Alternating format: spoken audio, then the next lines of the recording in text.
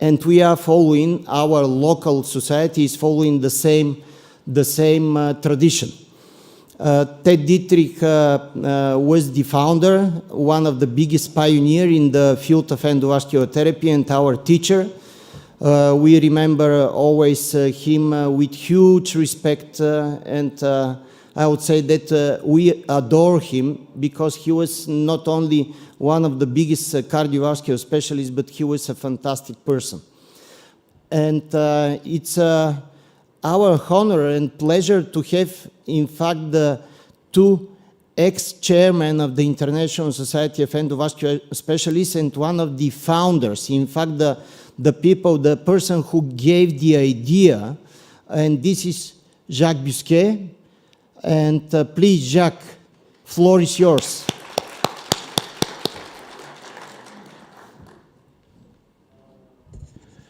Yes, this story is very important. You are part of this story, and we are modestly part also of this story. The history was a revolution from classical vascular to endovascular. And Dr. Dietrich brought the idea of multidisciplinary work without battles, just as you do in your country with great success. I would like to tell you that Dr. Ivo is one of the best interventionalists in the world. He's been talking in all the countries, he's very respected, and you are very lucky to have him on board.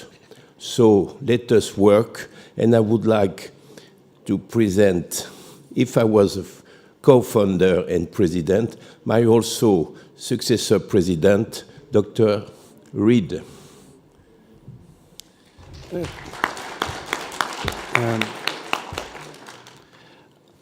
I've known Ivo Petrov for 12 years. I came here to help him allegedly do an aortic aneurysm in the senior physician in Bulgaria, and I realized that Ivo did it far better than I could.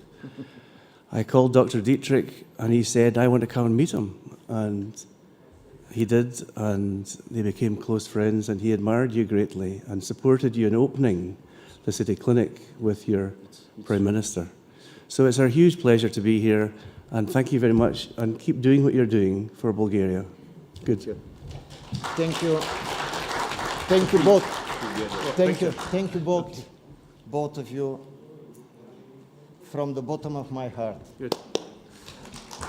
It's definitely always important to have the respect and the support of the institutions.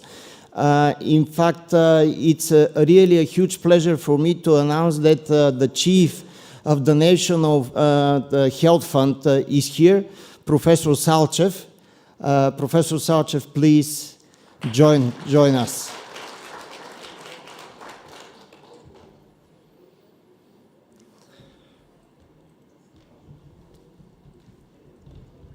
Добър ден на всички. За мен е удоволствие и чест да присъствам на откриването на тази академия. Всяка иновативна техника, която се прилага и в полза на пациентите, винаги се приема в началото с лек, как да кажа, уплах, колко ще струва. Дали наистина помага и дали в бъдеще трябва да бъде заплащано от публичните средства. Това продължава, всяка иновативна техника продължава между година и половина. Ние с професор Петров сме говорили преговори дали ще стане или няма да стане. Целта всъщност на иновативните техники на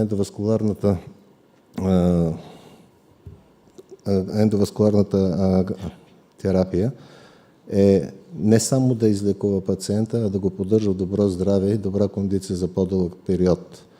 Защото тя е в края на един процес и аз се надявам, че тези техники, които сега се прилагат в края на процеса, за да го излекуваме, ще се измислят други, които пък ще профилактират, за да не стигаме до тези техники, което е много по-важно.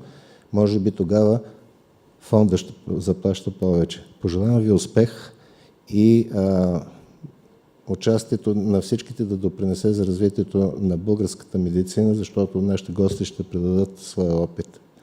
Успех! Много благодаря още веднъж. Благодаря много за подкрепата. Не мога да не кажа, не защото професор Салчев е тук, а защото е факт, че в последните няколко години благодарение на него се създаде наистина стройна система, абсолютно предвидима, относно това какво да бъде реимбурсирано и какво да не, и то базирано на резултатите от клиничните проучвания и на клиничните ръководства международни, които ние следваме. Така че благодаря за тази наистина система. Крайно време е в България нещата да са предвидими и това, което вие направихте, наистина прави така, че да бъде предвидимо следващото въвеждане на нови технологии, за което ние се борим. А в областта на ендоваскуларната терапия това е абсолютно задължително, тъй като технологията буквално хвърчи с крилете на светлината и ако не се въвеждат новите технологии, ние разбира се изоставаме. И също не мога да не кажа, че на регионално ниво стоим не зле. И има още какво да постигаме на европейско и световно, на регионално ниво наистина благодарение на хора като вас стоим на добро ниво. Имаме пълната подкрепа също така и от пациентска страна. Пламен Талшанов е с нас. Аз много му благодаря за това. Той е председателя на Българската асоциация за защита на правата на пациентите. Така че нека да благодаря ти, Пламена, че си с нас. Благодаря за поканата. Да честита откриване така официално на форума на Академията. Винаги за нашата организация и за пациентите в България е голямо удоволствие, когато трябва да бъде лекуван един пациент в Сити Клиник от професор Петров и целият му екип, защото сме спокойни, че това е най-доброто, което се прави в Европа и света. Това, което бих искал да кажа, че ние за разлика от управителя на НЗОК искаме тези технологии да влезат малко по-бързо, защото пациентите от това печелят. Що се касае до стойностите, то това трябва и финансовите разходи, трябва Министерски съвет и държавата се занимава с това, а не лекарите да се чудат кога и какво ще се случи, колко ще струва и така нататък. За нас е важно пациентът да бъде лекуван с най-доброто. Наистина профилактиката е важна и мисля, че в тази насока има и още едно направление, което е важно. След като пациентът се диагностицира, започва се лекува по-нататък да продължи здравословния начин на живот, за да може да живее в добро здраве, не да чака следващия стент или следващата по-така сложна операция, да пожелая успех и на гостите да предадат своя опит тук, така че тези форуми, които организира професор Петров, мисля, че са на най-високо ниво в България. Благодаря. Благодаря и аз. Благодаря. Не можем да не признаем, че сме на едно изключително хубаво централно място в София, в Софийска община. С нас е господин Дончо Барбалов, заместник кмет на общината, така че давам думата на господин Барбалов за няколко думи за приветствие. Благодаря, професор Петров. Искам да поздравя организаторите, участниците и естествено професор Петров за днешната академия. Ендоваскуларната терапия през последните години се доказа като изключително ефективен начин в различни области на медицината да спасява човешки животи, но не само да спасява и да подобрява качеството на живот, времето на възстановяване, така че икономическите ползи от това иновативно лечение мисля, че не се нуждаят от представяне, от убеждаване. Надявам се да има много новости. Това е една област, която бързо се развива, така че още веднъж успех на всички. Добре дошли в София. Надявам се тези, които не са от София, да намерят малко време. Времето след края, естествено, на конференцията е слънчево, приятно, така че добре дошли още веднъж и успех. Благодаря ви. Thank you. It was from the municipality of Sofia. We just spoken with Klaus that I have ordered the good weather. I have spoken with the right person, so everything is fine. And we have spoken with the municipality to everything to be very well organized. So you can have a good walk in between all the sessions. Аз благодаря много за присъствието от страна на факултета по обществено здраве, медицинския факултет, Софийски университет. Имаме поздравителни адреси от Български лекарски съюз, от ректората на Медицинския университет. Тоест, наистина, за мен е удоволствие, разбира се, че срещаме и виждам доста и студенти и вчера и днес сред нас, така че интереса към новите технологии явно се заражда още от студентската скамейка, което наистина така трябва да бъде. И благодаря още веднъж за вашето присъствие. Thank you once again for coming. Thank you once again for your support and for your huge interest. I will emphasize again, there are colleagues from 5 specialties. There are sessions dedicated to head-to-toe interventions. And I would say that in the next several minutes, we are going to start probably one of the most important sessions with the most actual intervention. This is the endovascular intervention in patients with ischemic stroke. We have the pioneers here, Iris Grunwald, Klaus Matthias, for the treatment of patients with stroke. And definitely thank you of being our teachers in this field. Thank you very much for consecutive year, despite the COVID and all the obstacles, you are with us. So thank you very much for your support. And okay, with this, I'm giving grand opening to our conference, and good luck and success for everybody. Thank you.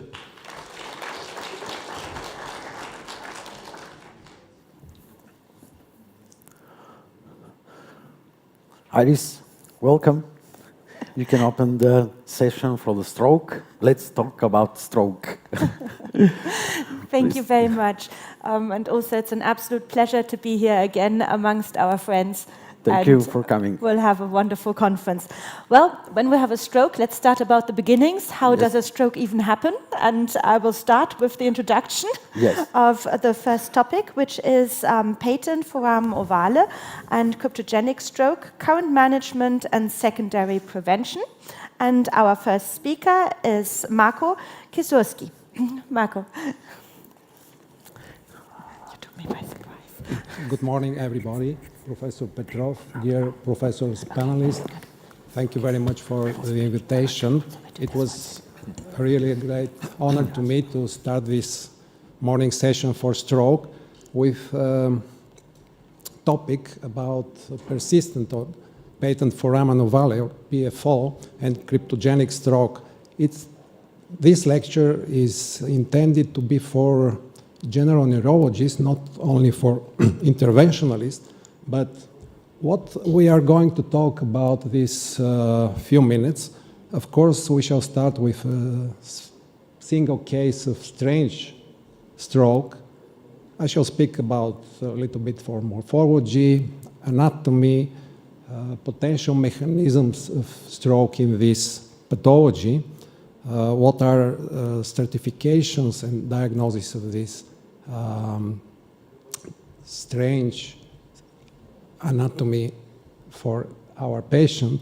Of course, there are new algorithms and pre-closure workup, which is important and probably we should implement in our practice. Interventional treatment over medical treatment, and which drug we should use for patients which don't opt to have closure with device. Of course, I have one interesting case finally, and summary of current guidelines. So some background information. Cryptogenic stroke is stroke of unknown etiology, and it probably comprises about 15 to 40% of all ischemic stroke. PFO is present in almost 25% of the person, so every 4th or 5th person in this room has patent foramen ovale, but association between PFO and cryptogenic stroke is very high. It's very common, up to 50 or 56% to some estimation, and it could not be overlooked. But of course, it's important to see, is it a incidental finding, or is it a risk factor, or is it a direct cause for stroke?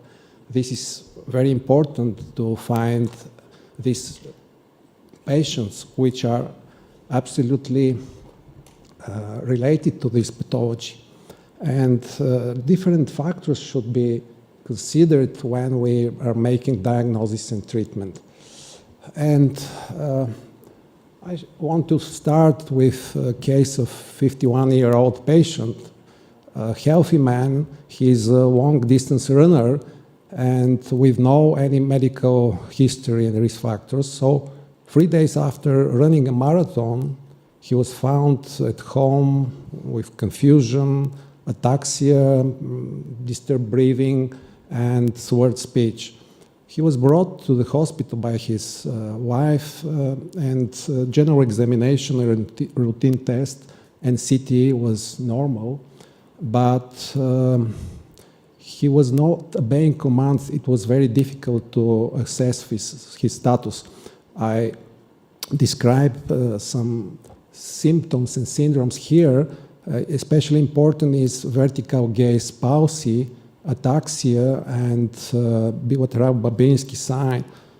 Of course, this status is post-evaluation, but in the beginning, unfortunately, he was not diagnosed as a stroke.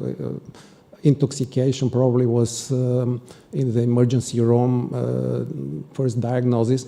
And because at home and in the hospital, first 4 and 5 hours for IV thrombolysis was missed, and he was not treated with Actilise. This is MRI done on the 3rd day, and we can see both several lesions in multiple levels. So it's strange how it happens to have a stroke with so many lesions, but in vertebrobasilar stroke it happens sometimes. So the diagnosis of percheron artery syndrome and superior cerebral artery, so this is unusual to see so many lesions in one patient. And of course, it is described in percheron for the first time in 1973. And there are 4 variants. The first one is most prevalent. But this syndrome is rare, and it should be recognized by clinical neurologists sometimes when we have changes in the consciousness, vertical palsy, mesencephalon syndromes, and on conventional angiography, the percheron artery is rarely visualized also. So the diagnosis is difficult, and of course, MRI in the initial phase is very important. Yes, Actilise is absolutely essential for small vessel occlusions, not only for the large vessel stroke when mechanical embolectomy is most important. But for this patient, conventional factors were not found. Fortunately, in the 3rd hospital, after doing good transthoracic and transesophageal echocardiography, the PFO was found with interseptal aneurysm, and but no transcranial Doppler and bubble test was done. So hemodynamically, the colleagues said that there is no right to left shunt. But secondary prevention in this patient was optimal because physicians and the family accepted that the device closure was the best option. This is the picture of his closure. And of course, 6 months or 1 year, he struggled with his symptoms, but 2 years later he was running a marathon again. So this is a huge achievement for such a patients, even with device in the heart. I don't want to speak much because my time is running off. We know that there is two membranes during embryogenesis, and after 1 year after birth, usually this communication is fused, but in some patients, there is a patent staying for life, and especially if we have a kind of aneurysm, it is a huge pathology, which is a factor that thrombus from the legs or pelvis can go in the systemic circulation through this foramen. Of course, what are the mechanisms? Paradoxical embolism is the main factor, but there is cases for in situ clot formation, arrhythmias are also frequent, and age is important because usually this pathological embolization happen in young patients below 50 or 55 years old. Of course, size of the foramen is a factor, but most important factor is the shunt degree. Morphology is sometimes different. It has length of the tumor or rim margin thickness or angle in relation to vena cava inferior. Septal aneurysm is the most important probably factor, but if we have conditions such as deep venous thrombosis, or now in cases of COVID, this pathology is more and more important. So the shunt or left-right pressure is dynamic situation. It could change through life in different situations. That's why it's important to determine that shunt. And about 10% of the patients with PFO-related stroke had large shunts. Asymptomatic PFO are usually with smaller shunt. There is a score which we don't use regularly, this ROPE or risk of paradoxical embolism score. Probably in our clinic in neurology, we use scales for determination of stroke severity or Chadva score and other strokes, but this score is important, even though it's a probability, but it can add to our decision making. For example, this patient stroke score was 7, and there is a new classification system also implemented from the past 2 or 3 years, so-called Pascal system, which adds to ROPE score, and we can define risk of our patient as unlikely, possible, or probable.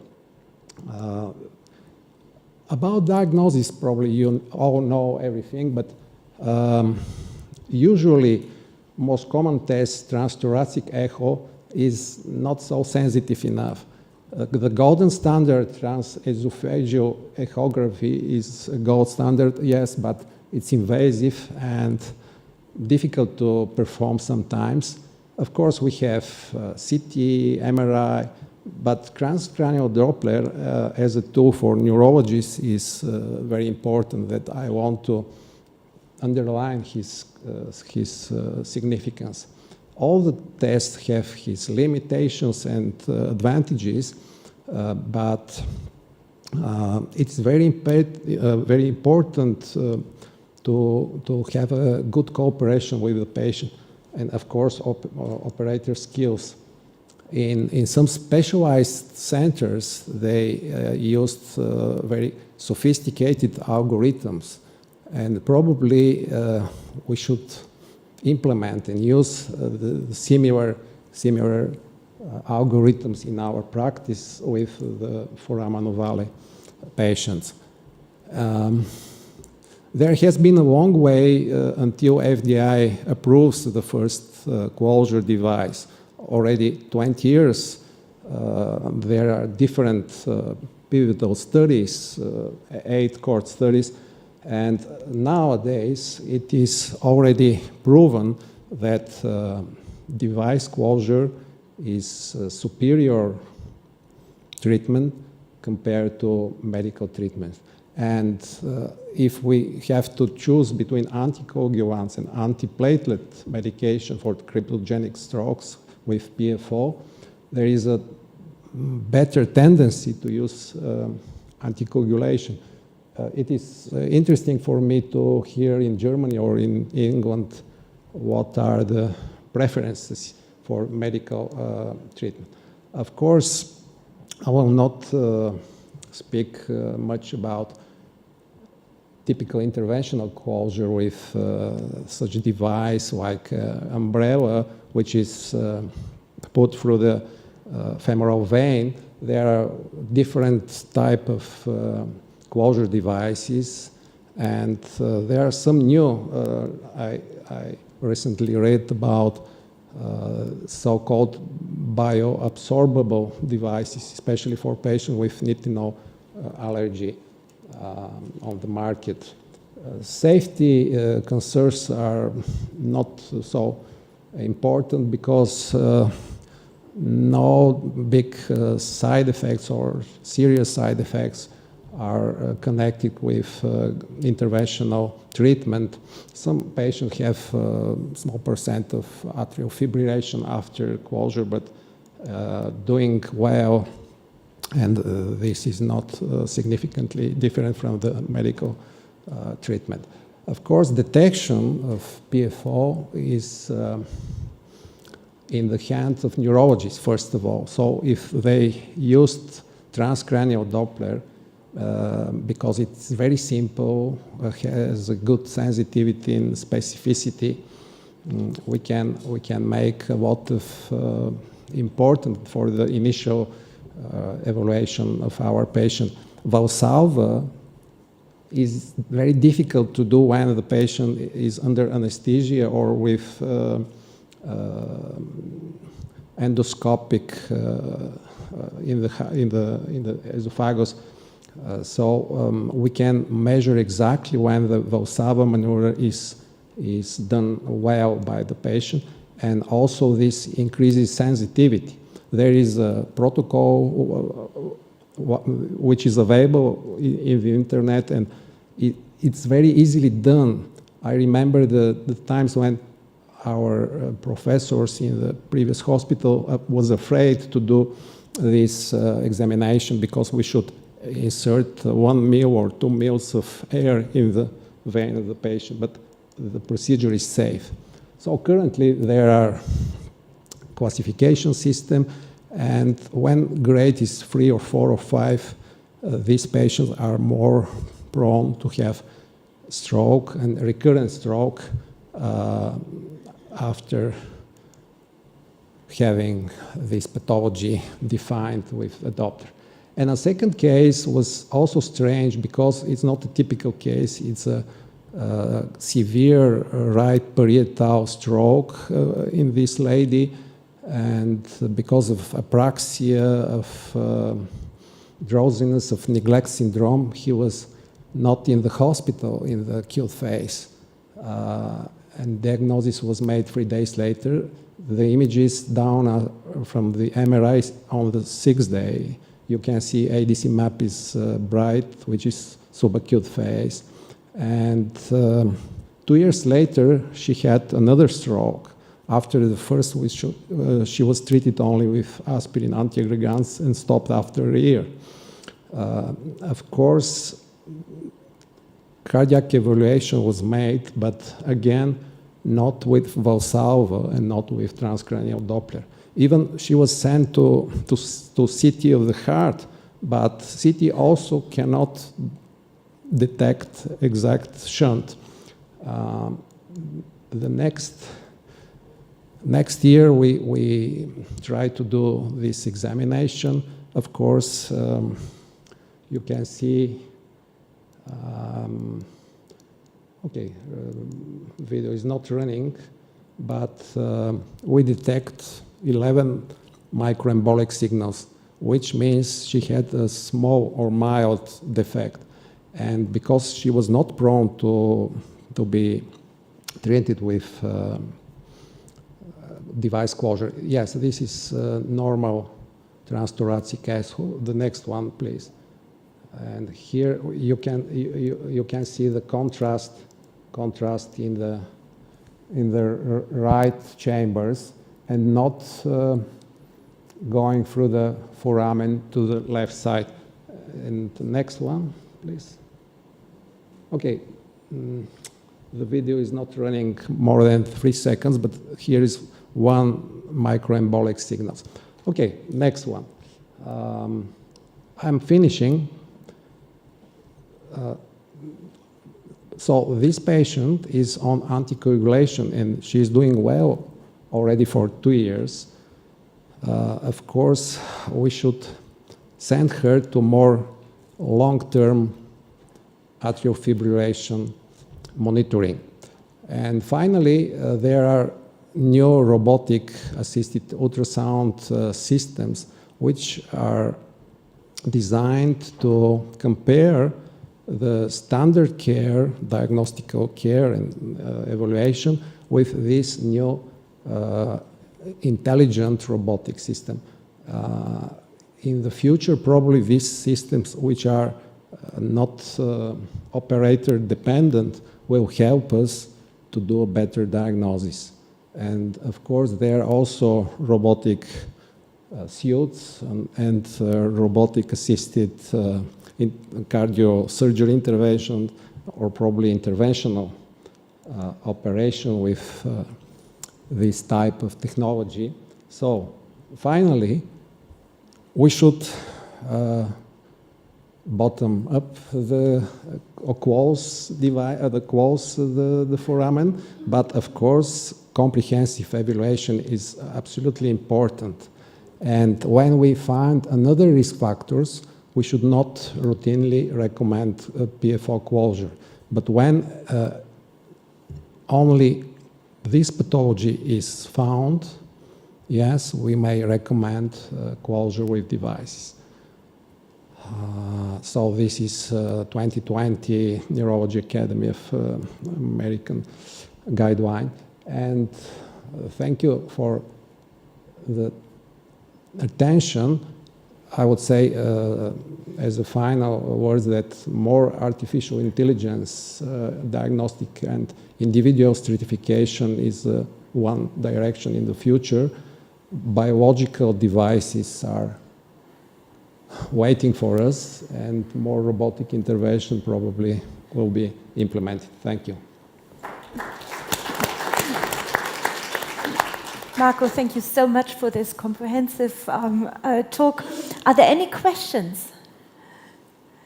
So I would like to comment on the cryptogenic stroke, and your marathon runner reminded me of our first patient, also a marathon runner, where we examined the thrombus after we pulled it out and found that it was pure fat, not cholesterol, pure fat. And the patient didn't have any hypothesis or anything else. And later on, we found that the patient had an aberrant lymphatic duct that led directly to the heart, to the atrium, and he was later operated on that. And as he was drinking some oily solutions beforehand, what do you think is the value of looking and examining the clot regarding clot composition, amount of red blood cells inside? Yes, this is a new thing, very important for several years, because when we have a biopsy, we know exactly the diagnosis, and this clot information gives us about topic about the place of origin of this clot. So probably if in the future we can very briefly receive information about structure of the clots during intervention, probably as surgeons making operation for glandular mammary carcinomas, it's probably very interesting. Thank you very much. Thank you. Thank you. Great. And actually, I would like to invite my interventional neuroradiology colleague, Alexandra, from Serbia to come and join the panel here. And we'll continue with our next talk, and that is thrombolysis, the present and upcoming drugs, which is going to be presented by Rossen Karpatschki. Thank you.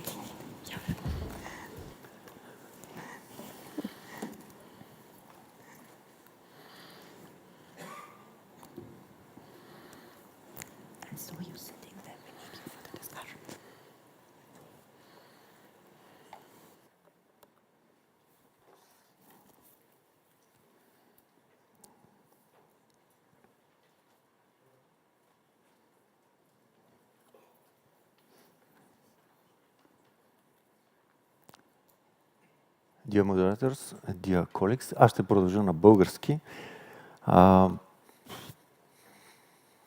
Изключително ми е приятно да бъда тази сутрин сред вас. Благодаря от свое име, от името на неврологичната общност за това, че го има панела инсулти в този изключителен, според мен уникален форум, който се провежда в България. Много ми се искаше да започна моите начални думи да ги чуе директора на Здравната каса, тъй като сигурен съм, че знаете, че няма как да има конгрес по интервенционална неврология, на която да кажа това на този етап, надявам се. В края на 20 век имаше правилото за трите шестици. Само 20 на години по-късно вече се говори за трите четворки. Какво се крие за тези цифри? Един от 6 души в свет, ако щете в тази зала, до края на живота си ще получи инсулт. Това говори сухата статистика. Всеки шести инсулт, вече всяка четвърта смърт в света се дължи на инсулт. И най-шокиращото според мен, на всеки 4 секунди вече някой в света умира от инсулт. Тоест, едва ли бих могъл да кажа това, което мисля за важността на заболяването инсулт, за важността като заболеваемост, за важността като смъртност. Особено ако говорим за България, където всички тези цифри придобиват още по-мащабен смисъл.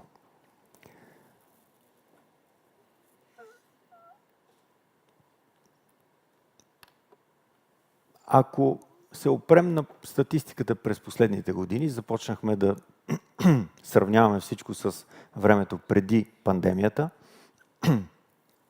Виждате, че малко над 50 000 души са получили инсулт през 2019 година. Те са се лекували в 138 болници, като тромболиза са получили пациентите в 49 болници от тях.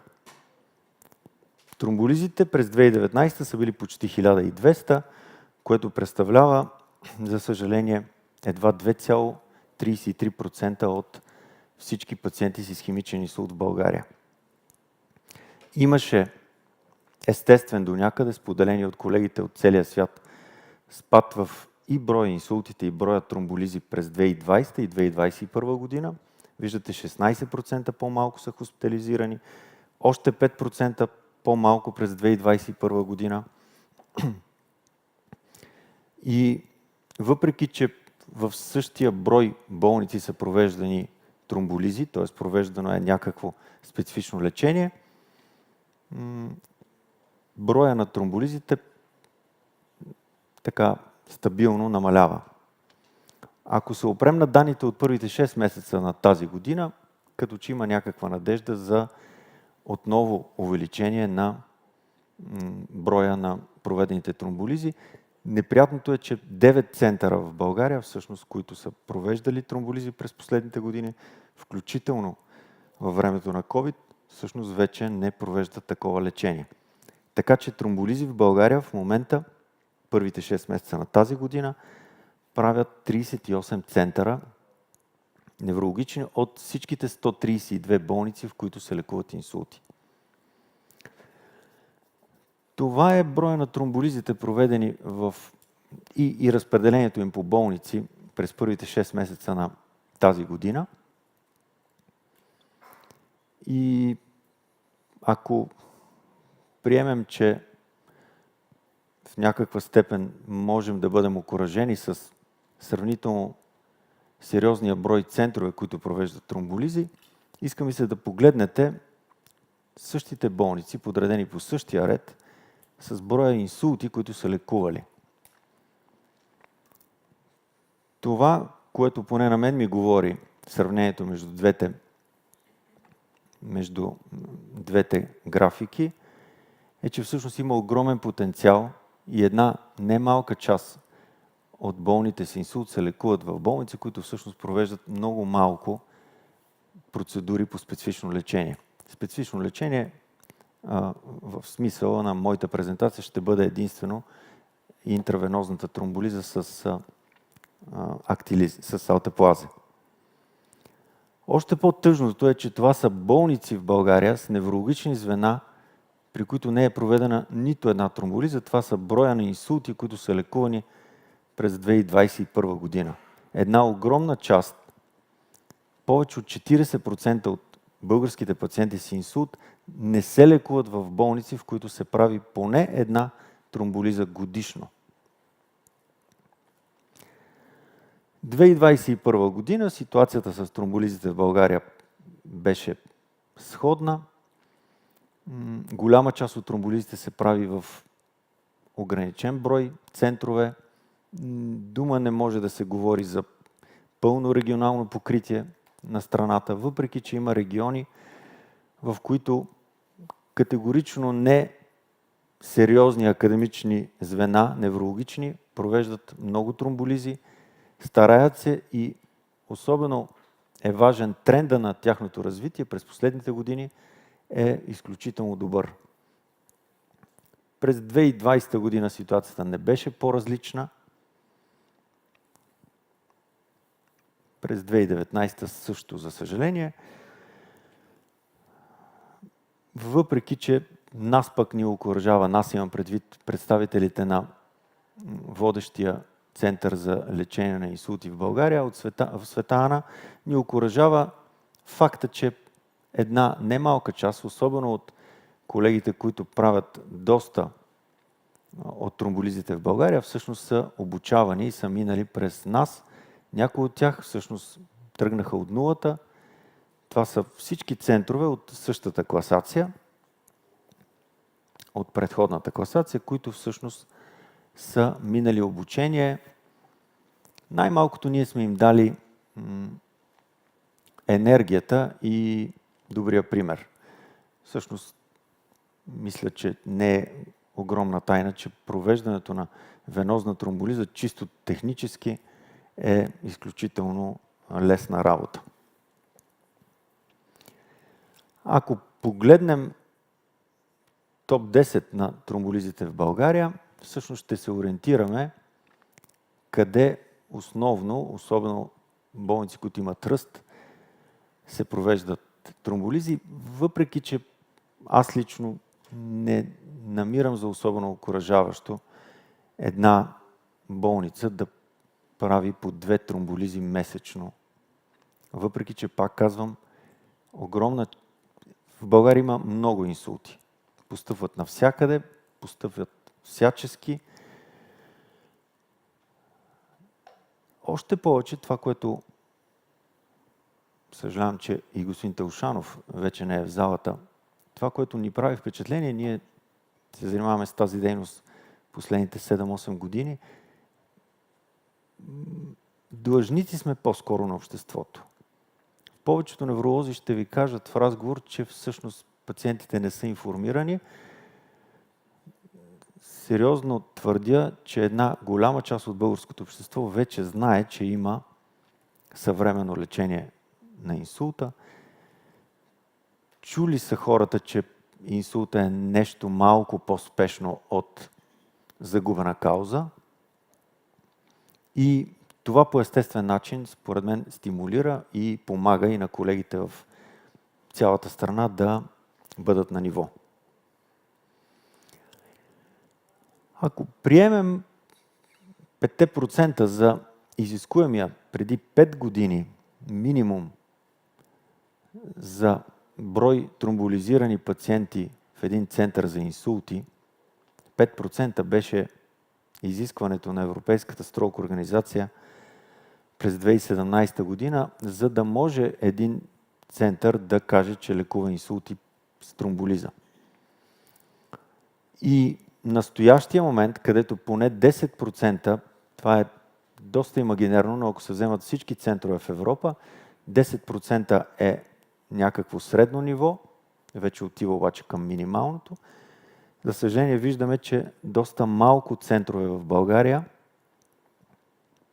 могат да се похвалят, че работят с подобни темпове. Въпреки всичко, за да отбележим и положителното, аз съм тук да кажа основно положителни неща, искрено се надявам, в България има положителен тренд за тромболизирани болни. Виждате, че само преди 8 години всъщност месечно се правеха по около 20 тромболизи в цялата страна. Ако продължа с тази свободна интерполация на данните от първото полугодие на 2022 година, категорично може да се каже, че тази година ще имаме повече тромболизи от 2021. Процентът обаче остава сравнително нисък. Средният процент за България, тъй като дори с процентите от първото полугодие на тая година, всъщност 2,6% от всички исхемични инсулти в България получават лечение с тромболиза. Искам само да покажа, че всъщност може в България, даже в София, където абсолютно твърдя, че ситуацията е може би най-сложна, може да се постигне резултат, с който да се гордеем.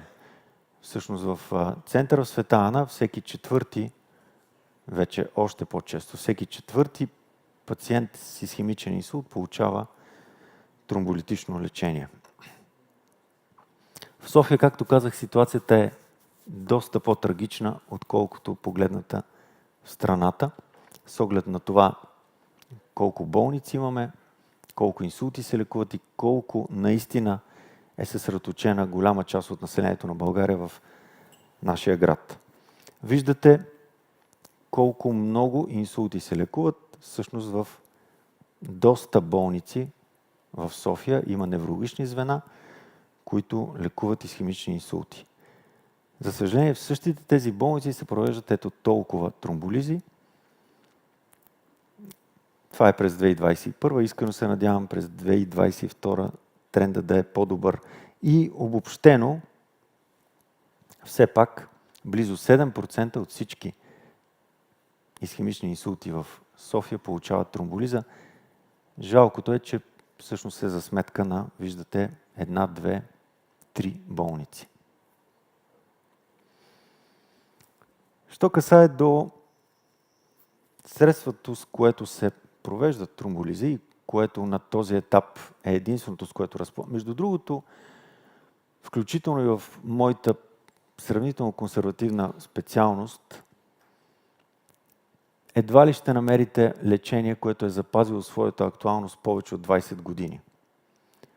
Преди 24 години се прие, че единственото лечение за инсулт е венозна тромболиза с алтеплазе. 2022 година, всъщност за Европа това са 20 години, през 2002 година ЕМЕА одобрява това лечение. В Америка 4 години по-рано. На този етап няма актуализация на тази аксиома. Най-доброто лечение на исхемичен инсулт е актилиза. Така че да отделим няколко минути на този медикамент. Най-важното, което бих искал особено на този форум да кажа, е, че всъщност актилизето не е по никакъв начин конкуренция на ендоваскуларното лечение. Напротив, точно комбинираната терапия и нашия център, според мен, е пример за това и вие до края на деня ще видите случаи от нашия център за лечение на инсулти, начина по който работим. Мисля, че и други колеги ще го споделят. Именно комбинираната терапия беше нещото, което стимулира и в Европа, и в света създаването на истински строк центрове. Комбиниран имам предвид терапия с интравенозна тромболиза и ендоваскуларно лечение. Ясно е, че тромбектомията не трябва да бъде причина, бъдеща тромбектомия, да не започнете с тромболиза. Както и тромболизата по никакъв начин не трябва да бъде условието, което да приемем дали един пациент да продължи с механична тромбектомия или не. Освен всичко друго, аз говорих от самото начало за заболеваемост и смъртност, но всеки от вас, убеден съм, че голяма част от вас са се сблъскали, всеки от вас, който знае за болен с инсулт, особено за оживял болен с инсулт, знае, че основният проблем, може би след лечението, може би след сериозните форми като този, това, което е най-важно за инсулта, е всъщност възстановяването. И огромната тежест, която представлява един преживян инсулт. Така че, когато говорим, пак ще спомена Националната здравна каса, моята мечта е един ден Националната здравна каса да присъства на конгрес по ендоваскуларна неврология, пак ще го повторя. И когато си говорим за цена, а тук сравнението е само за цената с венозната тромболиза, абсолютно доказано е, че съвременното лечение е икономически ефективно. Забележете, че само през първата година след интравенозна тромболиза, успешна интравенозна тромболиза, при пациента, върху живота на пациента се добавят над 13 500 години, ако се екстраполира качеството на живот, което дават годините след преживения инсулт. И до края на живота му, така наречените качествени години, всъщност са близо 100 000. 95 000 години добавени, когато можем да сравняваме като качество на живота.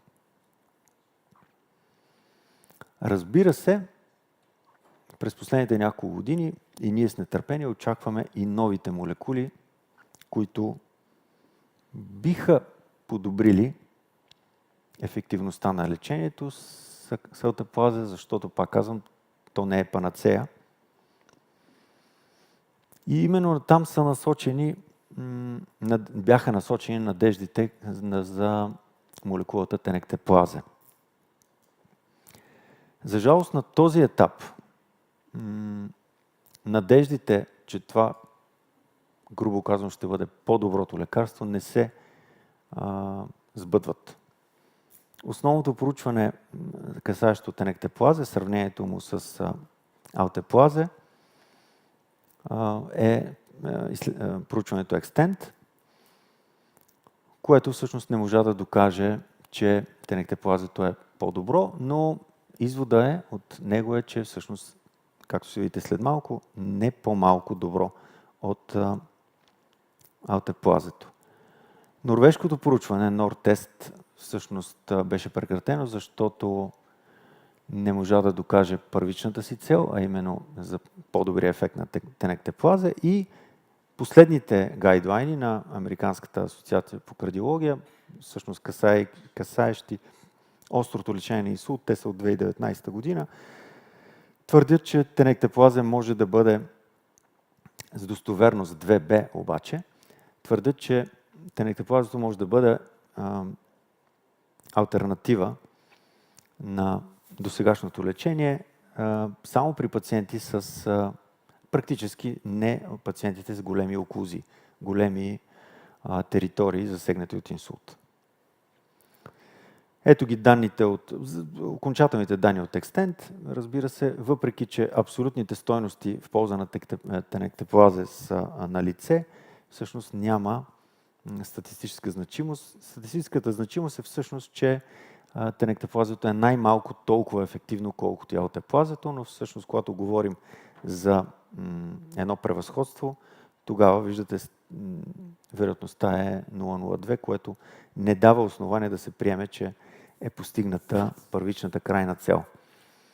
Както и по отношение на преживеемостта и на качеството на живот на 90-тия ден, оценено по МРС скалата, виждате, че въпреки че тенектеплазето като абсолютни проценти се представя по-добре, всъщност нямаме статистическа значимост и затова извода е, че всъщност е не по-добро лечение от аутеплазето.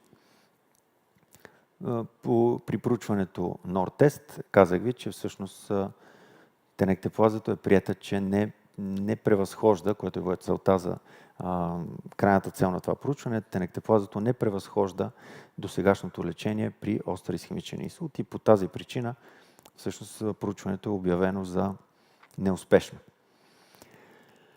Какво в бъдеще виждаме ние? Ние имам предвид извън ендоваскуларното лечение. Добрата новина е, че още в началото на следващата година ще има флакони по-малки флакони актилизек, което всъщност за всички работещи реално тази работа е изключително важно. В България беше една от малкото страни, в които разполагахме само с едни флакони, 50 мг, и всъщност стоеше въпроса, за трети път споменавам касата, никога повече няма да го направя, по време на моята презентация, стоеше въпроса за икономическата ефективност на звеното, което провежда терапия, тъй като една немалка част от веществото, което приготвяте, трябваше да се изхвърли. Това е все пак скъпа молекула. Наличието на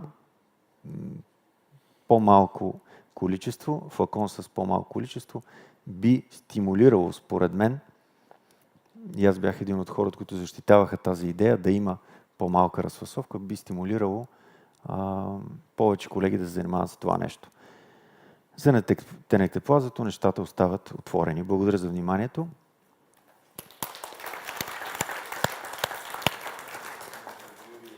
На Дзен Калпачки за прекрасната презентация и овервю на тромболизата в България. Все пак трябва да признаем, въпреки всички недофинансирания, че се извървя голям път по отношение на финансирането и в ендоваскуларното лечение, както и в тромболизата. Преди 15 на години се продаваха апартаменти, за да се емболизират аневризми. Сега вече се покрива значима част от имплантите. Ние затова сме се закачили за вас да черпим опит. Един въпрос. Смятате ли, разбира се, очевидно има необходимост от множество центрове за ендоваскуларно лечение, както и неврологични центрове за тромболиза. Има много пациенти с инсулти. Има ли минимален брой тромболизи, за да се счита едно неврологично отделение за квалифицирано да извършва тромболиза, и каква би била препоръката според вас към центровете в периферията, които нямат толкова опит, а биха искали да започнат да правят тромболиза? На този етап, тъй като наистина през нас минаха много колеги и аз мисля, че света дава добър пример на територията на нашата страна, а и не само, не мисля, че трябва да има някакво ограничение като изискуемост. Приветствам всеки колега, който направи поне една тромболиза, защото такъв, който остава с една, практически няма. Колегите, които реално се сблъскват с тази методика, лекуват своите болни, огромната част от тях продължават и още и още. Иначе, чисто, може би, за да се спази някакъв протокол или се съобразим с изискванията на Европейската поне организация по инсулти, 5% лечение с тромболиза на исхемичните инсулти, които постъпват в едно звено, е една база, на която трябва и ние след време да стъпим. Благодаря. Yes. I have not understood everything because my Bulgarian language knowledge is a little bit poor. But what I have seen is the number of patients undergoing thrombolysis is a little bit low. So you have to push it up in your country. Yes? Yes or no? Actually, Yes. it's reduced, but So normally, stroke is an emergency. So we went always in the public with this message, to the TV, to radio, to newspapers, and on, to sharpen the conscience of the population, of the laymen, that is really an emergency. To get them early to the hospital, because when they're coming late, then thrombolysis is not possible anymore, or doesn't make sense. And the other point is thrombolysis or thrombectomy. When I have a large vessel occlusion, and you pointed it out, I think, yes, I will not start with thrombolysis. I start immediately carotid, basilar artery, MCA occlusion, and so on. I start immediately with thrombectomy, because my impression is when you have already started with thrombolysis, the thrombus becomes softer and it's more difficult to get it out with one passage. And so in these cases, I would prefer thrombectomy without thrombolysis, at least at the beginning. But when you have several distal emboli, yeah, then I would prefer thrombolysis. Ще помоля само после да му кажеш някакъв рекоментар на неговите думи, защото ми е важно. Със сигурност обществото трябва да знае повече за това, че инсулта е спешна дейност. Изключително разчитам и на форуми като този, и аз мисля, че с течение на времето това българското общество го знае, го научава всъщност и това ни помага и на нас. Иначе, другия въпрос е изключително щекотлив. Много често сме разсъждавали. Ние все пак сме център, при който има ендоваскуларно лечение и тази дилема винаги е стояла. Практически обаче, говоря ви като пак хората с, може би, най-богат опит, по отношение на ендоваскуларно лечение, повече от 2/3 от всички ендоваскуларни процедури на остър инсулт също се правят при нас. Технологически още нещата не са изпипани, така че да си позволим да не правим нищо до началото на тромбектомията.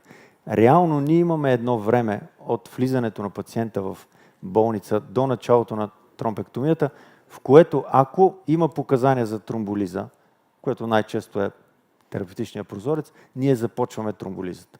Не винаги нещата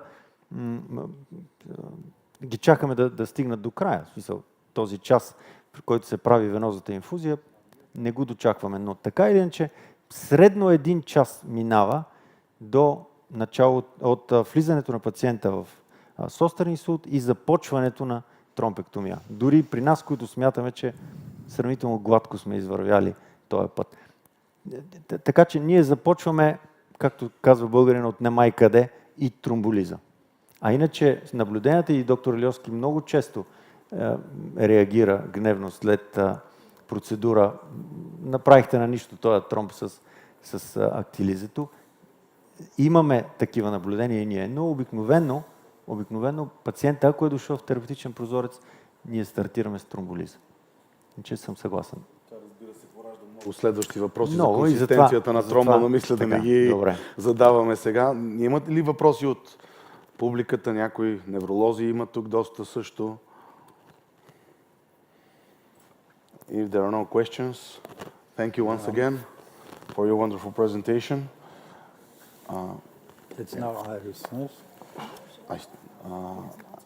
He hasn't answered yet. So the next presenter is Professor Iris Grunwald, step-by-step approach for EVT of stroke.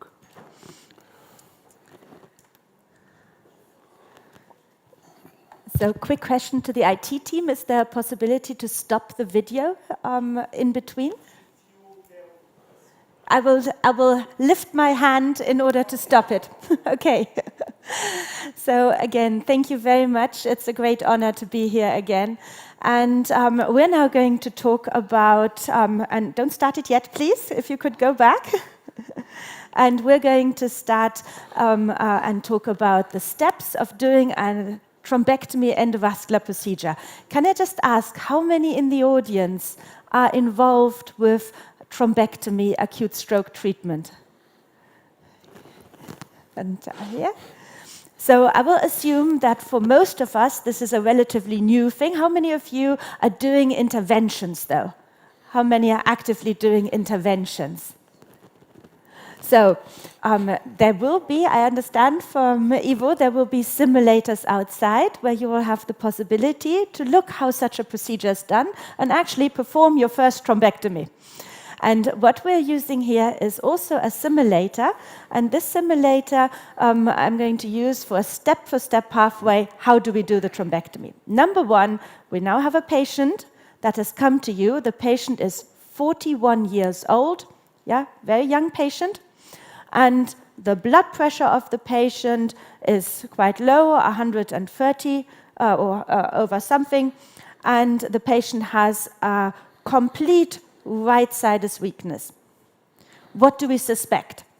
We suspect that this patient has a large vessel occlusion. The typical score, NIHSS score in this case, will be a 21, so very high, very severe, meaning this should be potentially, very likely, a trombectomy case. Let's start the video, please. First of all, let's look at that blood pressure. So we're using the angiomenta, 41-year-old patient, and look at the blood pressure. Stop, please. Are we happy with that blood pressure? No. So, what? Too low. Or is it too high? Are we happy with this? Do we leave it? Are we relaxed with this? Why would you want a higher blood pressure? Because the patient is living on the collaterals.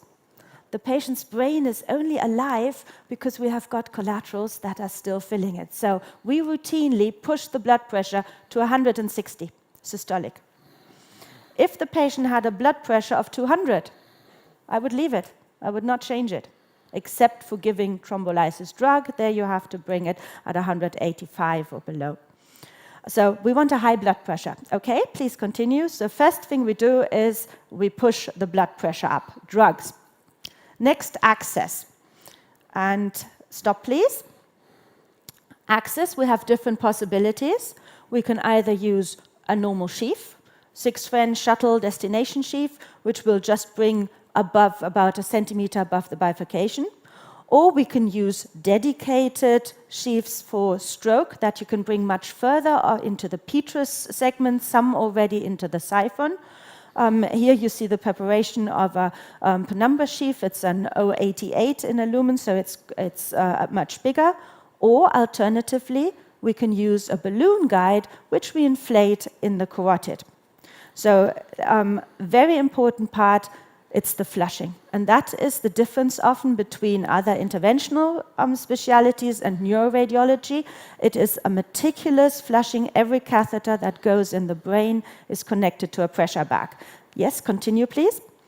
So you see here the preparation of the sheath.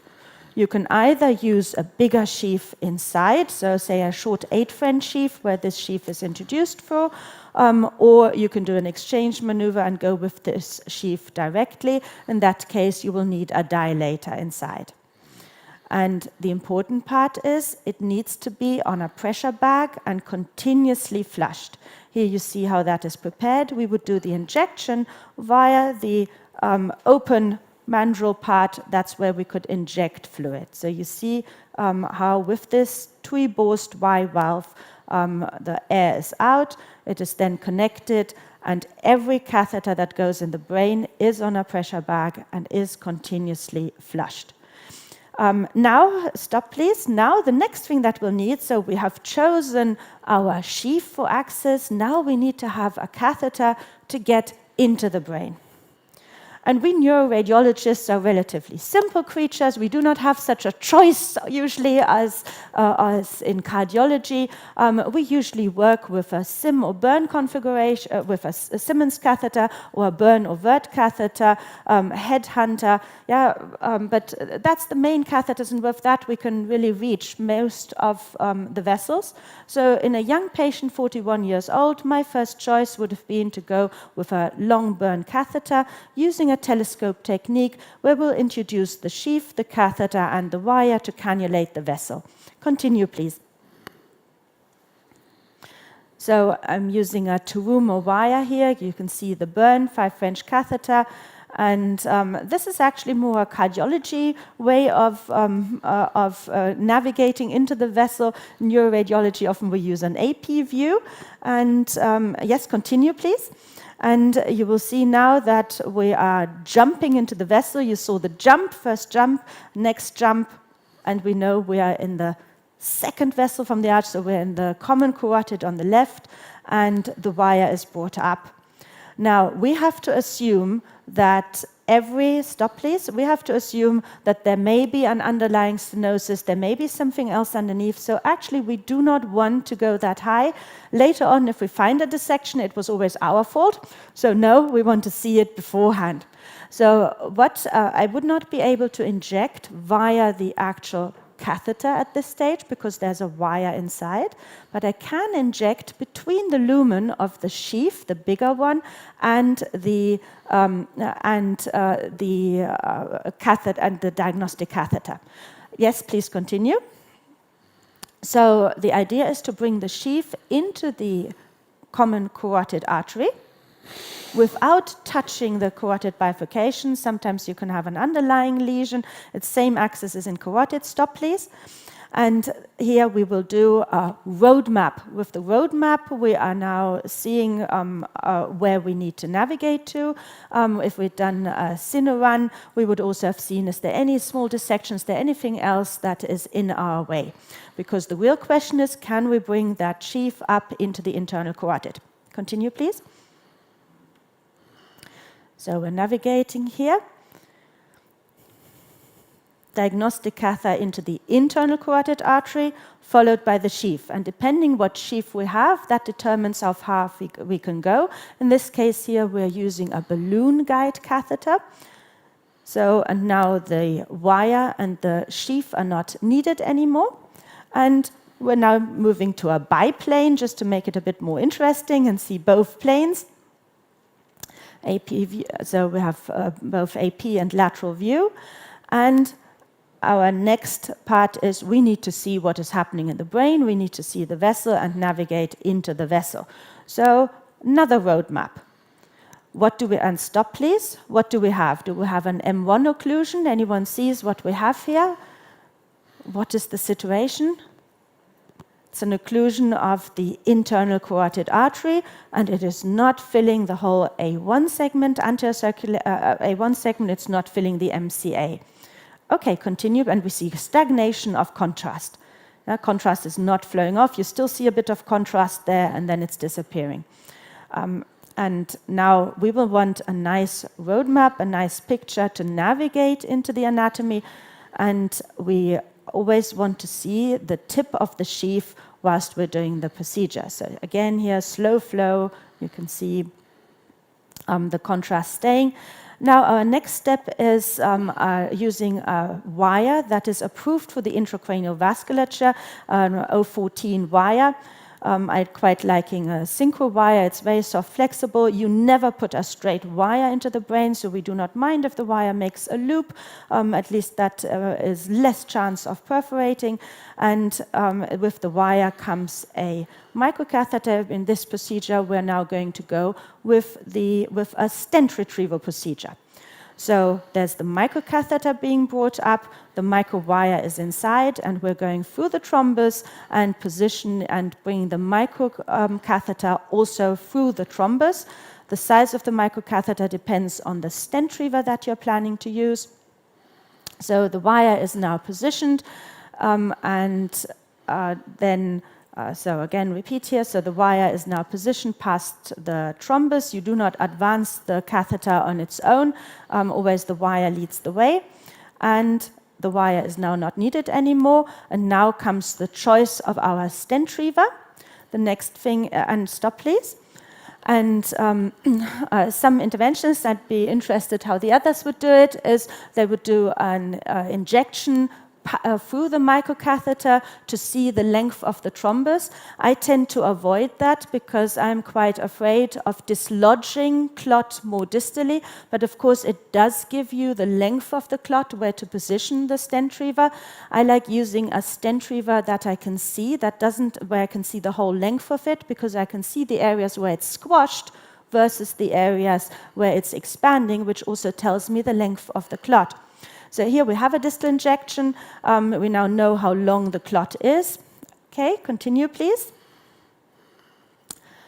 And the stent retriever will now have to be brought up.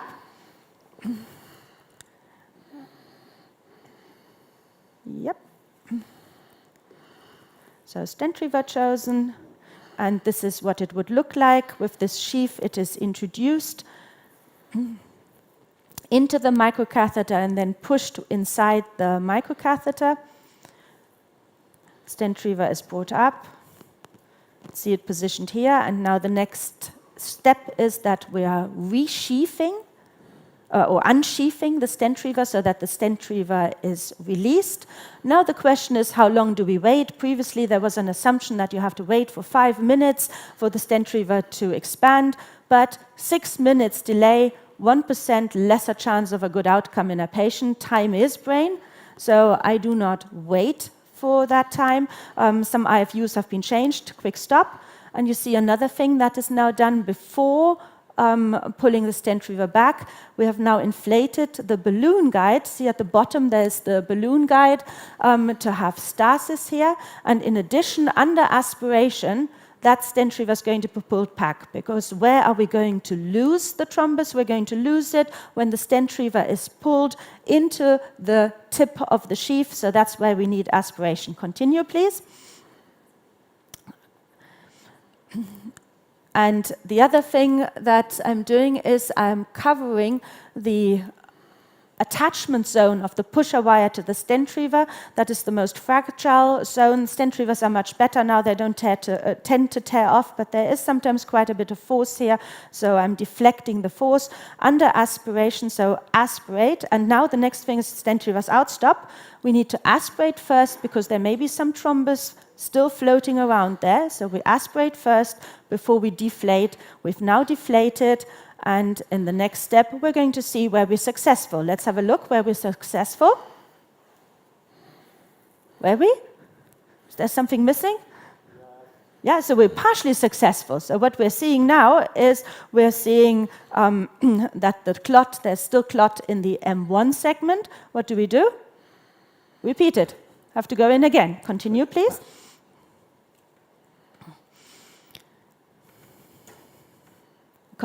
To continue with the video.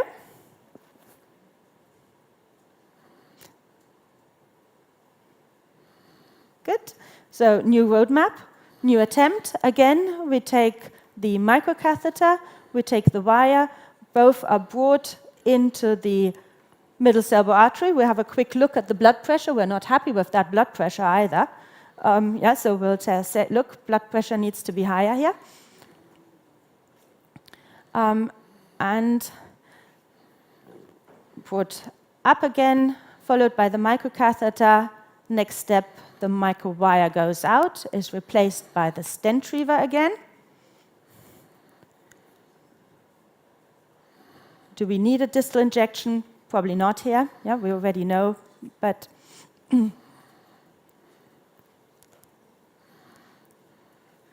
here's the stent retriever coming up, and you can see that the whole length of the stent retriever is visible.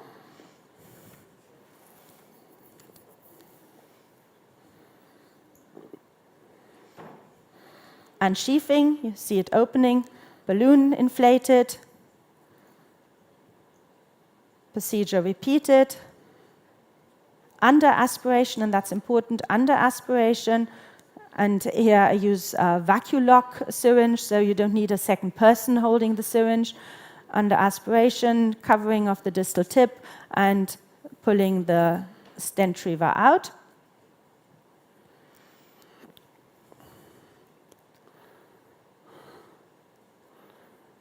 Are we happy? Opening of the vessel. And we look at the parenchymal phase to see if there's anything missing, ideally the lateral phase. Blood pressure would usually go down. Stop for a moment. So that is the way on a simulator how you can practice the first steps. And now I'm going to show you something which I think is still unique in the world. So we have for the first time used human cadavers to perfuse human cadavers to go into the brain and into the vasculature. It's a special embalming way where all the vessels stay open. And that is where we can do the training as well. And let's continue.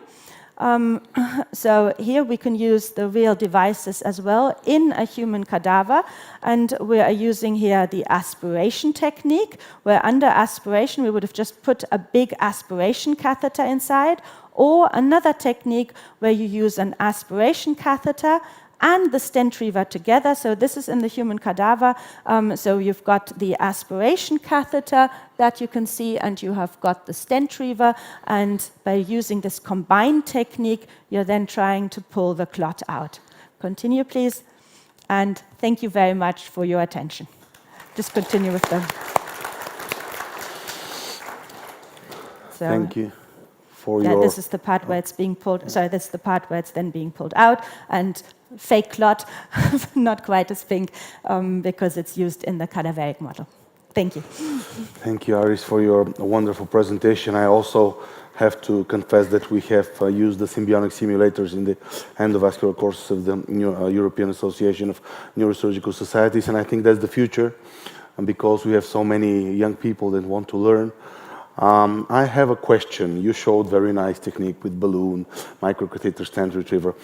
How often do you start in a large vessel occlusion only with thromboaspiration, or would you prefer a stent retriever with a balloon, or do you always do combined technique? I routinely start with aspiration, and if aspiration fails, then I would add the stent retriever in addition. So Anna has done a meta-analysis of all the studies that have been done comparing whether using a balloon guide increases the opening rate. It does. However, it is also much more difficult bringing a balloon guide up. You cannot bring it that high up. You may want another catheter then in between. So it depends on how complex do you make the intervention. So in the beginning, I advise often to start with a very simple setup that is repeated the whole time, and then you progress to the next setup. Aspiration is my first choice. Thank you. Another question. The procedures are performed not in the simulator, but in real life. Local anesthesia or general anesthesia? What is your decision? So I do not think there should be every procedure has to be done. It is individual decisions. So in our center, we are just we have trained non-neuroradiologists. So everyone was unfamiliar with the intracranial vasculature, and it makes it much more easy working on a non-moving target. The evidence from the trials nowadays also suggests that patients that have general anesthesia do better. It may be because we are faster with it. I'm usually saying if you're beginning, you should do your first 100 cases with general anesthesia, and then you will make individual decisions. But what I believe is that you should always have anesthesia ready to immediately convert.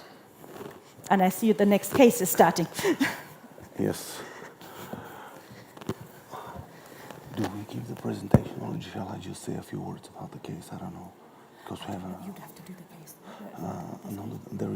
There is a presentation that is prepared with a pre-op angiography and everything. But if while they are doing the... Okay. Yes, and we see here already real life the carotid stent, which was placed some time beforehand, and we now will hear the sound. I think that we'll have a short presentation before the live case, just to get us acquainted with the patient. Okay. I'm glad being here. I will present a clinical case that Dr. Aliosky will show you how he will treat it. So we have a 64-year-old male here 1 year ago, he was stented for a subtotal occlusion of the left internal carotid artery. And while doing his duplex sonography on his right internal carotid artery, a 40% stenosis was found. So in time, he was followed up, and there was noticed a progression to a higher grade stenosis of the right internal carotid artery. He had some episodes of transient ischemic attacks. So the stenosis was symptomatic.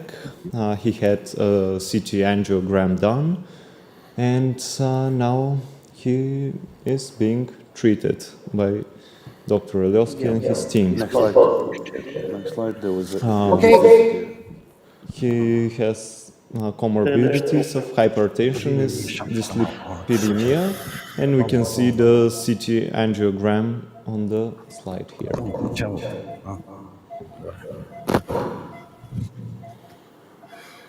Dear colleague, hello, Dr. you hear Alioski. me? Yes, we hear you. Yes, we understand that we have a stent in the left ICA. I put it before 1 year.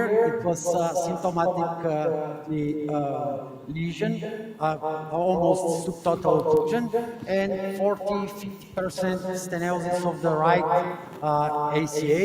And we do a follow-up, and we find that we have subtotal occlusion, and we do CTA, and we find also that it's a matter of subtotal occlusion of the right ACA. Till now, we do. Do you have my screen on the venue? Yes. So, this is the angio. We see the subtotal occlusion of the right ACA. We are with a long padding sheet destination in the right common carotid artery. We pass through the stenosis with the O10, I think, O10 Asahi Kikai. And after that, we put the distal protection spider. Where is our spider? I will show it now. Okay, here is destination. Here is the spider. We passed, we predilatate with balloon 25x20 NC balloon. And now we prepare the stent. It is Protégé 7x10, 7×10x40.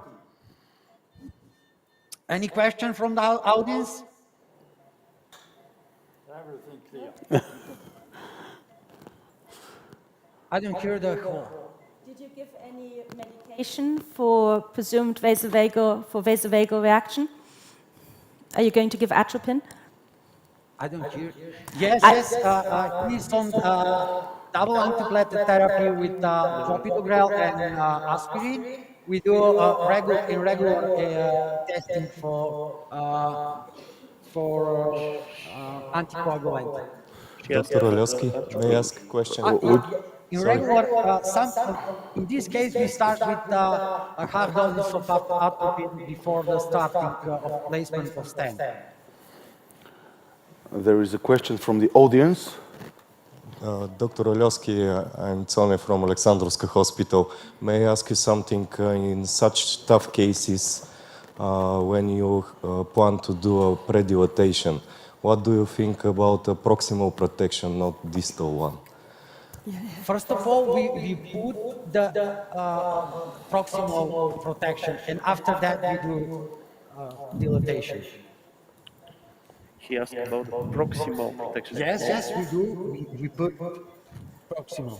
The distal. Yes. We put the, first of all, we put the distal protection, and after that we do.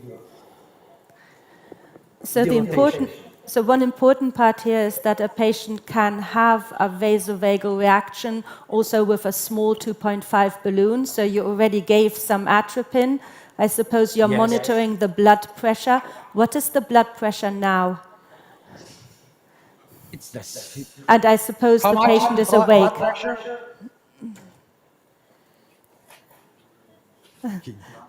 So, can you turn the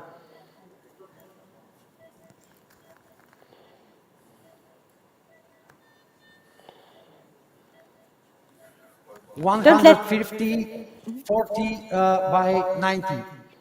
Thank you. Okay. Let's go further.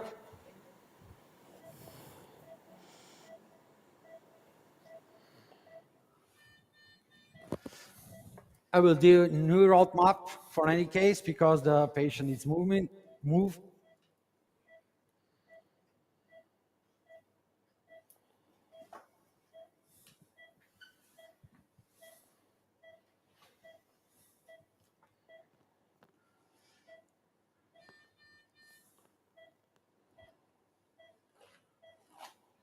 Here is a stent.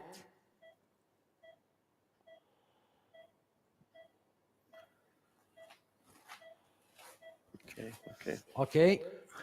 I will put down the guiding sheet a little bit more. Oh. Okay. I think that we are okay.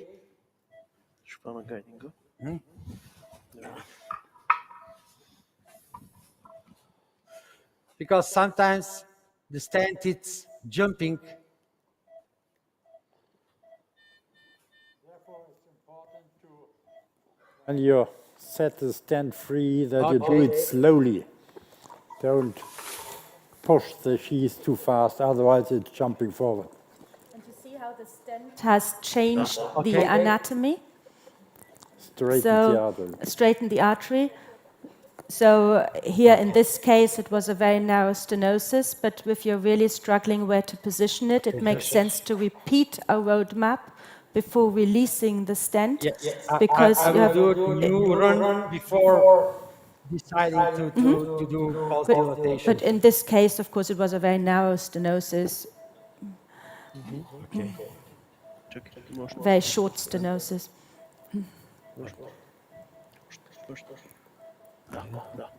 Okay.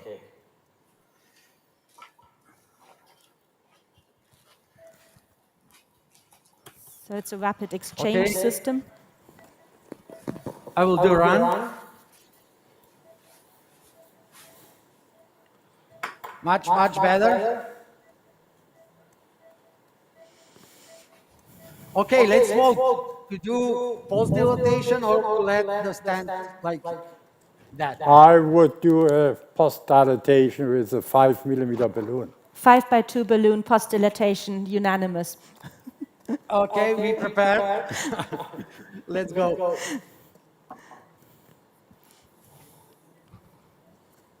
Five by 20.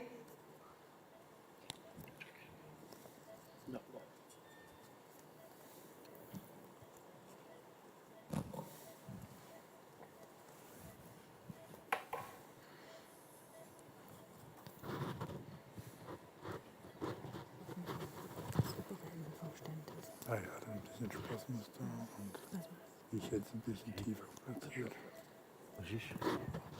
Okay.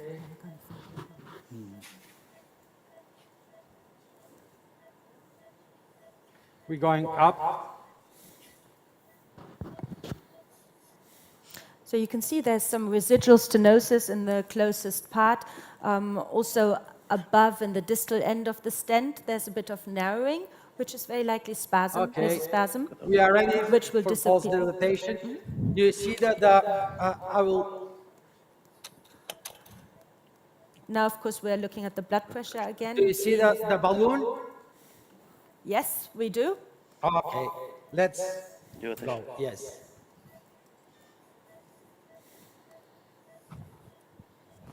Okay, now. Okay. I've seen nothing. I do it exactly the same way. I also do not wait for the balloon to inflate. We have not seen any difference between waiting for a minute or something. In fact, you're just restricting the blood flow to the brain. So we do it exactly the same. Хоп, пак нещо.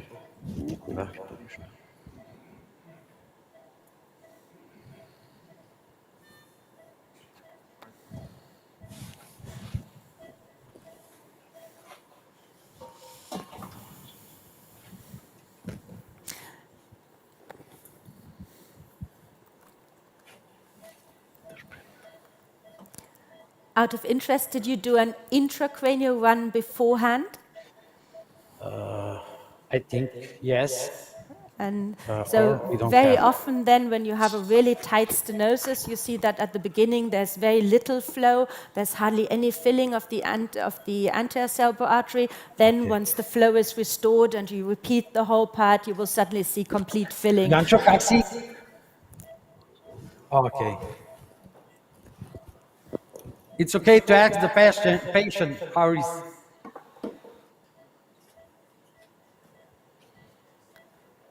I think that is the good result.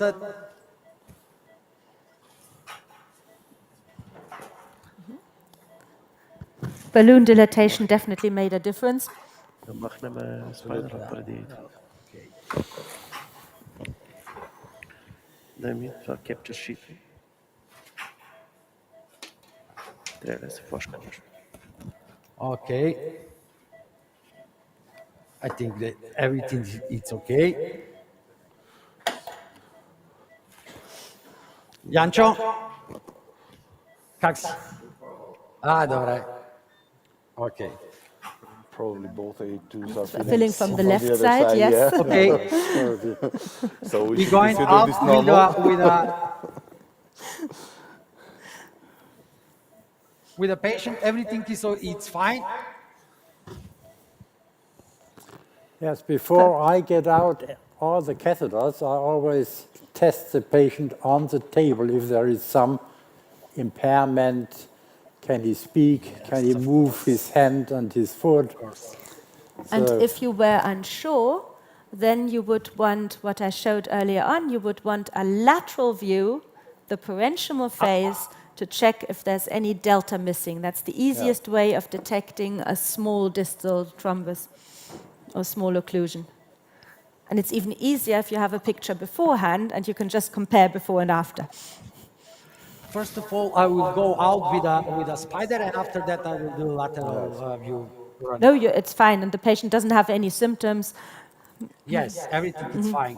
Everything's fine, so looks good.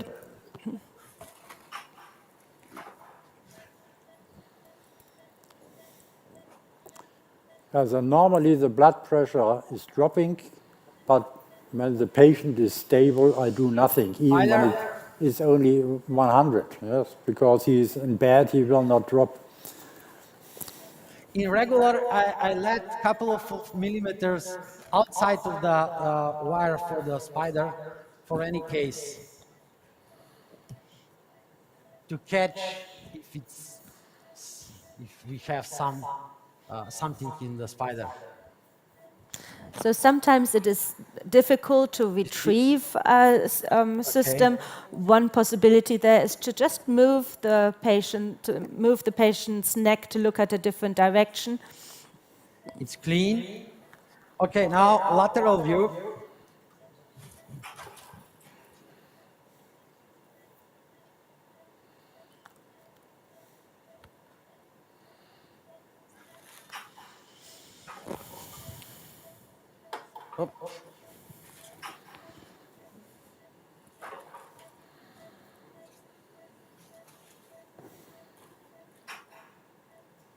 Okay.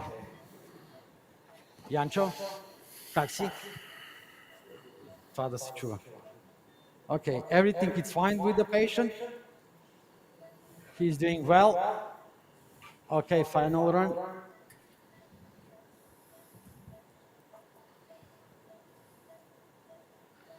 I think that is the perfect. Let's see the stent.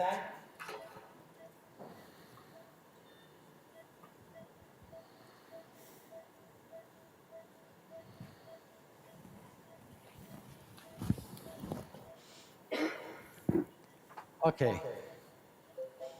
That all, folks. Any question? So the advantage of using a destination here, it's destination sheath, it gives you very stable access, especially in tortuous anatomy when bringing a balloon up. And your wire of choice, you've got a wire that is quite stiff with only a short flexible end. So you wouldn't use a wire like, so for this you would not use a wire like you'd use for the intracranial vasculature because it would be too soft to give you the stability. I would be interested, how much atropine did you give? 1 milligram. 1 milligram. 1 milligram. Mm-hmm. Oh, yes.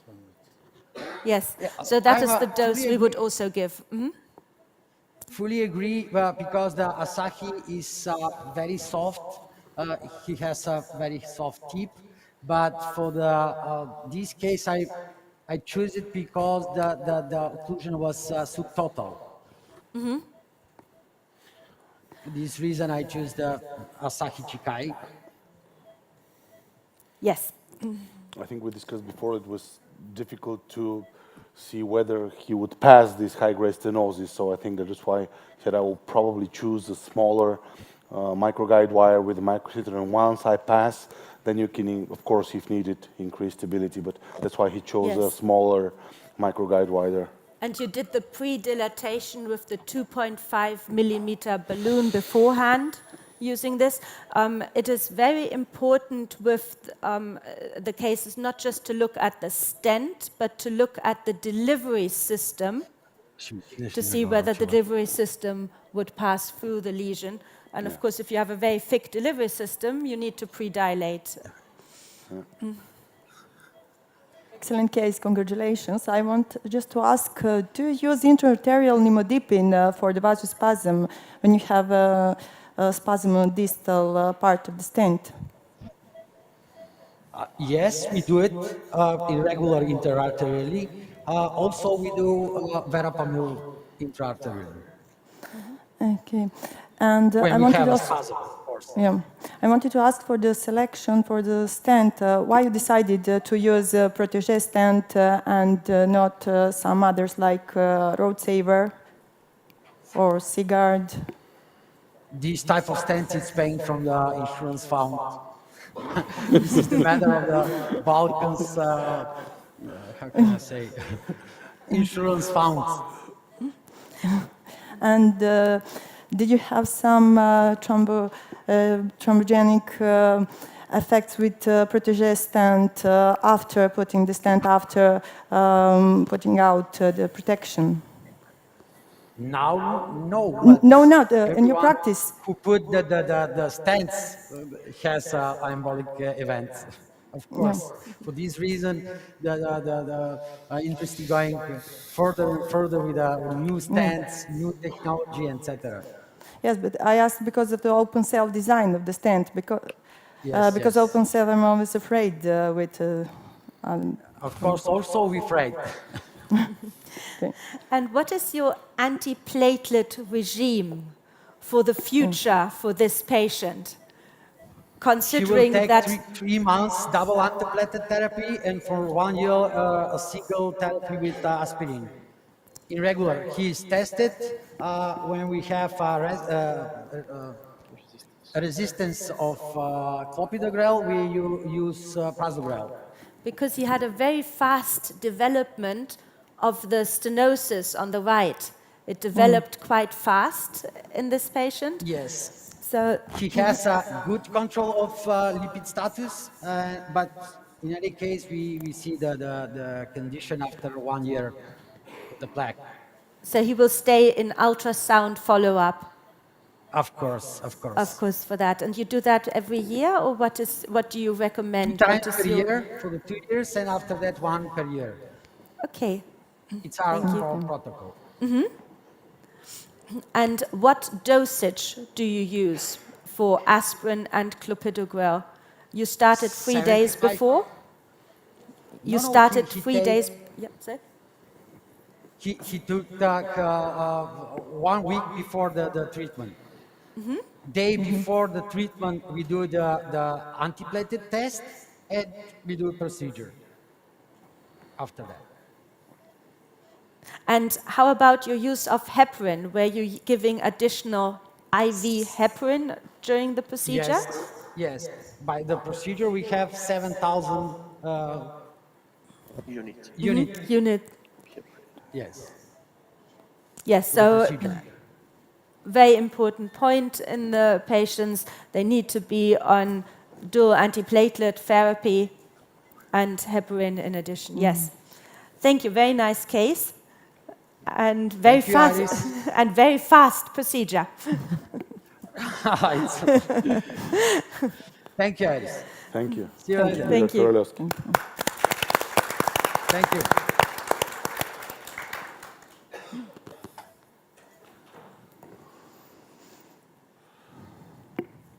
So a big difference here between the C-guard and all the other stents really is the size of the system.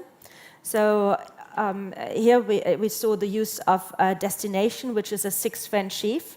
Although both stents will fit through the 6-French sheath, it will not be possible after positioning of the stent to do another run to see whether the stent is actually in a good position after having straightened the vessel. So that is why when I use a C-guard, I would use a bigger lumen sheath so I can still do an injection. But the company has been promising to change the stent size for a couple of years, so hopefully that'll happen soon. Good. Yes. Next talk is? Would you announce it? Next talk is his. Yes, because he's the anesthetist, isn't he? Yes. And then we started what?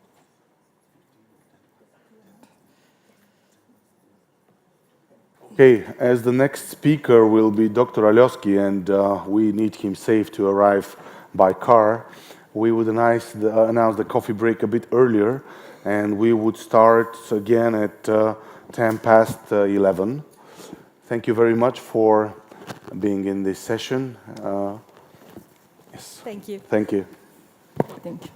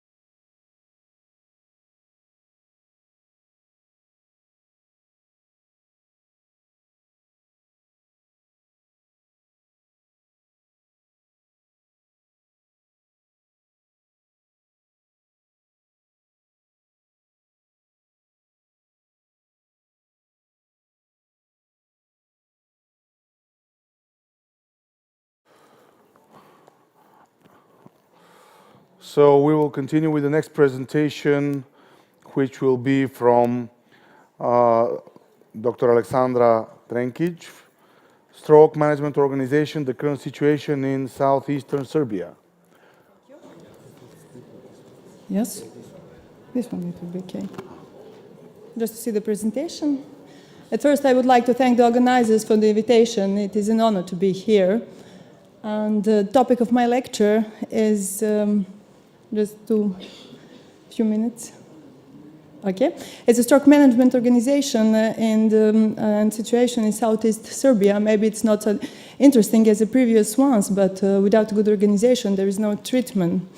And given the stroke is a leading cause of disability and also a significant cause of death, it's a major not only healthcare but also socioeconomic problem.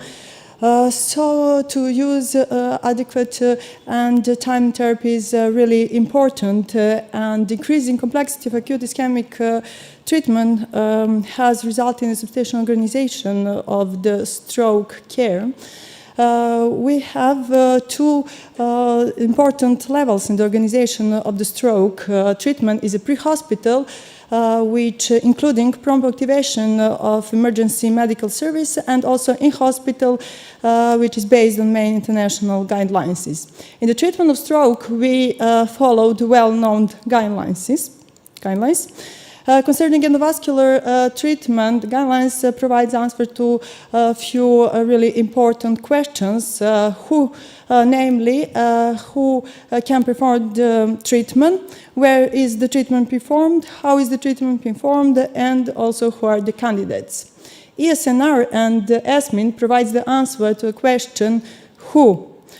So, to be able to practice interventional neuroradiology, to be able to practice, you, after completing the appropriate radiology, appropriate residency training, the following conditions is needed. You can see on this slide, but it's not mandatory to obtain an additional degree in my country, but I'm not sure if it is okay or not.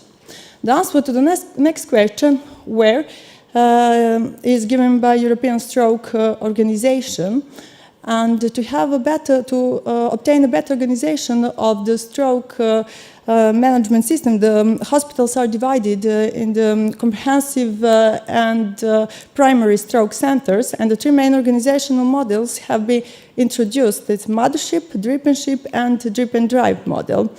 In a mothership model, patient is transferred directly to the comprehensive stroke center, where management ensures all the diagnostics and therapeutic procedures. And in drip and ship model, a patient is transferred to the nearest primary stroke center to diagnose, and if the patient is eligible to give IVT, and then to transfer the patient to a comprehensive stroke center. And in drip and drive model, a mobile interventional team travels from the comprehensive center to a peripheral hospital if the peripheral hospital has angio suite. A predominant model in Southeast Serbia is the mothership model. Drip and ship system is seldom used regardless of the possibilities, and the drip and drive has not been considered since there is no telemedicine.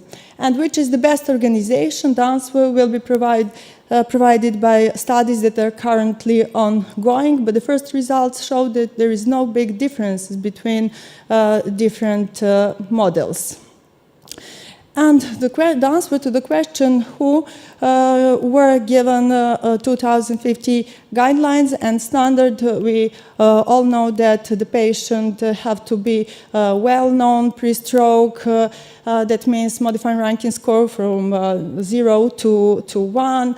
Also the age the patients after 18 years with NIC score higher than 6th, aspect score higher than 6th also, and the patients who arrived in the first 6 hours after onset of symptoms.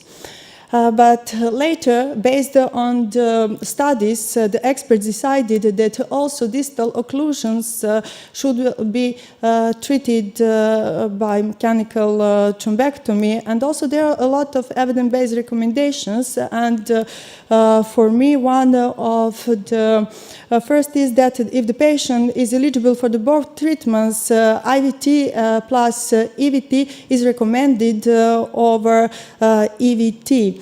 Also, the new studies, Bauchet and Attention from this year showed that the thrombectomy in basilar artery occlusion is efficacy and safety. And the next question, the technique to be applied depends primarily of the operator, but not only of the operator, depends of the clot composition, also of the location of the thrombus, of the anatomy, and various combinations of the adapt stent retriever and balloon guiding catheter are available. So we have different techniques like Solumbra, Art, Save, Protector, BEDS. Artificial intelligence really significantly facilitates the stroke organization system, but some algorithms like Viz algorithms or softwares like Rapid or some other platforms with text messaging and calling are not available in my country, but sometimes Viber groups can be really helpful. Endovascular team receive incentives such as hourly rate payment for call-outs, but also in my country it is not the case. So I'm from Niš and I worked in a university clinical center, and Niš is a comprehensive stroke center, while surround primary stroke centers can be reached in up to an hour due to new highways, and about 1 million residents gravitate to our hospital, but still the number of EVTs and IVTs is really small, and it is because of a lack of national strategy, lack of stroke telemedicine, and also the pathways between the hospitals really differ. And in the hospital, for early stroke diagnosis, we use multimodal CT, which consists of non-contour CT, CTA from the aortic arch, and multiphasic CTA to establish the status of collaterals, and also we use CT perfusion. And we have 3 Tesla MRI for the first diagnostics in the patient, sometimes for wake-up patients to determine the time of onset and to estimate clot composition and what is the most important to predict the outcome of the patient. And in the end, I would like to present some clinical cases. This is a wake-up stroke. So we performed MRI examination, which revealed there is mismatch between the flare, between the flare sequence and between the DVI. So this stroke occurred in a few, in 3 to 4 hours, and following the ASO guidelines, this patient received fibrinolysis, and after then, the patient went to angio suite. We performed classical mechanical thrombectomy using a stent retriever technique with a solitaire stent, and this is the final result. DynaCT showed there is no hemorrhage, and the following day we performed the MRI, and the ISL sequence revealed hyperperfusion of the right hemisphere, and on Swan sequence the clot was absent. This is the patient who were admitted to the hospital 5 hours after the onset of symptoms. There is a blurred basal ganglia and hypertense mediastinum. So again, we use the Solumbra technique here, using a Sophia distal aspiration catheter and solitaire stent, and the result was satisfied. The next day, CTA showed recanalization of the vessel. And this is the last case. The patient was admitted from the primary stroke center around 9 hours after onset of symptoms, and on CTA we showed occlusion of carotid artery and complete distal arborization. At first we tried with thromboaspiration a few times, but unsuccessfully. Then we used the NEVA Stent Retriever, and we extracted the clot, big clot, and then the control angiograms showed the persistent stenosis and proximal part of the ICA caused by calcified plaque. But after then we went distally, and using again NEVA stent we opened the media, but that moment, we performed just a balloon dilatation of the stenotic lesion, because in our country, intravenous aspirin is, we don't have intravenous aspirin, no GP inhibitors, so it was too risky to put a stent and to use the loading dose of drugs. And after 1 week, we performed MRI, which revealed complete revascularization of all branches. The patient has recovered, and now he is on dual antiplatelet therapy, and he's waiting for his stent the next week. So to conclude, just the largest issue can be found in the pre-hospital organization of the stroke service in Southeast Serbia, because patients are not informed about the disease itself and about the treatment possibilities. And on the other hand, there is a problem with doctors in primary stroke centers who are not familiar with the further treatment. Also, the biggest problem is the lack of national strategy, lack of telemedicine, and also lack of artificial intelligence, lack of softwares. And a way of overcoming the problem is constant marketing in public places, on TV, as well as organized educational gathering in the smallest centers. Or maybe we should consider also the help of Angels initiatives. So thank you for your attention. Thank you, Dr. Trenkic, for your wonderful presentation. Any questions from the audience? Organization in stroke units?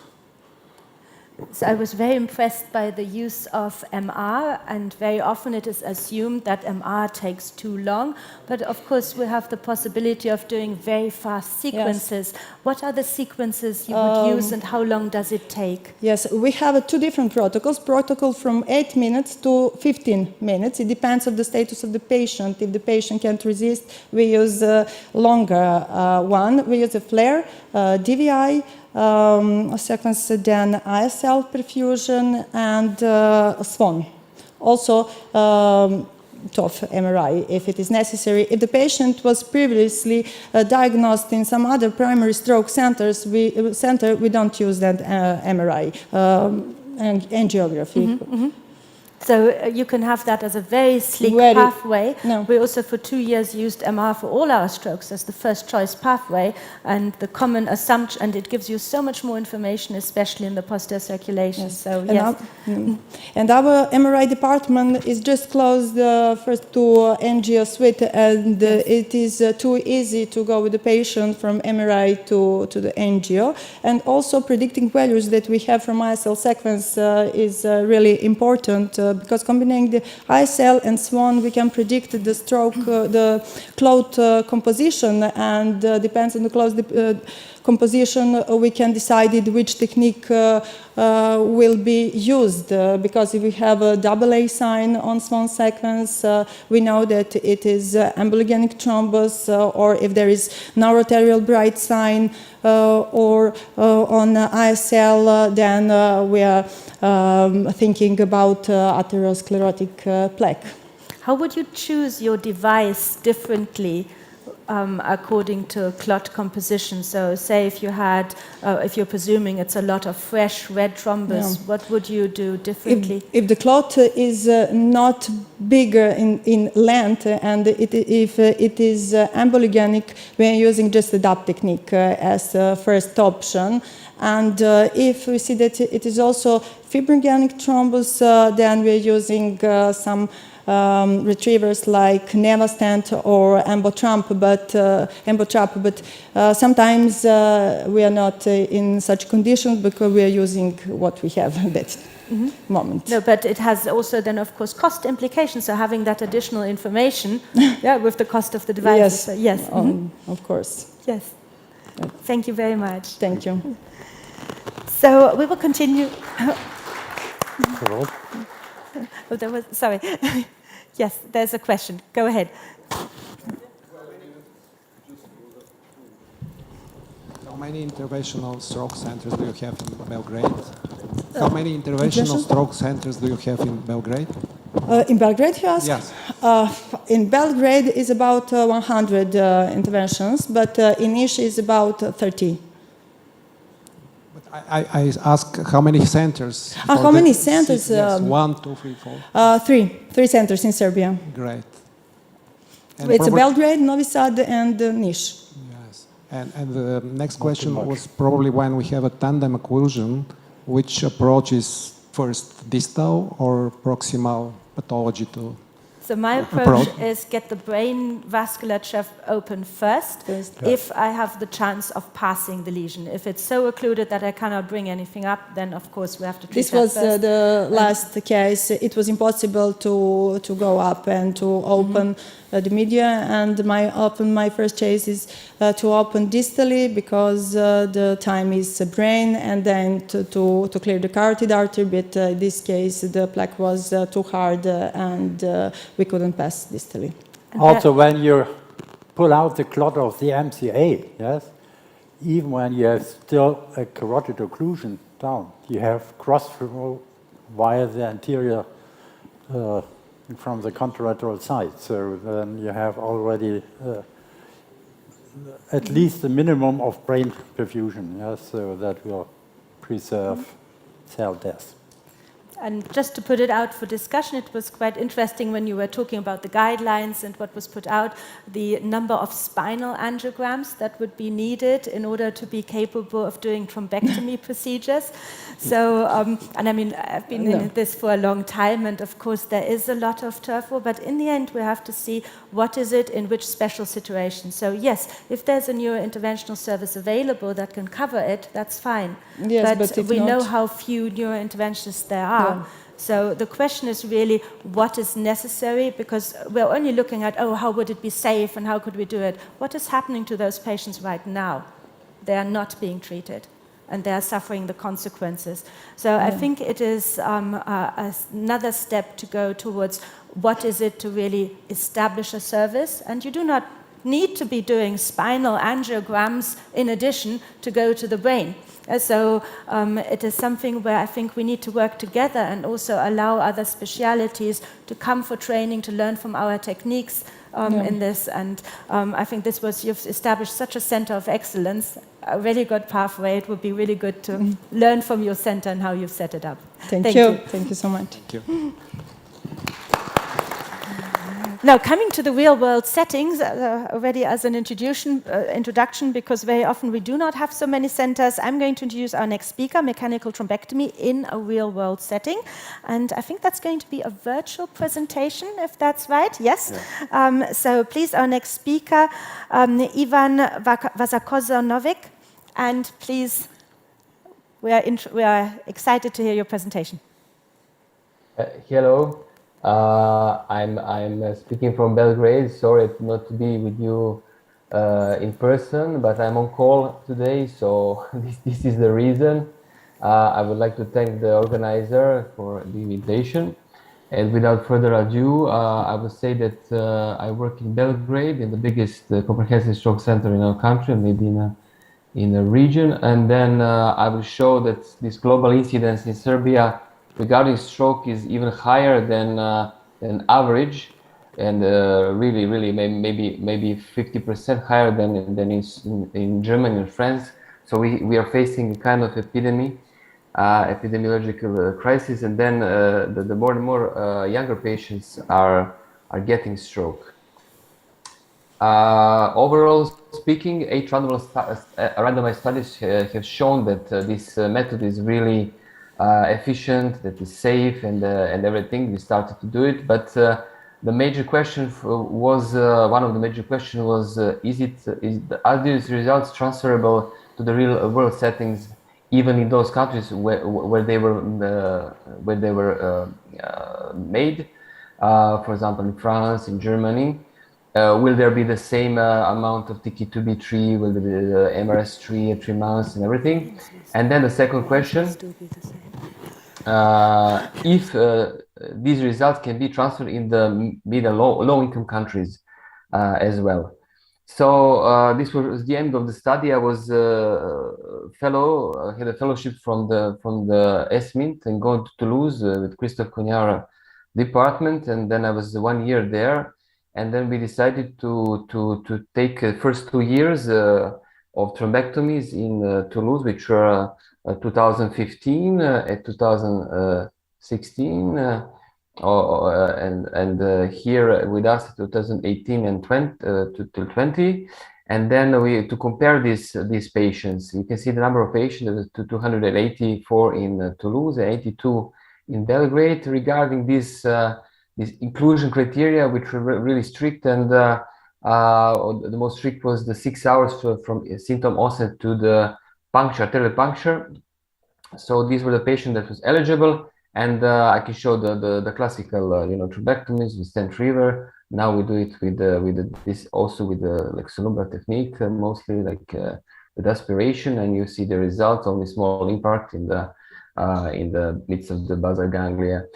What we evaluated was anesthesia management, clot composition origin, very low NHSS, patient admission transport paradigm, and this difference between a low or mid-income country like Serbia and high-income country like France.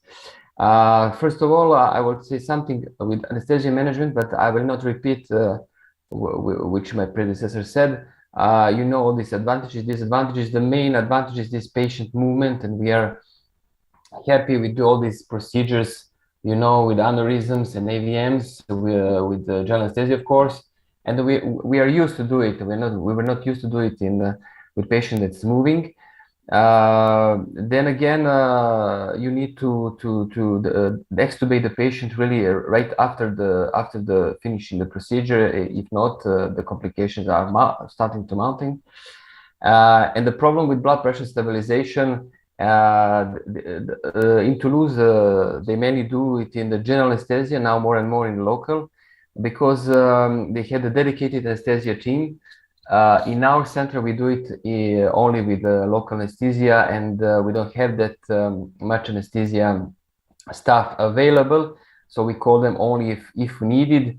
And other thing is they are not really used to do it to keep the blood pressure high. So every time we call the anesthesia team, and they really, anything they do, the blood pressure drops below the 140. Then I think that's the problem. So every center does is in its own way. Toulouse, it was more JA, and we were more local anesthesia. These were all these different studies that showed that which favors GA or local anesthesia. I will not go into that, but I will show this. So there were the GA was predominant in the Toulouse. We were predominantly with local anesthesia. You can see the NHSS was high enough for all the patients, and you can now see that IVTPA was lower in the local anesthesia group. That's because it was mainly dominant by the Belgrade group, which I will show that we had a low number of IVTPA, and also the aspect which was expected was lower in the GA. Regarding the time, which is interesting, only 5 minutes there was delay with the GA. So at the end there was no no big delay in the overall onset localization time. So the main issue, if general anesthesia delays the procedure, it's not it's not what's happening in the real world situation. We had more complication in the group of the local anesthesia, mostly because the ENT, embolization in new territory, this is really interesting. But then again, I didn't show overall difference you were seeing the outcomes. And so symptomatic intracerebral hematoma was more in GA, but there was the more difficult patients. So you can see there was no difference in TK2b3 at the end, no difference in the 3 months MRS or 0 to 2 or mortality. So we concluded that that there is not much difference between these two, and we can do it either way. Of course, if you do it with general anesthesia, it's more costly. Clot composition and origin, as previous said, you have this in the other one end, these fibrin clots, in the other hand, this friable red clots. You can see now for the audience the difference. We easily took out these friable clots with aspiration, always Retrieval combination, but with these fibrin-rich clots, they're more difficult. You see that the Stent river, passes, rolls the thrombus. The thrombus stays. It is sticky, and then it's more compact after each pass, so it's more difficult to extract. Alexandra says something about these techniques. We can really maybe guess which type of thrombus it is on MRI. It's more difficult on CTA. You can see now the difference in histopathology. This is one observation study that showed that really these friable clots, we can really extract them more easily than with the SVIS plus than these fibrin clots.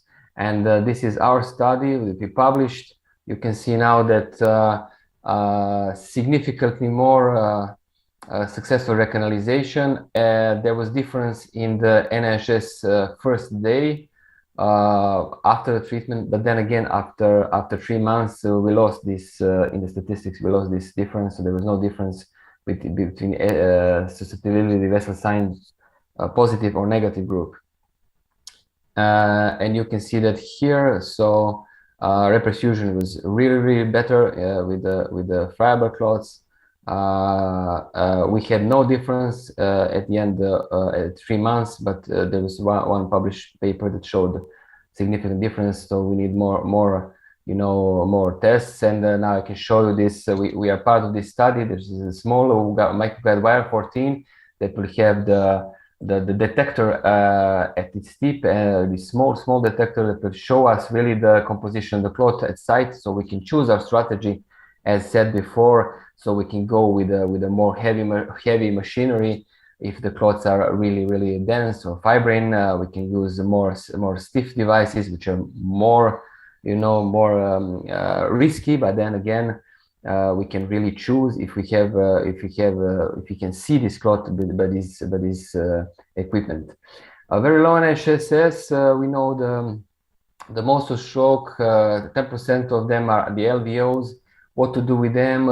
Usually we delay procedure just to see if the patient will get better. If it gets worse, then we have to hurry, and then the results is not that good. You can see these are small numbers, but it shows that if you wait really for this low NIHSS LVOs, if they get worse, it really gets worse. This is our results. Of course, there was in bigger NIHSS more ICT occlusions, more M2 occlusions, of course, in the low NIHSS group. You can see this door to AP, these delays that we have for the low NIHSS. Door to recanalization time is longer because of that. And you can see some difference in symptomatic intracerebral hematoma. There's small numbers, but overall complication, there was no difference. And you can see this in in the TICI to be 3 in the MRS 0 to 2, which is expected that the patients go good with the low NHSS. The conclusion is they should be treated. This is the comparison with all these studies. We now have some of them are M2s, M3s. Now we have these stent retrievers that are really, or smaller aspiration devices that are really now getting smaller and smaller and finer and more delicate and slender. So the aim is to go even further for the MIVO. And then I can show you now this case of ours, the patient that was low in HSS with this distal M2, M3. The first of all, we tried a couple of times with the stent retriever, and then the fourth time we moved the thrombus and the M1, and we will show then that we will take it out. And then after aspiration, this is the procedure. The patient went well. You can see this was like a fibrin thrombus, which was very difficult to extract. Patient mission problem, easy to go directly to the hospital, not directly. These were the options. This guy who showed a really strong time dependence between the outcomes of thrombectomies. He said going to the wrong hospital is like going to the black hole. Is it really like this? We tried with our study and showed really there was no difference in statistics with the patient that go directly or indirectly. You can now see the onset to first hospitalization, to recanalization, all the time metrics more or less were good. Of course, difference between more time if it goes drip and ship. But at the end of the day, when we compare the results, there was no difference statistically. MRS 0 to 2, you can see in our centers, and all the other studies showed more or less the same, mortality the same. There was some difference, but statistically not significant. And I can show this famous study that we now have the results. RaceCat study from Barcelona that showed that the same. There was really no difference between these two. There was even some more mortality in the direct route, but this was because a lot of the patients with the intracellular hematoma went directly to the hospital. When I spoke to Mark Revo at the Circe a couple of weeks ago, he showed really something interesting that the study showed that in the daytime, in the working time, it's better to go you can go to the primary stroke center and go grip and ship. But if it's the late night, it's better results if the patient goes directly to the comprehensive stroke center. And then we compared the low-income, high-income countries. Of course, low-income, more vulnerable situation, population. We have the patient with the more comorbidities that were not treated. They didn't know that they had hypertension or diabetes. So when they come to us, they said they're never treated, but we see the situation. Then the problem of the pre-hospital line of care, delay of transfer of the emergency cars, or a triage delay. And after that post-discharge, we have in Serbia rehabilitation that lasts 1 month. For example, in Brazil, it's 0% for the hospitals, public hospitals. We have for 1 month, and then after that they go back home. So it's not like 1 year, like in high-income countries. And you can see this difference from Belgrade to Toulouse. There are first of all difference in timing. We have more time from door to arterial puncture. Now we lower that because now we change to another building where we have the CT and MRI. A couple of meters from the angio room, but this was before. From door to needle for the IVT, we're good there, not bad. MTK2B3 also very good results. So we are comparable with the France centers. We had enough material. The guys who were doing that were trained. You can see the MR 0 to 2 also were good, 42-43%. not bad compared to other, even for the RCTs. But this was the major difference. You know, mortality was really high. It was 29%, 15 in Toulouse. Now it's 23 with our latest results after all these years. But I must say it's because different things, but more or less because the vulnerability of the population and after care, because all these patients which are 4 and 5 MRS are shifted to the MRS 6 in our country, which would be, for example, in France, which we're still living, but with great care. And this is comparable with a resilient study in Brazil. You can see also 25%, 24% of the mortality. So that's about the reason why it happens. This was the conclusion. As we say, we can choose if GA or the local anesthesia. I don't think much difference at the end. There was some difference in the ENT, but at the end, no. We have to try to characterize the thrombus, maybe with the new devices, and then to use adequate equipment. And then the low NHS patient should be treated. And this high mortality in our group compares to the high mortality in the other low-income countries. Just a quick sneak peek to our organization. We have 4 neurointerventionalists, anesthesiologists, if we have it, if we need it, and then 2 technicians, 2 nurses coming with us, just to be more quick. Until now, 3 radiologists were neuroradiologists and 1 peripheral, so 4 of us, 3 of us in Toulouse trained, 1 in Geneva, so we are all trained abroad, and then we work every day, of course. It could be paid more, and we're happy to collaborate with our neurologist, which we have really good collaboration, and I thank them also. So thank you.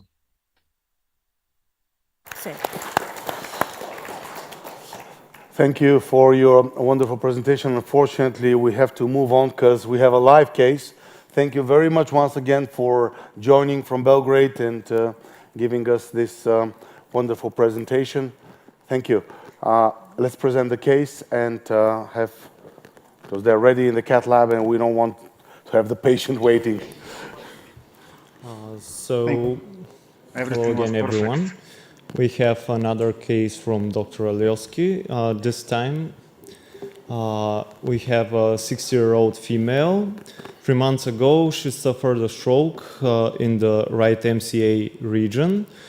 She has residual left-sided hemiparesis and 7th nerve lesion on her left side. The ultrasound diagnosis shows a high-grade stenosis on her right internal carotid artery. So she has several comorbidities, which are the risk factors for this stenosis. It's hypertension, obesity, and diabetes type 2. This is the 3D angiography. We can see here.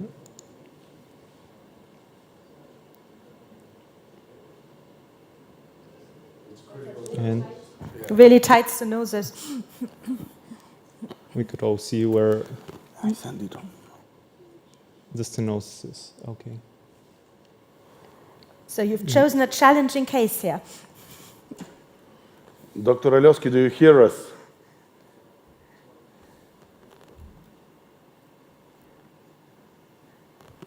No audio. Dr. Alioski. It is more challenging case. Yeah. Yes, we agree. You can see that. Okay, we are again with distal with long guiding sheet destination into common carotid artery in the right side. Now we will try to pass in the internal carotid artery with a small wire, maybe 010 or 40. Let's give me 040. Do you have? Okay. 010. We will pass with 010.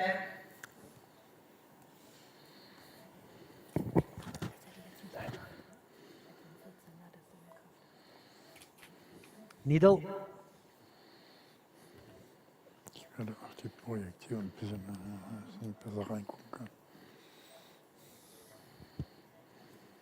From the back side.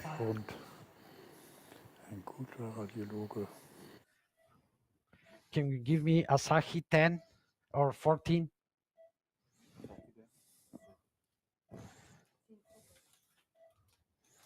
Asahi 14.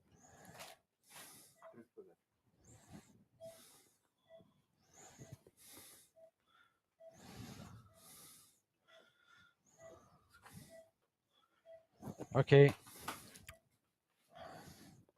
I didn't see the. We have a 5,000 heparin.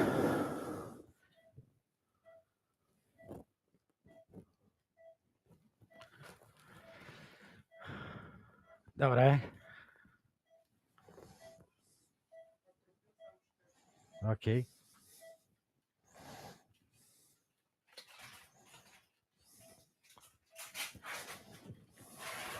No, it's not passed. Give me the microcatheter. In regular way, when we have this like occlusion, I use microcatheter to pass to the stenosis. I have a good support from the microcatheters. Okay, give me the microcatheter. Put into the.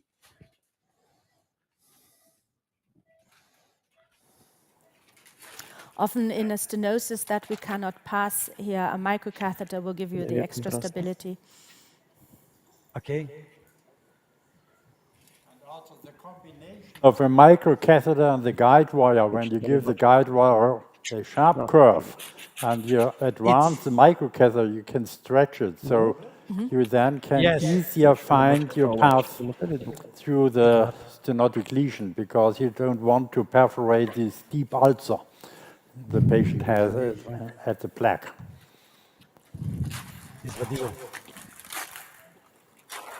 Check it out. Okay. Put the water. Fix the wire. Дай още малко. Убери луфта. Убери луфта. Още малко. Окей, айде. Пуш. Пуш, пуш, пуш, пуш. Окей. Не знам. Фикс. Не съм сигурен в тея какво ми се случва, често казвам. Не бутай. Не работят много добре.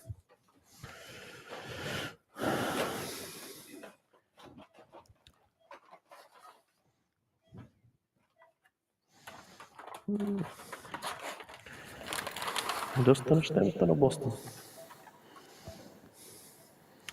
Те са много хубави. Ай, това да го взема. Хоп, external artery.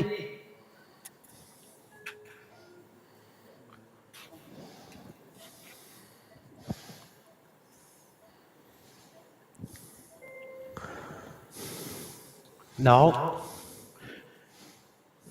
Give me all 14, please. 0,14. Asahi.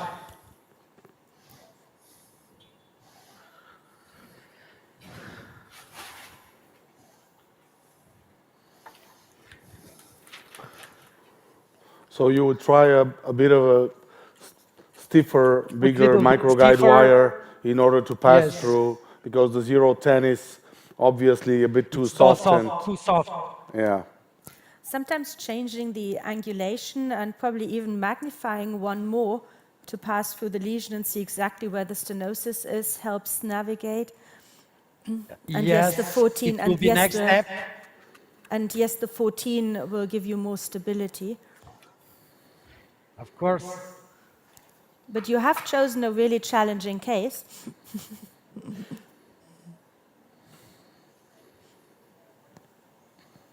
In the matter of time, if we are not passed, I will switch later to show the result.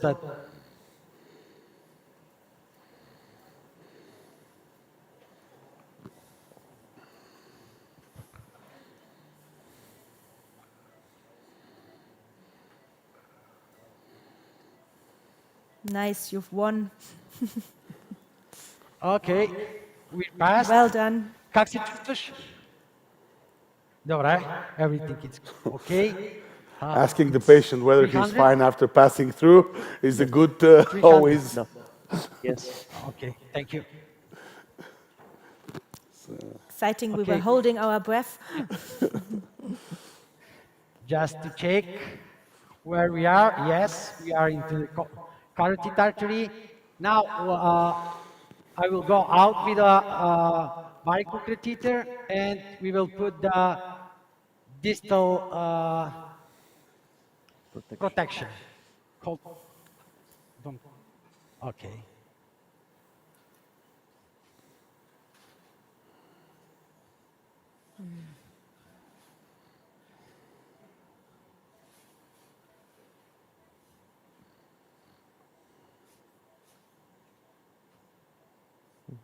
Okay, let's see where we are. We don't lose the approach. Okay, give me the distal protection.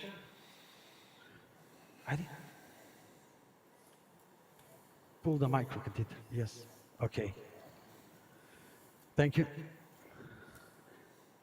Do you fix? Spider. Okay, thank you. 4. Do we have 4? Четворка? Okay. Nikki? Okay, we will use 5 by 5, yes. Little bit later. Okay.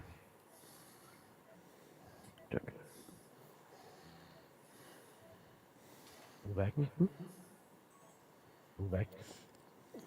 So there's now debate whether you do a pre-dilatation with a larger balloon, a 5 millimeter balloon first, and then stent, or whether you stent first and do the post-dilatation. What is your approach? I will do, after placement of the distal protection, I will do new run in a new projection, and after that we will decide about the pre-dilatation or put the stent first. I think because I have not seen so much calcium and it's an ulcerated lesion, so that is Yes, a soft yes. plaque. Therefore, I would do a primary stenting and in-stent dilatation later on. For this reason, we will choose double layer stent. Good choice. Yes. Thank you. So I also based the decision on what does the lesion look like. If it was very calcified, I would be afraid that the stent does not open and it's then even difficult to get a balloon inside. In those lesions is where I would do a pre-dilatation with a larger balloon first and then do the stent. In this case, I would do it exactly as you were, or as Klaus was saying, and go for stenting first with post-dilatation.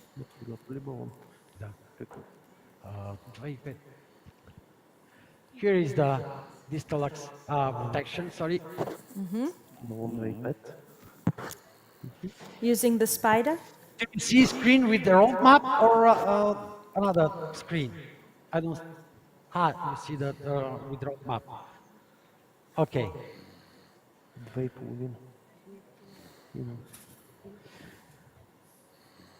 I go out with a with a wire.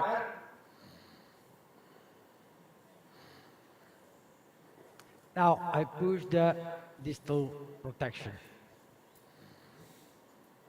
Here is coming. Okay. It is the capture coil.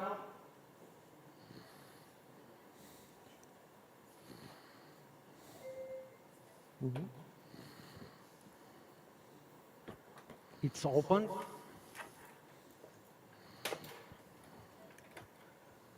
Okay. Mickey?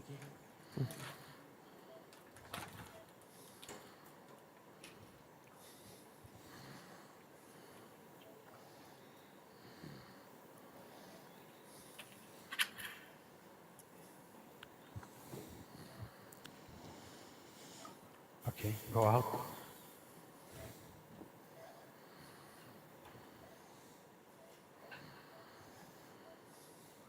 Okay.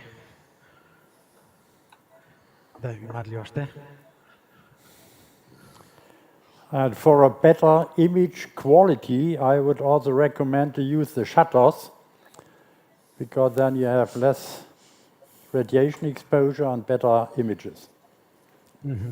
Thank you. Okay, I will do a couple of runs in the different direction to decide what to do next.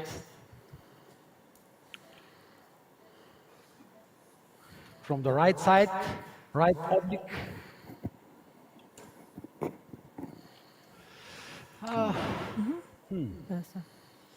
I think that's a better projection than the other one. Yeah? Yes, but in this projection, I think that it's better to do predilatation, because you see, it's not very soft. Yes. Okay, we will do predilatation by 2.5 by 15. Yeah. Fix. Yeah.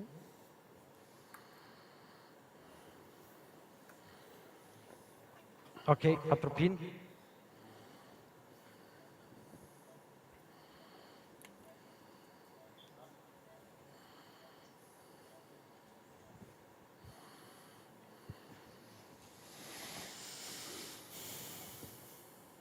Here is.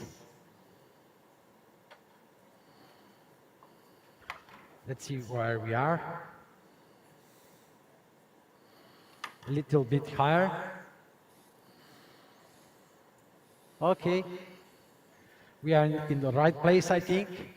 Go.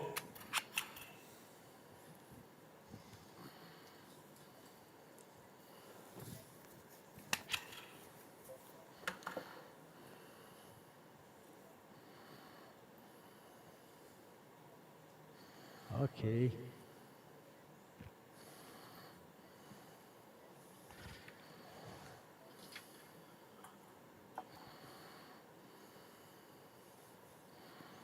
Up. Fixing.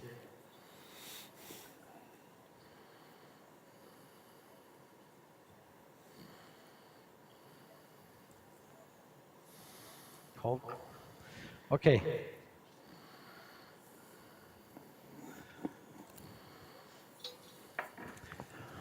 I think that 8, it will be enough. Okay, let's take the stand.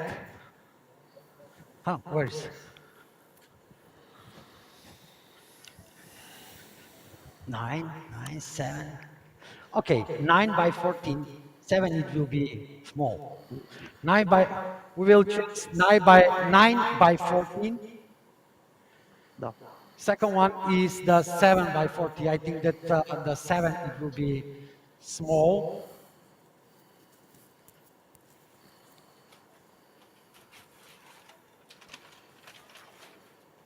Okay, preparing for the stand. Okay. So with the dual layer stent now, this is a 6 French system, and you've got a 6 French sheath.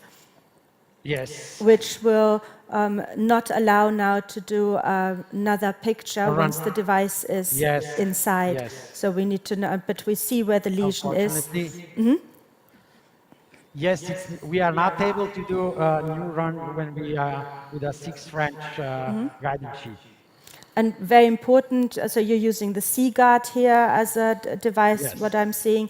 Dual layer stents are not the same. There's another dual layer stent, the road saver, as it's called in cardiac and radiology, and the Casper stent, same stent as it's called in neuroradiology. That is also dual layer stent, but that is much more metal. That is 2 layers of metal inside, so much more thrombogenic, I fear. And whereas this one has a membrane. So this gives you the best of all worlds. It's the most open cell design that is currently available, but with a membrane which will put all the debris behind. So it's covered by a membrane. Terminology, dual layer stent. Dual layer, yes. Okay. Stent is coming. But where is? Up, here is. Oh. You see the angulation? Oh. Whilst I love the stent, I'm not that convinced of the delivery system yet, not only because of the French size. So we always have to look when we use a stent system. We're going out with a spider. Do you see the tension of the system? Yes.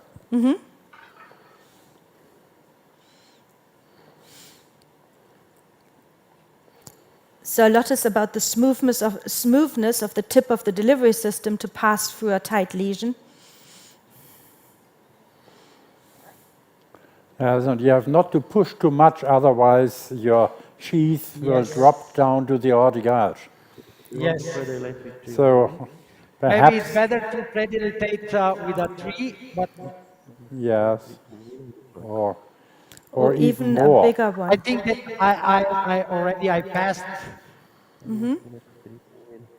You see?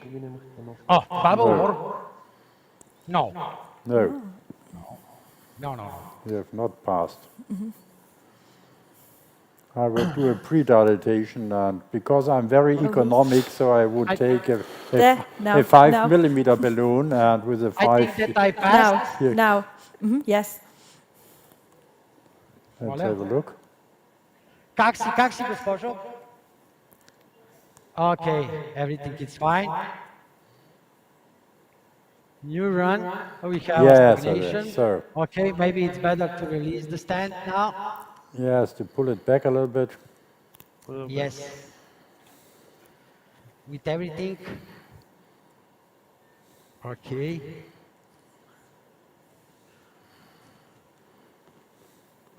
Little bit more.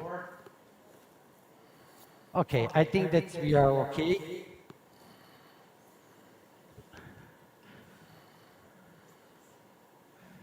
Yes, it's okay. I will release the stent.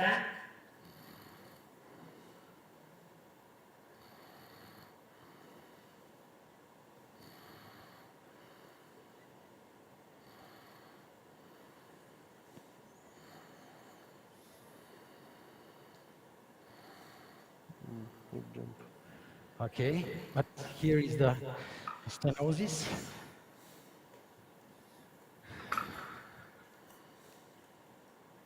You see?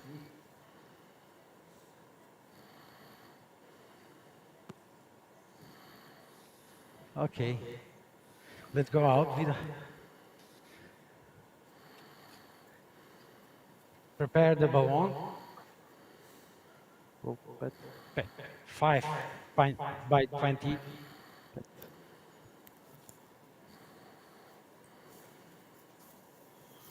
Okay. Okay. Let's quickly do it. I'm sorry. I think we don't have time for this. Let's do the run.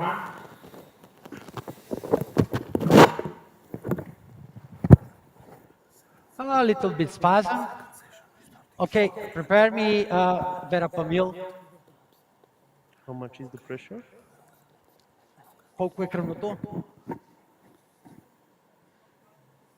Okay.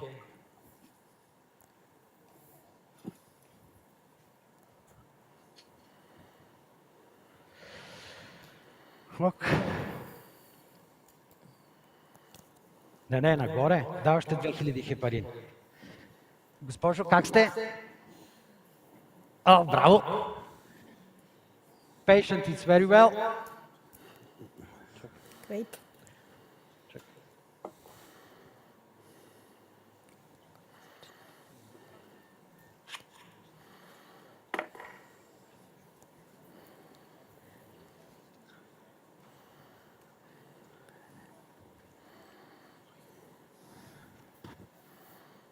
Ще се занимаваш ли с това, да изтегля верапамила или...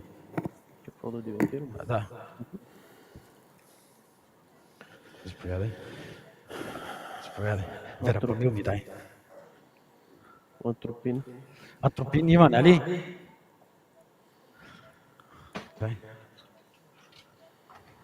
Верапамил е напълно.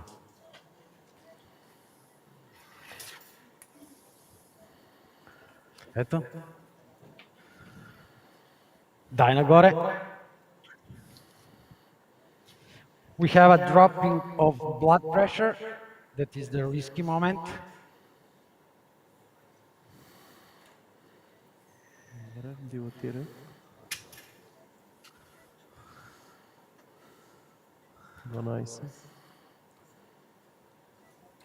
Пускай.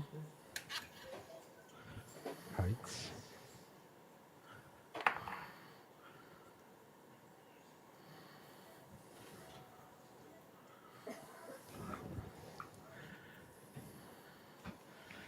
Как сте, госпожо? Добре, след малко водичка.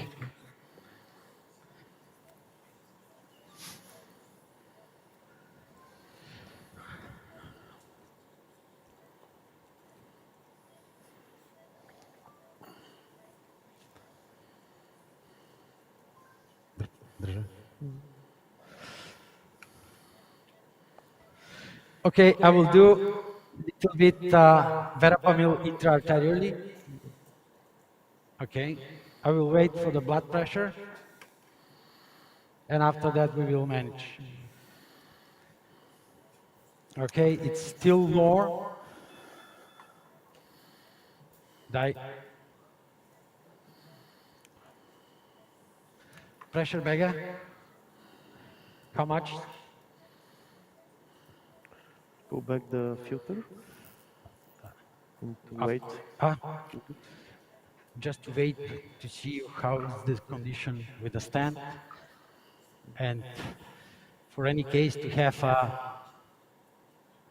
it's much better. We will do nothing.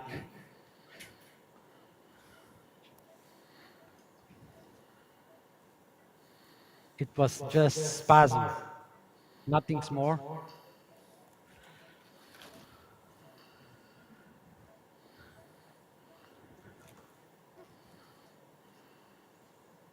It's stagnation.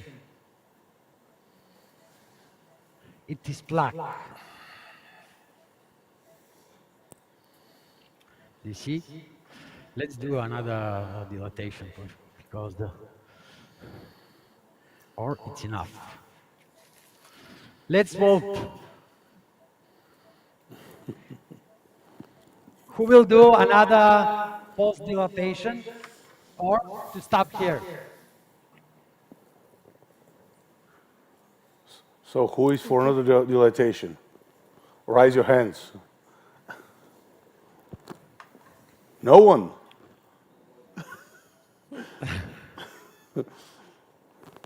Who wants to stop now? Again? Okay. Yes. I will do 3D angio. Maybe it will be easy for us to decide what to do next. Yes. And in the meantime, I already asked our next speaker to come to the podium. Dr. Kovachev, please. Oh, that, okay, sorry. Опитай да си много кратък, защото... Iris? Yes? What is your opinion? To stop here or to do 3D angio and after that to decide what's next? I would have stopped here. What Okay. do you have another projection? Could we have I one will more? do 3D angio. Yes, that will be good. Yes. Here is. You had a after 5 couple millimeter seconds. balloon. Yes, we do dilatation with 5 millimeter. It is double It layer. looks so much better. The main thing is in your regime, the patients stay in follow-up. One can always add another balloon dilatation. Here is. Okay, we have still some stenosis, but it's much better.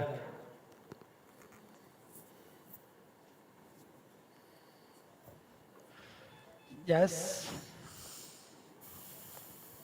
I'd probably be tempted to do another dilatation. It's calcified on the other hand. Oh, it's very fast, sorry. Mm-hmm. Up.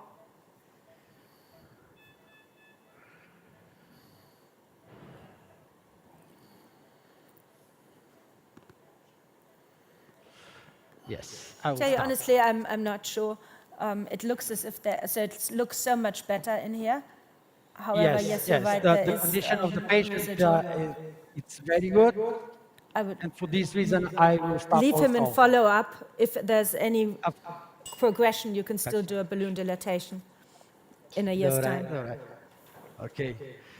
Everything is okay with the patient. I'm very glad that we success to pass the lesion. Well done. That was a near occlusion, high-grade stenosis. Well done to that case. Congratulations. Thank you, Iris. Thank you. Thank you, guys. See you later. Next. Thank you. Okay. Very fast. Our next speaker, because yes. we're already behind schedule. Last speaker of the session. Yes. Stroke multidisciplinary team. It's an honor for me to be among so many specialists, world-class specialists. So I will share with you the experience I've gathered over the past few years being a part of a stroke multidisciplinary team. So a quick few facts for stroke. It's a leading cause of disability and death worldwide. It's 15% of stroke patients die within the first 30 days of having stroke, which is a really high mortality rate. Also, 3/4 of the patients are left with some dysfunction, and around 1/3 of stroke survivors have severe dysfunction, which means they cannot walk alone, they cannot tend to their bodily functions, or they're bedridden. Also, stroke has an enormous socio-economic impact, and it affects a large part of the workforce. So only about half of the stroke victims return to work and can be a productive part of society. And last but not least, stroke is a huge emotional burden for the patients and their family and friends. There's an African saying that it takes a village to raise a child, but it takes a whole team to treat stroke. And here I've put some of the links that are in the chain of treating stroke, but I could not fit the whole chain because the slide isn't big enough. So I'll start with the core of the team, the neurologist. They're the doctors that confirm the diagnosis of stroke, evaluate the patient, define the stroke severity and vessel occlusion, and they order the required lab tests and imaging studies. After that, they decide on the treatment options. What are the treatment options? The first thing we spoke in this session is the intravenous thrombolysis. The next option, as we all here are for, is endovascular therapy. The third option is the intravenous thrombolysis bridged with endovascular therapy. And the last option that sadly most of the patients get treated with is the non-specific treatment for stroke. So I'll start one by one. Intravenous thrombolysis consists of the IV perfusion of recombinant tissue plasminogen activator. It has a relatively small time window. It can be performed up to 4.5 hours after symptoms onset. It's relatively simple to perform. However, it has lots of contraindications which are connected with higher bleeding risk. So it cannot be always performed. So what do we have next? As all you know, endovascular therapy, and all the previous lectures included that. Endovascular treatment has a larger time window of 6 hours. That can be extended up to 24 hours if certain criteria are met.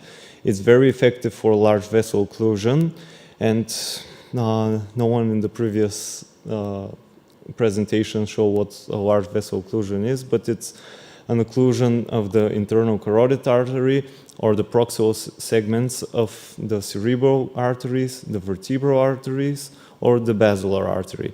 So it's very effective in those cases. There are a few contraindications than intravenous thrombolysis.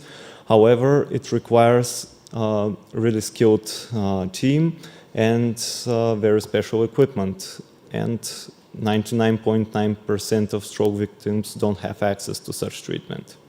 However, if we pull these things out of people's heads on time, they work miracles and they start speaking as they're on the table and they start moving their limbs.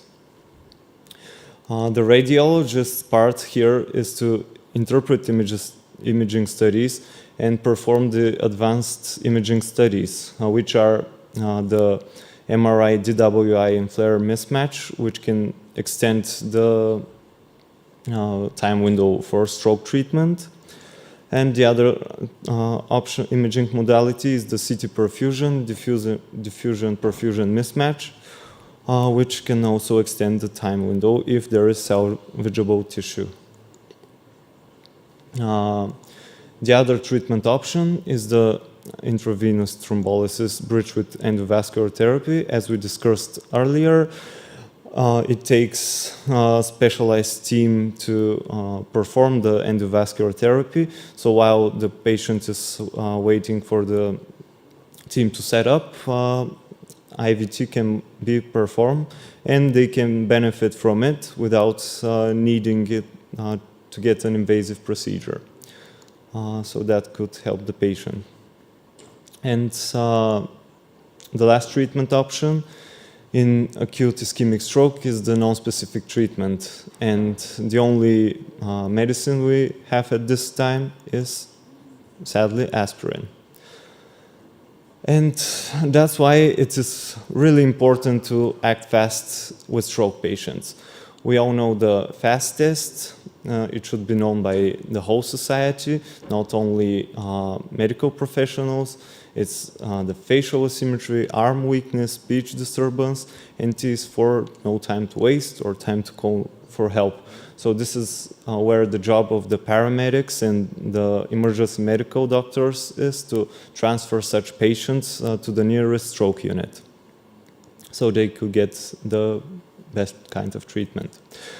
Here I would like to include the nurses and janitors, which not only have a really important job to help doctors treat the patients, but they're also involved in the patient hygiene, which is really important because only a small fraction of the patients that face lethal exit during the first month, only a small fraction of them die from purely neurological complications. The vast majority die, sadly, from infection, majorly pneumonia and urinary tract infections.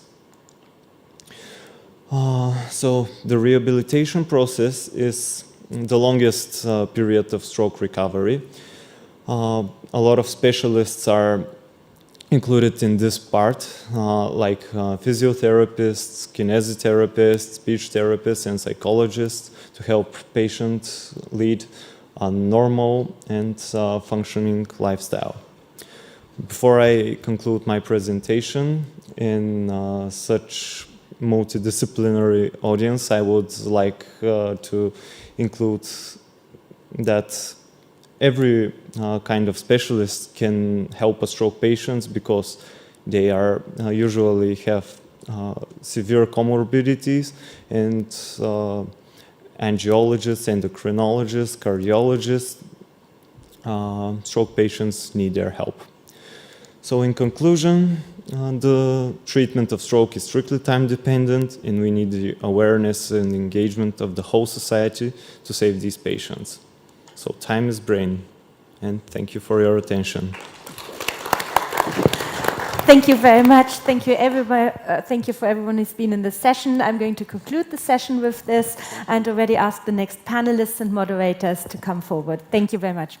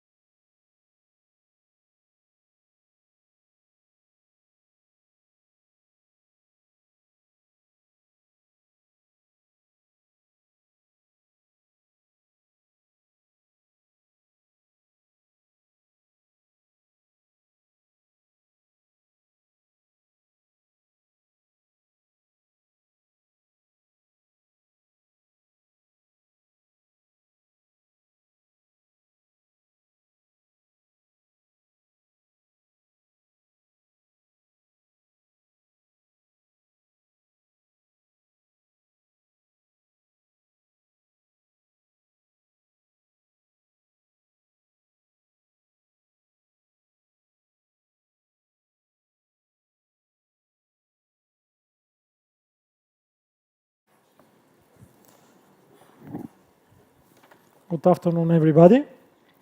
We are going to directly to the next session because we are late in time, and we are going to start with our first presentations, which will be held by Dr. Matanov with the dural AV fistulas he's going to present and the endovascular treatment of them. So please step ahead. Hello, everybody. Dear colleagues, moderators and panelists, my name is Svetozar Matanov, and I'm a radiology resident at the University Hospital St. Ivan Rilsky.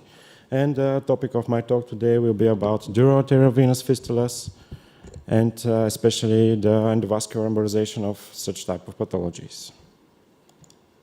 So, we will briefly start with a discussion of the pathology.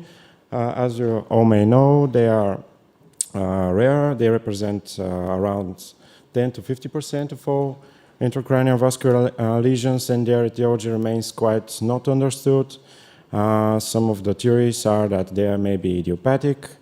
Some patients present with a previous known history of head trauma or surgery, and they may be conditions associated with the asymptomatic venous sinus thrombosis, such as antithrombin, protein C, and protein S deficiencies. The age of presentation is usually around 50 to 60 years of life, and males tend to have more aggressive type of fistulas with cortical venous drainage compared to women. When it comes to the clinical presentation of the fistulas, patients may be grouped into three main groups, with, those with aggressive symptoms, more benign symptoms, and incidental. The aggressive symptoms, of course, are the intracranial hemorrhage, which is the most deadly part of the pathology, which can represent with a sudden onset headache with a different varying degree of neurological deficit depending on the size of the hematoma and the location of the hematoma. The more benign symptoms are, of course, the pulsatile tinnitus, the different ophthalmologic manifestations such as visual disturbances and others. Incidental, most of the some of the fistulas may be incidental. Risk factors for hemorrhage, which are mentioned in the presentation, are such as leptomeningeal venous drainage, versio or aneurysmal venous dilatations, galenic venous system drainage, stenosis or occlusion of the draining veins, and location. Some of the location of the fistulas are associated with higher risk of bleeding, such as the anterior cranial fossa, middle cranial fossa, and the tentorial incisure. So we are both know the two main classification systems that are currently used as a predictor of the risk factor of hemorrhage. I won't discuss them. I'll just briefly discuss the criteria that are used in the systems. The coronary artery classification system divides the fistulas into 5 main types based on the location of the fistula, the venous drainage, and the flow of the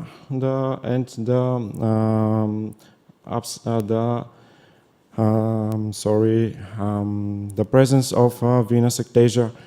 Also, the Borden classification system divides the fistulas into 3 main types, and it does not include in itself the pattern of flow and venous ectasia.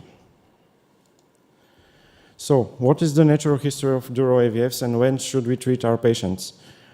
Patients can also be divided into 3 main groups depending on the symptoms and when should we treat them. Patients with on the first group are those with cortical venous drainage and aggressive symptoms. Those in these patients, urgent treatment is recommended due to the high risk of intracranial hemorrhage, which is thought to be up to 90% per year, and the mortality is also very high. So the next group of patients is those with the cortical venous drainage, which are presented which are the fistulas are found incidentally or are with symptoms such as tinnitus and different ophthalmologic symptoms. In these patients, when treatment is recommended when there is a long life expectancy and the annual rate of intracranial hemorrhage is around 1.5% per year. And those without cortical drainage, in this group, the fistulas are more benign and the annual risk of ICH is up to 0.6% per year. So this we mentioned it, and as you realized, my talk today will be about the endovascular management of the fistulas, and especially the transarterial endovascular embolization of those type of pathologies. So, what is the goal of the treatment? The goal of every endovascular treatment is to achieve the best thing is to achieve a complete obliteration of all feeders and proximal draining veins by preserving at the same time the patency of the affecting sinus. But this is not the case in case scenario in some patients. So in these cases, we try to achieve a partial obliteration, or which will lead to downstaging of the aggressive symptoms and the aggressive type of fistula to a more benign time, so which can facilitate subsequent neurosurgery and or radiosurgery. So I will briefly discuss the embolic agents that are currently used. They can be divided into 2 main groups. First group is the firstly introduced, the particulate embolic agents, which include the polyvinyl alcohol particles. And the second group is the liquid embolic agents, which can be divided further into 2 main groups, cyanoacrylates and copolymers. The particulate embolic agents, they were used in the earlier years and now are completely replaced by liquid embolic agents due to the high recurrence rate. So now, mainly the treatment is by liquid embolic agents. And the first group is the cyanoacrylates. They are the adhesive embolic agents, often termed as glue. Their first application in the field of medicine was in the wound closure, and the inability to retrieve the microcatheter lead to the development of the so-called non-adhesive embolic agents. What is their mechanism of action? When they get in touch with blood products, especially with hydrogen ions, they go into exothermic chain growth polymerization, which raises the temperature up to 90 to 80 degrees Celsius, and this leads to forming of adhesive material which occludes the target vessel. They cannot be used in the pure form, so they are usually, there's some preparation when you're dealing with them. They are combined usually with iodized oils such as lipiodol, and this ensures two things. First thing is to reduce the speed of the polymerization. The second thing is it enables sufficient visibility of the embolic agents because the fact that cyanoacrylates are not radiopaque. Also, the catheter must be flushed with a 5 to 10% glucose solution prior to injection.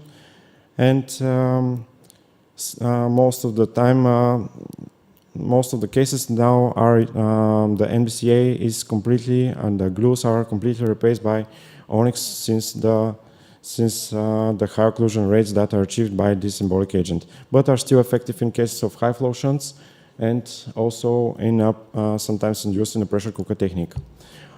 Briefly discuss with Onyx, it has three components: EVOH copolymer, which is the activist substance that solidifies after dissipation of DMSO, tantalum powder that ensures a radiopacity, and DMSO, which is a solvent. Onyx has his downsides that it needs to be shaken 20 minutes prior to injection to ensure sufficient visibility. It comes in three formulations, 18, 20, and 34, which the numbers indicate the viscosity of the agent. It has a more like lava-like flow.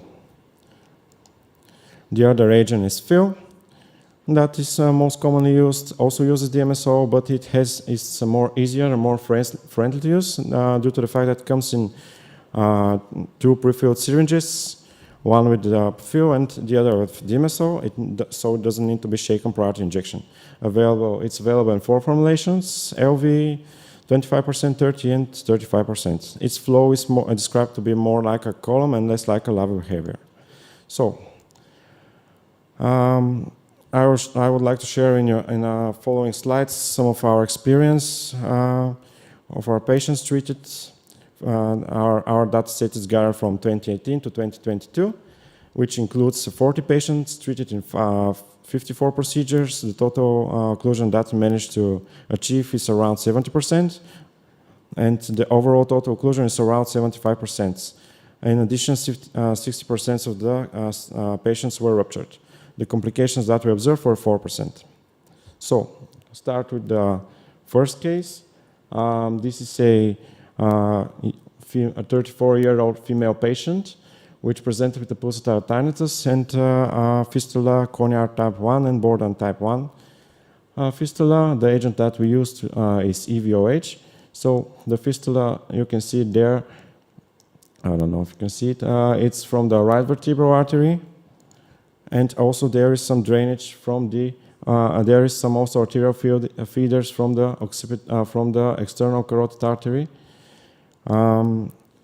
In these slides, you can see the navigation of the microcatheter. Blue arrows indicate the two tips of the microcatheter that we used in this case. It was a Apollo microcatheter.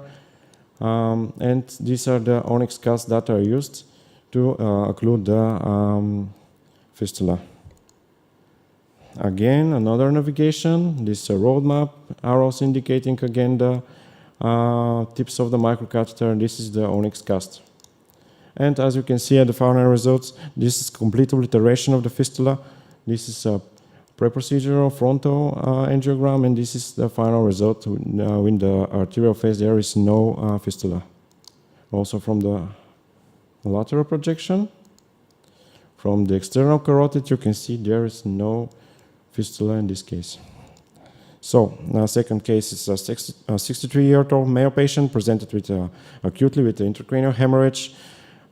His fistula is classified as corneal type 4 and borderline type 3. In this case, we performed the so-called pressure cooker technique with fill and coils. Most of the arterial feeders are coming from the, as you can see, are coming from the internal carotid. There are some feeders from the external carotid also, there are some dilatations of the venous system of the fistula, which is very risk for, which may be the point of the rupture of the fistula.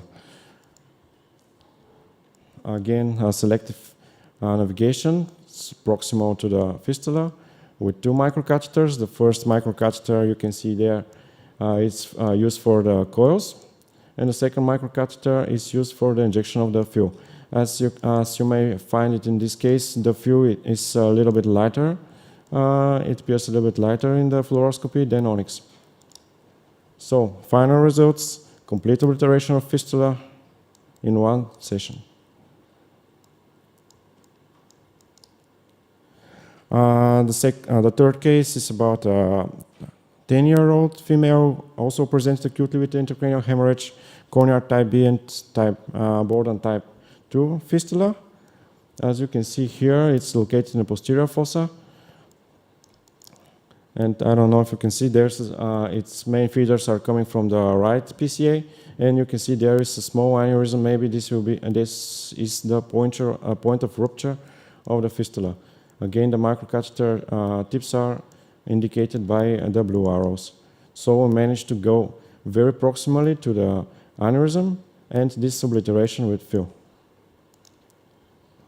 At the end of the procedure, total obliteration, you can remember the fistula was here, and the aneurysm is totally obliterated. The fourth case about a 58-year-old female patient presented with a very high grade, a 4-grade corneal and Borden type 3 fistula, which we managed to occlude completely in 2 procedures. You can see there is the main feeders are coming from the external carotid artery. Also, there are feeders from the vertebral artery, from the pica. And this is the first procedure, navigating selectively into the pica, and this occlusion of the fistula with onyx. This is the onyx cast. And you can see the first procedure, we managed to achieve occlusion of the fistula from the vertebral artery. Second procedure was the more difficult one, maybe because there are many feeders that were very tortuous and some venous dilatations. And this is the onyx cast. At the end of the first procedure, you can see at the final results a complete obliteration of the fistula. Very big fistula. I was completely obliterated in 2 procedures. And the last case is about a 65-year-old male patient presented again with an intracranial hemorrhage with a 7th cranial nerve palsy. His Hunt and Hess score was 2, with a very high-grade corneal type 5 and Borden type 3 fistula because there was drainage into the spinal venous plexus. It was a recent case from April this year. You can see there the fistula is, there is some aneurysmal dilatations on the venous pouches of the fistula, on the venous side of the fistula. On the lateral projection, you can see them. These are the casts of onyx that were injected, and on the fluoroscopy. The final results, this is the complete obliteration of the fistula.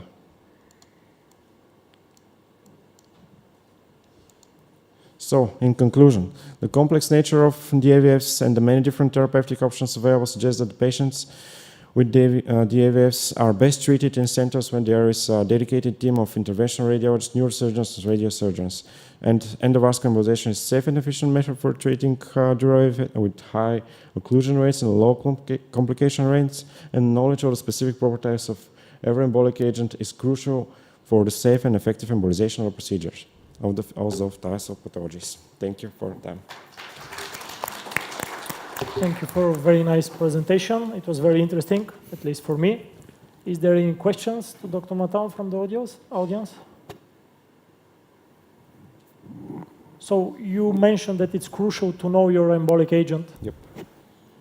Do you have any idea how to choose it nowadays when you see maybe slow, high flow fistulas? Yeah, maybe you are trying to choose based on the flow. I mean, if there is a high flow fistula, you may choose embolic agent that is very high viscosity. I mentioned you already seen the difference between them Yeah. and how they behave. Yeah. Okay. It was a very nice presentation indeed. Thank you, Dr. Matanov. So the next presentation, I'm going to talk about Endoscore treatment of cerebral AVMs. So my name is Dr. Sirak. Can we play it again? So my name is Stanimir Sirakov. I'm working in St. Ivan Rizki Hospital. I have nothing to declare. Everybody maybe knows what arteriovenous malformations are. They are congenital abnormal collection of blood vessels which directly steal the normal blood flow rich in oxygen and directly flows it to the vein system. And of course, there is a non-normal pathological vessels which forms this kind of nidus developed from the arterial and the venous side. The most common presentation of these lesions is the intracranial hemorrhage. More than 50% of them, we diagnose them and discover them after hemorrhage inside intracranial hemorrhage. The second main reason we can find or diagnose on AVMs are the seizures. Sometimes are asymptomatic or can be related to a headache. And some of them, because of the dilatation of the vessels during the normal aging of the body, can do a mass effect in some departments and compartments of the brain. So what are the treatment options? There are three main options for curing or treating the brain AVMs. The first one is the microsurgical resection, in which you have to just disconnect and remove the whole nidus from the normal blood circulation. The second one is the endovascular embolization, and the third one is the so-called radiosurgery. Why we treat the AVMs? You may be familiar that the annual risk of rupture is relatively low, about 2 to 4%, depending on the types of the AVMs. There is also independent risk factors for these ruptures, which are just congenitive one. And goal is to determine the absolute risk or the risk individually for every patient which is diagnosed or found with AVM. So the very interesting and very fascinating is the Aruba Trial they try to create. And they do the Aruba Trial just to compare the microsurgical resections compared to the natural history and the risk of bleeding for these patients with intracranial AVMs. And the conclusion was that the microsurgery in this cohort of the study was less disabling, leading to deficit, and the Aruba is also referring or preferring for some patients to go directly for a surgery compared to the natural history. But of course, a large percent of these AVMs starting to be just followed by imaging criteria like MRI and CT without being offered some kind of treatment options they are available for the AVMs. And after the Aruba is finished, there is some comparison nowadays just published that during the Aruba trials, the incidence of AVM rupture without any treatment were higher like 4 times in this period. So the AVM lesions which were not treated, not embolized, not radiosurgered, starting to bleed more often than before the Aruba era.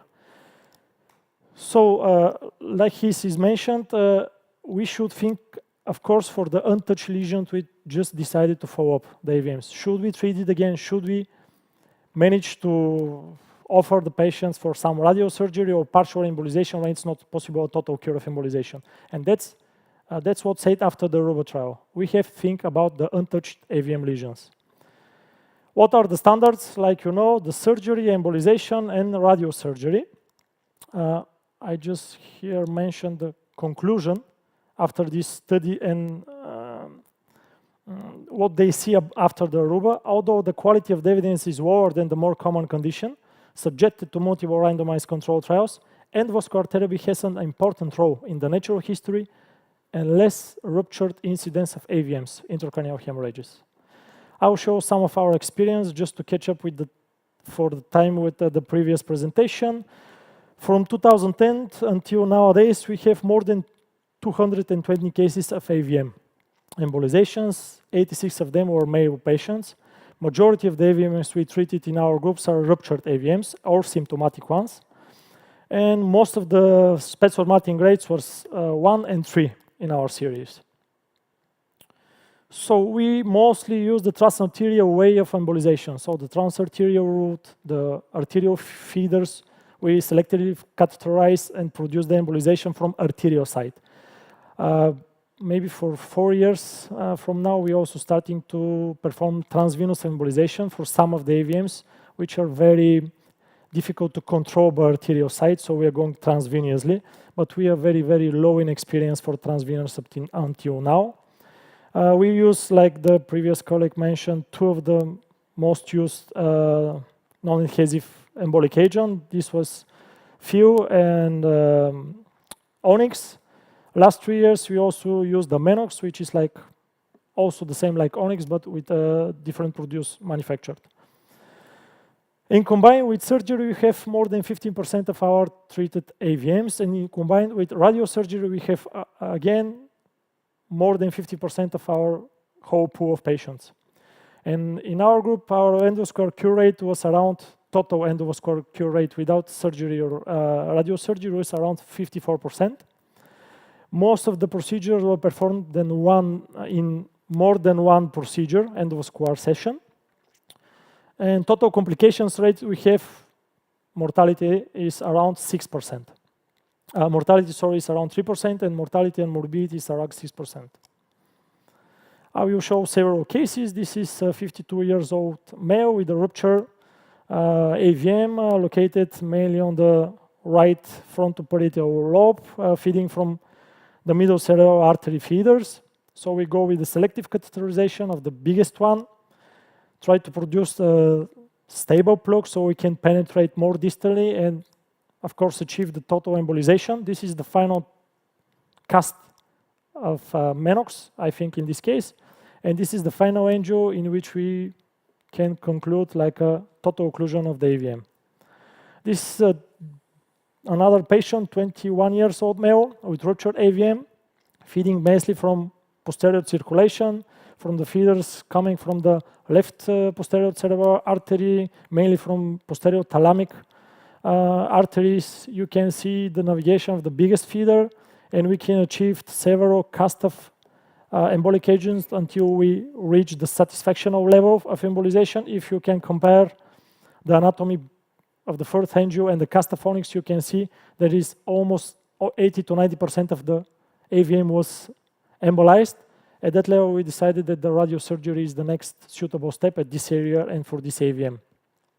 It's another case, 38 years old female, symptomatic AVM with rupture in history rupture in an amnestic data. So because it was very big feeder, we decided to perform pressure cooker technique. We coiled the proximal portion of the main feeder with previously deployment of the Apollo catheter, which is mainly used for delivery of the Embolic agent.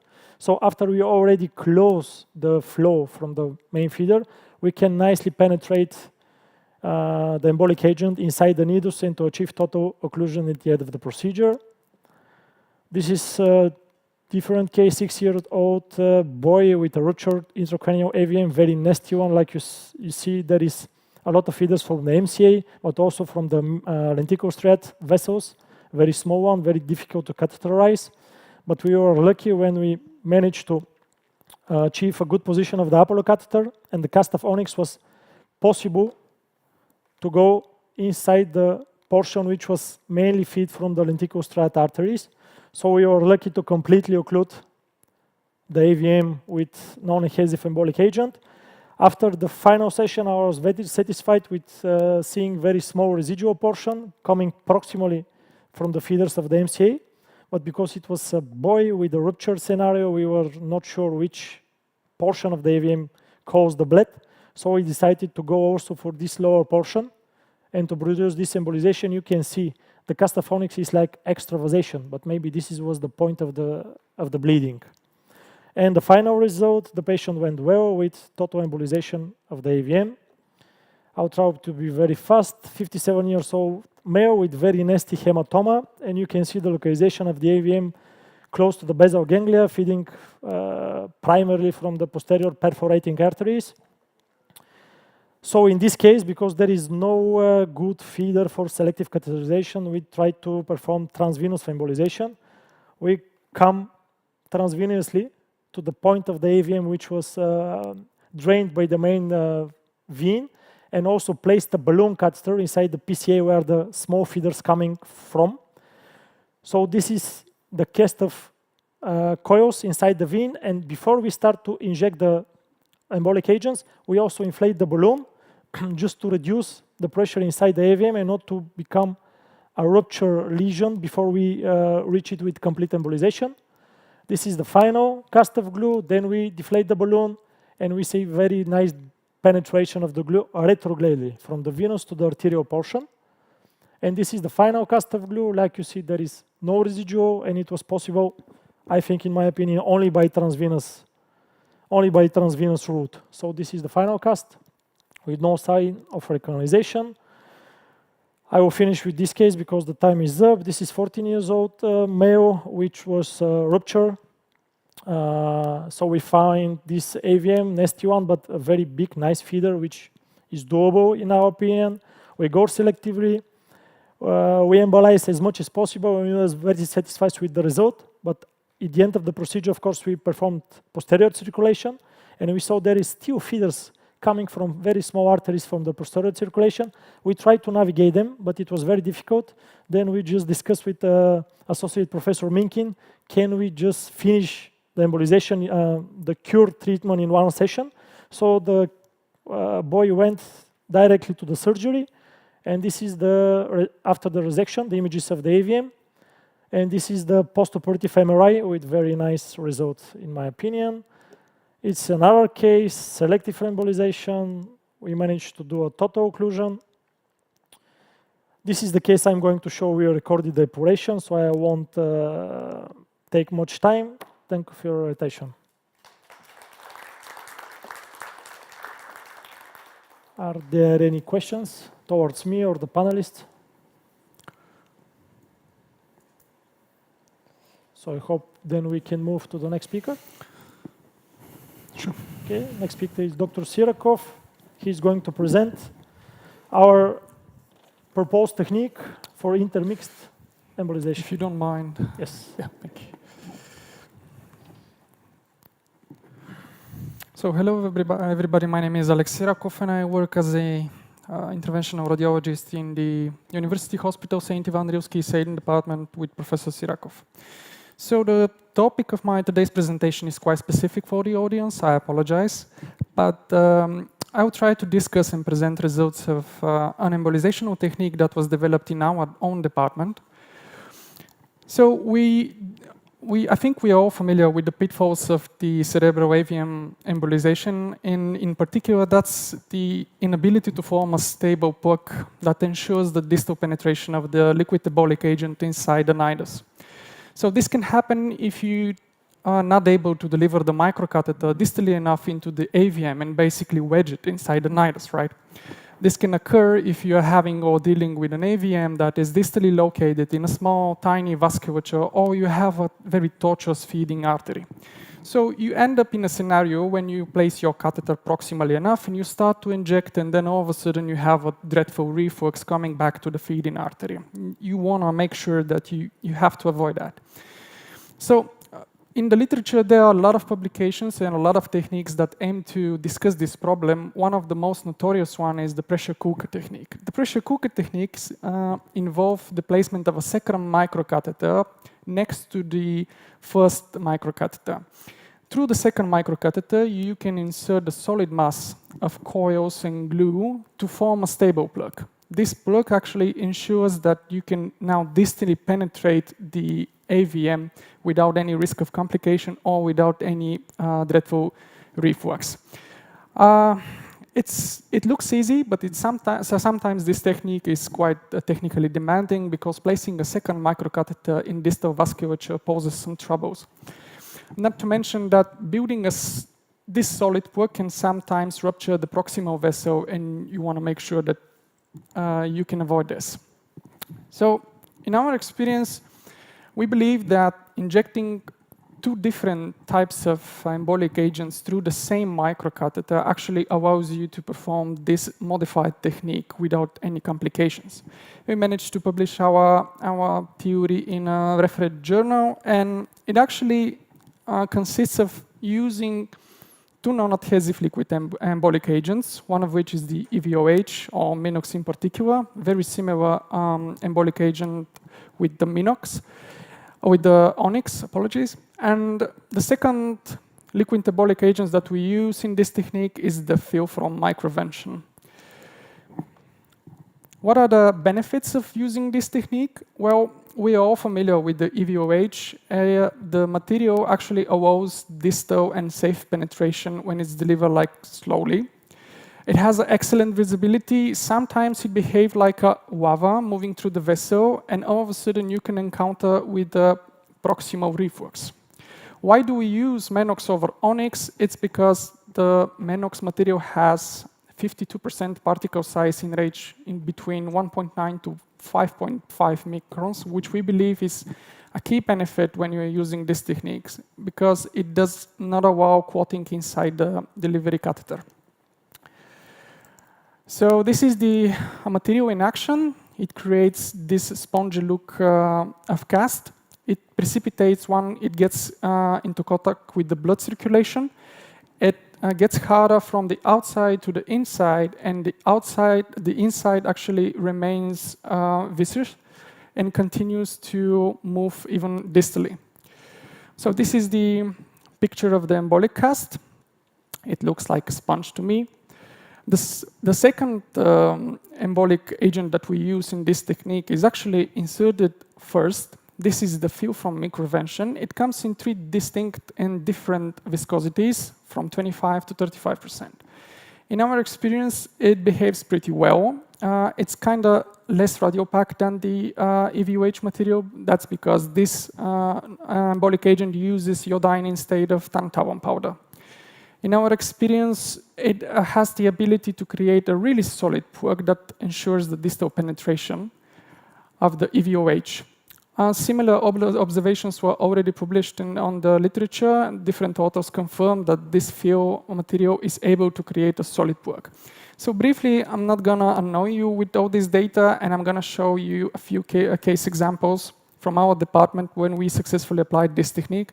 That's a really nasty looking AVM, and you don't want any drop of reflux into the normal brain circulation.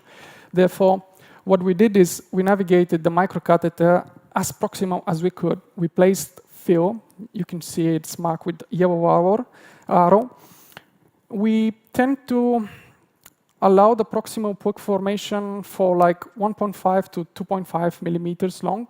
And then we switch to the EVOH Menox in particular.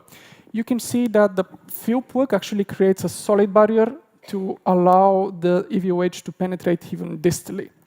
We didn't face any proximal reflux while we were embolizing the lesion. You can see these are the final results with like partial but sufficient embolization of the AVM. Another case example, when we were here, we were not able to navigate the delivery microcatheter distally enough to wedge it inside the nidus. So we thought it's a good idea to combine the technique. We went straight ahead for fill, which is marked with yellow, and then we slowly injected EVOH to the point where we completely embolized the AVM. Another case example, two feeders. We wanted to avoid the catheterization of the two feeders because you never know if you're going to encounter any en-passage feeders coming from the normal vasculature. So what we did over here was we placed the Apollo catheter just next to the nidus, few drops of fill to make sure we have a solid and stable plug, and then we switched to the EVOH. You can see no reflux coming from the plug, but a really good and solid distal penetration of the Menox, coming to the point where we basically obliterated the whole AVM with no angiographic evidence of residual complications. Another nasty looking posterior circulational AVM, same, you don't want any reflux over here. What we did is you can see the microcatheter and the fill plug. We allowed it to penetrate slight distally this time, and then we switch with the EVOH, making sure that we have a good stable obliteration at the end of the procedure. There is some residual, but it's dangerous to completely conquer the AVM in this circulation. That's one of the latest examples of this technique in our department. A recent AVM case the patient was actually treated a few months ago with the first initial session of EVOH. We decided it's really risky to compromise the patency of the pica artery, so we went for fill, and then we switched to EVOH, Menox. Look at the distal penetration. The EVOH kept going and going. You can see the first embolization actually, the darker cast over there. This was the first session done only with EVOH. You can see that we obtained some solid reflux over here and a relatively small distal embolic cast. With the combined technique, you can see the fill over here and the amount of embolization that we managed to obtain. So this is the final result, partial, but I think quite good embolization. So to summarize, I think that this proposed technique actually offers quite a good alternative to the pressure cooker. You don't have to navigate 2 microcatheters. You can safely select 1 catheter and deliver the 2 embolic agents without any difficulties. Thank you. Thank you. Again, very nice presentation. Are there any questions, ideas, comments about Dr. Sirakov? Maybe a comment. Sure. Wonderful. Thanks.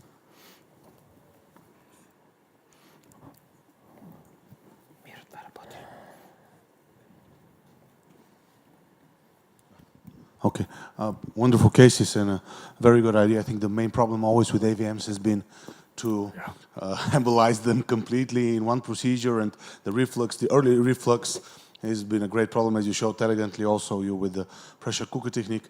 And I think that the future is in such promising techniques, and also what you mentioned before, changing the viscosity of onyx. I have seen René Chapeau changing the viscosity of onyx with DMSO during a procedure only to receive a better penetration of the AVM. So the idea here is exactly that you using this technique and maybe changing different types of embolic agents and the viscosity of them might have a better penetration and better I think embolization result. On the market there is like lower viscosity formulations of EVOH called Squid 12. Yeah. We don't have any experience at all with Squid 12. Maybe a few cases, but that's not enough to address the issue properly. I think you mentioned a recent publication of a Korean team that actually tried to dilute the 18 formulations of onyx with DMSO. But that's kind of risky because you can pre-dilute it and make it less visible, and then that's risky to perform the embolization with. I agree. I saw it in the hands of René Chapeau. I don't dare to do it. Yeah. At the beginning, we have the same idea, just to change the viscosity. But Alex came up with the idea because he tested the different, and the fill is going like a sponge, like a grape shape. And the onyx, menox, squid are there continuing to be lava, linear filling. So it's really beneficial compared to the René Chapeau proposal of just different the dilution of the EVOH, is that you have like a solid mass which create faster, the solidification is very faster compared to the Onyx 34, and it's a different kind. There is no free spots after 2-3 millimeters. So you can have like 3-4 millimeters of stable plug with fill, not comparable with Onyx 34. It's even better. That was his idea, and it works, I think, in our experience. Yeah. I absolutely agree. Completely different behavior of the 2 agents, and it's real better.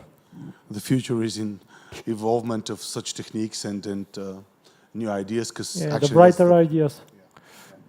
Thank you. Okay. Someone else?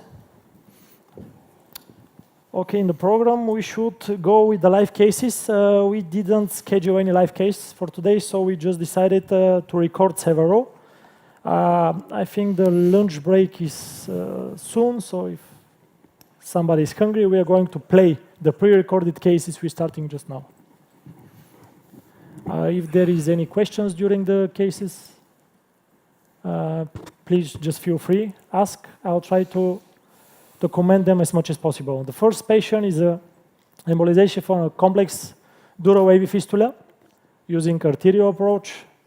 It's a 30 years old male with progressive loss of visual symptoms, generalized seizures, and diagnosed, I think, with the MRI or CT with complex AV fistula. So you're going to see in a second, maybe on the angio, the feeding artery is coming from the internal carotid and posterior circulation. This is the devices we used. In this case, we used the sonic detachable tip and Apollo combined. So this was the navigation. I think we start, yes, the angio. This is the second procedure after the initial onset of the symptoms. This is the panangiography. You see feeding from the external carotid artery on the right side. So this is like a residual portion from the previous embolization. Multiple feeders coming to the same point near to the transvenous sinus, where is the fistula point. So we start with selective catheterization and navigation through the occipital artery. Is it well visible? Yes, on the roadmap, you can see the delivery of the sonic catheter with the guide wire we pointed out. It should be maybe Synchro or some Asahi guide wire, 10 or 08.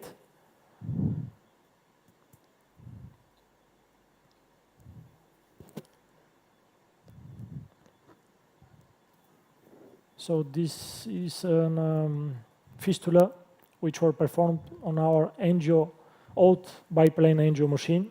We have a 15 years old GE machine, and the quality is not the best, but at least it's a biplane. I think the other pre-recorded cases are on our new machines we are currently in use. It's a biplane Philips machine, the Aspirin, I think the latest version. So this is the navigation, like you can see in two projection, AP and lateral. We are trying to reach as much as possible distal position for our microcatheter in which we are going to deliver the cast of embolic agent. On the AP, you can see we are already past the first big curve and penetrating more distally.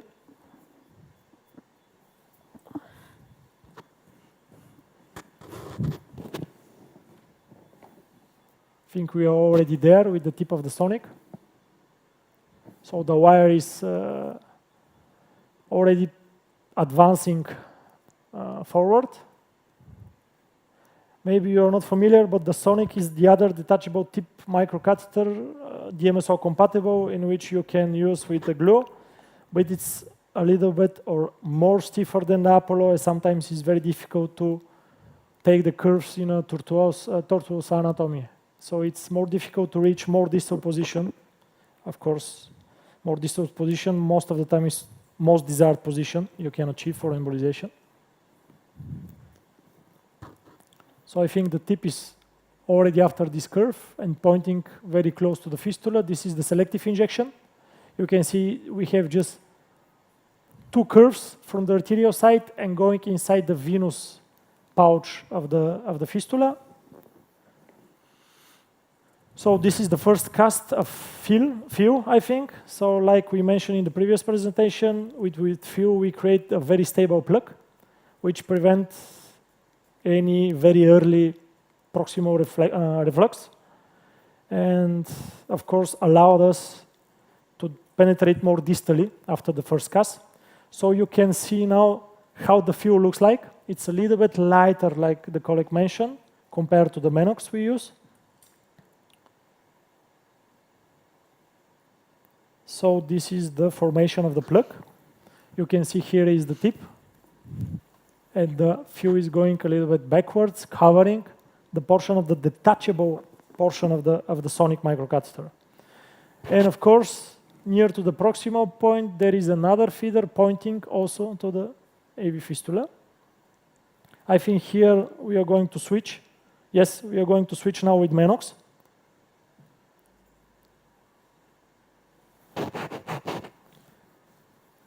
Now just the final cast which was left inside the lumen of the sonic. So the previous few should be pushed from the interluminal portion of the sonic microcatheter. And then you're going to see a little bit more darker portion, which is already the Menox. And in our opinion, Menox 18 is easier to penetrate more distally. Of course, there is, in these sessions, there is like 30 to 40 seconds we are waiting between the casts. In this time, you let the embolic agent to solidify, to be more stable portion, and to penetrate at different levels and different directions.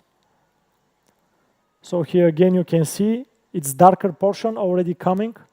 This is already the Menox, and I think here we finish with the sonic catheter. And we will do a second navigation with the Apollo, catching the next feeder. Because we now reduce the flow coming from the bigger feeder. Now the flow towards the fistula, it's lower before the beginning of the procedure. So now I think we are going to show the second navigation. Now it's with Apollo catheter because we are pointing more distal direction, more distal portion of the fistula. You can see the stagnation of contrast of the previous cast because it's totally occluded. Some contrast is stagnating at the level of the embolized portion. So this is the second navigation.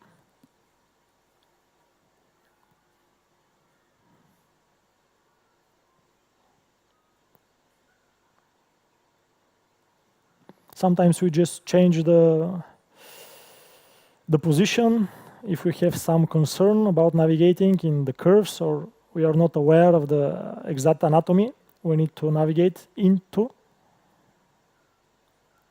Yeah, so this is the Apollo. Already I see it on the table. And we are starting to navigate in it, in the second feeder by its size. So this is the selective injection from the Apollo. Pointing the feeder we need. And now we start with the cast of the onyx. And you see there is no flow which will prevent penetrating the onyx. When you flow modulate, if I may say so, flow modulate the fistula, you allow the Menox not to penetrate against the pressure. And when you stop it, it's easier to him to penetrate nothing. There is no gradient which will pulsating towards it. And now you can see very nice penetration. Our goal, of course, with the fistula is to reach the vein, food vein. If we reach the vein and we manage to occlude it with glue, there is almost 100% sure that the total is totally gone and it's completely cured. So you see already with the Apollo, and you see how nicely and distally, without any reflux, it will penetrate more and more distally. On the AP is better in view the cast. This is our point we have to reach with the glue. Well, I'm pointing with the laser.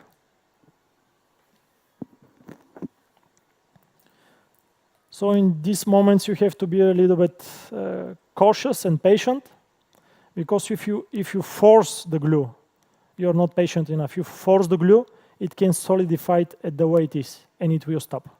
It won't penetrate more distally.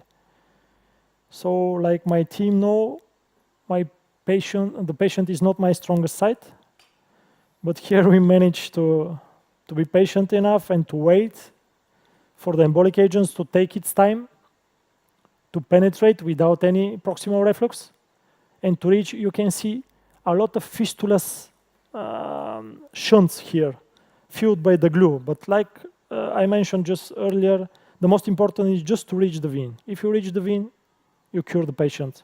If you close it, the vein foot, the other available still or not filled or embolized arterial shunts will just closed. It's not like the AVM.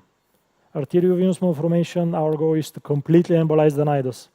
Here's our goal is just to find the right vein foot, the drainage, and then to occlude it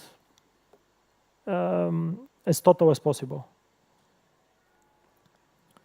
So we just changed the roadmap.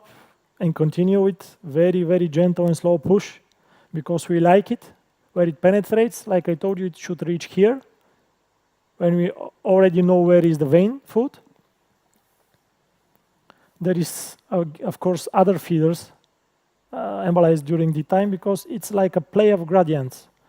If there is a less gradient, the liquid is easier for him, or it's like a free space, it's easy to go in that direction. And our goal is to speak with the glue and to ask him to go at the direction we want. You see, various of fistulas shunts we fill with the glue. And at this point, it is reaching the first pathological vein. And we want to occlude it towards cranially.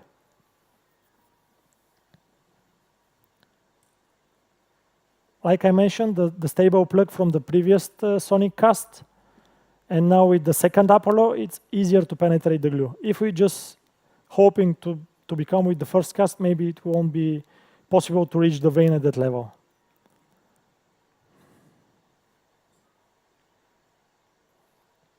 We just changed the roadmap mask so we can see the new cast of Onyx.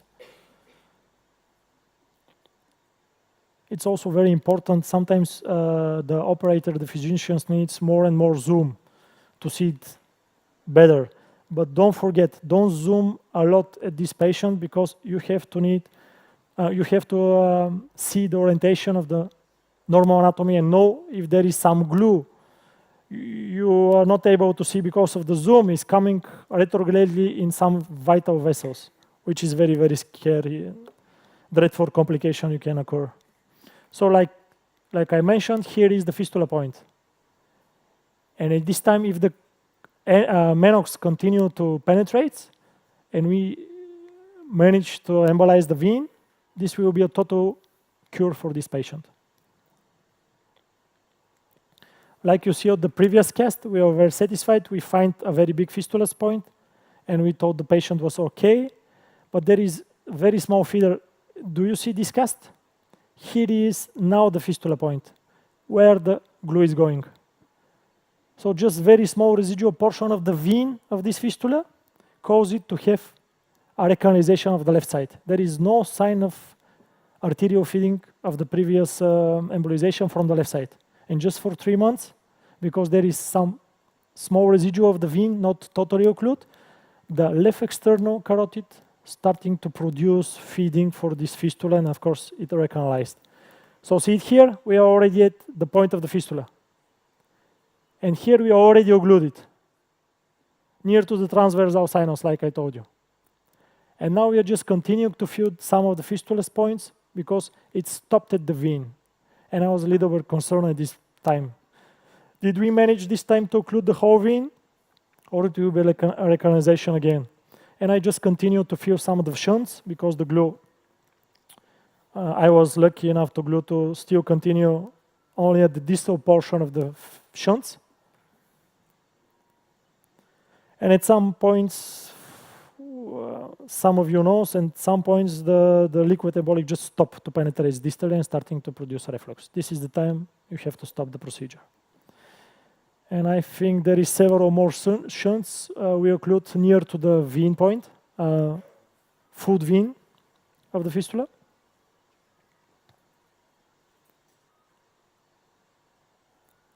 It's another cast. All the time we just change the roadmap and we can see the new portion of the embolic agent. Additionally, new shunts.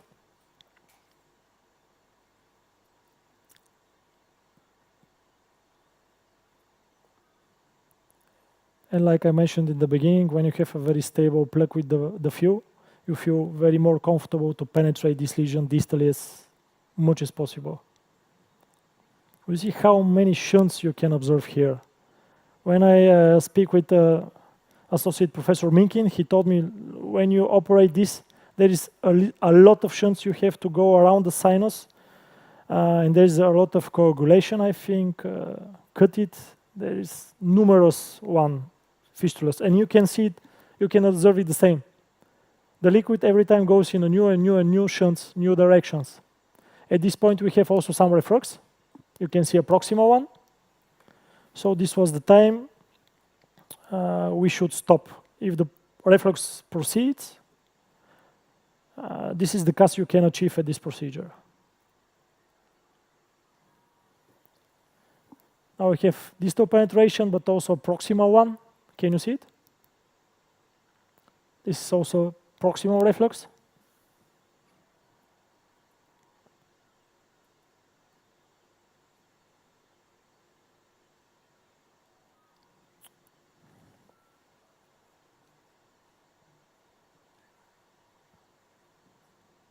Yeah, and it continues.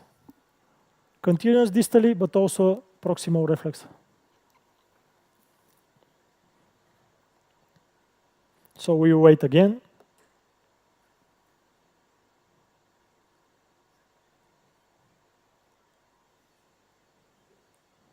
More shunts of the fistula are filled with embolic agents.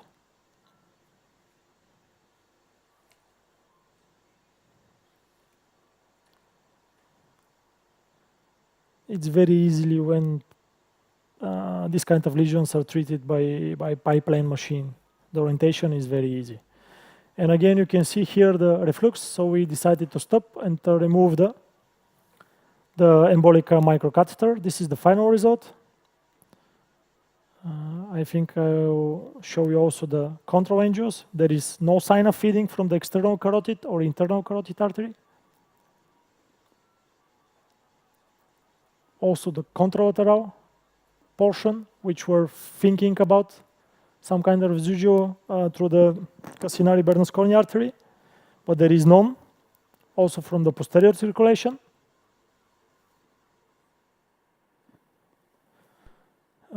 And I think we have an MRI of this patient, 6 months and 12 months, without any signs of recanalization, and his symptoms regress totally.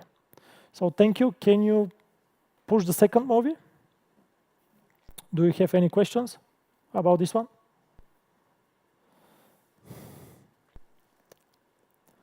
It's a 63-year-old male patient with asymptomatic AVM. With history of rupture, but not a acute one during the time of the procedure. He was completely asymptomatic before the procedure. And this is the AVM, very small nidus, type 1, feeding from the feeders from a left PCA, draining directly to the pathological vein to the sinus rectus.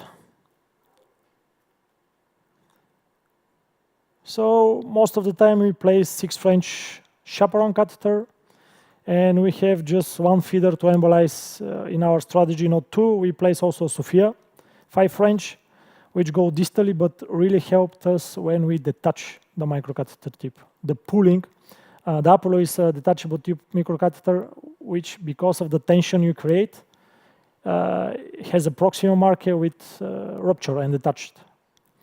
Sometimes there is a lot of tension needed to create this detachment point to be loose. So in our opinion, with the Sophia, you protect the vessels from a spasm and additional traumatic events during the detachment of the Apollo catheter. So you can see here the navigation, the Apollo catheter, the Sophia catheters is at the mid-basilar artery. We use the Apollo catheter with, I think, synchro 10 wire to navigate inside the biggest feeder we found. It's a 5 centimeters detachable tip. Like you see, here is the proximal, here is the distal, here is the proximal tip of the microcatheter. So the idea is if you have any reflux, it shouldn't pass through your proximal marker. This is the cast of Menox. You can see here we are very lucky. We get a lot of penetration before we starting to create the plaque. There is also a strategy before we start. You have to evaluate every vital vessels you can see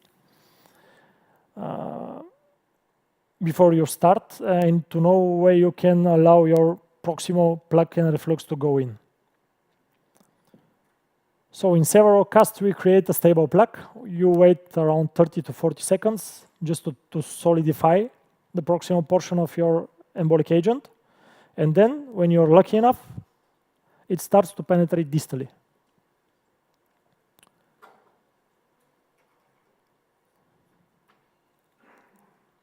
So here's the additional castaphonics penetrating inside the nidus. We already have a reflux close enough to the proximal point.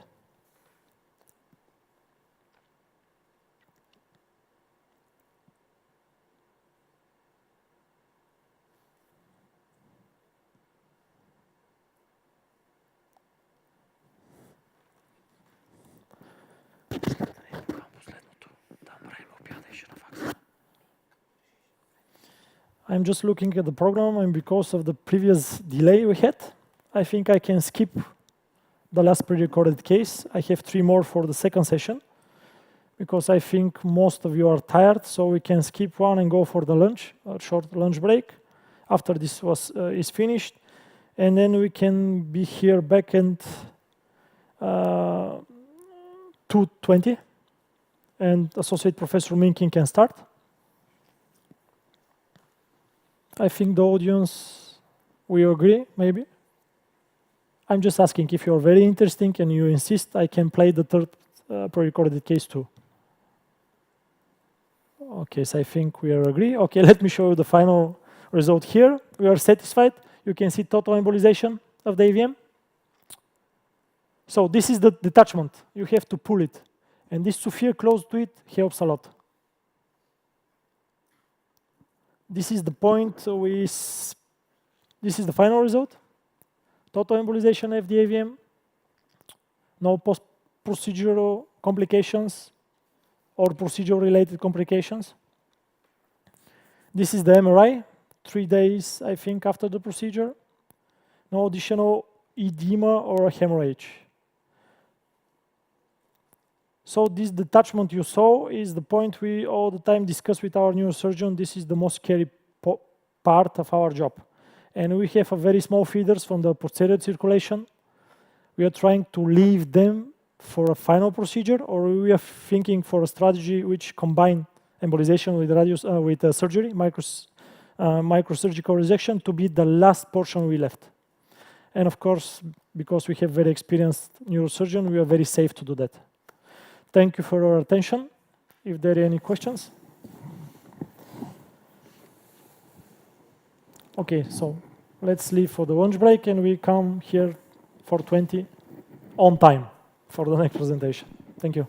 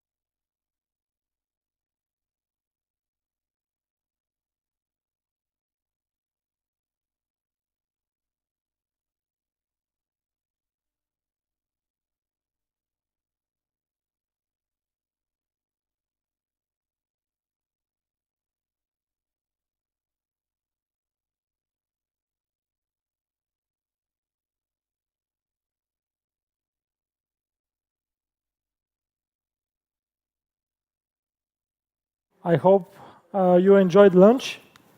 The time was short, but I think enough, and we should start because the program is very tight and we don't have time for additional delay. The next speaker is Associate Professor Minkin, and he is going to talk about the microvascular surgery of the arteriovenous malformation.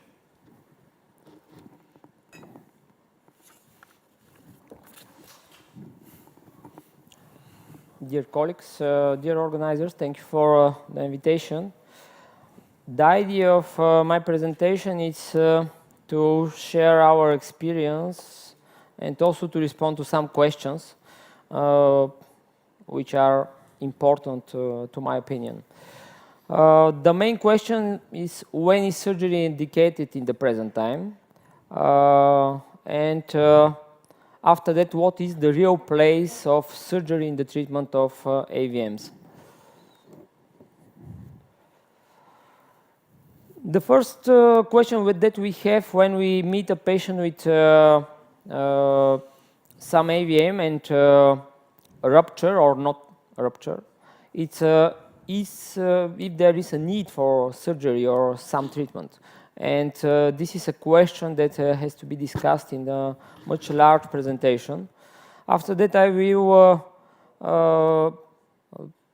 underline that surgery is indicated when complete endovascular surgery is uncertain, when complete endovascular treatment is impossible, or when the endovascular treatment is complicated by a hematoma.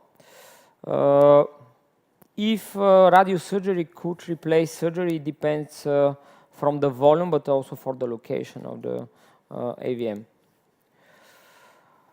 Complete endovascular surgery could be uncertain, which means that at the end of the procedure we can have some doubts if the feeders are completely occluded. This is an AVM and the final cast where there is some where can I show?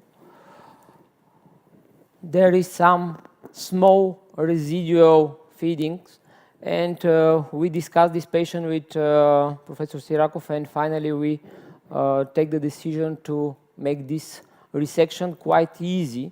It's clear that after resection, after embolization, the resection, it's less bloody and very, very easy.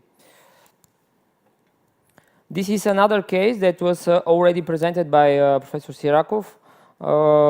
Relatively easy AVM even for surgery because the feeders come from the Sylvian fissure. Professor Sirakov obliterated these feeders, but unfortunately there was a feeder that comes from the posterior cerebral artery. I will show here. This is this artery on the MR angiography. And what we perform is just simple temporal power resection. I will show you that the feeder from neurosurgical point of view is quite easy to be identified and coagulated. This is the image during surgery, a little bit color in this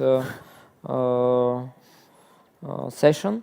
Here you can see the onyx, and later, after dissection, we found the feeder which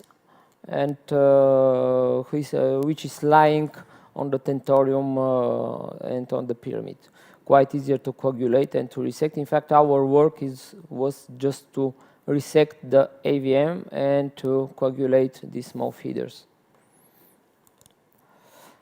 This is the final result, and the resection, very, very easy operation from a neurosurgical point of view. Another indication for combining endovascular and neurosurgical treatment is when complete endovascular treatment is impossible because of lack of endovascular access. When the doors are closed, it's difficult for the endovascular surgeons to go and to embolize. This is a very interesting case, in fact, dural arteriovenous fistula. After 4 consecutive arterial onyx embolization, in fact, both transversal sinuses were embolized. Also, the distal part of the superior sagittal sinus, and there was no endovascular access for additional embolization, and the fistula was not completely occluded. We know that when it's not completely occluded, another fistula will be developed. This is our strange resection. It's maybe one of my more aggressive resection. We resect both transversal sinuses, the distal part of the superior sagittal sinus and the confoecinium. In a normal individual, it's clear that it has to be with very, very big risk of death. But here there was no any additional deficit because the venous system was already reshaped. Finally, the complete treatment included 4 embolization and 1 final cut from our part. This is another example of endovascular treatment, which is impossible because of absence of endovascular access. Very interesting case. In fact, this patient was treated by many endovascular specialists and also many surgeons. More than 1 million level was invested in this head. You can see a lot of onyx. But the result was not so good from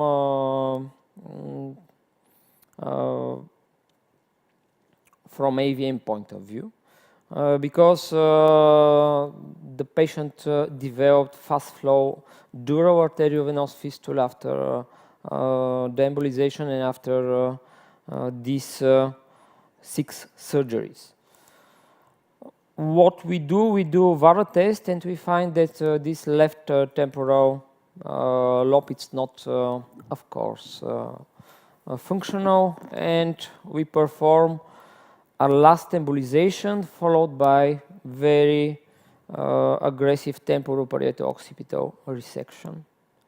And this is the patient after the operation. You can see that the posterior part of the temporal lobe, the occipital lobe, and the parietal lobe are absent, but also the AVM is cured. There is no additional deficit. The patient has hemianopia before surgery.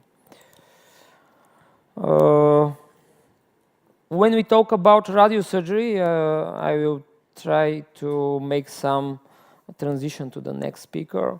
We have to know that it's very nice. I am part also from the team that planned radiosurgical treatment.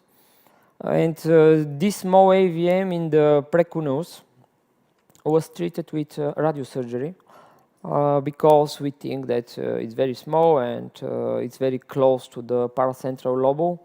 And finally, it was not very good decision because here you can see the result. It's a radionecrosis all around the cured AVM. This AVM was cured at 1 year after radiosurgery, but unfortunately followed by hemiparesis because of this radiosurgery, which recovered a lot the next year, but there is some permanent deficit, however. Finally, I want to stress what is the real place of surgery in the treatment of AVM nowadays in our center. We have 2 AVMs operation per year. We are very experienced, but we have maybe 0.5% of our activity is AVM, which means that we are, of course, not very experienced with this surgery. But, however, this is the present situation, and we have to play with it. Surgery is just a reserve player nowadays, but it's rarely needed and despite this irreplaceable for the moment. Thank you for your attention.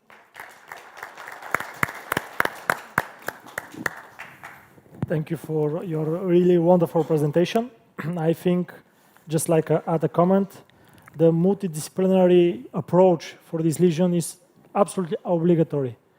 There is still a lot of lesions that cannot be cured only by endovascular approach, only by radiosurgery. We need the microsurgical resection sometimes. We need to handle the complications. In that point, I will just mention that Professor Charbel-Monnier, which is very famous about his transvenous approaches and he's very experienced with AVM lesions, is going to be here on 3rd and 4th of November. And we are going to treat 7 AVMs, which are very complex to do it by ourselves. And then, of course, we need Associate Professor Minkin and the others to be on our side and to have our backup if we need it in these cases. Thank you once again, Krasi. If there is any questions? Yeah, we are really a very, very important reserve player. Thank you for this. You're welcome. Some questions or comments? Yeah, Dr. Minkin, I've always wondered, is it true when you're dealing with partially embolized AVM and you are slowly resecting the EVOH material, is it true that it creates some sort of a sparks when you're approaching the AVM with the bipolar knife? Yes, it's very, let's say, beautiful because there are some sparks around. When you coagulate the AVM, I don't know what is the reason. Maybe there is some increased conductivity. Yeah. But it's very nice to see sparks in the operating field. It's not usual for us. It's a good entertainment. And Onyx create this. Yeah. Maybe that's why it's so expensive. It's because of the tantalum powder inside. Okay. Thank you once again. Somebody else? Thank you once again. We can move to the next speaker, which is going to present us the radiosurgery for the arteriovenous malformation. Okay. Good afternoon, everyone. I'm Dr. Dorothea Ivanova. I work as a radiation oncologist at the Department of Radiation Oncology at the University Hospital St. Ivan Rilsky, Sofia, where my colleagues work. The topic of my presentation is radiosurgery in the treatment of AVMs, and I will stress or I will pay more attention to the post-embolized cases that we've treated. Okay, so stereotactic radiosurgery for AVMs has been used for a very long time. The major body of evidence that we have about the efficacy of the stereotactic radiosurgery comes from the 1990s. I've tried to put a little bit more recent series to show what the obliteration rate and complication rates are. But just to have in mind that since the 1990s, there have been major changes in the treatment that we do. Imaging has changed a lot. The way that we deliver doses has changed a lot, so we can confirm the doses a lot. So it's good to pay attention more to the recent series rather than the old series that they are. So different authors formulate in a different way their idea of excellent results, but I think as an embolization, what we try to achieve in stereotactic radiosurgery is obliteration of the AVMs.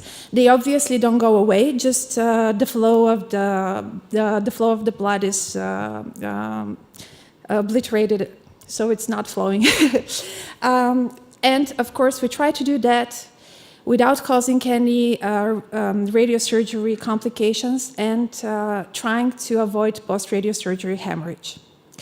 As you can see from the authors that I've put down on the slide, around 70% of the time we achieve that. So how does stereotactic radiosurgery work? It works through inflammation. We cause endothelial damage, and that causes proliferation of smooth muscle cells and elaboration of collagen into these cells. Fibroblasts then transform into myofibroblasts, and progressively this causes stenosis and obliteration of the nidus. I've put this in the slide that clinically we expect this to happen in 2 years or a little bit more than 2 years, but histopathologically it's been shown that this happens for about 60 months. So maybe we need to re-evaluate the results of obliteration and give it a little bit more time. So some favorable prognostic factors that we like to see. Mainly that's the smaller volume, because this gives us the opportunity to give a lot higher doses. Non-eloquent location or non-deep location, I don't think that eloquency is the same in radiosurgery. I think we divide the lesions into peripheral and deep. Deep meaning those that are situated in the thalamus or basal ganglia or the brainstem. We have our own scales that we use, not the Spitzler-Martin classification, but this is going to show up in the presentation in a little bit. Very controversial, male gender was considered a favorable prognostic factors for a very long time, but recent studies don't really prove this to be true. The unfavorable factors are pretty much the opposite of the favorable. So large volumes do not allow us to give a lot of dose, and that doesn't translate into good results in terms of obliteration. So these are the classifications we use. The most famous one is Pollack's, Dr. Pollack's classification.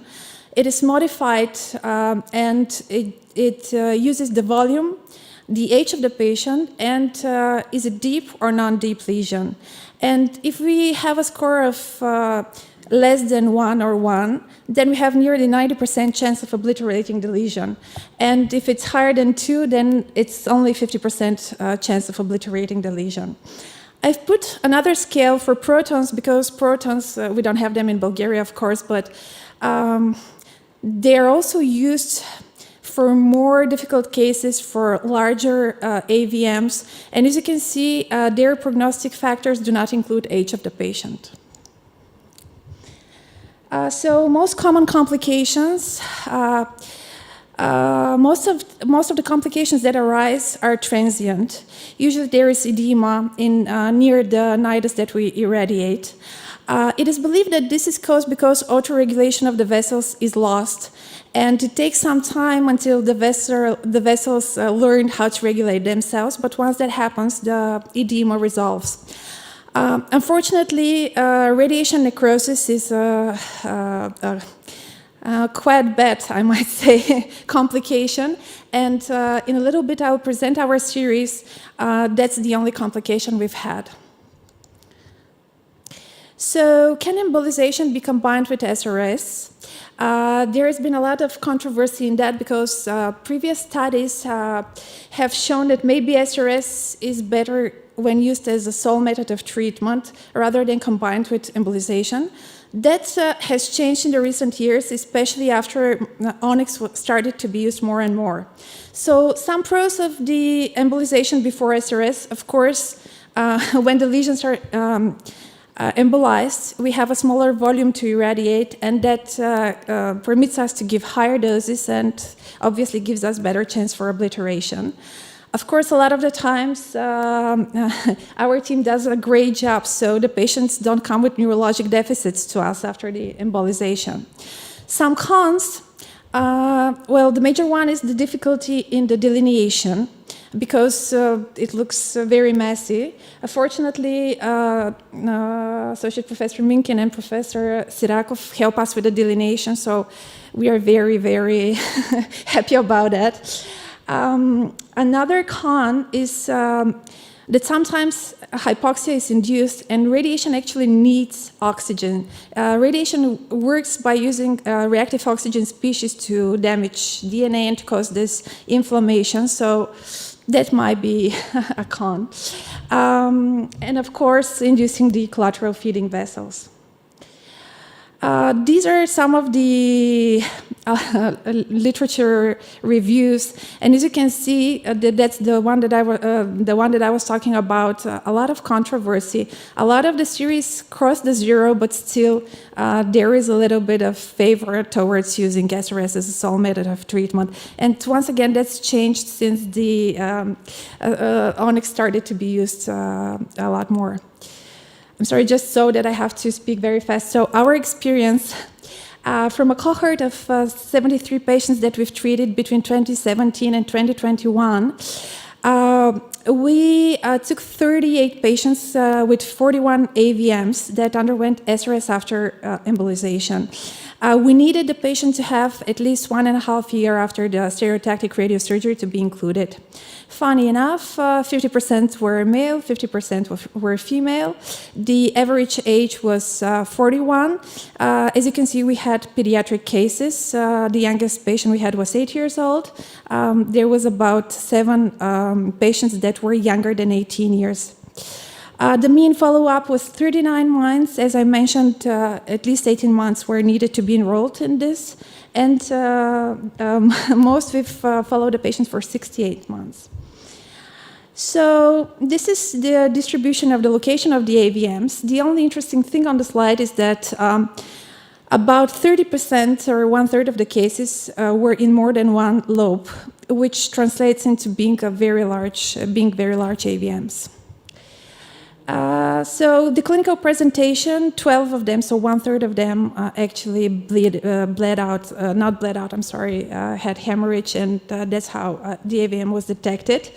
Around 20% had epi, and another 20 headaches. I've grouped the rest of the neurologic symptoms in the last category, and that's 51%. So dosimetry, the volume of the nidus, which is very important to us, was 5.6 cc's. The smallest one, the smallest AVM we've treated was 0.1, and the largest one nearly 40 cubic centimeters. The fractionation regimen depends on the volume that we treat. So for smaller lesions, we use a fraction of higher dose, like 1 × 20 grays, and these are usually the ones that really obliterate very well. And as you can see down the slide, 4 × 5 grays or 5 × 5 grays, these are for the larger lesions that we have. So the rate of obliteration was quite good, comparable with the literature review, 78%, so 32 of the lesions were obliterated. Nearly half of them were followed by angiography, and the other half were followed by MR. We have the results by that. So the complications, as I mentioned, we had 2 patients with necrosis, unfortunately. That's the patient actually that Associate Professor Minkin showed. It's a 13-year-old boy, 1 year after the irradiation. That's the image that we got. Unfortunately, he had symptoms. But as you can see, with anti-edemic therapy, 2 years after irradiation, that's the image we get. So the patient is doing a lot better. And that's the second case. This patient, she's 41 years old. She was 41 years old when we irradiated her. The first MR was taken 4 months after the radiosurgery because she had epi symptoms, so increased epi symptoms. And again, as you can see, 1 year after the irradiation, this subsides. So all in all, we suggest that stereotactic radiosurgery is a very effective and minimally invasive modality for the management of AVMs, and it should be considered as possible treatment options for alone or in combination with neurosurgery or embolization for any patient with this pathology, and applied routinely. Thank you very much. Sorry for the speed. Yeah. Thank you, very nice presentation.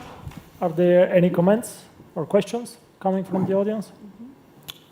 Yeah, Dorota, if my question for you would be, if you unfortunately are having an AVM. Sorry, if I'm unfortunately having an AVM. Yeah, so are you going for radiosurgery or combined treatment? I mean, regardless of the spectral mapping classification.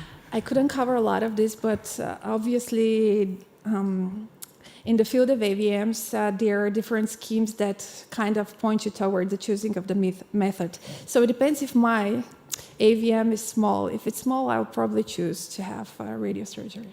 Over endovascular embolization or microsurgery? Yes. And that is due. So my understanding is that neurosurgery has a very huge advantage, and that is that it takes the symptoms right away. So if the patient is very worried that that they will bleed out or something like that, then they should go for neurosurgery. So as for embolization and radiosurgery, yours is minimally invasive, ours is not invasive at all. Just let's say that. And both have the risk of hemorrhage for a quite long period. So I don't know. And the radiosurgery doesn't? Sorry, no, both the methods have. I meant you mean the embolization and surgery? Embolization, yeah. And radiosurgery, okay. This is their big negative. Yeah. And what about this proton therapy? You're maybe more familiar with Proton that. therapy. Well, proton therapy, the difference is in the way the dose can be conformed. And nowadays, a lot of people try to use it for the larger lesions. Obviously, I didn't have time to talk about this, but when we have large lesions, usually, like in embolization, I believe we do staged irradiation. So we irradiate 1, 2, 3 times, so a couple of times. In protons, they can do it right away.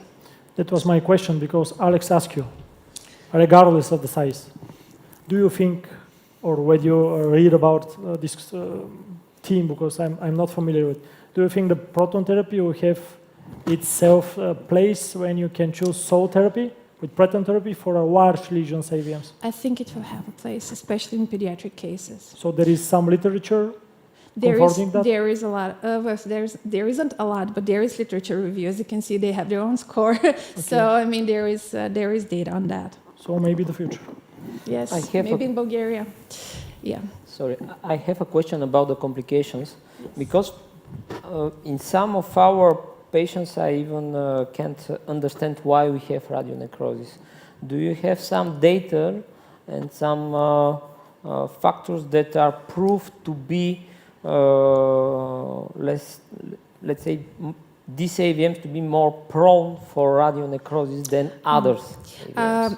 Because the volume is clear. If the volume is bigger, the radionecrosis is more frequent. But are there other factors? It's a very interesting and difficult question to answer. We were speaking with Dr. Chpetilovska that there are studies now studying fibroblasts from the skin and correlating this with the rate of obliteration and with the rate of complications that we can have. And there is a lot more studies like this, but they're small retrospective studies, so I can't really say we have the evidence of that. People are trying to find the answer to that question. And the second question, what you think about the staged radiosurgery for large AVM to, we have maybe 3 or 4 AVMs that we have performed staged radiosurgery, which means some part and after that other part of the AVM, because with embolization, when we talk about this combination of endovascular and radiosurgical treatment, we have some AVMs when the AVM is split in 2 parts that are really 2 volumes for irradiation. Speaking about large AVMs, I believe that staged radiation is really good. You've seen in the series we do have large AVMs, and here we've just irradiated them with lower dose. I think that is worse than staging them and trying to give higher dose. Of course, complication rate is higher, and it's Dr. Kolevo does the call. But yeah. Okay, thank you. Thank you very much. Sorry, one question from the audience. Question from the floor. Hello.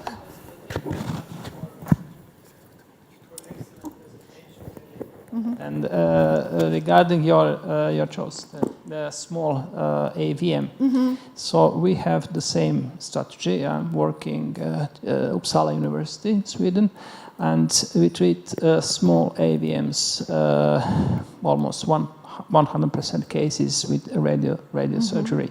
Only in cases when we have a patient with AVM that that is blood. In those cases, we start first with embolization and embolize as much as possible. And then some residual, for example, of 5 millimeters, 10 millimeters, up to 2 centimeters. It's definitely, it's perfect target for radiosurgery.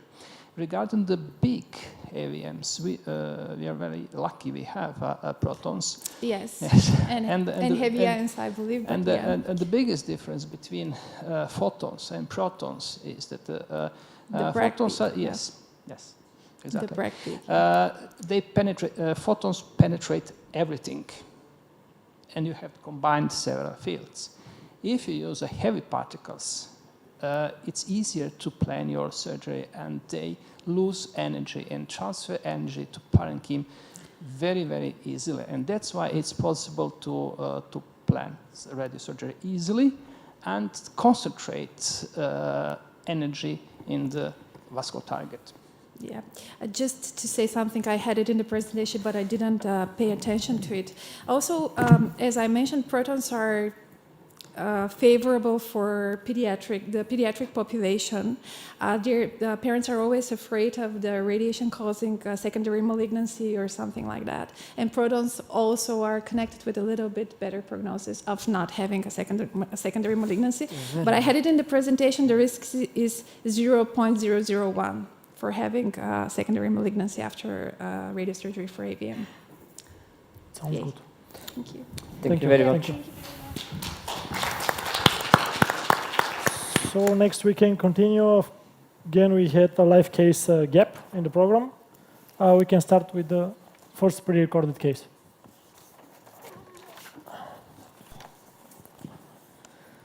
It's about embolization of a ruptured AVM located in the basal ganglia. It's a 42 years old female with a thunderclap headache, come with neurological deficit, hemiparesis on the right side, and we found this intraventricular hemorrhage with intraparenchymal hematoma of the left area of the left basal ganglia. So after we performed the CT angio, we saw it very complex and difficult for like a microsurgical or radiosurgery resection, and of course it's a rupture case.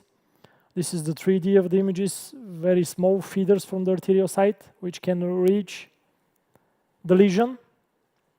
But because of the rupture nature of the disease, we decided we have to try. Our strategy was to try to reach the venous portion, embolize it as much as possible. If we need, we place a ventricular catheter because of the hemorrhage. And I'll show you later on during the movie that we managed to catheterize these small feeders coming at the level of the anterior choroidal artery and distally of the medial lenticular striate vessels and perforators coming from the A1, proximally A1. So this was the first tries and navigation directly towards the biggest feeder we saw, coming from the posterior portion of the A1, which was really not possible. Several times we just managed to go with the wire inside, but we just changed strategy and went through the anterior choroidal artery, just at the proximal level at the origin of the artery. We saw like a bifurcation on which there was a main feeding artery, which was also originating and reaching the level of the fistula. So after several tries, we managed to place our Apollo catheter as distal as possible. Like you see here on the AP, it was very difficult to take this curve. And you know it's tortuous pathological vessels, which they are very fragile. There is a real risk of rupture if you push more. But we were lucky enough to place our guide wire and to introduce an Apollo tip more distally, close to the point of the fistula. You can see here the tip of the Apollo is going up with the support of the guide wire.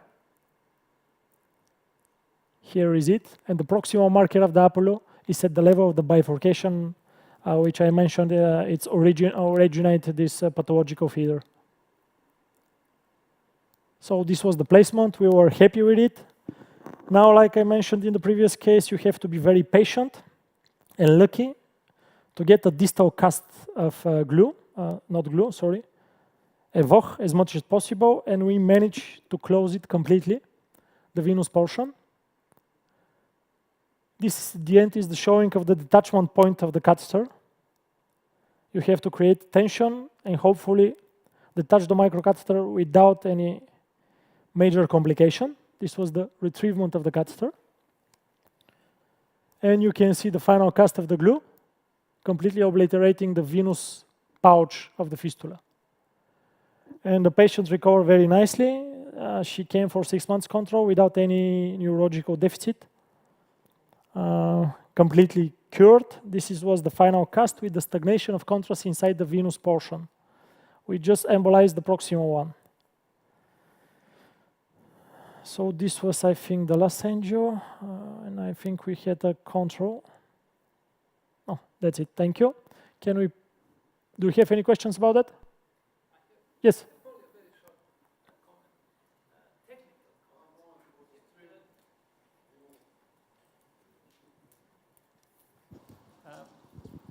I noted that the tip of the guide wire was almost all the time a little bit distally to the tip of microcatheter. Have you tried to pull the to guide wire and push the catheter? Because just the catheter without? Just the catheter. When we used the 0-10 catheters, which are like synchro like this, and we like the support of them, most of the time I fix the guide wire and push the Apollo without. You have used Sonic. Was it I think Sonic is, in my experience, Sonic is too rigid for this small portion. You have used which microcatheter? Apollo 1.5. Okay.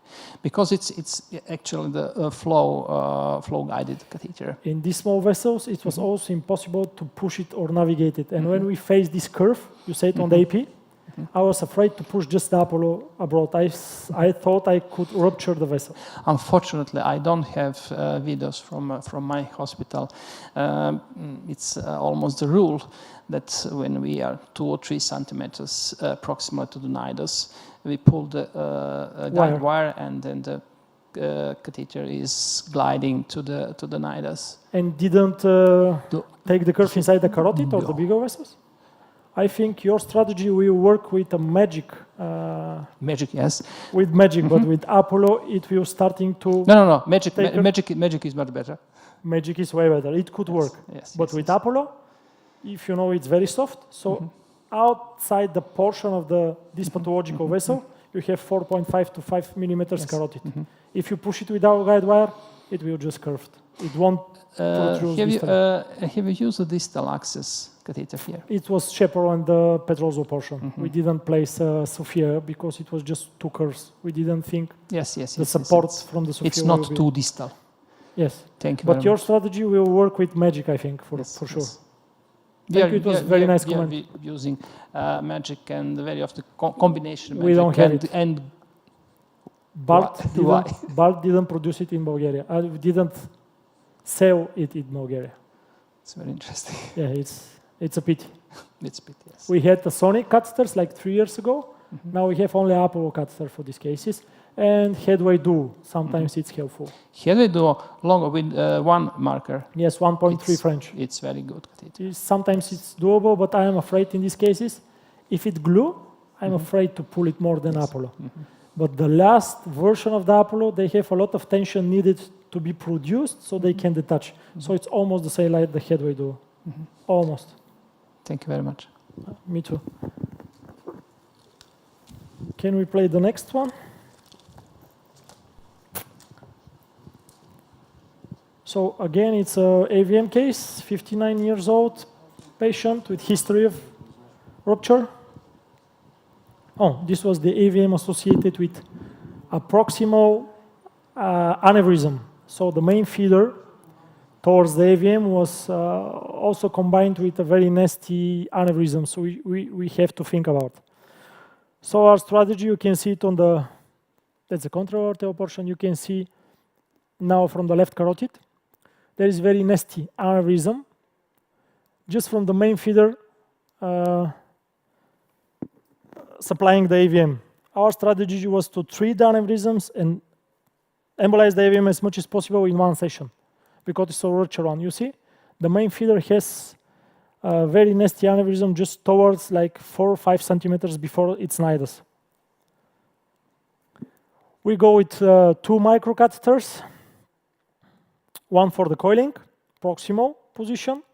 Like in this case, we place the chaperone just to have enough space to put 2 microcatheters, Apollo and Echelon.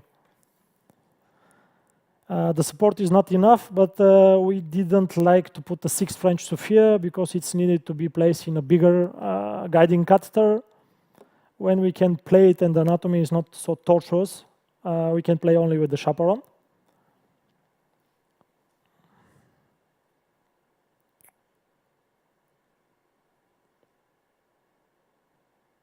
Or that's the case. So here we place a Fubuki 6 French, and this should be the Sophia 6 French. Navigating through the almost cavernous portion. Maybe you know, Sophia is distal access catheter. Somebody use it for direct aspiration. We use it for additional distal support when we are going to perform such distal embolizations.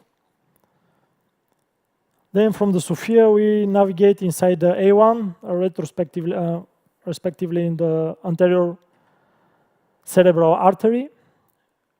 Reaching on the biplane, you can see the wire already inside. Some maneuvers just to skip the ACOM segment and go distally in the A2.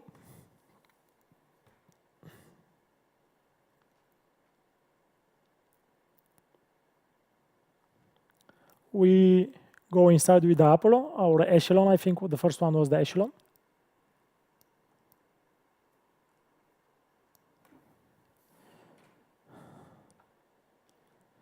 Sometimes the navigation the wire didn't go inside the bigger vessels like it's supposed to.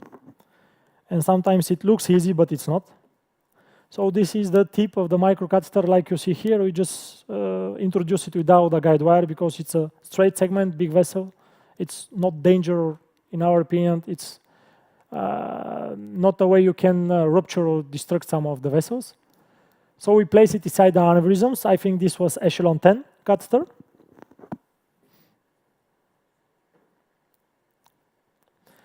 And we place it at this proximal position, just to secure some coils inside this aneurysm sac, maybe dissecting portion of the vessel.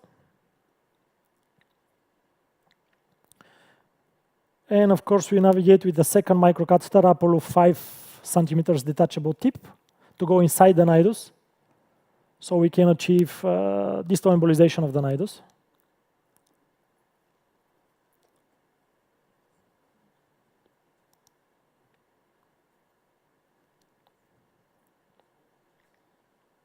Or I think maybe, if I'm not wrong, maybe we came first with the Apollo.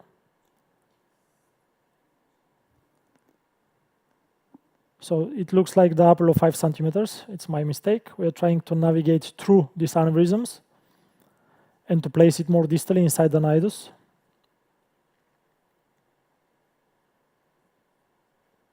We changed several guide wires. I think Asahi Chikai 10, Asahi 008.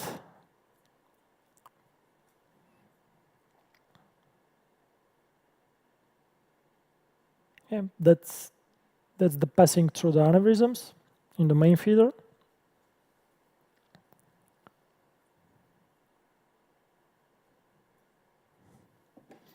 Now the wire is placed distally. Now we are going to play with the tip of the Apollo. See how, because of the tension, it just jumped distally, and we maybe spare the selective catheterization inside the nidus. This is the proximal part of the Apollo catheter. So your cast of glue shouldn't be covering it.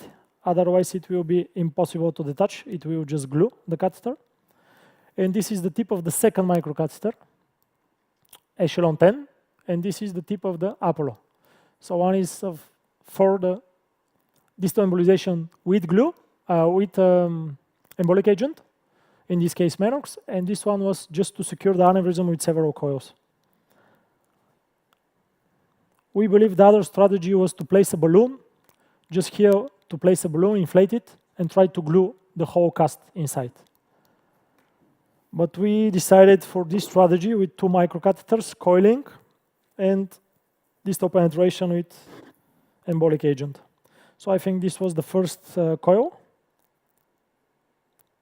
See how irregularity is the form of the aneurysm sac. We play several times because we thought our tip of the echelon is traumatic and we can produce a rupture of the sac. That's why we play several times. I think the first coil was 6x30 of Stryker. 360, it's its form.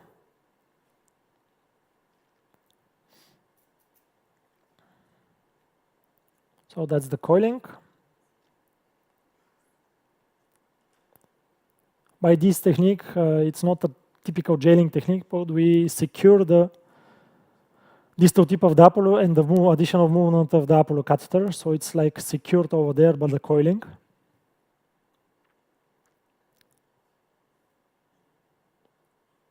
You can see there is some tension which the coil creates, and you can push your microcatheter outside the lesion. So we have to be a little bit, create some tension inside the microcatheter, play with the coil until you're satisfied with the position of it, of the last. So we're here changing the roadmap.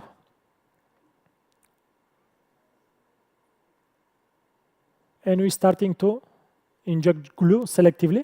We also really reduce the flow with this proximal plug. It was not very dense, but we saw that the penetration is easier. So in our opinion, we can maybe reduce the volume. It's like a pressure cooker technique, but the pressure cooker technique, if we're in its standards way, the coiling which should very close to the proximal plug. So we just reduce the flow, and we see very nice penetration of the glue inside the nidus. This is the first cast of glue. You can see how much of the lesion you can feel without any significant reflux through your distal marker.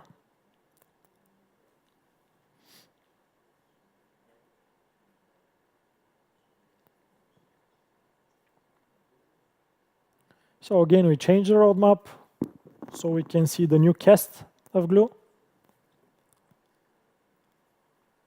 I'm continuing to repeat glue, but you know what I mean. It's non-adhesive embolic agent.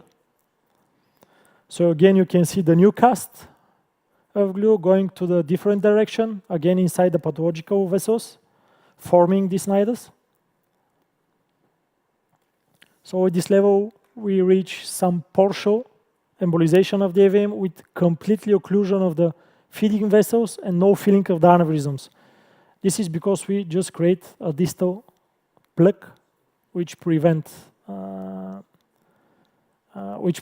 introducing a new amount of contrast media inside of it. So it's completely thrombosed.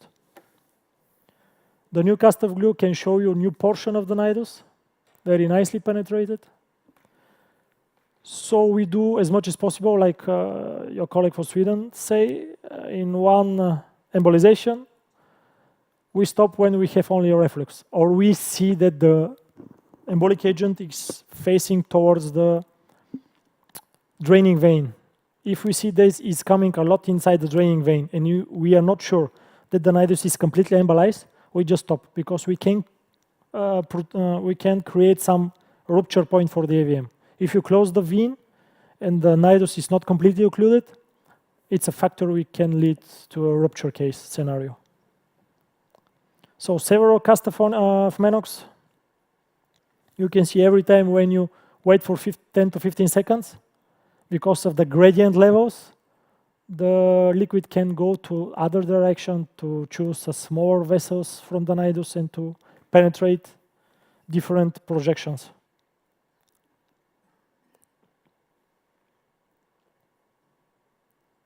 It's very important for the radiologist or the endovascular specialists to memorize and to know the anatomy before they start. Because during the procedure, when sometimes the glue is going somewhere you don't know and you have to check and to do additional run, these 10 to 15 seconds sometimes prevent the glue for distal penetration at the point you are wondering, should I continue or not? Which if you can memorize it before the procedure, will give you better results. Thank you again. Some questions? Again, okay. When to stop? If you see there is going inside the vein, you have to stop. But you know, you see the vein, you stop, and there is like 6, 7, 8 seconds more when the glue is continuing inside. Yes, yes, yes. You ask That's him why. to stop, but sometimes Yes, there is yes, force I know it's that. continuing. So you stop at the moment And you see it, but yes, sometimes and continue to feel the vein. Yes, sometimes Yes. continue. It's much better to contact your radiologist, who can radiotherapist can finish. In the this case, we treatment. schedule radiotherapy for a second session because we think the rupture point of the AVM is sealed, and I hope it is. There is no other weak points like intranidal aneurysms or big shunts left. And I think I have one third short case I want to share, and we can continue so we won't be late for that. Can you go? Sorry, questions? Additional? No.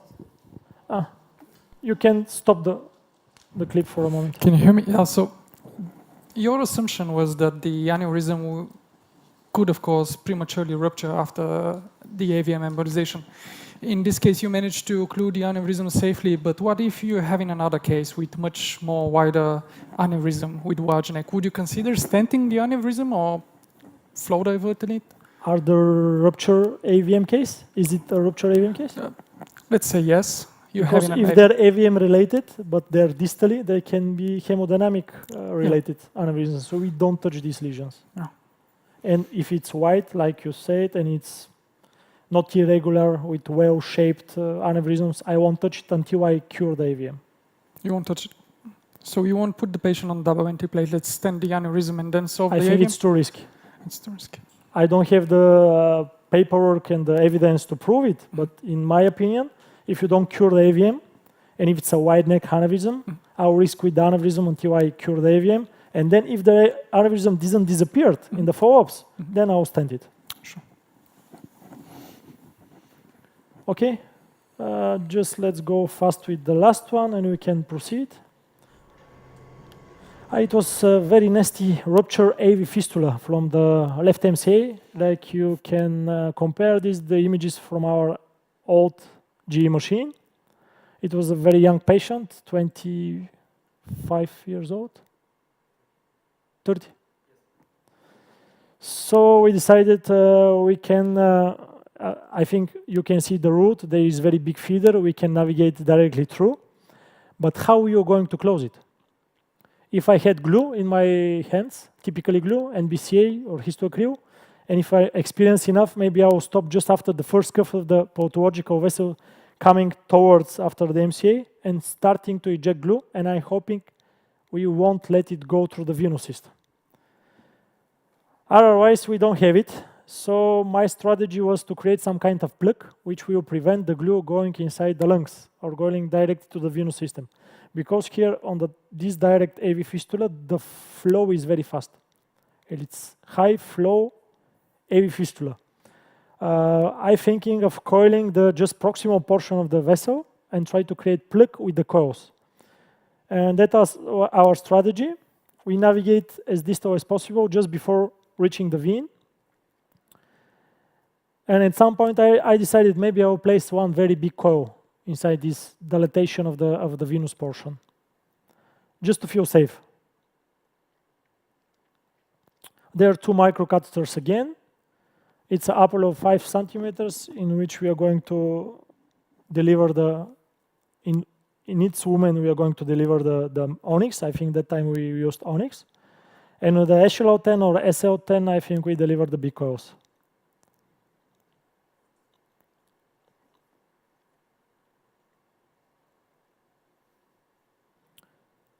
So it's a relatively easy case from an anatomical point of view, because you have very, very big vessel with just 2 curves it's not so difficult to go there. Here, the most interesting is your decision how you're going to keep your embolic agent at the level you want. Because of, like I mentioned, this high flow fistula, it's very likely you can lose it at the sagittal sinus or just continue inside the lung. So here, the tip of the microcatheter, here's the tip, I think, of the Apollo. Again, we use just chaperone, 6 French. It was a young lady with nice anatomy. We limited Petrov's segment. And we had enough lumen inside our guiding catheter for the 2 microcatheters.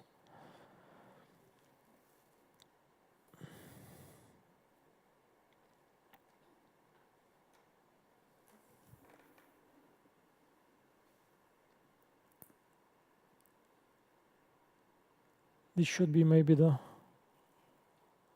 first coil. No, this is the wire.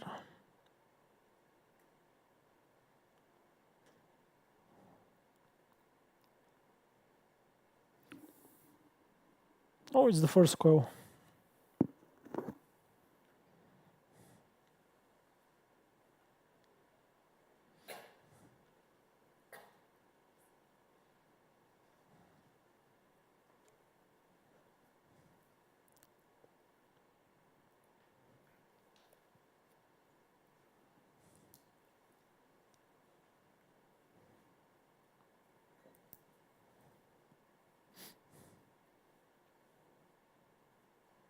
Yeah, this is the first large coil we just put inside the dilated venous part.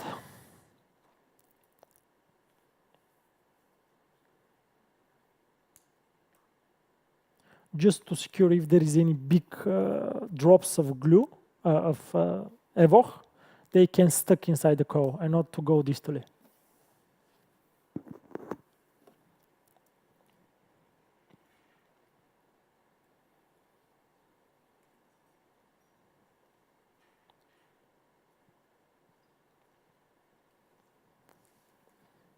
This was the second one.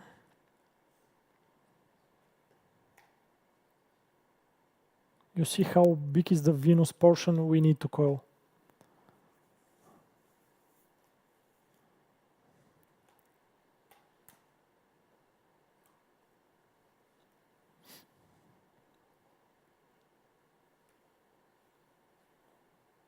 I think here again was, I prefer the target coils, the biggest size they had.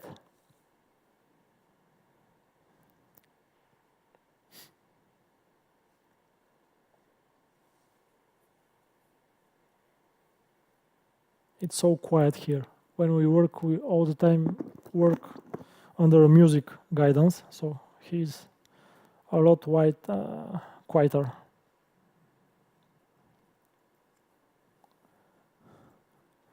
So I think we just put 3 coils, not more. Because you know the financial situation in Bulgaria, we cannot coil it like we want to be coiled.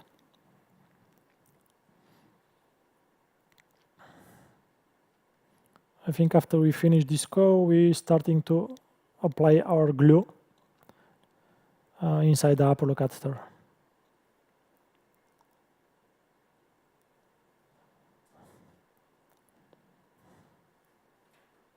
You see on the lateral how much more space we have from the opening of the fistula inside the venous portion.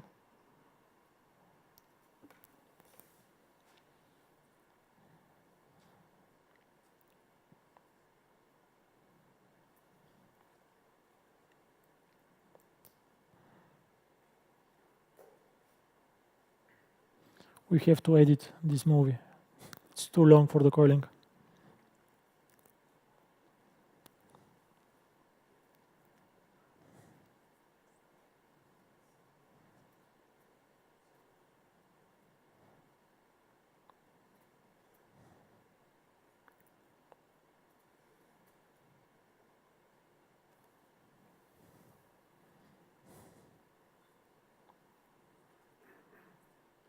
There is additional coil here. We are almost reaching the fistula point. You can see it better on the lateral view. Here is where it just entering it.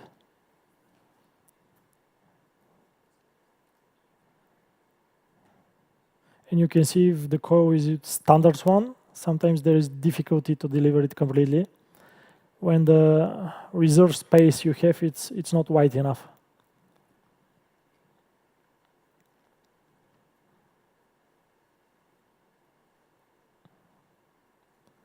And the echelon and the SL10 catheters are not the most supportive you can have for coiling.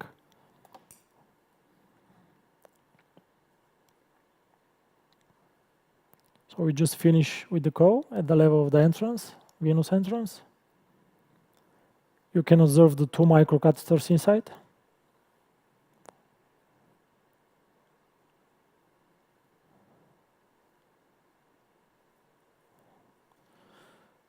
So we decided to continue with several smaller coils and just to entrance the arterial level of the shunt with several coils.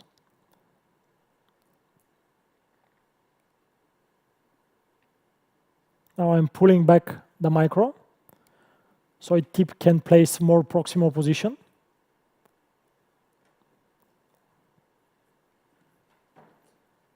You see it where it's just going out. So I pull it much more than I thought. And when it's halfly unsheathed the coil, you can place some tension. It's really soft microcatheter. So you continue coiling from here, just to create more obstruction and to feel safer when we deliver the liquid embolic agent.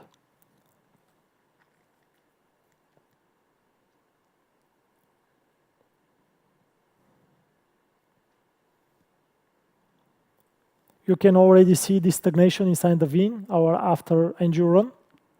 This is because we already lowered a lot the contrast inside it.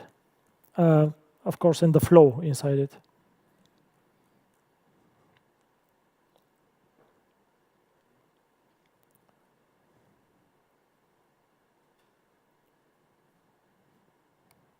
This was delivering of the coil. You can see this is its end portion, which we are going to end now.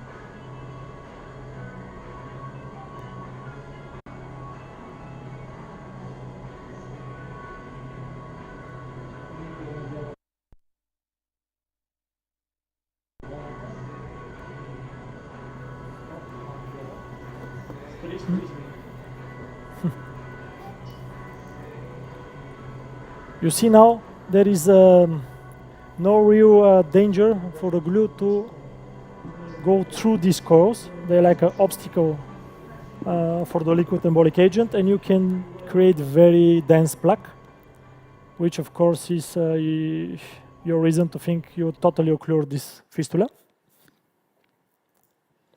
You see there is small portion of the glue going inside, but because there is slow flow proximally, it's not possible to be loosened inside the venous system.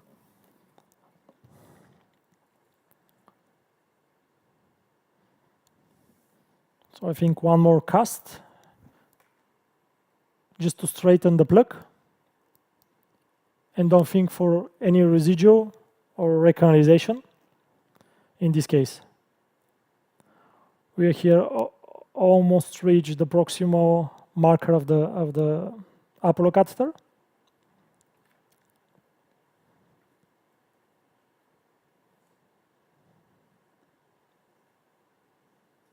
And this is the final run with total exclusion of the fistulas point from the normal blood cerebral circulation. I think we have a control angio and MRI on this patient. This is at the end of the procedure. You see the stagnation inside the main feeder of the fistula. I inject a little bit more, just to be sure. Better safe than sorry.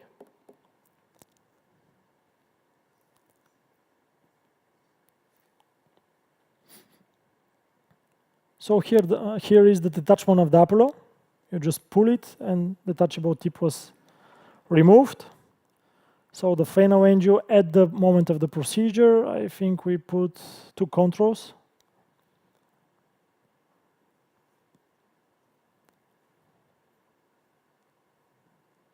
There is no sign of residual port or additional filling from somewhere else. You see the stagnation inside the closed main feeder. It's a 2 years follow-up with no recanalization.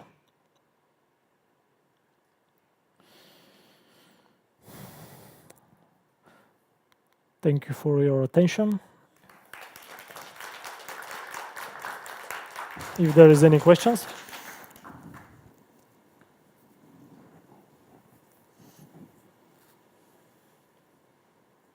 Okay, so we can continue then with the satellite symposium.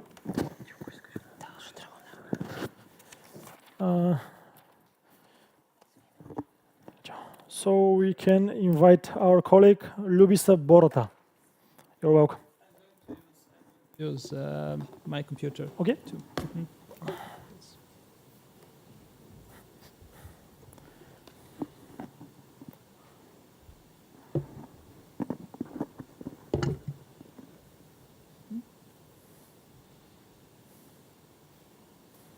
Is it enough?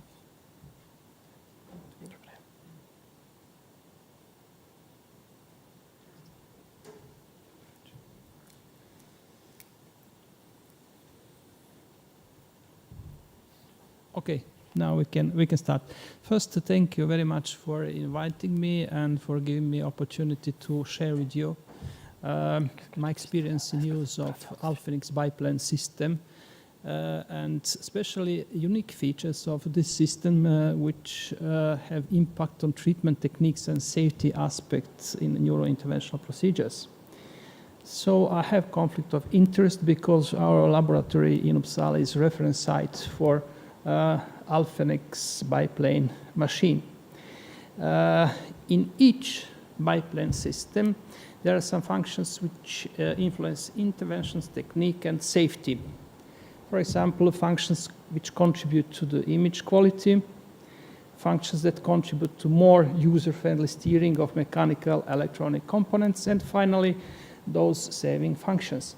But I would dare to say that functions in the first 2 groups also contribute to those saving. How? For example, the better the image quality and the more user-friendly the steering, the shorter the intervention time. The shorter the intervention time, the lower the dose, and those functionalities, image and user-friendly steering, together with the dose-saving functionalities, contribute to better intervention safety in terms of dose saving and lower dose. So I will start with this image, which I took from one recently published article. Fortunately, this type of hair loss is a reversible phenomenon, but it's very difficult to explain to the patient why such complication has occurred. it's not strange that such and similar complications have led to increased interest for this aspect of medical use of X-rays, and this caused intense improvement of existing and creation of new systems. For example, we have seen that during the recent decades, many protective systems have been developed. X-ray generators and X-ray detector systems, collimators, dose saving techniques and applications, dose measurement and warning system, and secondary protective system.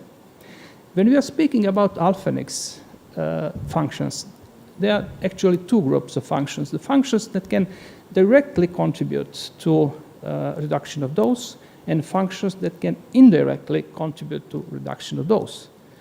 In the first group are spot fluoroscopy and dose tracking system, and in the second group, flexible lateral isocentral and high definition imaging. So I will start first with spot fluoroscopy and describe how it works. So the first step is definition of field of view. Field of view is, well, in the beginning intervention, the field of view is relatively large, but my region of interest is here, carotid artery and bifurcation of carotid artery. So the next step is definition of region of interest. I have determined 2 points, left upper corner and right lower corner, and these 2 points determine the region of interest. And then I will continue with my fluoroscopy. Please note the shape and form of X-ray beam cone.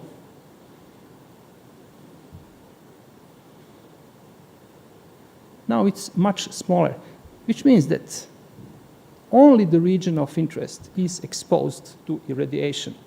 The area outside the region of interest is shielded by collimators. Spot fluoroscopy is based on two newly developed systems. Mechanical system of collimators and automatic brightness control. Using these collimators, it's possible to create region of interest, rectangular region of interest of any size, and put it any place in the field of view at any time, as many times as operator needs.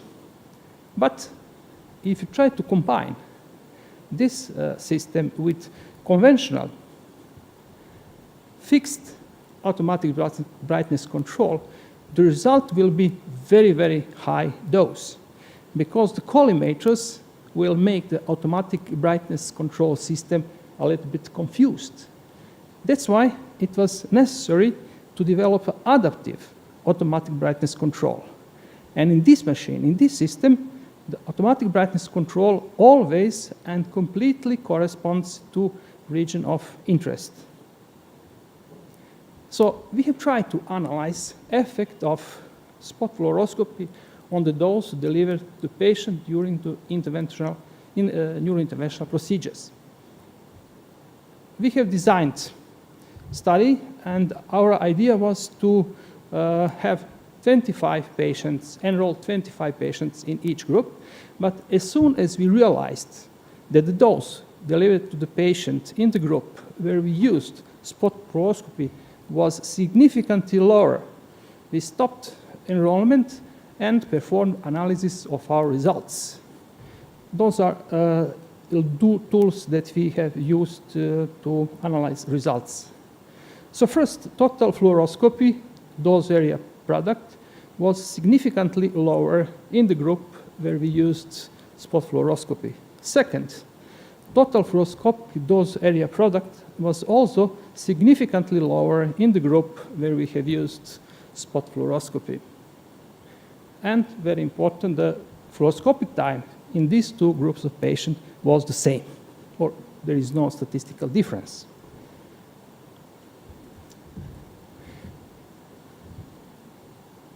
Can you recognize this? This is picture from your presentation. Okay. So just a comment. So the right eye of this patient was exposed to irradiation during your intervention. Okay, the left eye or the aneurysm is localized behind or AVM was localized behind the orbita, and you had to expose to irradiation left orbita, but not right orbita. And in this case, spot fluoroscopy would be perfect. For example, create one region of interest like this, and in lateral projection, region of interest like this. But we don't have it on the 15-year-old G, right? Yes, I know. It was just a comment. Yeah, I understand. So impact of spot fluoroscopy on safety proven significant dose sparing, and treatment technique, easier visualization of vascular target. We can see here several dose parameters, and our colleagues, biologists, radiobiologists, physicists are very, very familiar with these dose parameters. The question is, which one is the most appropriate one? This is the skin dose. So according to International Commission on Radiological Protection from 2000, recommendation from 2000, all the patients who received 3,000 milligrays or more should be followed at least 10 or 14 days in order to confirm or rule out lesion of the skin. Which those parameters are monitored at present? So in each modern imager, regardless of type, monoplane, biplane, there are some systems which can inform the operator about the dose. Which parameters? It's, as a rule, fluoro time, also air kerma, and dose area product. But where is the skin dose? The problem with skin dose is that it's extremely difficult to calculate the skin dose. There are many parameters that influence skin dose. For example, parameters which are related to generation of X-rays, exposure parameters. Then system geometry information, all distances, angles, position of arms. And finally, attenuation and scatter characteristics. Fortunately, Bednarek and team created an algorithm which make it possible to calculate skin dose. And the team of Canon used this algorithm and developed a dose tracking system. So you can see this model, Phantom, on your screen in right lower corner. First, you can, this system offers you permanent and real-time estimation, and second, intuitive, easy to capture or interpret skin dose visualization. First, you can see the X-ray beam cone in AP and lateral projection, and something which is much more important, the area which is exposed to irradiation is changing its color from the dark blue here to the red. Red is corresponding to 3,000 milligrays or more. So you don't need actively to look for the dose because you have model in front of your eyes. And as soon as you see that the color is changing from yellow to orange, it's a signal that it's time to change the projection. Those are the values which are displayed also. So the impact of DTS on safety and treatment technique is the model displayed in the corner of screen, since it's only 3D indicator, keeps operator continuously updated about the dose without being intrusive. Again, you don't need to look for the dose. You see the dose. The color is dose. The red is dangerous. And the best possible working projection with the lowest dose delivered to the patient and the stuff. Aneurysm with challenging anatomy are always a big problem for the majority of conventional systems. Sometimes the achievement of optimal working projection is mission impossible, and good optimal projection is important for good outcome. You have to know how artery looks like in order to catheterize, to put the stent or two stents or any other device. This is my patient with one basilar tip aneurysm, and I needed, in this case, caudocranial angulation, even 46 degrees. If you try to achieve this angulation, there is definitely risk of collision between the body of the patient and detector plate. Of course, it's possible to avoid that. You can lower the table, but in that case, you will lose the lateral projection. Sometimes very, very important. Then you can extend the distance between the X-ray source and detector plate, and then finish the adjustment of the anterior of AP arm. What is actually the result? Result is, first, you have lost lateral projection, and number two, you have increased the distance between the X-ray source and detector plate, which means longer distance, higher dose. If you have flexible lateral isocenter, you can solve this problem much easier. So this is the patient with basilar tip aneurysm. I started adjustment of the anterior of the AP arm. And then, in order to avoid collision,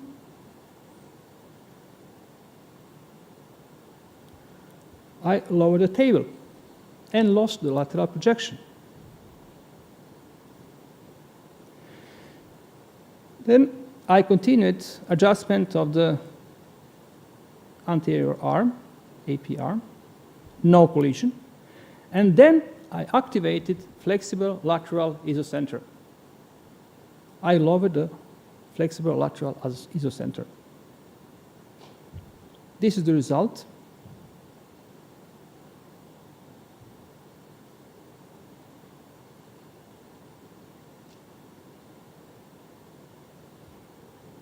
So I have both anterior and lateral projection, number one. And number two, the distance between X-ray source and detector plate is the constant, which means that the dose is constant.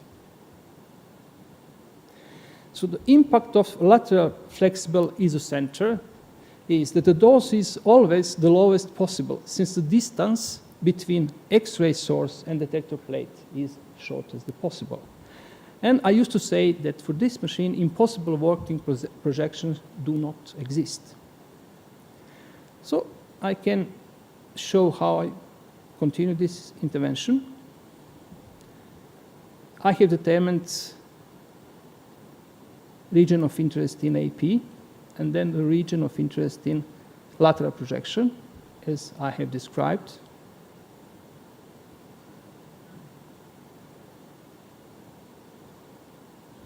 Now everything is ready for intervention.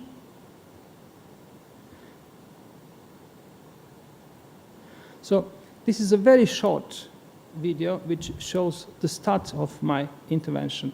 So this is a region of interest in AP, a region of interest in lateral projection. And please note the form and shape of X-ray beam cone in the moment when I started my intervention.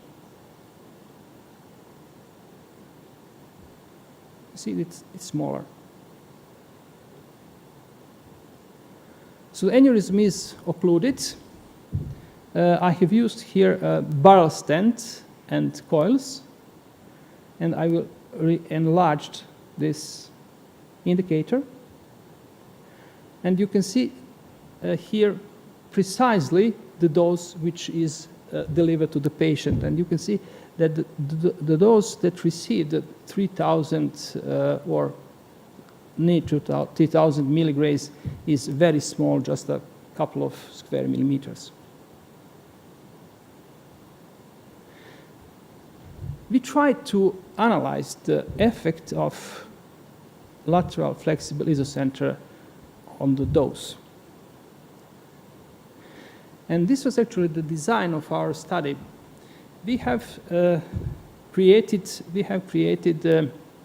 a chest head model, and the chest had 4 different AP diameters: 24, 22, 25, 28, and 30 centimeters.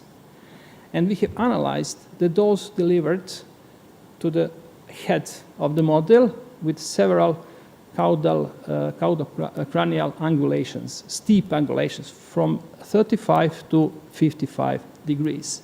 And in all combination, the dose delivered when we used flexible lateral isocenter was lower. Now, the last function that I'm going to show is the high definition. So new dual resolution imaging X-ray detector system has a standard resolution, conventional mode field of view, and high resolution definition mode field of view. That means that this imager can offer not only these standard fields of view, but also extra plus 3 high definition modes, 3 inches, 2.3, or 1.5. And this video shows all these fields of view.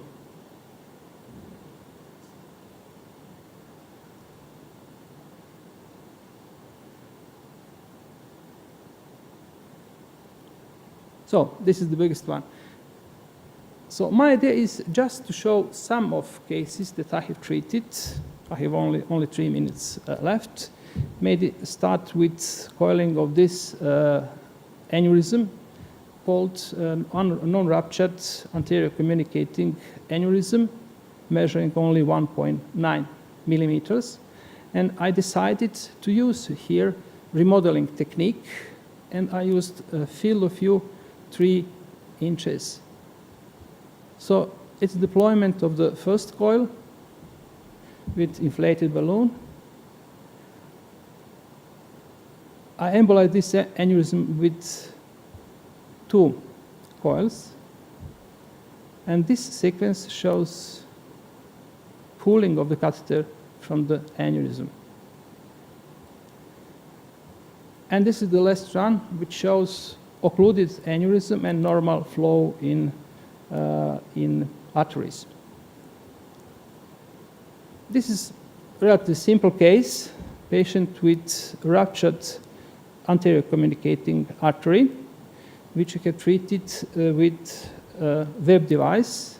Status after deployment of web device, we have used on 7.4 web device. Spot image and non-subtracted angiography shows perfectly positioned device in the aneurysm. Only to compare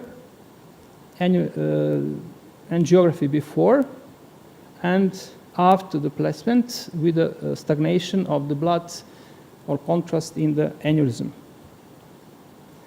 This is a little bit more complicated case.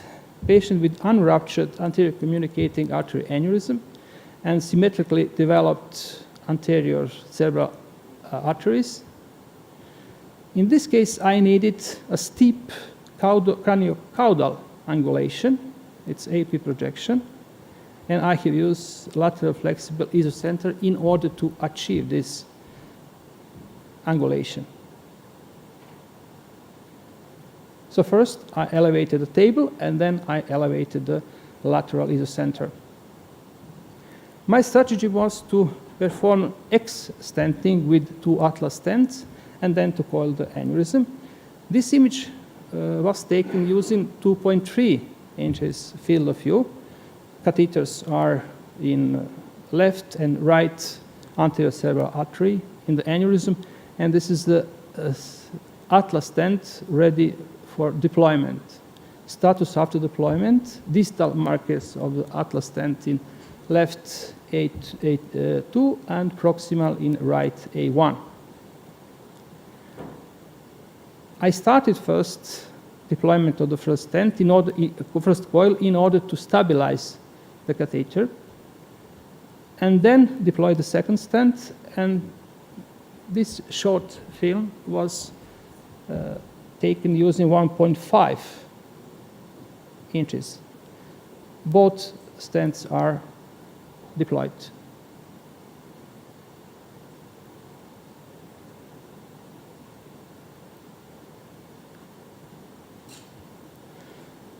I occluded this aneurysm with 3 coils, and this deployment of the last coil, the same field of view.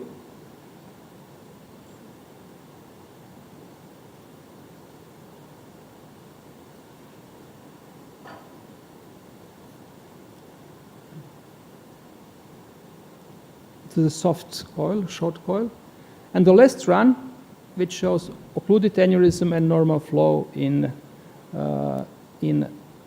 arterial cerebral arteries. I have 2 cases, but I can skip them if, what do you think? Should I show that also? So let's think. Oh, it's perfect. So it was a ruptured right posterior communicating artery aneurysm. It's a very bizarre form. This here is infundibulum of posterior communicating artery and aneurysm, broad-based aneurysm, and I'm going to show only the last phase of this intervention, removal or pulling of the microcatheter from the aneurysm. I have used here also field of view 1.5 inches. So balloon is inflated in internal carotid artery. It's very tricky moment because it's important to prevent migration of the coil distal in internal carotid or middle cerebral artery.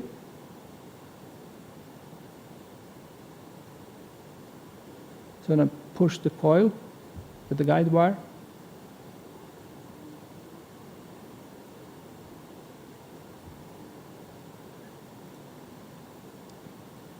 The tip of the microcatheter, and then pull the microcatheter.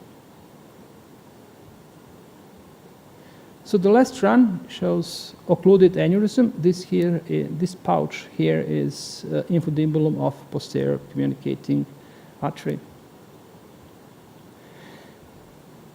What is important? This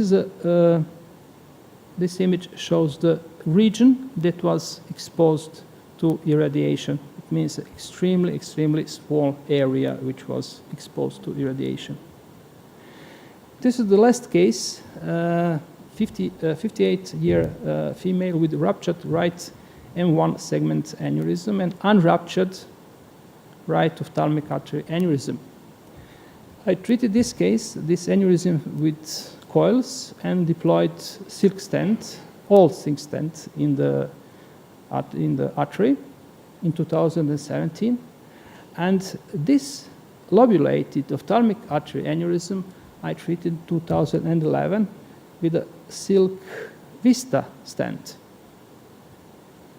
This is the follow-up, 2020, and this image is very interesting because this image illustrates tremendous progress in our devices. So this is an old silk stent, and this is a new silk stent, completely different technology. And at the same time, this illustrates the quality of systems which we use for visualization of such tiny structures. My conclusion, actually, I can just repeat what I have already said. Spot fluoroscopy contributes to lowering the dose and better visualization of vascular targets. Dose tracking system contributes to lowering of the dose by choosing the best working projection. flexible lateral isocentric enables the best projection with the lowest dose, and high definition offers unprecedented visibility of tiny vascular structures and devices with the smallest field of view. So thank you for your attention. Very nice presentation. Thank you. Somebody from the audience, if there is any questions towards our colleague? I have a comment. Speaking about the flexible isocenter, it looks very helpful, especially in those extreme craniocaudal projections that we often need. For example, in ACOM, basilar tip aneurysms. Yes, ACOM and basilar tip It aneurysms. usually does the case. But, I mean, don't you think changing the position of the head would actually save you some trouble? I mean, if you have a CTA, and obviously you're going to need like extensive craniocaudal, just place the head like this, or flex it, or extend it. Yes, it's definitely possible, but this, as I told you, can help you to reduce the dose. Yeah. The Bulgarian way is It's when not, you know, it's not only Bulgarian way. yeah, we orientate It's it general. on the CT, on MRI. So we ask our technicians just to flex the head. Sometimes, or for example, to tilt or to rotate in order to achieve some position. And then in we order create to- their 3D, we don't move more. Yes. Most of the time we work without this fancy new system, which is very nice. But something which is definitely my favorite function is spot fluoroscopy. It looks very nice. It's very nice. Now we are Because trying it's to do it manually, but not automatically by our machine. It's much easier to change the region of interest on a field of view than to move the patient. Not to move the patient on the table, of course. Thank you. Thank you once again. So, because of some reasons, our colleague Dimitri Wavric is not going to be able to participate. He was going to speak about his first experience with web. So I was asked, can we just present something? So I will present very fast because we are late, about our initial experience with web device in Bulgaria.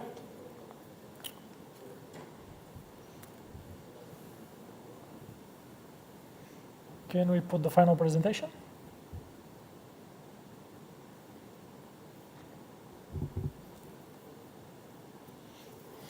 So I have nothing to declare.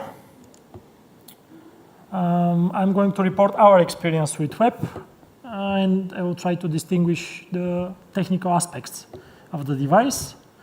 Maybe most of you are familiar with it. It's an intrasacral flow disruption device, and it's suitable for wide neck cerebral aneurysms. It's a single layer device with nitinol platinum inside, and it promotes this, they like to say, it's scaffold for the endothelialization at the level of the neck.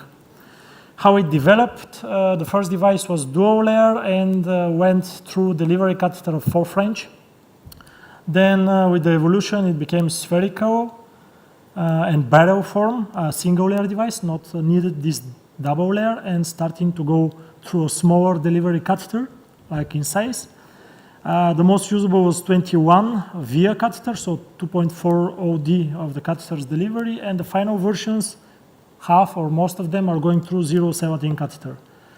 Once again, the shapes of the device, it's a dual layer, single layer, barrel form, and single layer spherical form. Sizes ranging from, it's a mistaken, the smallest one is 3x2 up to now, and it may go through 11x9. I'm not familiar if they're available or not, but the previous manufacturer also offers some handmade device. If you have bigger aneurysms, you're going to try with web and you have enough time for election case, they can produce it for you, a bigger size of web. So once again, how it looks like, the spherical one, it's 11 millimeters device compared to barrel one 4x3 millimeters device. You have a delivery system, the implant itself, and the detachment control. It detaches electrolytically by a handle dedicated for it. You have proximal distal marker. It's very important to know that the proximal marker is the area of interest, which is the most coverage of braided is over there. Like I mentioned before, the manufacturer idea was to produce as much as possible endothelialization at the level of the entrance and the level of the neck. Very important, the patient didn't not requiring a double antiplatelet therapy. Nevertheless, we all the time load our patients when we have elective web cases. In case we are not successful or we have other strategy during the case, we just change for stent-assisted coiling. That's why, in my opinion, it's important in elective cases, not a rupture one, to have a dual antiplatelet therapy, and you can stop it after the procedure. Here is a short movie demonstrating how it behaves, the device. It's just going with the marker, which is a very nice X-ray positive when you deliver it inside the sac. At this level, it's already completely atraumatic. You can play, you can push it until you reach complete deployment of the device. This is the sizing they have produced. Like I mentioned already, the smallest one is 3x2, and the biggest one, which is ordinarily you can order, usually is 11x9. Of course, going through different sizes of microcatheters, starting from 0.32 to 0.21, 27.21, and VS17. The V is the catheter dedicated for this device. It's mentioned that the other centers and physicians can use it also with headway 17. We tried in one case, I'll show, it was not possible for us. Why we should web? It's 5 years of web clinical and use documentation prospective studies already. It starts with webcast, continued with French observationals, webcast 2, Webit, the latest one, the Claris. So compared to the old therapy for wide neck aneurysms, all treatment endovascularly generally can produce about 46.3 complete occlusion at the end of the procedure, and with the follow-up they can reach 59% of adequate occlusion. So compared to the microsurgical clipping, it's close, but a little bit in favor for the clips. They can reach 52.5% complete occlusion and near 70% of adequate occlusion. In the endovascular group, the percentages are lower. In this endovascular group, they include everything: coiling, assisted coiling, stent-assisted coiling. So how the web compared to the literature? If you can see the two most important factors we are gaining to observe is the complete and adequate occlusion. So compare for the coils, you have adequate complete occlusion in 29%. For the wide neck aneurysms, when they use the stent-assisted coiling or additional temporary statine or embolic coiling, they reach around 52%. And see about web, 56% of complete occlusion and near 85% of adequate occlusion, which means the aneurysms it's safe, it could be follow-up, it doesn't need necessary additional retreatment. Of course, combined, this is a prospective multi-center arms, including more than 35 centers with web and more than 250 aneurysms. All of them are wide-necked, of course, used web with a lot of centers inside included, with a lot of patients. They follow up the 30 days, 6 months, and 12 months. Some of the centers go until 5 years follow-up of the web. So in this study, most of the aneurysms were unruptured, so elective cases, 89.7% of them. And the most treated one was on the bifurcational ICA aneurysms. Look at this impressive percentage. Only 2.7% of morbidity in the web group. And this is at the 30 days, so something related with the procedure or immediately after the procedure. None of them develop late complications like at 12 months. The morbidity in this group was 0%. And the adequate occlusion reached very high levels, almost 82%.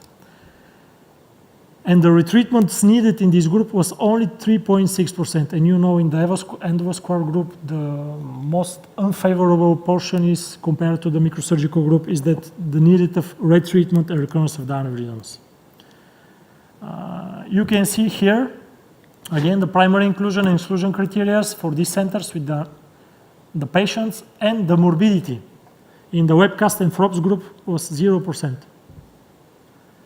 Compared to the wide neck, additionally, endovascular treated patients.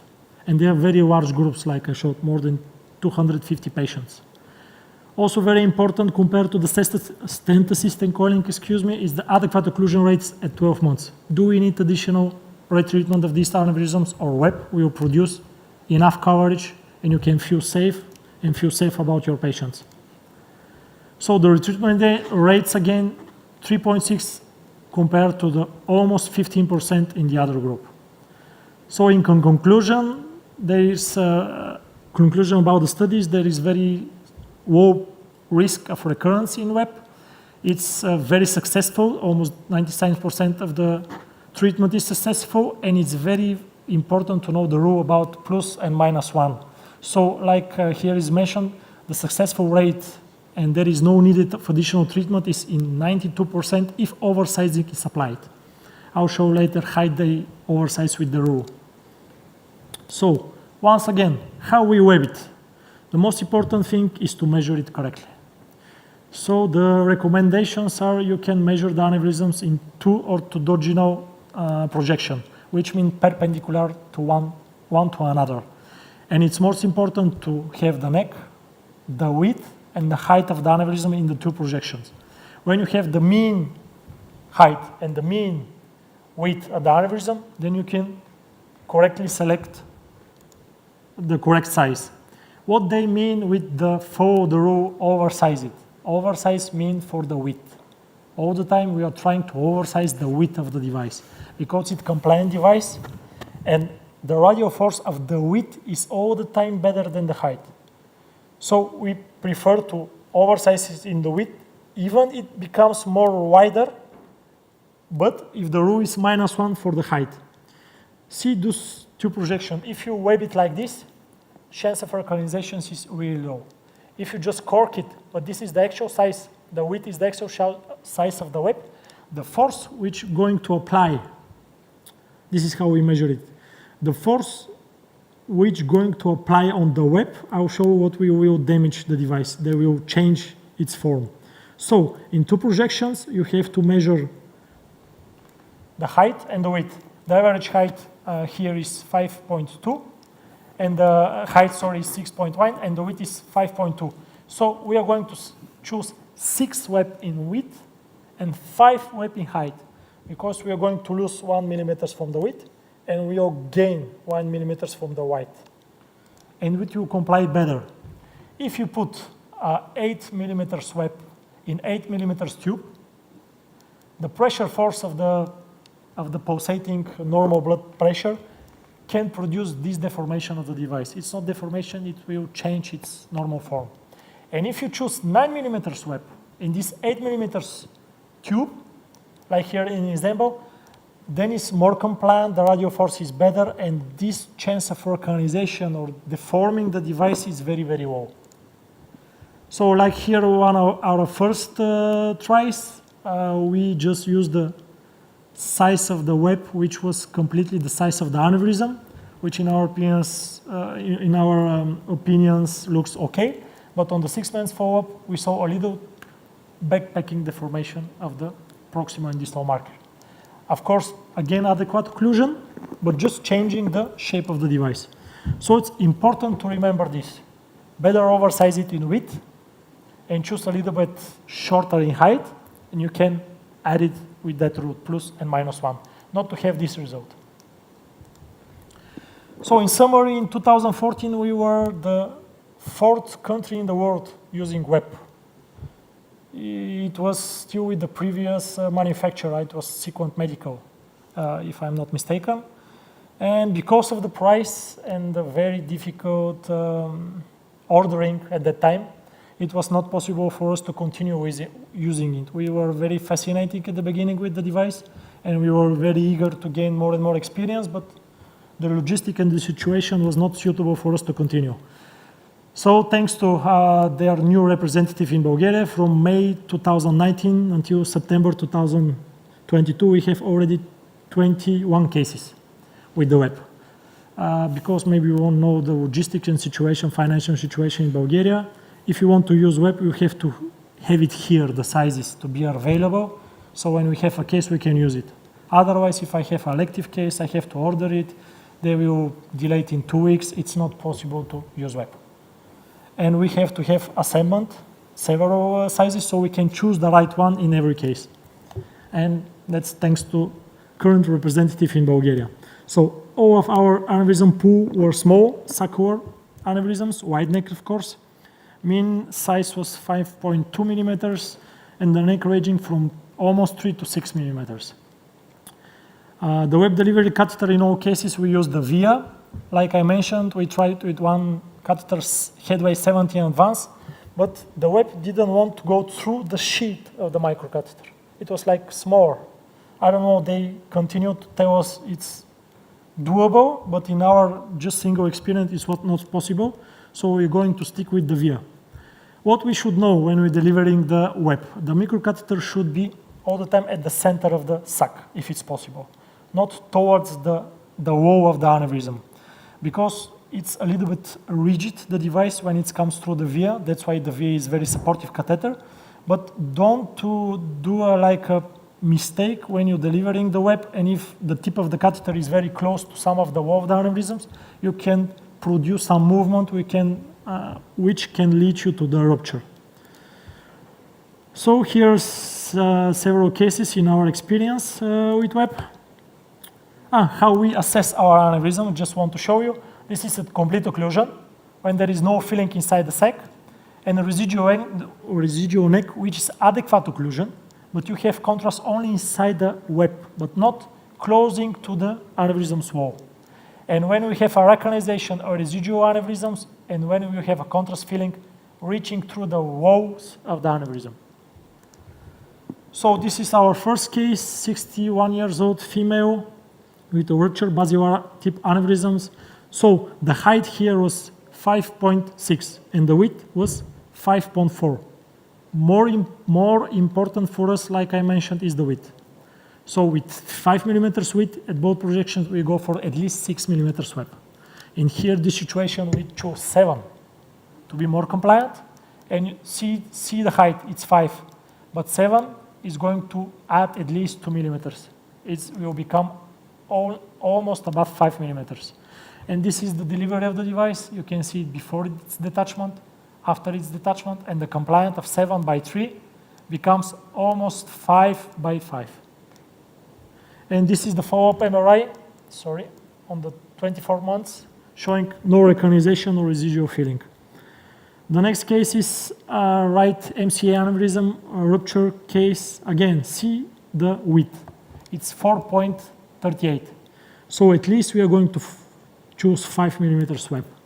And the height is 4.9, almost 5. But we had at that time 5/2, which will comply nicely. This, like they call it, cork formation of the web. So we place it inside the sac. This is the device before the detachment. You can see the proximal marker still attached to its system. We are satisfied with the position without compromising the upper branch of the MCA. And then we detach it. This is the MRI before the procedure, and this is 7 days later. The aneurysm is completely gone with preservation of the upper branch of the MCA. This is another case, 50 years old patient with ACOM aneurysms. Here the width is 5 millimeters and the height is 8, but the device we have in our place was just 7/3. So we decided we are going to place it inside and not going through the dome of the aneurysm.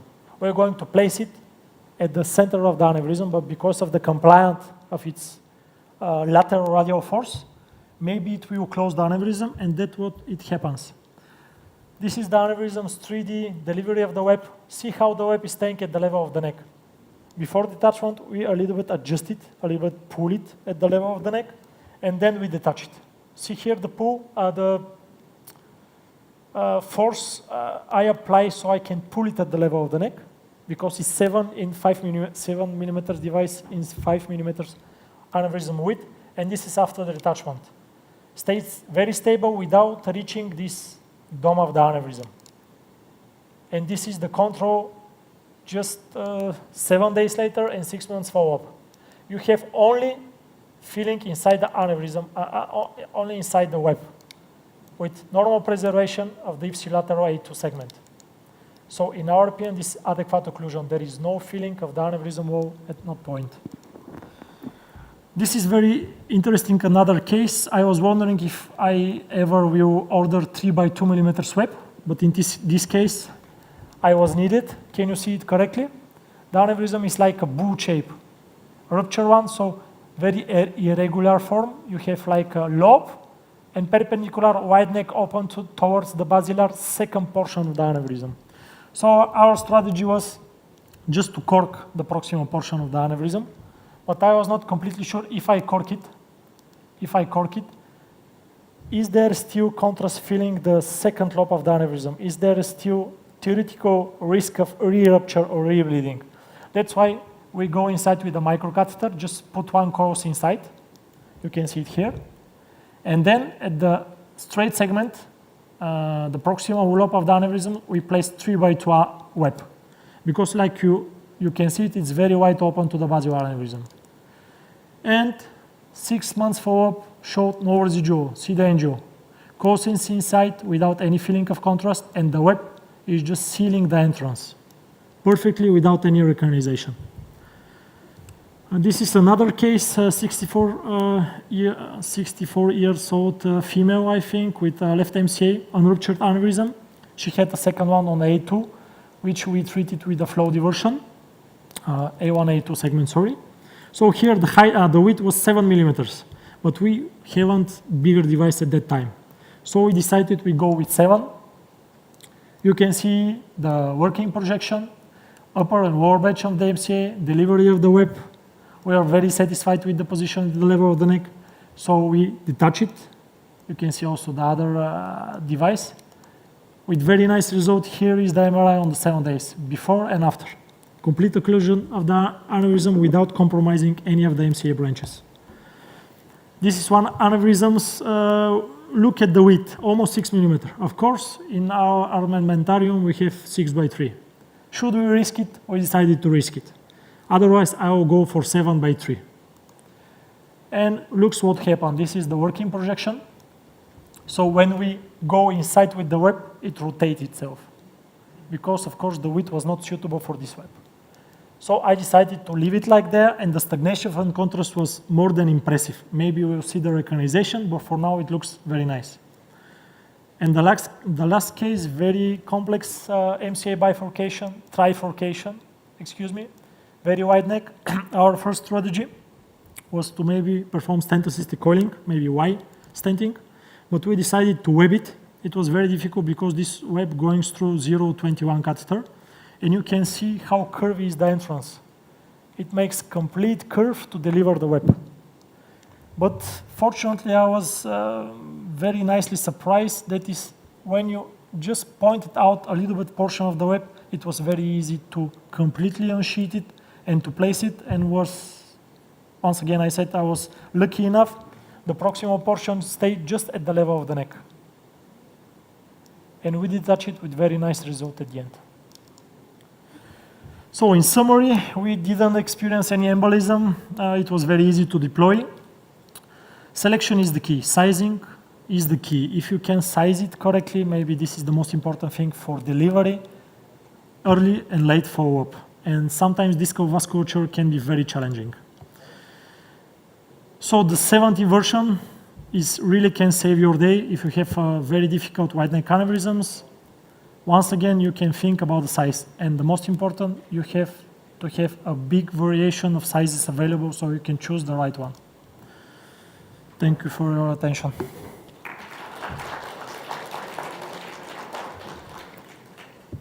Any questions?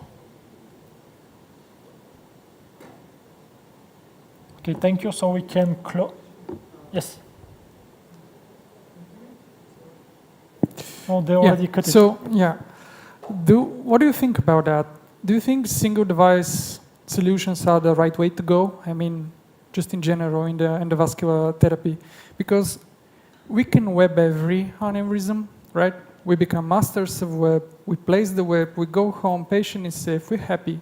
But what if we cannot web the aneurysm? Don't you think these single device solutions or these particular devices create a technical gap in young fellows like me or like the majority of the audience where we cannot perform regular balloon-assisted coiling or stent-assisted coiling? I will just repeat the words of Professor Jacques Moret, who told us at the beginning of the era of web, he told every second-year resident could place a web. So maybe we will replace everything. I don't know if we are towards that direction, because sometimes it's challenging to go inside the aneurysm, and you have enough experience to know that the V is not the easiest catheter to place it inside the aneurysm. If the normal progression and the upgrade of the device is towards that direction, maybe this will be the future. And like nowadays we can see for the longer follow-up we have with the flow diverter, single device treatment maybe is the future. Fair enough. Thank you. Thank you.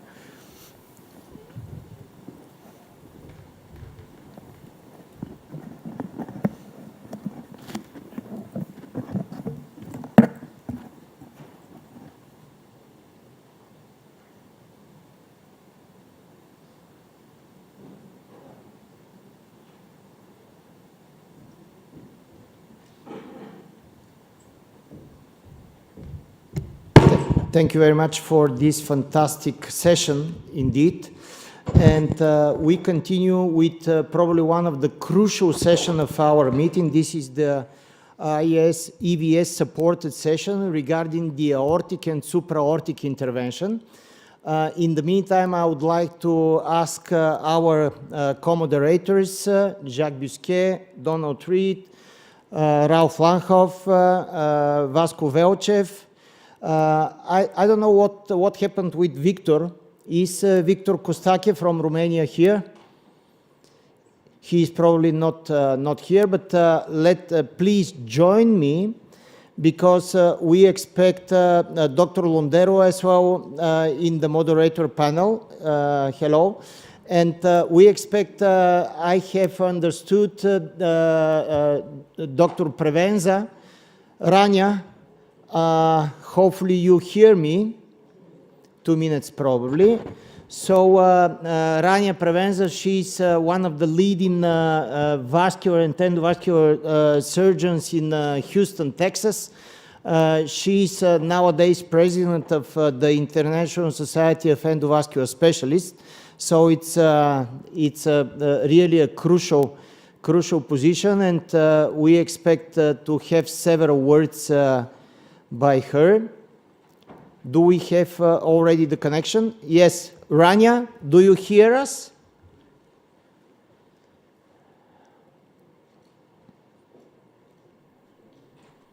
Can you hear me? Absolutely. We hear you. Fantastic. It's very nice to hear you, in fact. Thank you for joining us. We are starting the aortic and supraaortic session here in Sofia, Bulgaria. And we hope, we still don't see you, but we hear you very well. So, and we have your recorded presentation regarding aortic dissection. Can you see me now? Yes, definitely. We see you very well. Okay. Welcome. Welcome. Yeah. Thank you so much for having me. And it's our pleasure. I wish next year I'll be there in person. And I'm really grateful to you and to Jacques and to Ronald and to others for putting this session together. There's no question that you've been a pioneer in all the endo techniques, and I think all of you been there. You've been involved with the ISEVS from the early years with Dr. Dietrich, and I met you much later on, but I'm really grateful for putting this together. It's a tremendous effort, and you've been pioneers in what you do. Thank you. Great. Thank you so much. Your support is really very important.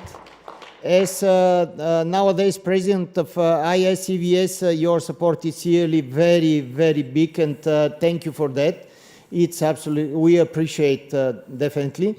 And in fact, we start with your recorded presentation regarding aortic dissection repair. and hopefully you can stay a little more with us for comments and for the discussion after the presentation, and not only yours but also the other presentations. Absolutely. Thank you so much once again. Please, Dr. Preven's presentation, type A aortic dissection, what is the extent of repair and why? Thank you. I would like to thank the Bulgarian Society of Endovascular Therapy for this kind opportunity and the invitation to present in the meeting. The title of my talk is Type A aortic dissection, what is the extent of the repair and why. This is my disclosures. And of course, I would like to thank really the pioneer, one of the pioneers in endovascular therapy. This is Ivo Petrov, and he is really the main driving force behind this excellent meeting. And this year has an absolutely outstanding international ECMO faculty. I wish I was there in person, and hopefully I will be able to do this I'll be able to be there in person next year.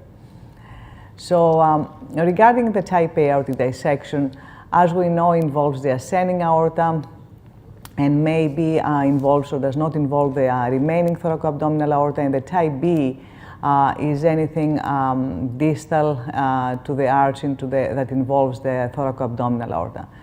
The type A dissection is an absolute surgical emergency compared with the type B, where unless there is an instance of malperfusion or rupture, we don't need to intervene right away. So for the type A dissection that involves the ascending aorta, the immediate goal is to have a patient alive from the operating table and to resolve any issues of malperfusion. And the long-term objectives are to potentially eliminate any downstream operation, meaning any operations that involves the thoracoabdominal ECMO aorta, and see if we'll be able to remodel also the remaining ECMO aorta by decompressing the false lumen or thrombosing the false lumen. It's actually amazing to see that there are actually a lot of multi-center ECMO registries. The in-hospital mortality continues to be significant high, even though a lot of these cases been done in the periphery, but again in large aortic ECMO centers. And also a very interesting point is that there is no really a standardized surgical approach. Somebody else actually could think really the opposite, but the reality is that there is actually multiple ways to deal with the type A aortic dissection. So the question is, what is the best approach, if there is such an approach, and what is the extent of the repair that we prefer or others do? And all these are the different standardized approaches that different surgeons have done throughout the years, which actually means you can replace only the ascending aorta with or without the aortic root. You can replace the ascending aorta as well as the proximal ECMO arch, what we call a hemi-arch operation, and this can involve the aortic root or without the aortic root or the aortic valve. You can replace the ascending aorta as well as the total arch in combination with an aortic valve and aortic root repair or replacement. You can replace the ascending aorta, the hemi-arch, and you can place a stent in the descending thoracic aorta.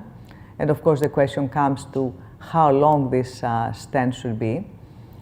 We can replace the ascending aorta to the total arch and elephant trunk, and we can do this in conjunction with the valve repair or the aortic root repair. And we can do also the ascending and the total arch operation is what we call a frozen elephant trunk. And the question again will be there, how long the frozen elephant trunk should be and why. So if we start with something simple and something that a lot of times we prefer in our practice, as I'm going to show you, is to proceed with an ascending repair as well as a proximal arch or a hemi-arch. And on this, depending the proximal situation, we can add the aortic valve or the aortic root. If we do it in such a way, a lot of times we require to have a brief period of circulatory arrest through which we perform the hemiarch operation. And regarding the root or the valve, if the non-coronary sinus is a lot of times needs actually to have a Teflon as a neomedia to support the tissues. In case that the root is dilated or there is some genetically triggered aortopathy, then an aortic root repair or replacement is recommended, and depends a mechanical Ehmoti root or a bio, what we call a bio Ehmoti root. Now, what is the extent of the repair distally, meaning what actually we need to do for the arch? And the repairs can be, as you can see here, Ehmoti different, can be a proximal Ehmoti arch where we, the repair is actually finishing at the origin of the arch Ehmoti vessels, or we may need to replace the arch Ehmoti vessels. As we can see in the literature, there's no really really unified thought about if the total arch repair has actually greater morbidity and mortality. We can see here that different publications show that the total arch repair does have greater morbidity and mortality, and the rate of the distal reoperation, meaning what we do in the descending thoracic aorta down the line, does not be different, even if we do total arch repair versus the proximal arch repair. But not everybody agrees. We can see this the same year, 2015-16, in the major Ehmoti journals of cardiac Ehmoti surgery. And from Dr. Kita's Ehmoti group, we can see that they mentioned that the distal aortic events may be reduced, but then we can see from Europe that they don't quite agree. They think that the most extensive interventions were not really protective for long-term survival, as well as for the aortic reintervention down the line. And also that the morbidity and the mortality rates are actually similar. This is not what we saw before in the prior publications. This is another one from University of Michigan. We can see 322 patients who had proximal arch and 150 patients who had total arch. And we can see that the mortality as well as the stroke were similar.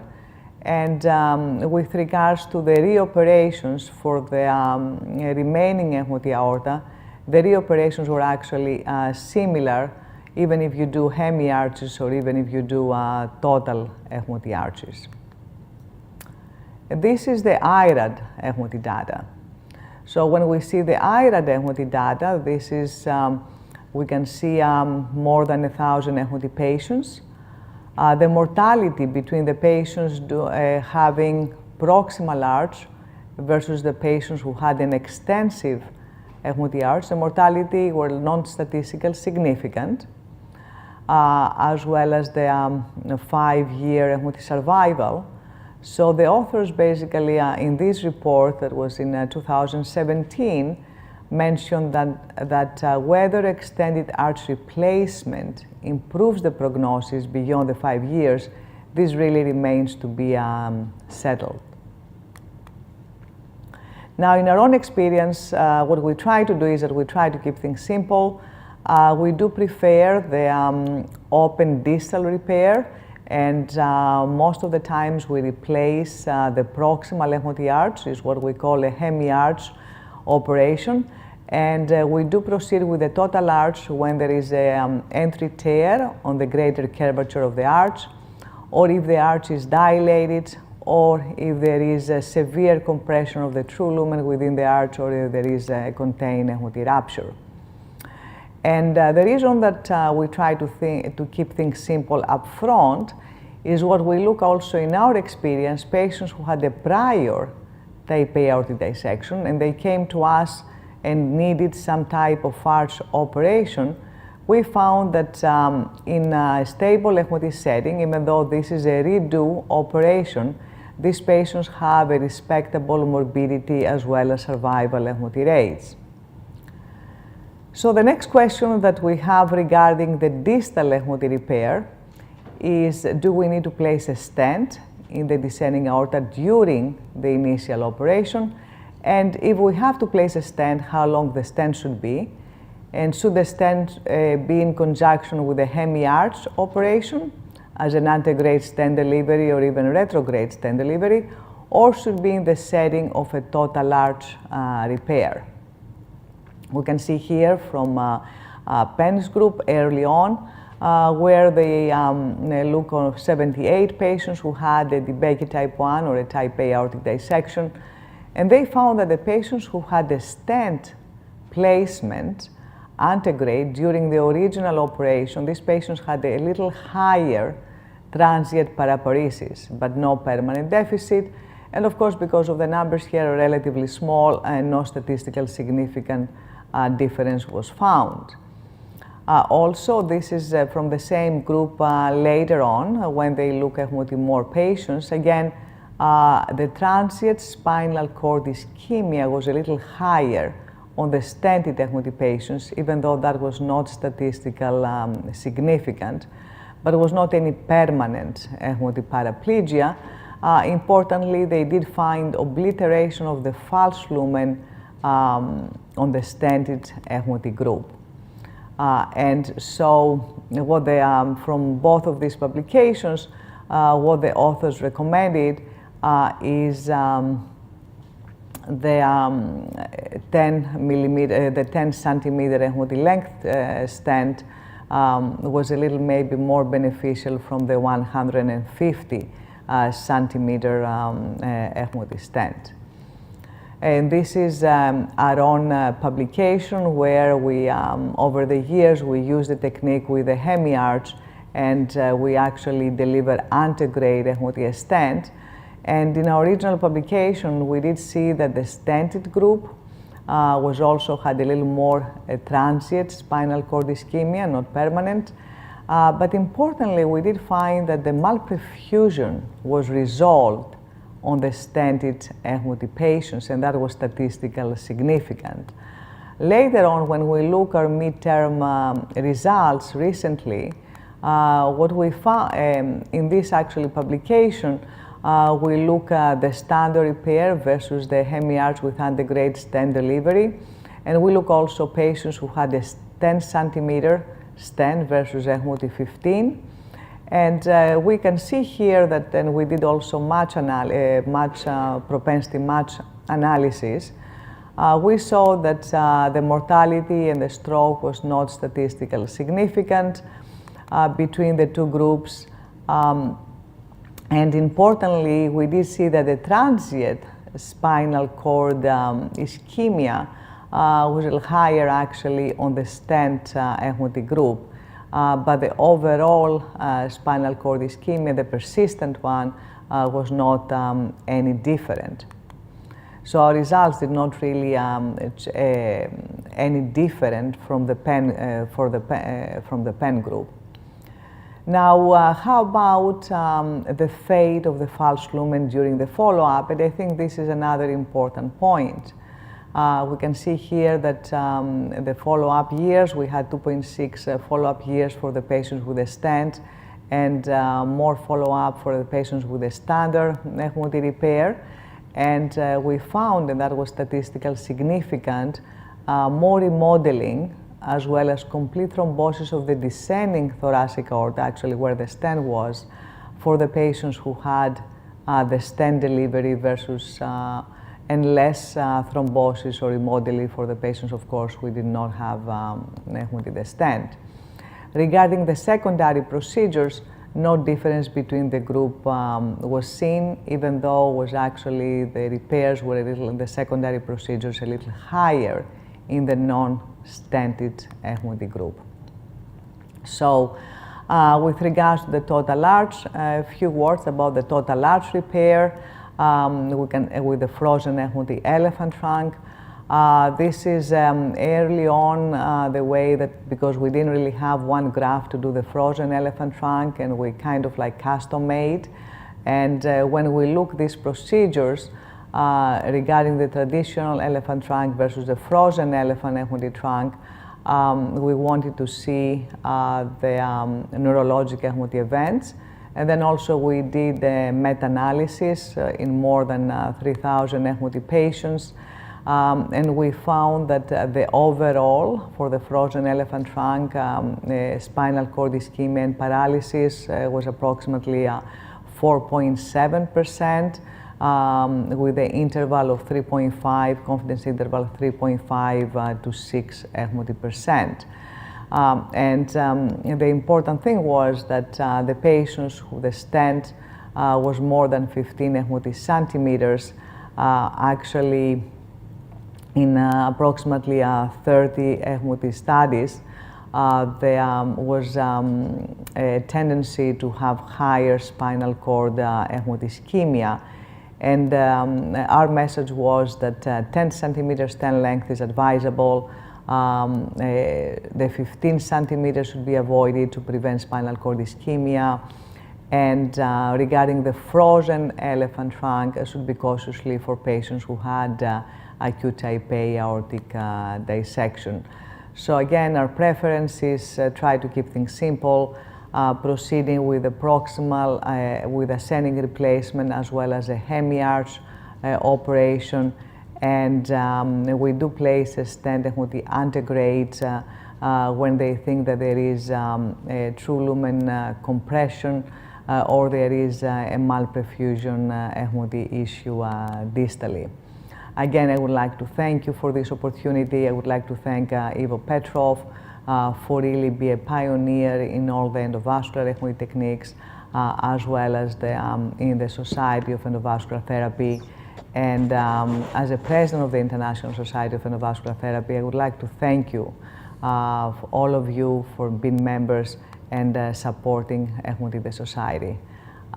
Thank you.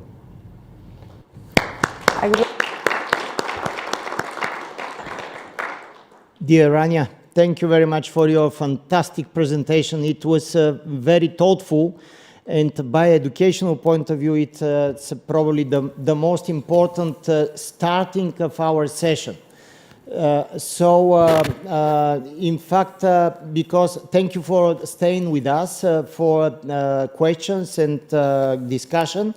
And now I would like to ask here the audience and the panel to comment the very good presentation of Rania. She's one of the biggest experts regarding aortic dissection.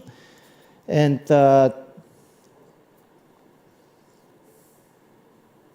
in fact, Donald has probably a question.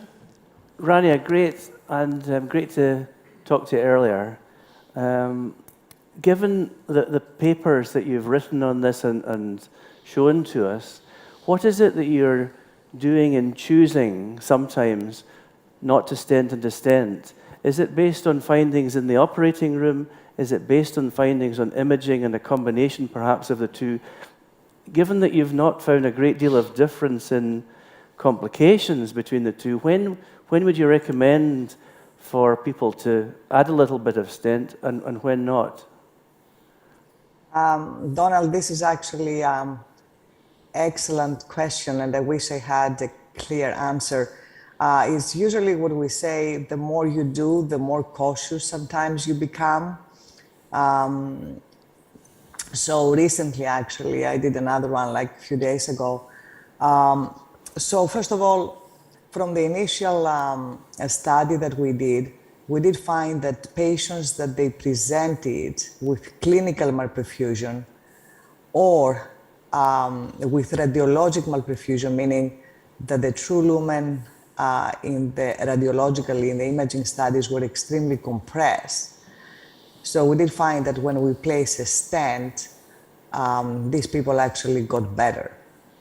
Now, of course, with a stent is always you think about the spinal cord and when we look more patients, we see that the spinal cord can be an issue if the stent, of course, depends on the height of the patient and where exactly you deploy the stent.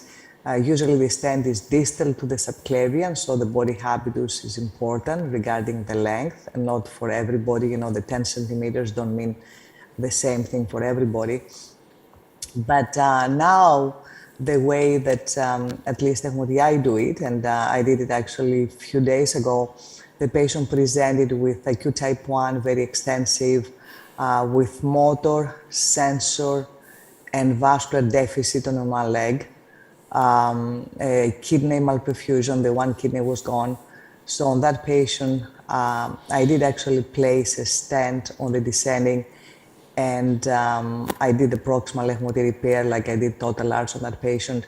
I did see pulses post-operatively. Now, saying that when the patient actually woke up, the right leg that was the good leg was not really moving. So I thought that most likely I had a spinal cord issue, and we placed CSF, and that actually resolved, and she started moving her leg. So it's really like a hot and a cold shit in a way, because it's not, if there is malperfusion, I do think that the stent actually, I do believe that the stent could help, but you have to be very cautious about it. If the patient wakes up and you see that there is any question of spinal cord insult, then you have to be pretty aggressive of placing CSF. Regarding the false lumen down the line, we hope that helps remodeling, and we found this from the midterm results. But again, as you know, these patients, they followed for years. So still, I think the question is out there.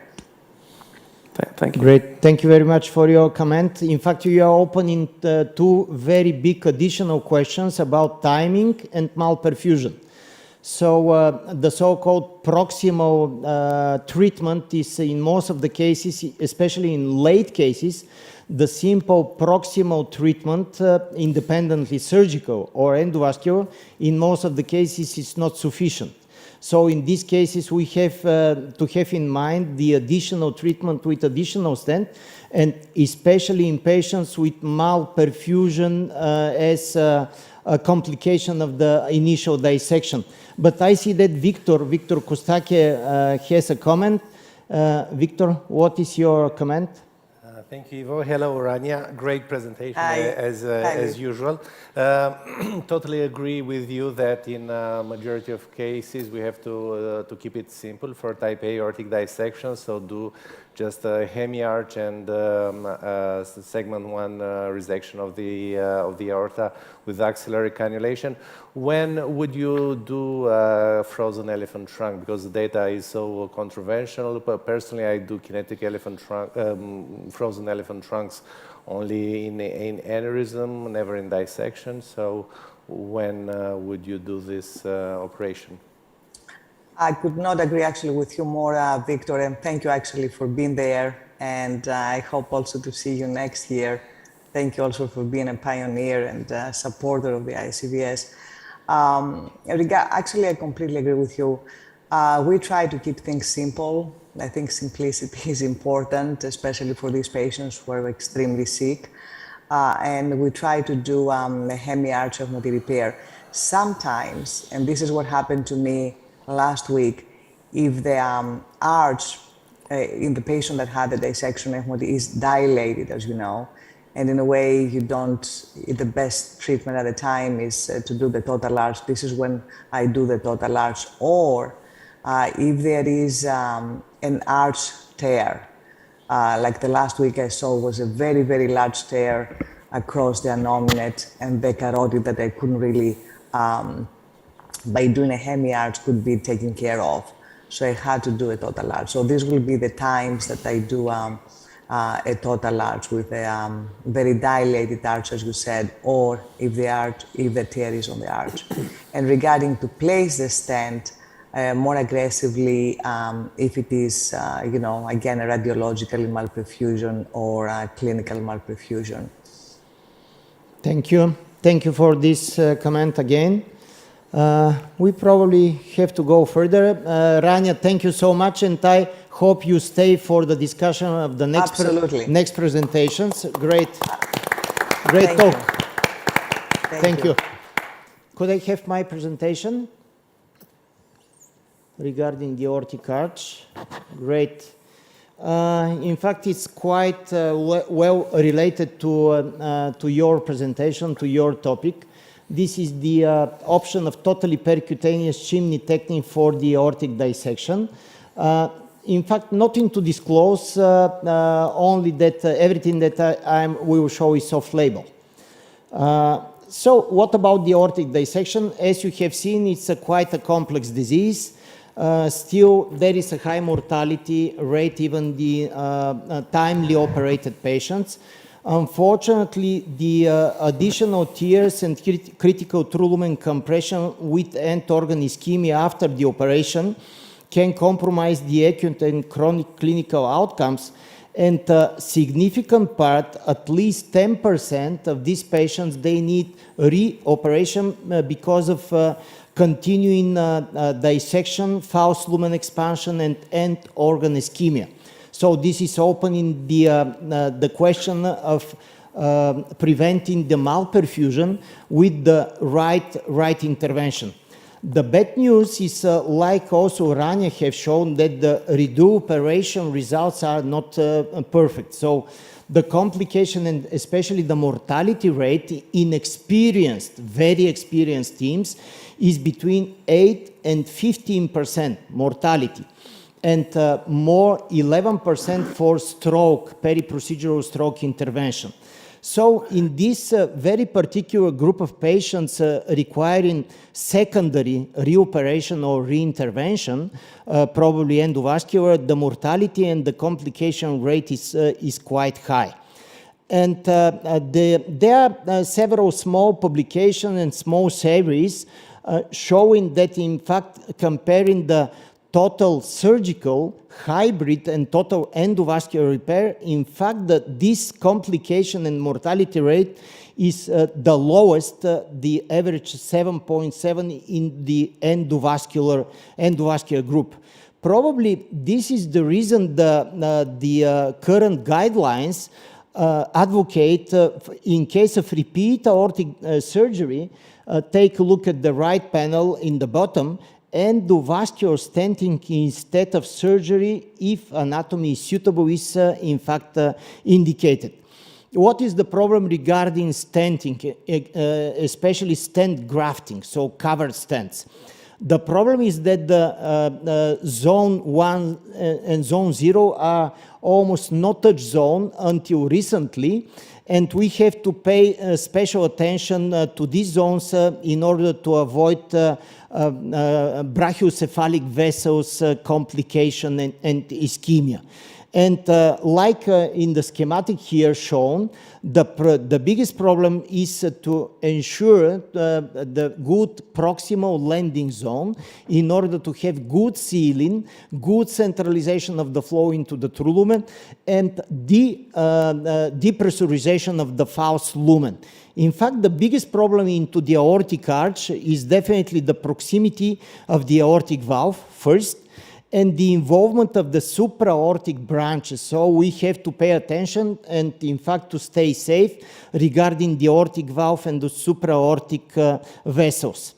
Regarding comparing the hybrid techniques, debranching, so partially surgical technique, and the totally surgical technique, chimney, totally percutaneous chimney implantation with direct puncture of the left carotid artery, and implantation stent graft by the right brachial artery into the brachiocephalic trunk is a possible second option. So this is the totally percutaneous treatment. In our growing aortic activity in our hospital, more than 500 aortic cases during the last 10 years, we have, in fact, in these 12 patients, series of 12 patients that we have published 2 years ago regarding aortic arch intervention.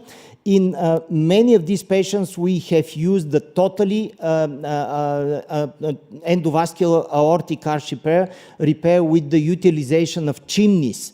Only one of these acutely treated patients, all of them, 100%, were very complex patients, and 90% of them were patients with a secondary procedure after previous surgical and in some cases endovascular repair. Only one, please remember, only one of these patients, very complex patients, died acutely during the intervention. And the follow-up results are quite encouraging. The 6 months and 1 year patency rate and free of intervention and free of aortic mortality is practically more than 90%. I'm showing 2 cases in this presentation illustrating what I'm saying. The first one is the so-called re-dissection type A. It's a young 57-year-old male. He was operated and he was complaining, he was previously operated with open surgical repair of a type A aortic dissection. And he was complaining more than 20 days before the admission during episodes of increased blood pressure above 140, of chest pain and dizziness. So more than obvious, the brachiocephalic vessels were not secured enough during the first operation. And in fact, she had, in fact, a true type A dissection. Residual or additional re-dissection, it doesn't matter. The most important, and this is a patient with a type A dissection involving the brachiocephalic vessels, and you see very well the surgical graft that did the so-called proximal treatment. So the primary tear was secured, but in fact the patient was not treated, was not cured. And you see the multiple additional tears into the aortic arch and into the descending aorta with extremely compressed through lumen onto the aortic arch and the brachiocephalic vessels. And you observe here in the reconstruction of the CTA that this patient is really a complex patient with a dissection into the aortic arch. So this is the reality, and we had a very extensive discussion what to do. Carotid to carotid subclavian bypass, so the branching, or totally open surgical repair, or endovascular. And we decided to do a totally percutaneous endovascular procedure. And in fact, we did on the following protocol with the access from the femoral artery in order to place the aortic stent graft, and both from the right brachial artery and direct puncture of the left carotid artery. We implanted first the 2 chimneys, the 2 stent grafts into the brachiocephalic trunk and into the left carotid artery.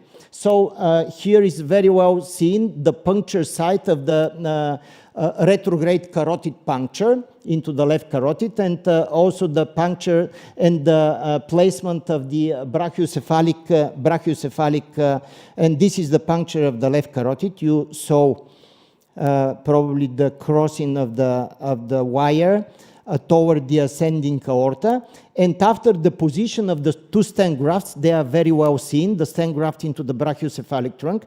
You see in fact, the sternotomy reconstruction by the wires, so he was operated. And after positioning the 2 stent grafts within the ascending aorta, within the first surgical graft, so the landing zone was extended to the ascending aorta surgical graft. And parallel to the 2 stent grafts, we implanted the Valiant Captiva with total preservation, as shown here, total preservation of the flow into the brachiocephalic vessels and complete reconstruction of the true lumen within the aorta, and this is the follow-up. He has excellent clinical and imaging 2 years follow-up after this totally percutaneous procedure like shown before and after the intervention. The second case is more complex. It's a 69-year-old male with enlargement of the aortic aneurysm, actual size more than 10 centimeters. He had history of resection of the type A aortic dissection more than 6 years before the implantation of the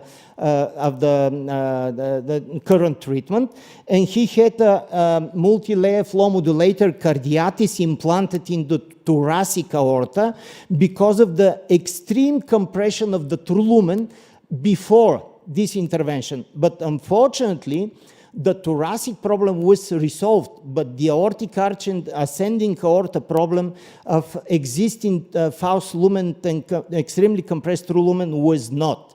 So in this case, again, we have utilized a totally percutaneous right brachial approach and direct carotid retrograde puncture percutaneous approach in order to do the same, to position 2 stent grafts within the ascending aorta, and parallel to the stent grafts, we implanted, this is the nose cone. You see the nose cone of the stent graft within the ascending aorta, again, within the surgical graft as a landing zone. And after the implantation and kissing balloon, in fact, triple kissing balloon, you see, in fact, the filling of the false lumen by the left subclavian that was, in fact, totally occluded and by purpose. And this is, in fact, the position of the closure device for the left carotid artery that was punctured. And this is the final result. You see again very good flow into the brachiocephalic vessels, and completion angio have shown very good centralization of the flow into the true lumen of this very complex aortic dissection case. This is another case, still pictures, but very similar situation. A patient that was operated previously with open surgical repair. On the same way, we have implanted the stent graft, the aortic stent graft, parallel to the 2 chimneys into the brachiocephalic vessels and to the left carotid artery in order to secure and to expand this extremely compressed true lumen. You see, it's almost occluded true lumen on the left panel.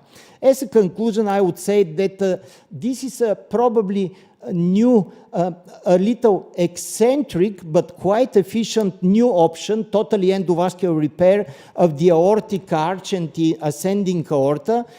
They are emerging as a viable option in the treatment of complex cases, very complicated cases with continuous compression of the true lumen and malperfusion syndrome. And the chimney technique with totally endovascular approach is absolutely safe and absolutely doable in such a very complex cases. And thank you very much for your attention.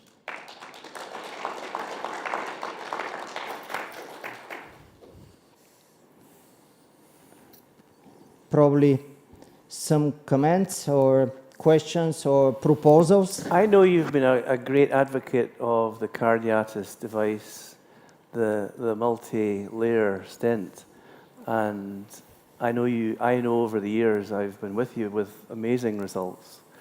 What about its use then in the arch? Across. Because it has this wonderful ability to continue blood flow to the brain. And perhaps also prevent problems with the dissection. In fact, probably the most experienced operator in the world is Victor Kostaki with the multi-layer flow modulator for aortic dissection. To be fair, all of us, we know that the MFM was approved for aortic aneurysms, including thoracoabdominal aortic aneurysms, but all we that participated into the trials, we know that the results were not perfect. But to be fair, for aortic dissection, the off-label utilization of the MFM into the true lumen of aortic dissection are even better. So, in fact, we implanted together with Dr. Stankov, my main collaborator in treating aortic pathology. In fact, he implanted, saving the life of a very young patient in a critical condition with extremely risky malperfusion syndrome. He implanted the MFM from the coronary arteries and the second one all the way down to the renal arteries. And in fact, the patient is doing very well now, 5 years after the acute intervention. And it's absolutely true by the last CTEs. Of course, I can show you the pictures.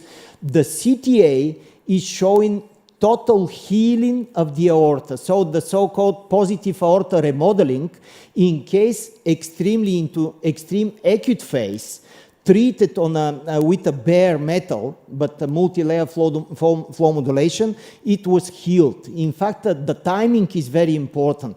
And this is the time in which the positive aorta remodeling is possible, so in extremely acute phase.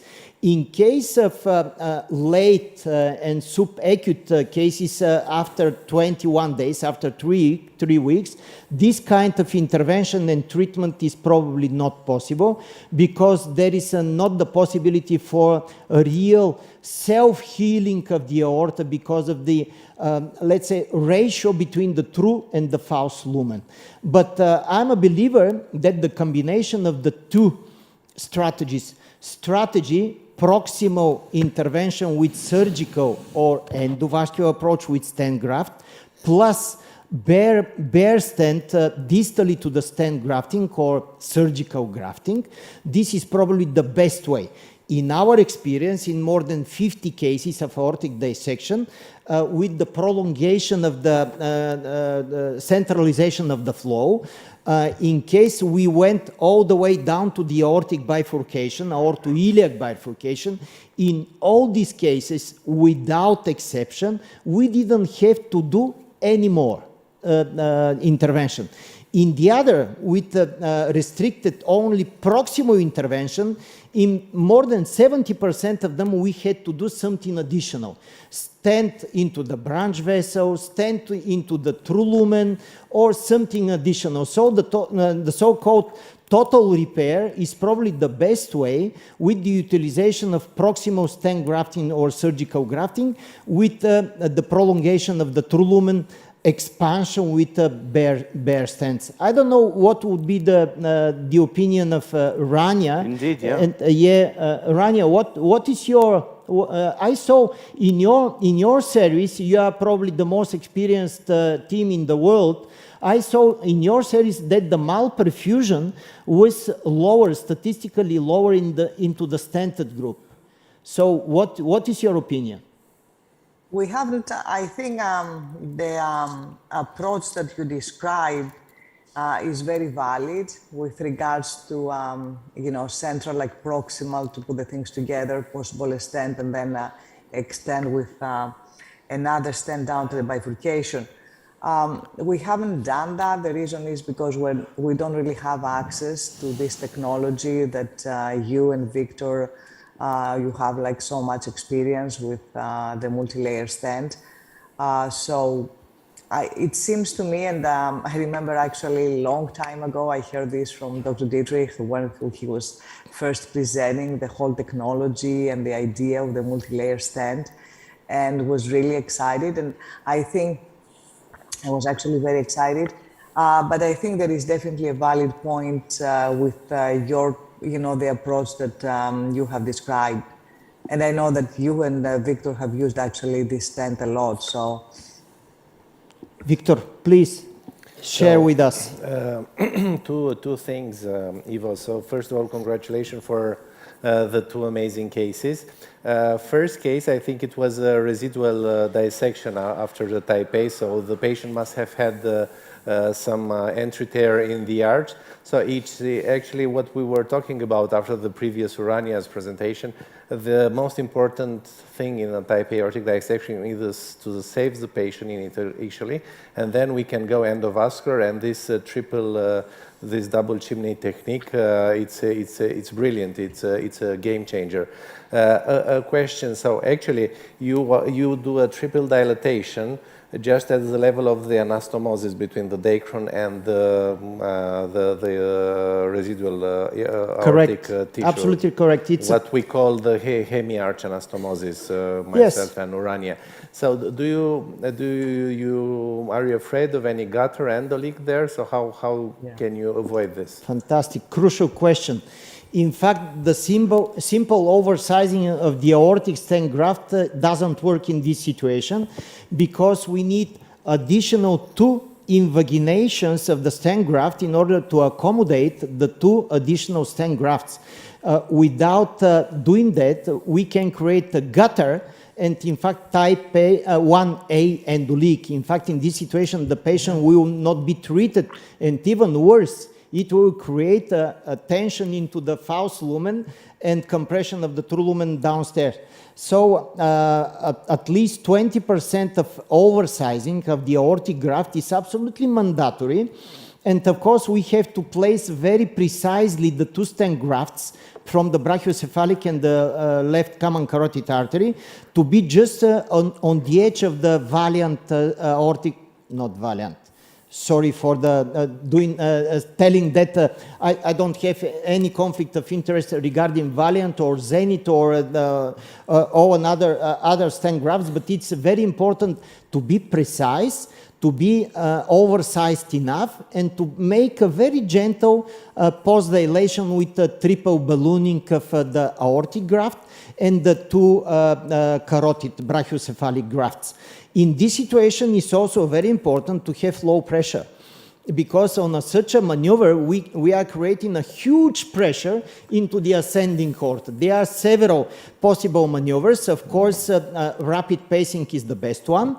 Abundant nitroglycerin is probably an option in intubated patients, but because we prefer not to intubate, so we avoid general anesthesia. What I have shown are conscious sedation patients. It's zero cutting and conscious sedation, so no general anesthesia. It's really totally endovascular. Another option is to put a balloon into the inferior vena cava and to make a temporary inflation of the inferior vena cava balloon. It's very efficient. It's even better than the temporary pacing. And of course, the cardiac output is decreased immediately and the pressure is going down, and very important, immediately going up after the disinflation of the balloon. But it's not piece of cake. It's very important to be done properly in order to have the good results and to avoid migration. Hey, Ivo, I have a question. Yeah.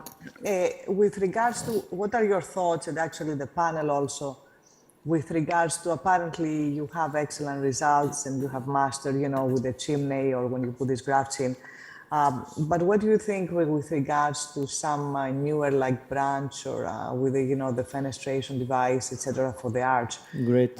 Do you think we are there yet, or definitely the industry has to help us much more of creating something specific for the arch, especially with all the hemodynamic forces that actually, the whole arch and the ascending is a little different than the descending aorta. So I would like to see your thoughts on that.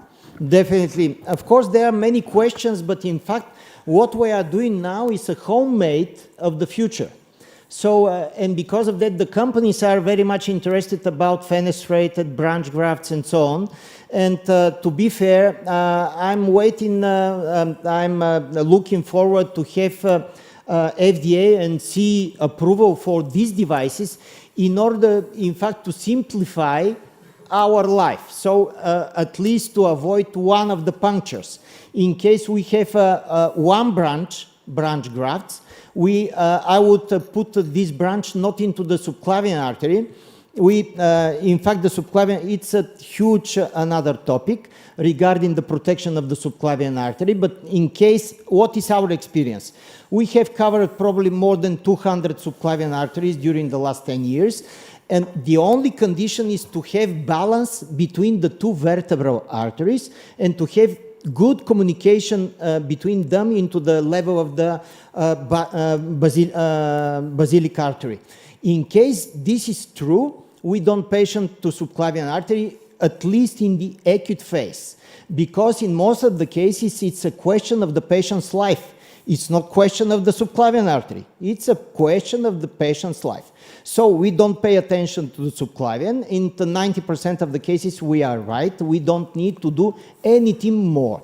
In case we have to do something more, the team is not mine, but the vascular surgical team, that we have fantastic collaboration. In 20 minutes, the patient is going into the OR, and they are performing bypass to the subclavian artery. But in case we have at least one branch, we will put the branch graft into the left carotid, and we have to very simple, to puncture the right brachial artery and to place one chimney into the proximal zone in order to treat the aortic arch. But it's not so simple. Rania had mentioned that the ascending aorta and the aortic arch are different animal.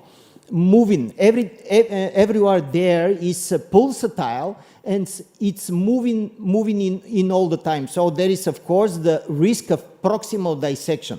And because of that, I mentioned that if in case we have the good proximal treatment, surgical, or of course, most of the cases surgical, in fact, on such a way, we are a part of the possibility of the proximal dissection, because the proximal part is already secured. And in case we combine the surgical and the endografting with branch grafts, it's probably the treatment golden standard into the future of these complex patients. Okay? Okay. Thank you. Thank you. Sorry, I'm not the only... the only one moderator, but I would like to invite Dr. Stankov. He will tell some kind of review of the possibility of endovascular treatment of type A and B aortic dissection. Thank you. It's very easy now after this discussion to start with my presentation, because most of the thing what I want to show and say you, we discuss now. Everybody know these pictures, Volodos. The doctor, he implanted the first stent graft in the aorta. Different techniques for the treatment of aortic dissection, type B and type B. The standard one for type B is stent graft implantation. Implantation of stent according to the chimney technique. Professor Petrov showed us very good this technique for the aortic arch. Implantation with uncovered aortic stent for the true lumen decompression.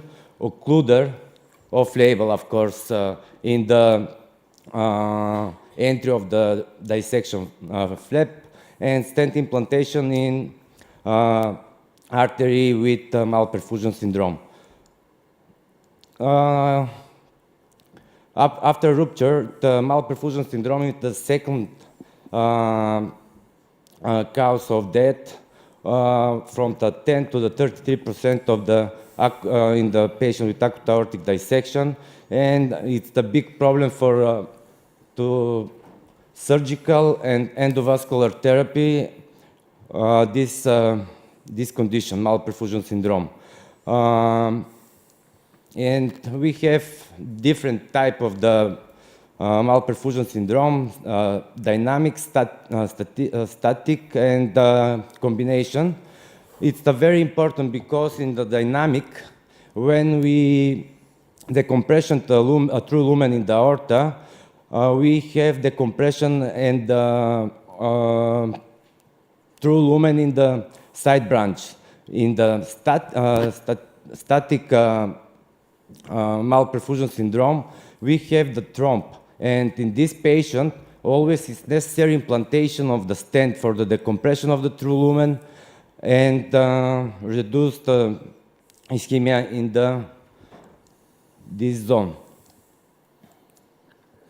The guidelines say the type A, it's the gold standard for the surgical treatment. It's true. But we have very we have patients with a high risk, of high operative risk. This is very interesting analysis for the review in the group, in the patient, in 686 patients with type A, 53 of them with very high cooperative risk. Retrospectivity, after analysis of the CT, aortography, and detailed analysis, showed 18% from them can be treated endovascular with different technique. And this is the group we can treat it total endovascular with this, in this patient. We can use endovascular treatment. This is the a large study of the endovascular treatment in patients with aortic dissection with very good result for the with 81%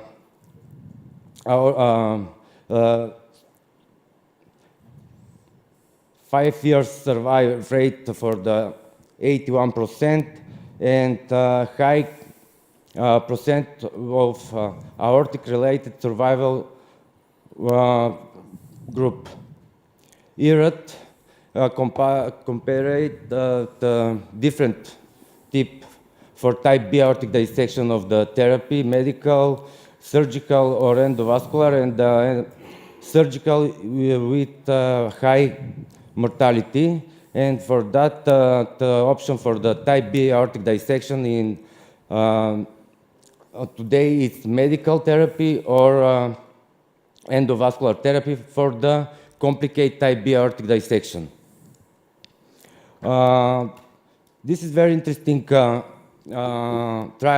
Instead, compared optimal medical therapy with stent implantation in type B aortic dissection in the group of patients uncomplicated type B. We're going out of the guidelines with this trial. The very interesting in this trial is the survive after first year. The follow-up in the patient between 2 and 5 years. We see here 0% mortality in the group for endovascular, and aorta-related mortality 0, false lumen progression in only 40.1%. And this maybe can change the guideline for the treatment of the patient with uncomplicated type B aortic dissection. We have now more and more clinical trials for the endovascular treatment of the aortic, petticoat, stable, stabilized, and these trials included the not cover only the first entry, but to implant it more of one uncovered stent for the centralization of the flow in the total aortic dissection zone. Our experience, we see this slide of Professor Petrov. We have 2 patients with type A aortic dissection treated with MFM stent. 2 patients with very good condition 5 years later. This is the very interesting slide because this is our experience with implantation of the second stent for the decompression of the true lumen. We started in the little group of the patient, but now we prefer to do it in every patient, implantation of stent graft and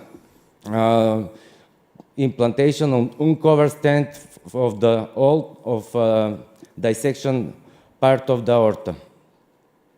The result is very good. No, it's not necessary reintervention, reduce the percent of the reintervention for the malperfusion syndrome. In this group of 38 patients with clinical presentation of malperfusion syndrome, we have implanted different stents of the aorta, wall stent, MFM, Zenith, Sinus, and the result is very interesting. This is the most important point of this group. The compression of the true lumen in all stented zone statistically significant decrease in size of the false lumen with indication of progressive thrombosis. We see the huge difference before and after on the true lumen and false lumen, one of the predictor for the mortality in the patient with aortic dissection. We see here aorta-related mortality zero, late neurological complications zero, normalization of the kidney function in 96% of the patient. Clinical case presentation. This is the first first patient with we implanted MFM in the aortic tip dissection. We see here the very compressed true lumen, and a patient with coming in the hospital in critical condition, and with the colleagues from the cardiac surgery, we take the solution for the endovascular treatment, deep sedation, local anesthesia, with 5 French right radial approach for angiography control, right femoral total percutaneous, 20 French closed with 2 ProGlide device, 2 overlapping MFM cardiatis implanted from the coronary artery, to the abdominal aorta, with a very good result for the true lumen, total decompression true lumen, and the total compression of the false lumen in the old stenting part of the aorta. This is the CT 1 month later. We have now 5 years full up. The remodeling of the aorta is very good. We can see here the thrombosis of the false lumen of the ascending aorta on the 3 months and 6 months. Second case is again young man with aortic dissection type A. Emigrant surgery, we prefer of the ascending aorta, partial arch repair and implantation of unigraft 34 mm. Post-operative critical medical condition, patient is still with visceral and peripheral ischemia, and for that we prefer emigrants endovascular procedure with right femoral artery 10 French and right brachial 6 French approach. This is the CT of the patient. We see the practically thrombosis of the true lumen in the abdominal aorta and right iliac artery. After the surgical treatment, we prefer to implant sinus XL stent from the surgical prosthesis to the distal abdominal aorta, to the iliac artery. Second, we can see, and this is the result. Very good expansion of the true lumen, and we now see the false lumen of this zone. Decompression of the right iliac artery with stent implantation. This is the CT in hospital. We can see we don't have a false lumen in the distal abdominal aorta. This is the 1 year full up with a very good result.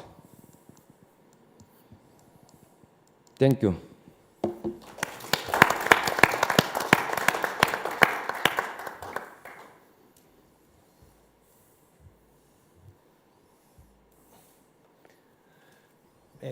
Any questions from the audience?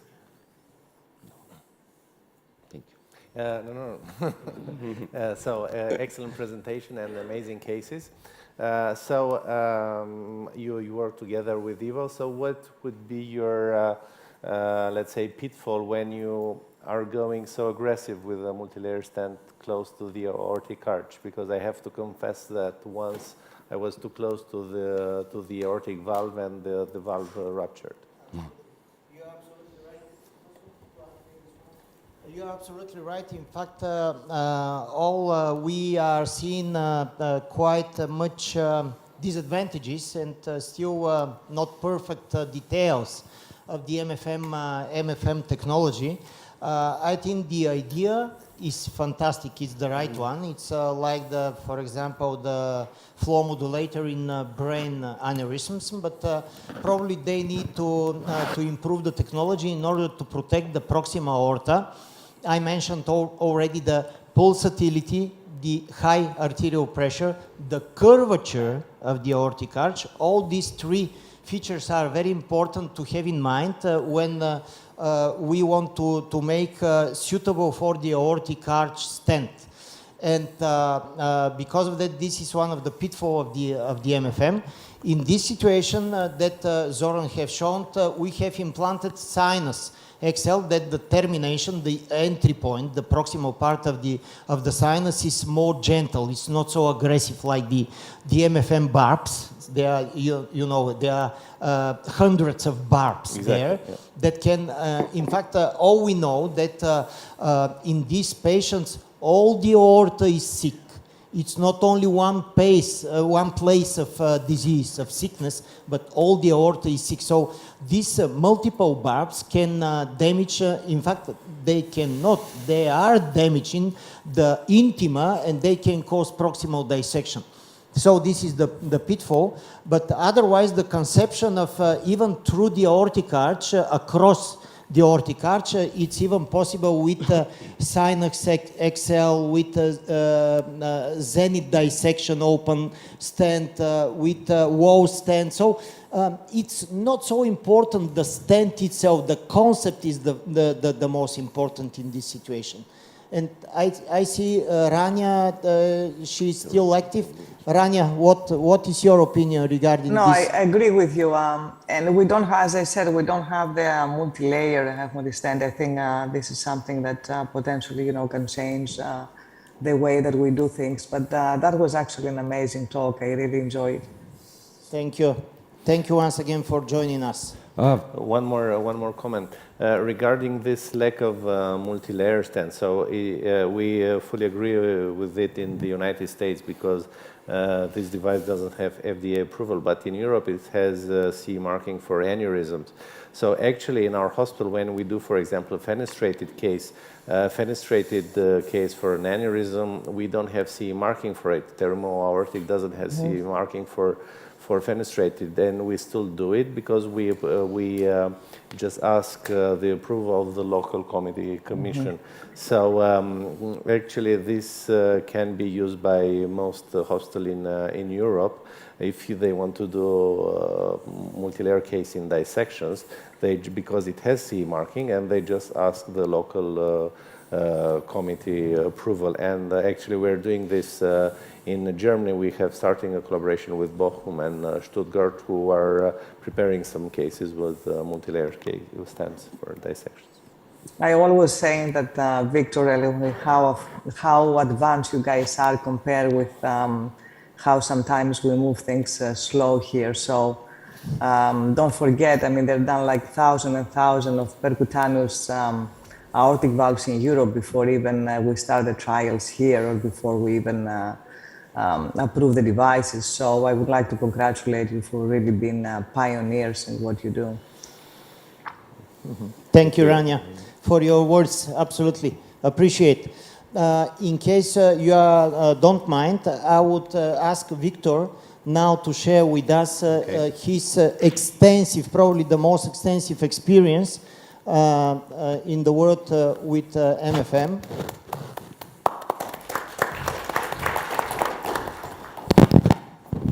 So first of all, I would like to thank Professor Ivo Petrov for his invitation, and also my colleagues from Bulgaria. It's always a pleasure to be here in beautiful Sofia.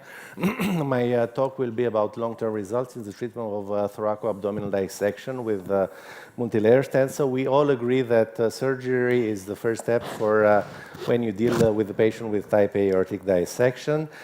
So then, how can we treat and how can we help this patient who have type B aortic dissection or who have residual dissection after type A aortic repair? So of course, pills and open surgery was proposed many years ago, but I don't remember any center doing successfully open surgery in these complicated cases because the mortality is so high. So I remember I'm old enough to remember the beginning of year 2000 when we start using short stent graft in type B aortic dissection while I was a junior resident in France. So we were very happy about it. The problem when we start looking at those cases years ago, so this is Michael Dake and Rodney White looking at this phenomenon. So actually when you use this short stent graft, the aorta still evolves. So in the majority of cases, you will get an aneurysm of the aorta or a dissecting aneurysm of the aorta. And this is Joe Lombardi stating pretty much the same thing.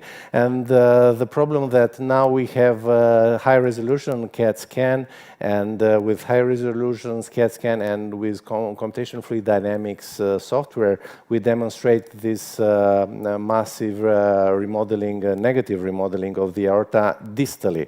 So what techniques do you have to prevent this? There is false lumen embolization, that flirt, endovascular scissoring, which makes no sense, pedicle stabilize, which are pretty much the same concept, and fenestrated and branch devices inspired by complex aneurysm, which are tedious and with poor results. So this is what happens when you use the petticoat and the stabilized concept, because it's only a single, it's an open stent, an old generation stent. It will stabilize the aorta initially, and then the aneurysm will still grow at 5 to 12 years. So as Professor Petrov mentioned, the multilayer stent was developed initially for thoracoabdominal stent, and I was part of the Strato trial for thoracoabdominal aneurysm. And it was used for this because it's a powerful 3D braided cobalt alloy mesh with a massive radial force, and it's very flexible. And we have done the first dissection, type B dissection cases somewhere in 2015, and that's a publication from GAVT. So a 56 years old gentleman with a complicated type B aortic dissection. We have placed the multilayer stent from the ascending aorta, and we were lucky, we had no issue, and we achieved total aortic remodeling. And in those cases, in order to have a nicer results, we analyze our patients with computational fluid dynamics softwares like Mimics and ANSYS. So these are the Mimics charts with red and yellow, red and green, sorry, and these are the ANSYS charts, which demonstrate flow and pressure. So very beautiful remodeling. And this patient was treated 6 months after his initial dissection. The aorta was pretty stiff, and it took more than 1 year to the multilayer stent to achieve remodeling, as you can see. So very nice remodeling at 3 years. And this patient will come actually next week for his 6 years follow-up. So we are very eager to see the results. So this is, as I told you, this is Mimics, and this is ANSYS, showing positive and progressive remodeling of the aorta. And in order to be at the scientific side, we calculate the false lumen index, and this goes up to 0, proof showing remodeling. We have included some of our type B cases in this publication that we have done with our colleagues from Ireland, which was done in 2018 in JVS.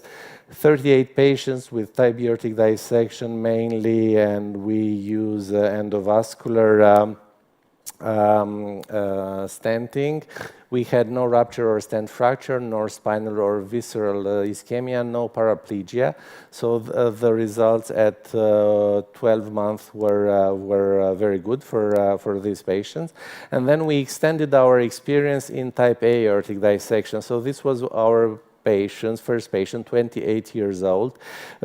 So you can see after her type A aortic dissection, she has residual thoracoabdominal dissection and dynamic ischemia in her left iliac. As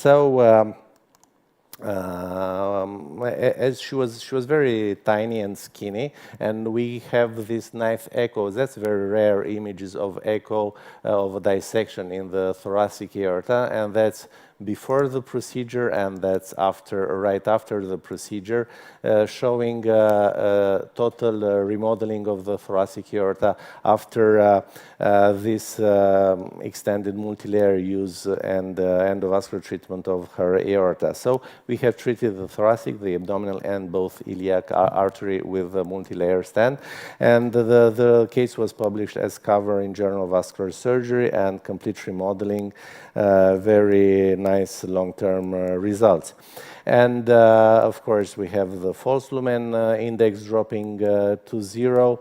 So that's another case, and I have chosen to show you this case because we have operated his type A sternotomy, hemiarch replacement, and we have left this, you see it, entry tear in the arch.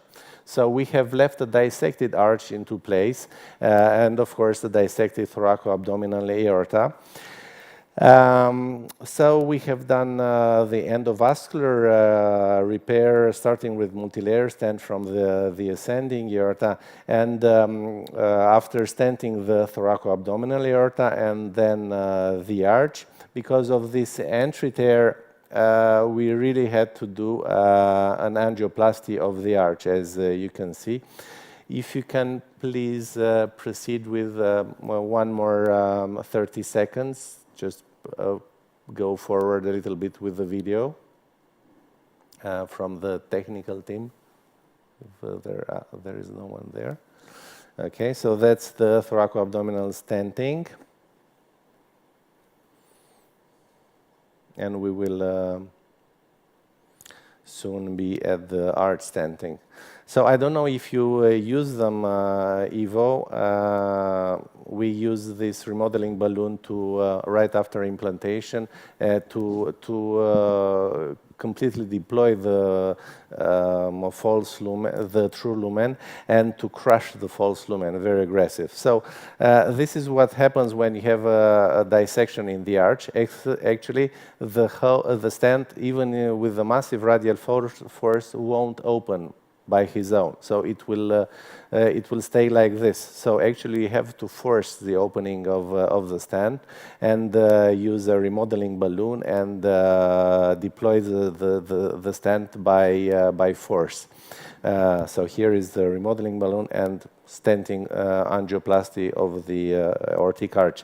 Very nice results. Also, that's at 3 months, and we have seen, you see, the arch is completely remodeled, and this gentleman has a very nice 4 years follow-up. I will go forward with the next case. So we have published this technique in endovascular surgery, call it kinetic elephant trunk technique as opposed to the frozen elephant trunk technique. And then we have published all our type B aortic dissection cases 23 patients only with type B, this time in GAVT 2 years ago.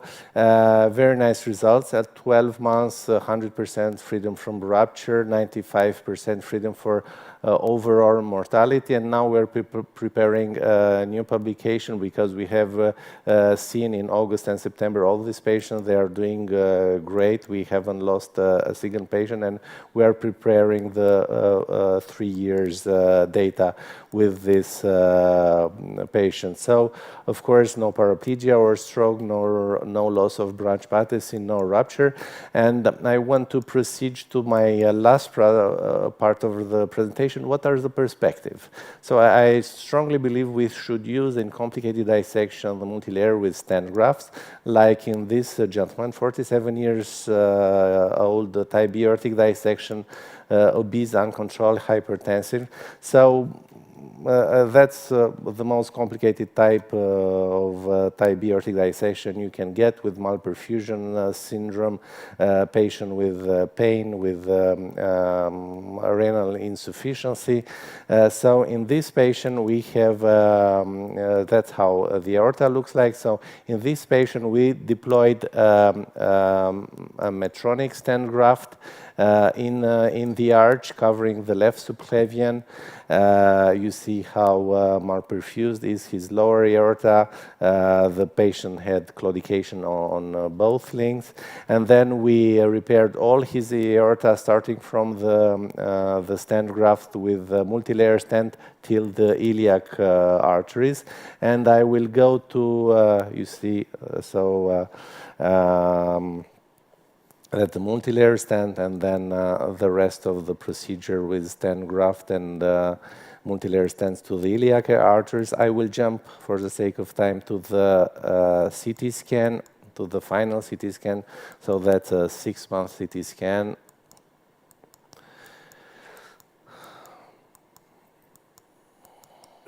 Good. So that's a CT scan which was done in February this year, and in September we will have his 1-year CT scan. So if you can jump to the 48th second, so we can see,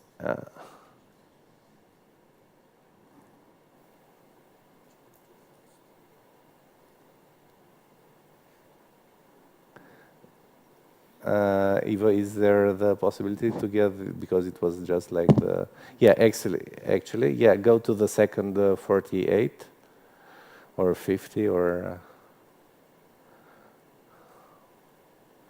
excellent, like this, perfect. More. Go forward, yes, good.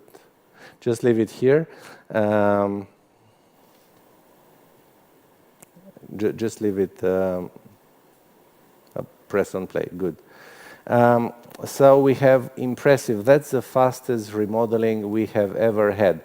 By combining, you can see the stent graft covering the arch and the proximal thoracic aorta, and then the multilayer stent here into the stent graft, and then it goes on. So you see complete remodeling, no more false lumen, the true lumen is completely expanded. And then we go into the abdomen, and you will see immediately the celiac trunk, which is forced into the true lumen. You can see a little bit of false lumen on the lateral side because the left kidney was from the false lumen, so actually it keeps perfusion of the false lumen. And then we go to the distal abdominal aorta with the 2 stents in it for the iliac arteries, and very nice results for this patient who is right now completely asymptomatic. So these are my conclusions, ladies and gentlemen. The effectiveness of this technology is to stabilize the dissected aortic wall. The stent is implanted with minimal operative trauma associated with a short endovascular intervention. Further studies, of course, are needed. Thank you so much. Thank you so much, Victor. It's, as always, impressive results. Congratulations regarding that. Some comments or questions? In fact, you are confirming what I was saying, that the combination of good proximal covered treatment plus distal uncovered treatment is probably one of the best options, but we have to prove that. Yes. Rania, what is your opinion? Yeah, no, I agree with that, and I think Victor, the results that he showed is that things are actually feasible, but it's again how we use this new technology, indications, etc. As exactly very well, you mentioned, Ivo. Thank you, Victor. Okay, we are proceeding with Jacques. Jacques will show us a very interesting case of stroke during TAVI implantation. So we are going supraaortic now, moving the zone, moving the territory. Thank you very much, Ivo.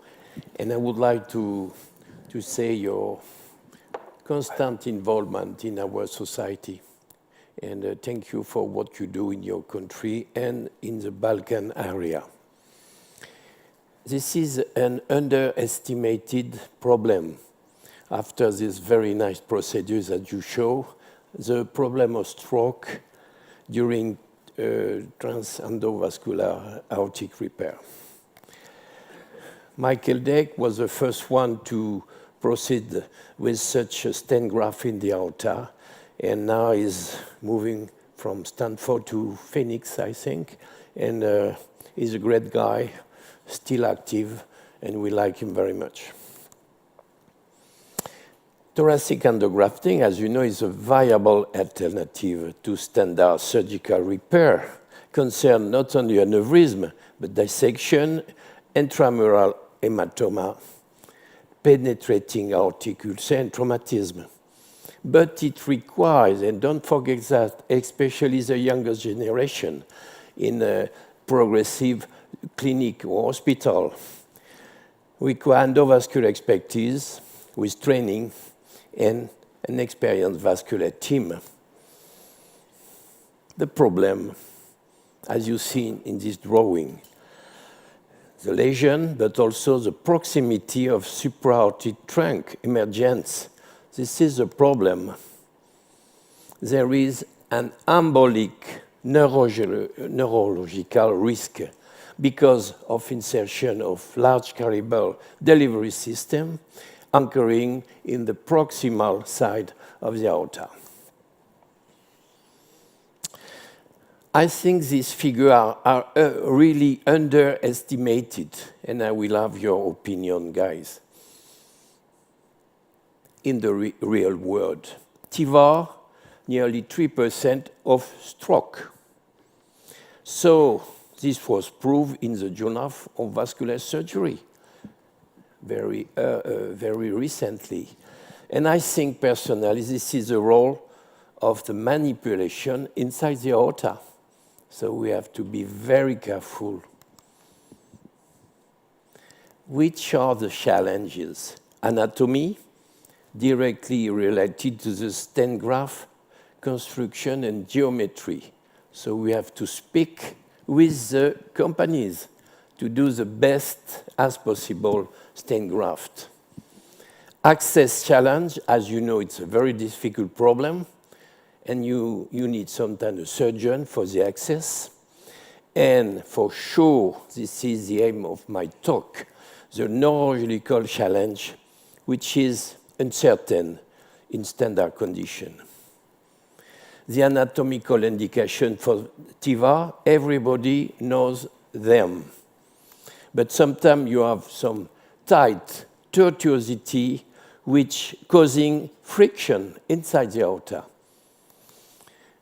So, especially the youngest, you have to take care when implanting an endograft, take care of the vitality of the wall and be smooth and have limited manipulation. because you insert large range of device. This is very big. And you handle everything, but should be flexible, preloaded, but with stiff wire, causing friction, as I told you. So there is some anatomical challenge. The best challenge for me is the flexibility. If you are flexible, you are less traumatism, and you need to be conformable and to have a good application on the wall, and you avoid friction and kinking. The question of coverage of the subclavian artery is something important, underestimated too.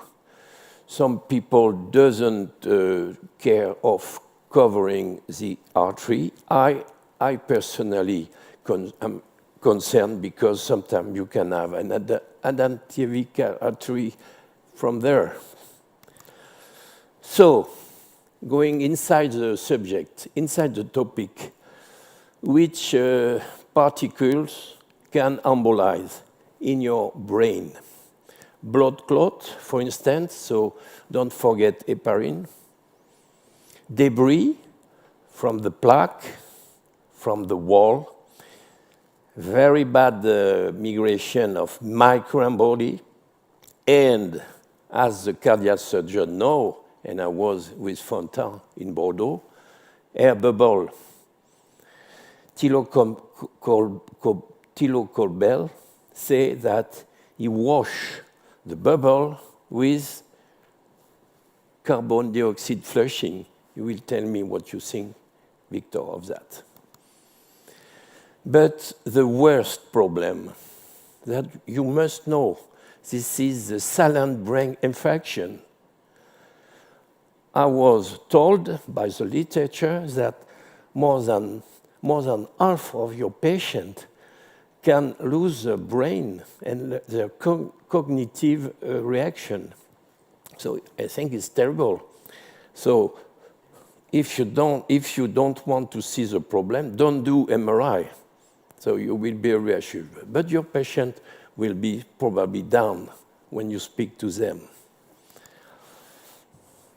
Some people try to avoid this embolization, and I want to speak with you about that. Do you use it or not? The Sentinel embolic filter, this is a double basket coming in a V shape, inserted from the right arm, going in the two major arteries going to the brain. It's not given. This is American.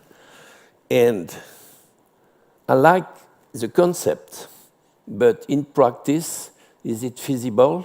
I asked one of my friends, told me, if you put that in, you provoke some emboli. So this is a choice, and it's not a joke. Look to the debris inside the protection. I think it's a reality. Moving to the TAVI, which is the same area of procedure, and I know that cardiologists are very, very keen of TAVI procedure, especially the younger generation, and all the indications are moving on toward the youngest generation of patients. But be careful to what we call the stroke. And they invent a large cerebral protective net. I just phoned a few minutes ago to my friend from Hôpital Pompidou, Professor Lafont. He told me the same thing. When you put that, you provoke emboli. So be fast, be smooth, be good.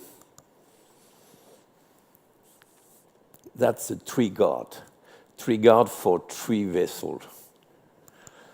So, in conclusion, and to finish with, which are the patient population at risk? Diabetic, because they have problem inside the artery of the cerebral. older patient, be careful behind 80 years old. Previous cerebral vessel insufficiency, do some CT scan or trans-Doppler carotid examination. Woman because small artery, small sized aorta, and tortuosity. But there is one indication where you don't hesitate. It's what I did in this case. Giant thoracic descending aorta with content rupture, with left pleural effusion. Look, 15 centimeter, a big beast, with content rupture, with pleural effusion, and even more left cardiac cavity compression. I did, with my team, the thoracic endograft implantation without hesitation. This is a post-operative control. My dear friend, Professor René Jancovici, that Victor knows from Bordeaux and Paris, did the next day pleural aspiration. This is a control, and this is a thoracic scanner, CT scan control. So my good friend Berkeley, friend of Ted Dietrich, say, we know from now that this technique must be directed by a vascular surgeon with a surgical environment. Sorry, Ivo, but I think you can have a mixed team. But put a surgeon inside your team. Experience. In conclusion, I believe that new endograft design will be more effective, but we need further refinement for the delivery. Cerebral embolic protection seems to be necessary for patient at risk, but the question is the feasibility, and the technique must be reserved, I think, you think, for specialized center like yours, Ivo. Thank you very much for your attention.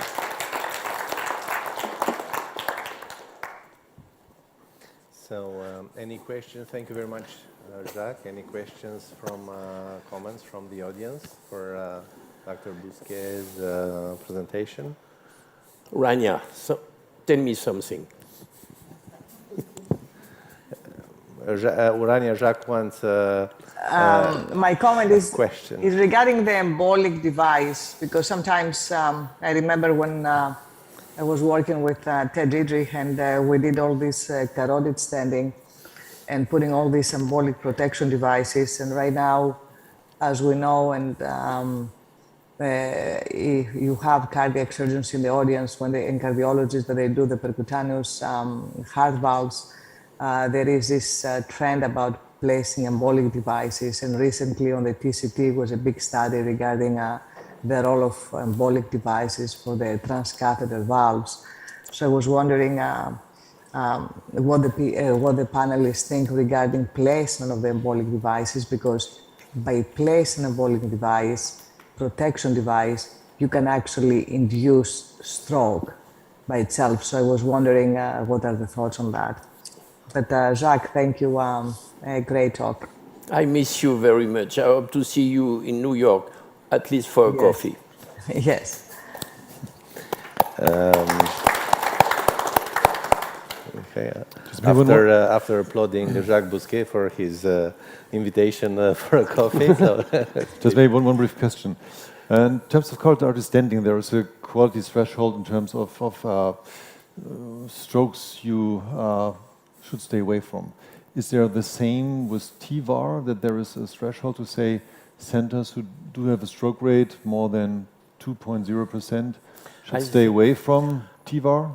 I think this analysis from the Journal of Vascular Surgery, which is a good literature reference, is underestimated. I don't say that the center who want to start have to stop. No. But be very careful and work on the indication. A good indication will give you a good result, I think. It's like the same in EVAR. So don't push too high. You push high when you are very excellent and you have a backup of surgery or something like that. So I think that we have to go on, even the youngest. Dr. Reed? Perhaps, Ivo, there is a difference, as Rania is suggesting, between the incidence of transient ischemic attacks or strokes in TAVI, which I have just looked up the West of Scotland results, and they're extremely low, compared to the more complicated manipulation of thoracic endovascular aneurysm repair. And I think you have a very similar experience. You have a very, very low incidence indeed in your TAVI program. I appreciate very much, let's say, the warning that Jack is telling us. It's regarding the, let's say, the technique, the details, and so on. But in our experience, in a little more than 600 TAVI procedures, we have one stroke. Yeah. So it's about 0.2%. So, and Jack mentioned already that the positioning of these relatively complex devices within two carotids are also not without a risk. What about the silent brain embolization? Yeah, silent. This is another question. Yeah, probably, I think it's important. Probably, Şevket, Dr. Gurgulu will have a special opinion regarding that. But I think, yeah, it's a controversial. For me, it's a controversial. But I think that we're talking about two different issues. We're talking about TIVR and we're talking about TAVI. So that's great that Dr. It's the same route. It's different because we did a study, exactly what Ivo and Dr. Reed said. We did a study with one of our PhD students because I'm cardiovascular surgeon. I'm also like your TAVI guy. So I said, okay, let's look at the TAVI because we say when we explode the aortic valve with the balloon, we have massive silent infarction and everything. So what we did, we took 30 patients, we did MRI pre, MRI post, and we did the deep cognitive tests on them. And actually, they got better after TAVI. They got better. Yeah, because you have, it's simple. Improve you have better hemodynamics. flow to the brain. So, Absolutely. Incredible. Improve hemodynamics. And actually you have better flow. If you look at the flow MRI sequences into the brain, they are much better after TAVI. Yeah? Of course, this is the reason the aortic stenosis guys, they have a syncope because of the reduced hemodynamic of the brain. Yeah, I would like to say something about that. So we know that it's totally experience dependent, what I think, because he was a very experienced operator in peripheral intervention. And if you compare peripheral intervention with TAVI, TAVI is nothing, okay? If you do complex peripheral intervention, if you are doing low-risk cases, if you are doing such kind of EVAR, TVAR, Stent, TAVI is not a big deal, it's just a piece of cake. So I think the low rate that Ivo experienced is because of his experience. I think he has nothing to do with the aortic arch too much, and he know what happens when he manipulate too much. I think that's the reason. It's not the real world data, of course, but I would like to underline that experience is everything. So even in TAVI cases, if a person performs TAVI cases, he or she should also be familiar with the peripheral intervention. That's my opinion. Okay. Thank you. So which maybe you can say then it would be good for vascular surgeons to incorporate an endovascular specialist in the team. Yeah. Because I think there are differences in terms of wire manipulations from a cardiologist to a vascular surgeon, I would say sometimes. So maybe Absolutely, it's just also, the combination is also, I think, very important to learn vice versa.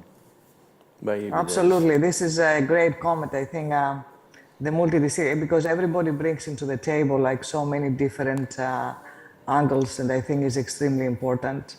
The way that the cardiologists think about the wires, or they do the wire techniques, or the vascular surgeons, or the cardiac surgeons that they're emerging right now, of learning how to do things, or the interventional radiologists. So I think it's because by the end of the day, the beneficiary is the patient. So, and this is why we're doing what we're doing. So that's a great comment. Great. So a very exciting discussion, but we have to move to the next speaker, Professor Ivo Petrov, total and subtotal carotid stenosis intervention. So it's like really bold and very challenging for me to speak just before the pioneer of the carotid intervention, endovascular carotid intervention, Klaus Matthias. But in fact, after my presentation, there is our the senior carotid intervention specialist, and after HFK2 we will have an additional challenging topic. So I will speak about subtotal carotid stenosis intervention. You see, this is our endovascular activity during the last 5 years. There are a little more than 800 interventions, and in these 800 carotid interventions during the last 5 years. So we know that Klaus, Professor Matthias, he did the first carotid intervention 45 years ago, and also the first carotid stent 33 years ago. But what happened, and it was, he shared with me once that it was, the stent was for a carotid dissection during a balloon angioplasty, I mean the stenting. And in fact, both the carotid angioplasty and the carotid stenting were like a plan B for carotid surgery or plan B for complication. Since that time, everything changed. So the access, the size of the access, the protection devices, the type of stents changed. In fact, the proximal and distal protection, dedicated stents. So everything changed, and because of that, also the guidelines changed. And the guidelines tell us that in many patients, the carotid stenting is a golden standard. These are the patients with hostile neck, with high clinical or anatomical surgical risk, and so on. Regarding the subtotal, so-called near occlusion, regarding the near occlusion carotid stenosis, there is a huge discrepancy. In fact, it was considered that it's more or less beneficial, near occlusion or total occlusion, because there is no flow. But it resulted that many of the trials, good trials, are showing that the culprit lesion for symptomatic patient is a near or total occlusion, recent total or near occlusion. So the surgical treatment, external to internal carotid bypass, didn't succeed to make big difference. And in fact, into the guidelines, unfortunately, the near or total occlusion is in fact outside of the scope of the indication, so it's practically forbidden.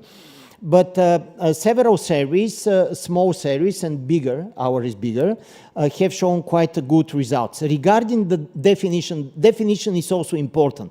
So subtotal occlusion, the so-called string sign, is not critical stenosis, it's different animal. Critical stenosis is a good, nice carotid with high-grade critical stenosis. But near occlusion is different. So this is the definition of near occlusion. This is a target internal carotid with reduced lumen, target internal carotid with slow fall, target internal carotid with reduced lumen even compared to the ipsilateral external carotid, smaller lumen than the external, and collateral flow from the other side. So these are the four components of the definition of near occlusion. So the first report of carotid CTO stenting, it was in 2007 by a Taiwanese team of Dr. Kao, showing primary success of 73%, very close to the success rate of the coronary intervention. Our friend Dimitri Nikas have shown in 25 patients who underwent carotid stenting for string sign, the slow flow and string sign, without any complication with proximal protection. This was, let's say, the detail. In this Japanese, in a small interventional publication, 10 patients had 100 successful recanalization, 0% of complication, and neither transient or ischemic events, no restenosis during the follow-up. Regarding our experience, brain perfusion benefit after recanalization, and this is a trial showing patients with subtotal carotid stenosis that is a very good results. In our retrospective analysis of this, a little more than 800 carotid interventions, in 53 of them, we in fact performed total or subtotal carotid stenosis intervention, representing 7% of our activity of carotid intervention. So all of the patients' inclusion number one criteria was the patient to be symptomatic, so previous recent stroke or a TIA, and to have CT and MRI proven new lesion onto the imaging investigation. So in our group of patients, 6 were total carotid occlusion and 47 were near occlusion, subtotal. I mentioned already all of them were symptomatic and they had progression of the stroke and the TIA. Regarding the procedure itself, it's not piece of cake. It's a special procedure. It's only for experienced operator. We need specialty wires, CTO dedicated microcatheters, and of course we have the main goal to cross, not only to cross the lesion, but also to restore the flow, intracerebral flow. So in some cases we did a predilation, and we had the most important is the final number on the bottom right. In 91% of the cases, we succeeded to restore the intracerebral TC2B3 flow. That is also the criteria for stroke intervention. And regarding the clinical result, one patient died because of the cardiogenic shock, not because of the carotid intervention. She had distal left main stenosis critical and carotid intervention. She died by the cardiogenic shock. And very interestingly, we didn't have no one hyperperfusion. The main fear, the main obstacle of this procedure to be done is the fear of hyperperfusion. And we didn't have no one hyperperfusion and just several cases of minor stroke and TIA. This is very interesting to compare the so-called near occlusion to compare to all the rest. So the ordinary carotid intervention, it resulted there is no difference, clinical difference and hyperperfusion difference. This is in fact a little bigger trial than ours, again comparing the ordinary carotid stenosis symptomatic with near occlusion, and again there is no peri-procedural, clinical and procedural difference regarding complication rate, stroke, mortality and so on. The follow-up is also favorable with a relatively good intervention and only one case of significant restenosis, but in fact the stent was going back. We saw that the stent was not enough expanded during the index procedure, and this was in fact the reason for the restenosis. Just one of these cases, nothing very special, but he's a 52 young patient admitted with a high NIHSS stroke score.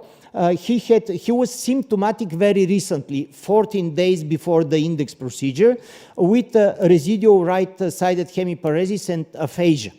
So, with history of coronary artery disease and so on, nothing surprising. So he had a chronic occlusion of the right internal carotid and subtotal occlusion of the left. So in this situation, it's quite difficult. You see on the right side, there is only the external carotid existing. The internal, it's not there. So it's a chronic occlusion of the internal carotid. And subtotal with very slow flow, ipsilateral side, very slow flow onto the left side. And this subtotal string sign carotid stenosis, what to do? Of course, recent stroke, coronary artery disease, contralateral occlusion. He's typical contraindicated for surgery patient. So what to do? To leave him dying or to do something? So we decide to do something. This something is endovascular treatment, and with the idea to restore not only the ipsilateral but also to the contralateral flow. So we engaged the carotid artery, and after crossing and putting the distal filter protection and predilation, we succeeded to place a C-guard like Professor Velchev did yesterday. C-guard is a double mesh stent. In this recent stroke patient, it's a good idea to put a double meshed stent in order to stabilize the plaque. And this is the final result of this critical stenosis of the left internal carotid. Why double mesh stent? Because of this data showing by IVUS that the protrusion of the plaque is much lower into the double mesh stent intervention. And you probably remember the slow flow ipsilateral. You see excellent ipsilateral flow, and not only that, but also contralateral flow to the occluded, chronically occluded carotid artery. The big surprise of my team was that the patient started speaking on the table. So he restored 14 days after the stroke. He restored speech on the table after the intervention. So a subtotal stenosis, it's not without, let's say, a reason to be opened. And as a conclusion, late endovascular recanalization of occluded and near-occluded carotid arteries in symptomatic patients is feasible and safe. This procedure has to be carried on a selective group of patients symptomatic with signs of ischemia caused by the target lesion. And of course, the late preventive role and benefit, we are starting now a cognitive function trial before and after subtotal stenosis carotid, together with MRI perfusion and cognitive, independent cognitive tests. So hopefully what we have as a impression will be proven into the trial that we are starting now. And thank you very much for your attention. Thank you very much, Ivo. Any questions from the audience? I would like to make a comment, Ivo, because many years ago in the 80s, in vascular surgery, the huge trials of the North American and European trials in carotid surgery found that in these very, very tight narrowings, there was no benefit between carotid endarterectomy and aspirin because they were looking at thromboembolic disease, and all of the patients, by the way, there was only unilateral disease. But what you're, in your last case, demonstrating is the huge importance of treating cerebrovascular insufficiency. Your patient just now had an occluded carotid on the contralateral side, and perhaps this will become the treatment for cerebrovascular insufficiency. Great comment, probably the most important. And in fact, the target is the extent of the jeopardized zone. In case we have 100,000 cells that are jeopardized, we have to leave alone the patient. But in case we have a huge area of the brain lacking perfusion, it's a horrible problem. Exactly, and the only way to improve this perfusion is this, more than obvious. We rely very much on the CT and MRI. So the so-called late penumbra is very important. So the extent of brain infarction and vital zone around is very important to advocate to do or not to do such kind of intervention. Isn't it interesting that the patient was just underneath the blood supply to speak, and all of a sudden he speaks immediately? Absolutely. We have more than one patients that are improving recently after the intervention, speech, moving, motoric function, and so on. But we want to prove it. We want to prove it, not to be only impression. So, yeah, Dr. Velchev, Professor Velchev. I have a question. Yeah. Because by definition, near occlusion, in your definition, is artery which does not deliver flow to the brain. Okay, in that situation, if you have, by definition, symptomatic patient with a newly registered infarction, what is the distribution of these new ischemic zones? So are those some hidden emboli, or is hemodynamic, or watershed infarction? Yeah, what kind of great comment. There is a very nice publication by Jay Yadav, probably 10 years ago, a little more, proving let's say, the suffering zone by CT and MRI perfusion. And the second question, of course, it has to be proven that this zone is the guilty for the recent stroke on recent TIA. This is first. And second, before starting such a procedure, we have to prove vascular reserve, that the vascular reserve, for example, with acetazolamide and Doppler investigation, transcranial Doppler, we have to prove there is a vascular reserve to accept the additional flow that will come. And this will protect, in fact, the brain from hyperperfusion syndrome. So these two things, these two investigations are probably important to decide when to intervene and when not. We did absolutely great question as well. I have shown Dr. Nikas Dimitri. He had done there 25 patients with total proximal protection. In our case series, we have one with proximal, all the rest are with distal protection, with the microcatheters that we are utilizing, and with the spider. It's a very low profile microcatheter spider. It's possible even to cross with the microcatheter. In some of the patients, we had to predilate with 1.5 or not more than 2.0, a small balloon to predilate in order to position the filter. And the beauty of all the situation is there is slow flow. So the probability of distal embolization is quite low. So probably this is the luck. This is the luck in this situation regarding protection. Okay, yeah. Okay, Professor Matthias, please take the floor. I propose, because we are very bad with the time. Yeah. I know that, Yeah, and please therefore I'm talking only for 1 hour now. And a short comment is, when it's a chronic carotid occlusion without symptoms, do nothing, because then it is already compensated by all the other vessels supplying the brain. I have a couple of patients where I treated them with a carotid occlusion, internal carotid artery occlusion, the external carotid artery, because you have, in some patients, you can see there is a collateral flow to the middle cerebral artery of that side.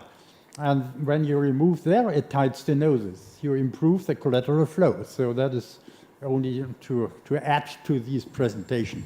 Yes, I thank you very much for the invitation to talk about now history. Yes. When does it start with history? Yes, that's always a question. And so I start in the last century. Yes, Werner Vossmann, yes, was a young man who in Eberswalde, this is another part of Germany, not so far away from the East Sea, started with the first catheterization. He did a venotomy, introduced the catheter via the venous to the right heart, asked then a nurse to take a picture, an X-ray picture from that, and then he was kicked out of the hospital as a completely crazy guy. Does not make any sense to bring a catheter into the heart. It's only dangerous, you can die from that. And so that was the beginning. In 1952, he received the Nobel Prize. So you see, starting with that, that is a problem. Yes, then came direct puncture of arteries, also of the carotid, because no CT, no MRI, what is going on within the skull, with only clinical examination, many of these things were unclear. So Moni started that with direct puncture of the carotid artery.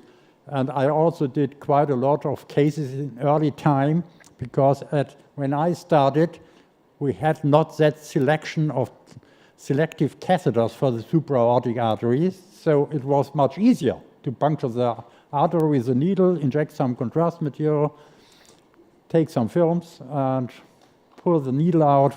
Very simple thing. Yes, as you know, then came the percutaneous approach with Seldinger.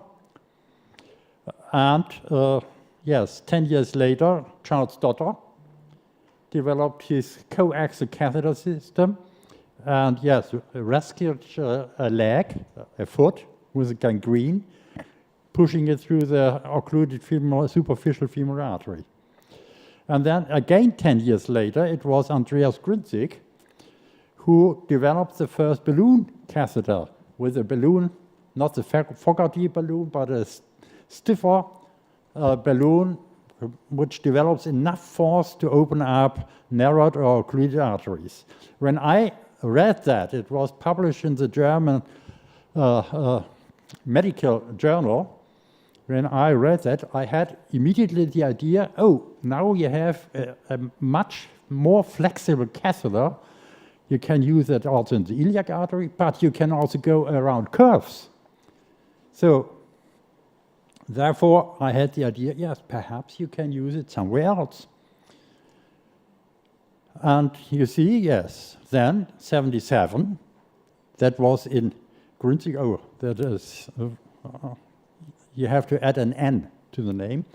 Yes, in 77, in September, so it's just now, this month, he treated the first coronary artery with a coaxial system with a smaller balloon.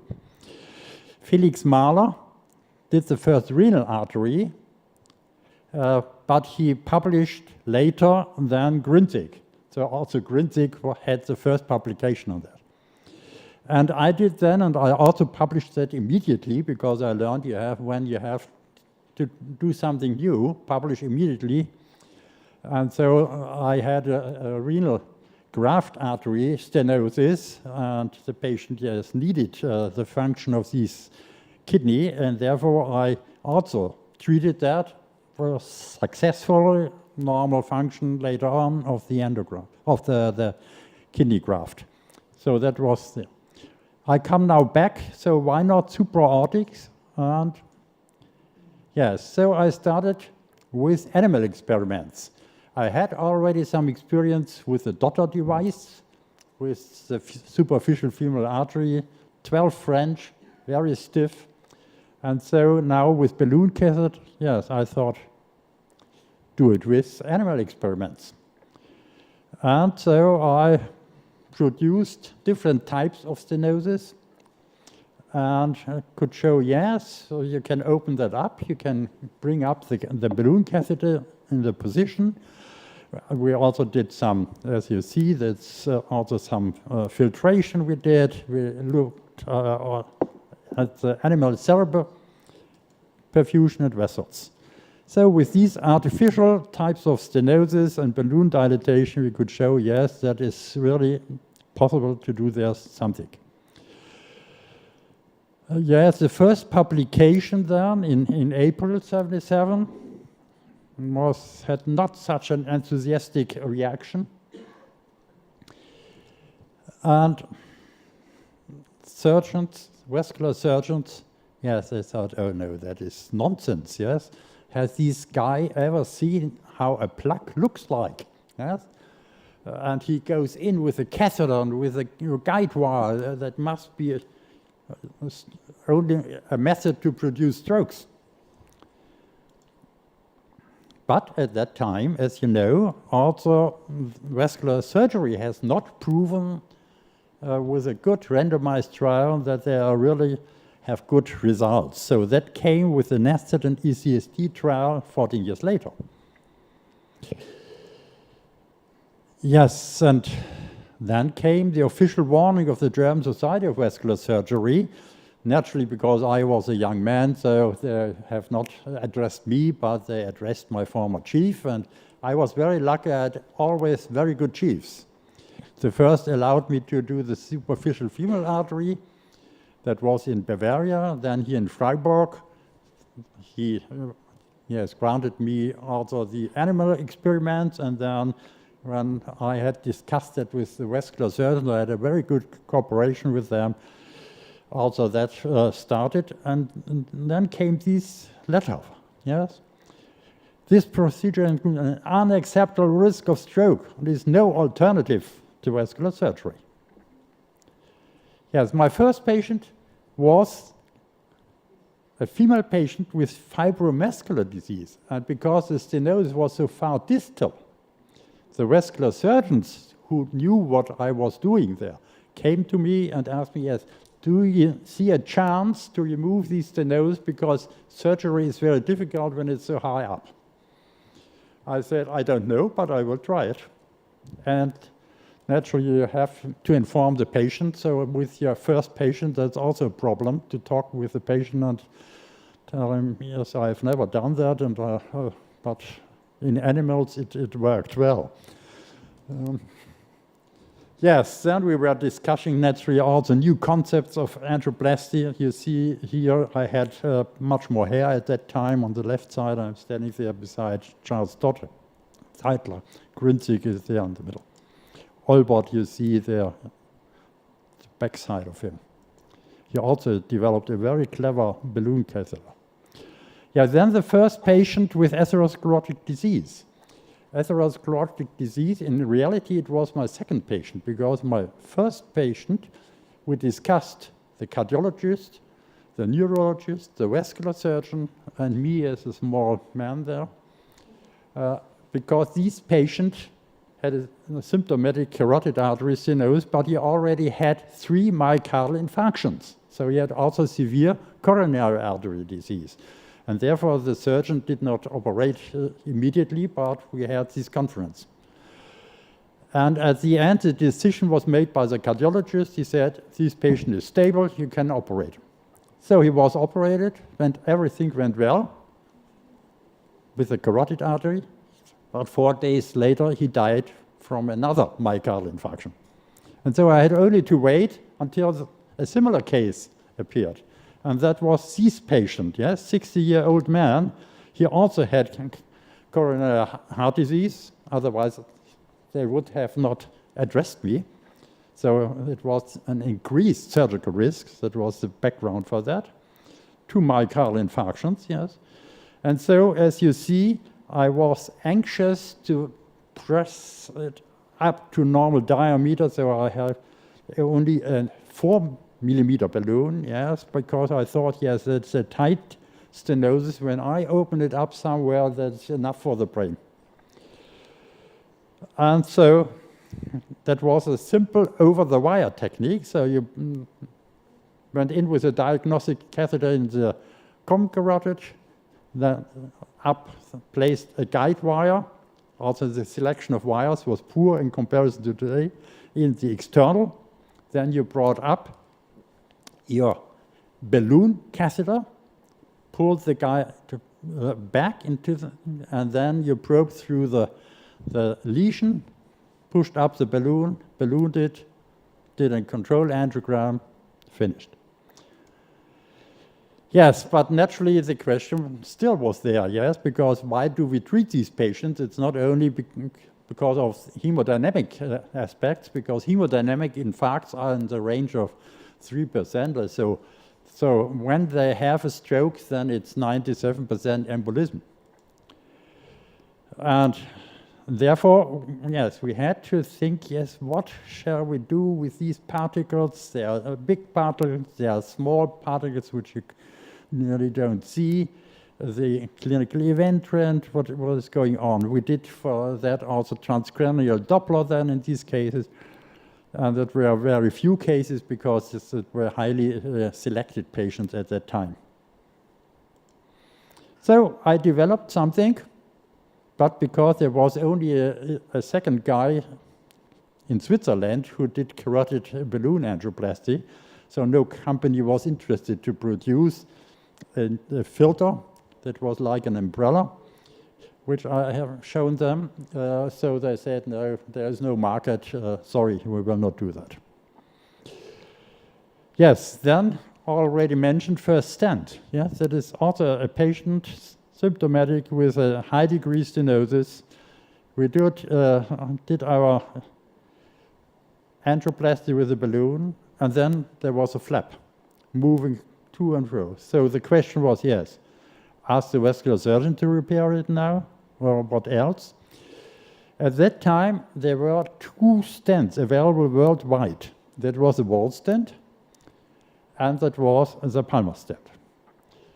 I had a wall stent, but for iliac arteries and for other things. So I had first to measure if my catheter is long enough from the groin to the carotid artery.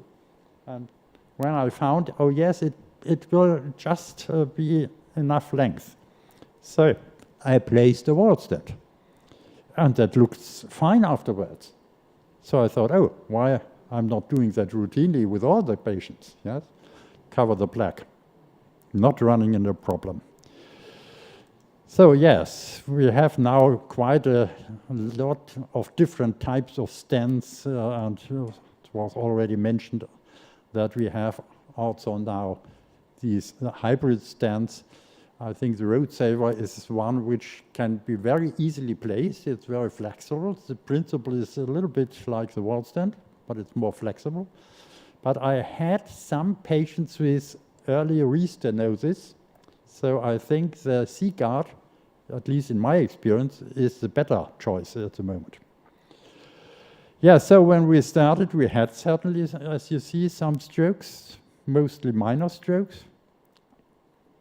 Yes, so then, stent placement does not influence the embolization rate favorably. You might have some these lesions. You see there, typical example, yes. And when you look with diffusion-weighted MR imaging, also when the patient is clinically asymptomatic, you will detect, you will find there are some signal-intense lesions, so that's not a rarity. You see that in 30% of the cases we have seen that. And how to reduce now the stroke rate with these, and then came Jacques Terran from Caen, from France, with a new idea with a balloon protection with a distal protection. You see here in that sketch, yes, how that works. You first bring up a balloon, blocking it, then you do the procedure, then you flush the artery and aspirate, and then you remove the distal balloon. I didn't like the flushing. Normally I did aspiration because when you flush, it might go in the external, and as I mentioned, there are collaterals to the brain, and so you can, therefore I did only aspirations. Yes, then came Rainer Kachel from Erfurt, yes, who had the idea, but no prototype of a protection system. Yes, why not blocking the common and external carotid artery? And then came Juan Parodi, and he developed a system. It's not in the market anymore, yes, but the idea is still alive, and we have now, with the MoMA device, one proximal balloon protection device which works fairly well. So you see, over the years, yes, there is some development in that, with filters, with balloon protection now, and you know that the different types of filters. Yet what also has happened over the years, yes. So in the late 80s, yes, this intervention was also tested in the United States. So you see Gary Rubin here in the middle of that, who also was very active then in that field. Then we developed different techniques. We got sheaths, we got guiding catheters. So quite a different technique now. From this very primitive anchor technique, we went to a telescoping technique, or a guiding catheter technique. And also there was a downsizing of the diameter of all these devices. My first dilatation, that was a balloon catheter, 9 French. Then a couple of years later we had 7 French, we are now 5 French or even below that. So that is not only a figure, but when you look at the diameter, the cross-section, yes, that is really another boat. Yes. And over the time and years, when you look at the results, it's also the incidence of adverse events, especially strokes, went down from, in the beginning, 7–8% to now in the range of 1% and a little bit more. Due to the technical development, but also growing experience matters. Yes, and the durability is also interesting. We have talked about that already. You'll see here 11 years after placing a wall stent. The contralateral side, the ICA is occluded, but here looks fine. So that means that we had some controversy, and now we have evidence-based medicine. We have, over the years, several steps which improved the procedure. We had then trials, single-center data, multi-center data, prospective trials, controlled trials, and so on. Yes, for many years surgeons claim we reject prospective trials because CEA is well established, its efficacy is evidence-based, and CAS is too dangerous for our patients. After Cavatas, that was a German prospective randomized trial, they said, oh, those are very poor results. How can vascular surgeons have such a high complication rate of 10%? So that helped us to go on, because also vascular surgeons have not all the same skills. Well, there are also differences. So after Sapphire, again, oh, what a bad trial. Yeah? How can you treat asymptomatic high-risk patients? Yeah? What has myocardial infarction to do with carotid artery disease? Because quite a lot of these patients develop problems with the heart and not with the brain. Is non-Q wave MI a disease? Yes. Broadcast then, yes, we founded that. We have, yes, controlled more than 12,000 patients. Stroke rate then was varying considerably between 1.2 and 15%. So experience is very, very important, not only here, with all what we are doing, yeah? Even when you are only cooking a nice dish. So we had then other trials. I will go to that. I only want to mention it. Yeah. And so, yes, when is CAS clearly better than CEA and vice versa? So younger patients, because you have less diffuse atherosclerotic disease. When the medical risk is increased, in cases with hostile neck, yeah. When the contralateral carotid occlusion is there, then surgery has also an increased risk, but not endovascular treatment. And carotid surgery is certainly preferred in elderly patients. You can discuss that. Difficult anatomy and dense circular stone-like calcifications. I will talk about that with the next talk. So thank you for, no, it's less than 1 hour.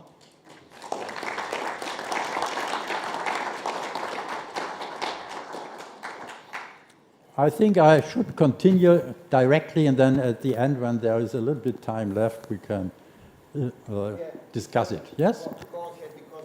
Yes, because the time is running out. So please start the next presentation. Yes, what we will do with the asymptomatic carotid artery stenosis. There is a discussion running now already for decades. Yes. And the different groups have also different opinions. So internal medicine people and neurologists say, no, medical therapy alone is enough. But I will go into the details of that question, yes?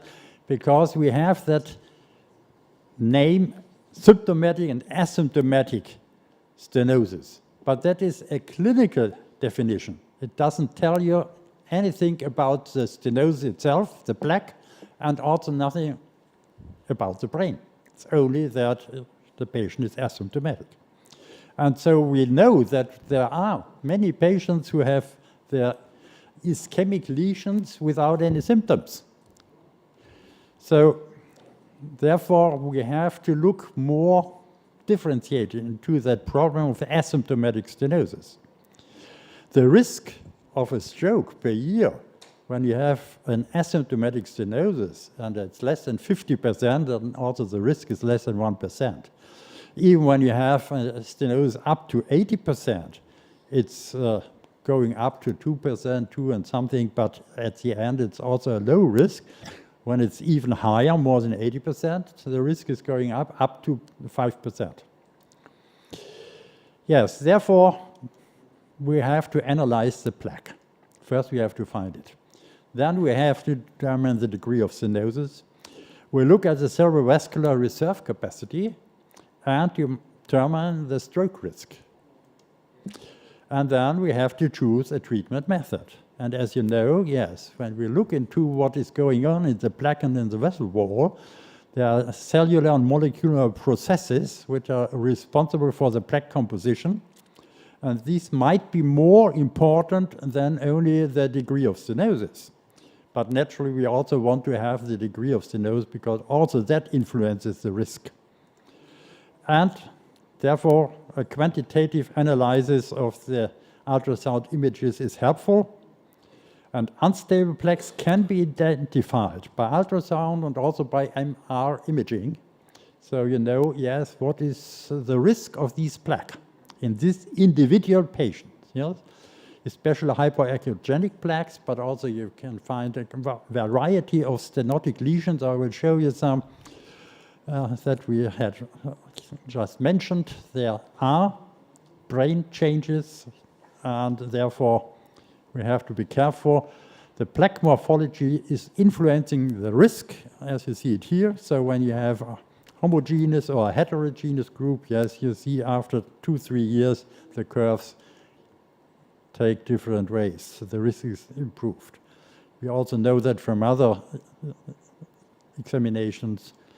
And so when you look at that, for example, carotid stenosis progression, yes, when you have a patient with a certain plaque and the degree of stenosis, that is only one moment that you have an information, but you don't know what will go on with these plaque and stenosis over time. And so when you hear follow-ups up to 3 years, you see, yes, progression is in the range of 20 to 50%, that the degree of stenosis is growing, and no progression that is more or less rare. So we have medical treatment, enterectomy, and carotid artery stenting. Yes, plaque calcification matters for the decision process, and we have different types of and different locations of calcification. So there are some very tiny calcium, it's like powder, doesn't matter for us. But we have also very dense crystalline calcium. The surgeons know that because when they cut the artery, you hear it even. So that is a difference. And then, due to the hemodynamic situation at the bifurcation, the calcification starts at the rear wall, but it's going on, and it can be circular at the end.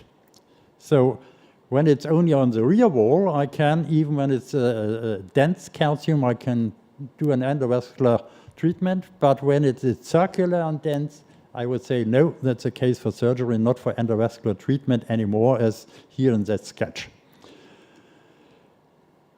So you see here, dense calcifications that you can treat. When it's like a stone and you open it up to the full diameter, the patient will complain of pain because you're pushing the stone in deeper parts of the vessel wall, and there are naturally also nerve fibers, so that happens. And then the different types of lesions. These are asymptomatic patients, and when you look at that, bilateral stenosis, tight stenosis, close to the, yes, even ulcerated stenosis, yes? asymptomatic. So that's a broad group of different situations, yes, which you will encounter. But we have naturally also some limits, not only calcification, also anatomy. So these are patients where I would say, no, don't touch them, because you are running only into problems, and there are other techniques of treating them that are surgical cases. Yeah? But endovascular treatment has, in comparison to a carotid surgery, an advantage because you can treat both. When you have at the offspring of the common carotid artery stenosis and the bifurcation, you can treat them both. Yes? And the same is when you have typical bifurcational stenosis and one distal stenosis, as in these two examples. Yes? That can be easily treated with endovascular means. When you want to know, yes, what do you treat first, that at the common carotid artery and the aortic arch, or that at the bifurcation, I always treat first the bifurcation, and when I go back, I treat the common carotid artery. It has one advantage. When you have your sheath or guiding catheter up in the common, then you block the entrance into the common, and so you have no flow and you will not lose particles. Yes, there's also one advantage. We do that in local anesthesia, not in general anesthesia. Hospital stay is very short. Yes, and we don't have these wound complications we sometimes surgeons have, especially with very efficient closure devices today. You see a typical surgical case, and you see the tiny hole of the puncture as you know it. So it's less traumatic. Why do we have still different opinions selecting the patients? Yes, you see the stroke risk is 1 to 3% per year in these asymptomatic. Best medical treatment, carotid endarterectomy and carotid artery stenting are in the range of 1 to 3%, normally below 3%. So we have several trials also concerning asymptomatic stenosis. And I can say, yes, good trials with experienced interventionalists on the surgical as well interventional side. Yes, we have today complication rate below 3%. And so when you look at the ACT 1 trial, yes, there was more endovascular treatment than surgical treatment. You see about nearly 1,500 patients. And we look at the event rate, it was a little bit higher with carotid endarterectomy than with endovascular treatment. Surgeons can have also cranial nerve injuries due to the access to the carotid artery. That is a rarity, more or less, with endovascular treatment. Success rate is comparable. It's close to 100%. So there are some failures, but it's a low number. That are the data from the ACT 1 trial still. So you see 30-day death or any stroke, it's below 3% with CEA and with CAS. 6 months results comparable. So when you have a primary success, then the result is stable. And after 5 years, you see also no significant difference. Space 2, yes, we have that also running now for 5 years and more with these criteria, and you see, yes, CAS group 4.1, best medical treatment 2.7, and carotid surgery in the same range. I will go now a little bit faster through it to save some time.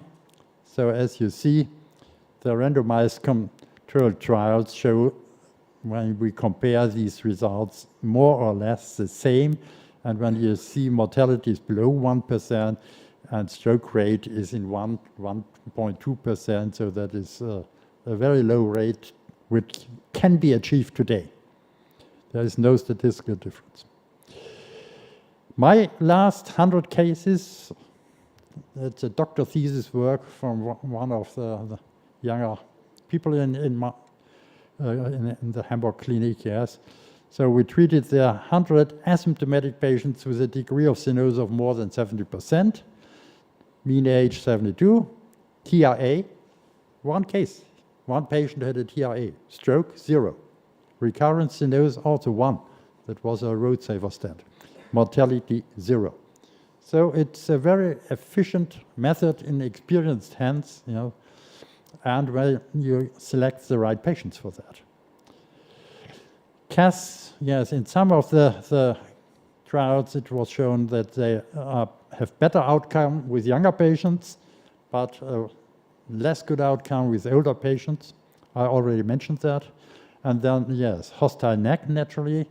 That can be, yes, radiotherapy to the neck beforehand. That I also have patients with Bechtere's disease, where the neck is on the sternum, and so you have no surgical normal access. Contralateral occlusion I mentioned because the clamping during surgery also has a certain risk. So therefore we have in meanwhile guiding by guidelines in Europe as well as in nations as well as in the United States, yes. So both methods have more or less the outcome. The complication rate should be below 2%, checked by a neurologist, so independent control.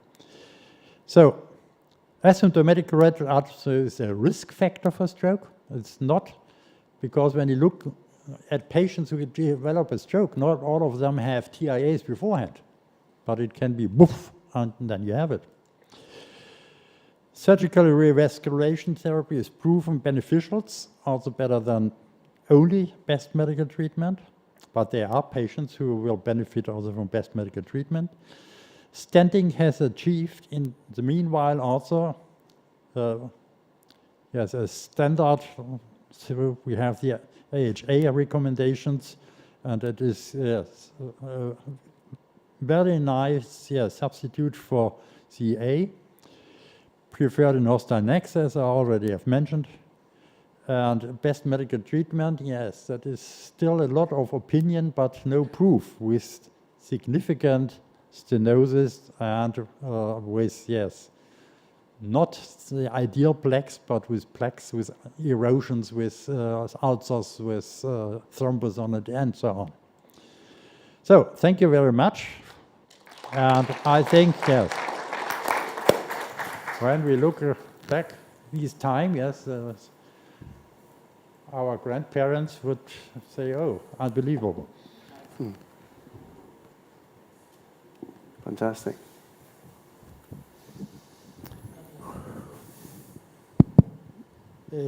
Congratulations, Dr. Matthias, not only for your talk, in particular for your 50 years working for the progress of endovascular intervention.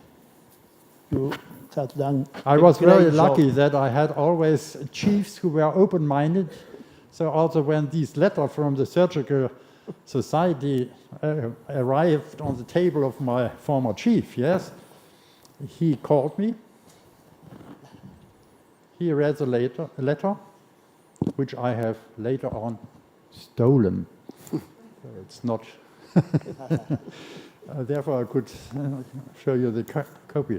And then he was very kind and said, yes. And now, and I was like a living question mark. Yeah? So he said, go on, but be careful. So he could also have said, stop that immediately. Yes, you are running only in problems. So you need also to have the right chief at the right time. So I'm very grateful. Let me ask something. Which is your personal opinion about all patients? Is really better surgery than percutaneous treatment? As you perhaps know, also vascular surgeons are performing this procedure now, the carotid artery stenting, and some of them do 60% of their patients with endovascular treatment and only the rest with surgery. So I think there are clear indications where you can say that is not a good case for endovascular treatment. I mentioned circular dense calcifications. You can run into problems with that you cannot move forward and back and so on. You can even have a problem placing a protection device. So that, I think, is much better with surgery, because you always find somewhere a place where you can clamp it, the artery, and remove all these things. And then the other is yes, severe elongation. So when you have already the common carotid running them, and then the internal with the loop and so on, that are rare cases, but that's much better done by surgery, because you can shorten it, and then the anatomy is restored. So I think that are very clear indications. In between, that's individualized decisions sometimes. Yeah, it's better comorbidity, what else?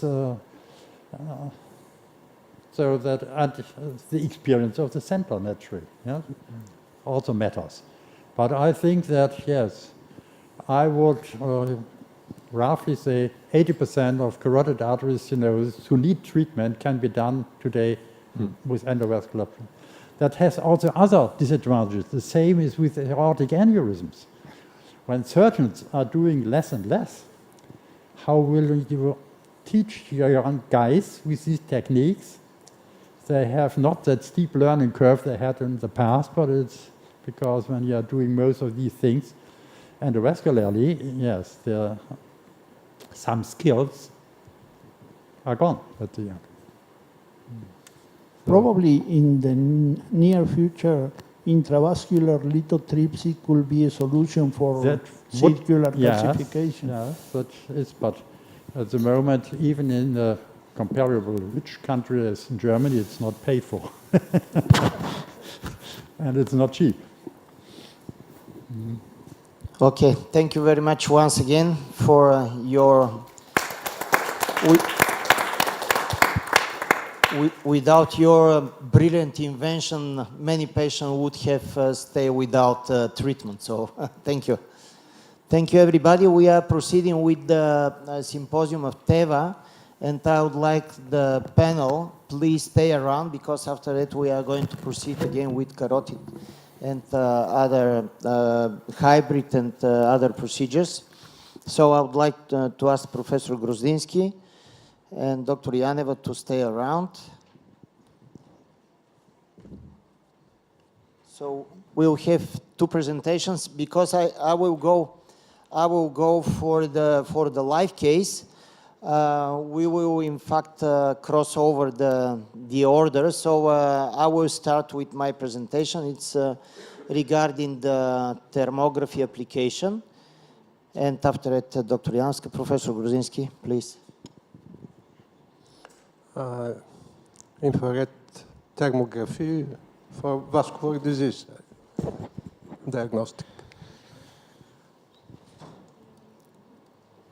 Okay, I will speak about, let's say, one of the latest inventions regarding the non-interventional, non-invasive methods of with vascular application. In fact, the brief history of thermography in the medicine is not so brief. There is a long time ago the idea regarding the relationship between the temperature as one of the signs of vascular pathology. We know from our daily practice since probably 2000 years ago that the vascular temperature with the back of our hand, we can tell what is the situation with the perfusion of the arm or of the leg. So, in fact, the idea regarding vascular application of thermography is dating probably 60 years ago, but the low resolution and not good software were the obstacles against the broader application of this methodology. In fact, Hippocrates, you see, is quoted more than 2,000 years ago that should one part of the body be colder or hotter, then the other disease is present in that part. So the concept is very old. The concept is very old. All we know that in inflammation, in malperfusion, in metabolic changes, the temperature of the body is changing. In fact, by historical point of view, several years ago, in fact, the American guideline included the thermography into the screening process of breast cancer. And during the years, this kind of methodology appeared for liver, metabolic disorders, and finally with vascular application. There were some attempts to show the role of thermography for the skin of the chest in case of myocarditis and coronary artery diseases in heart disease, but of course it's quite difficult to do that because the heart is a moving organ. And in fact, with the evolution of the software and the revolution of the technology, both the discrimination and also the resolution of the thermography increased a lot, and of course of that, during the last 10 years, and especially pushed up by the COVID-19 pandemic, the idea up. In fact, some publications regarding the thermography application in peripheral vascular disease, both for the diagnostic and follow-up period came to the podium. So both for arterial and venous disorders, including wounds, like in this case, there are some publications regarding the possibility for thermography to prove vascular pathology. It's so simple to take a picture with a FLIR camera and with the help of the Kelvin artificial intelligence in order to have a good picture of this situation. For example, this patient with Leriche syndrome, that is more than obvious. There is a problem in the lower part of the body. I will show you this patient, especially this patient with Raynaud syndrome. We know that especially for young women, Raynaud syndrome is a full catastrophe in their life. And it's part of some systemic diseases like systemic diseases that are very typical for young population. And in Raynaud syndrome with deep finger ischemia, we added in this particular case, you see the fingers, in fact, they don't have perfusion. We know how white are the fingers of a patient with Raynaud syndrome. And after lostrazine vasodilation, adding, why lostrazine? Because there are several publications that cilostazol in Raynaud phenomenon can play a very good role because of the vasodilation and the endothelial dysfunction reduction and improving the perfusion. And this was in this particular patient, in fact, this was the result after the lostrazine addition to the therapy. Another patient with dizziness and claudication in one and the same patient, dizziness and claudication. So most of our patients are polyvascular, so the different territories are involved. And in this particular patient, we had thermography showing a lack of perfusion on the left side. And this was in fact the finding on the angio. You saw that there is a critical stenosis of the left internal carotid artery. And after the placement of the stent and achieving this result, we took a look not only onto the intracerebral imaging with excellent flow, restored excellent flow, but also restoration of the flow on the level of the skull of the head.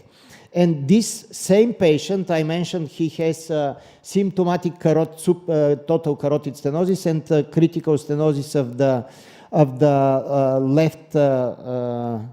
left femoral and tibial arteries with this picture on the thermography showing us that there is a problem with the circulation and almost lack of perfusion of the below the knee vessels. And after the extensive angioplasty on superficial femoral and below the knee level, and we had achieving this excellent flow result for all the 3 vessels below the knee. And you see how dramatic is the difference. On the right side of the panel is a lack of perfusion, and on the left side of the panel is after the restoration of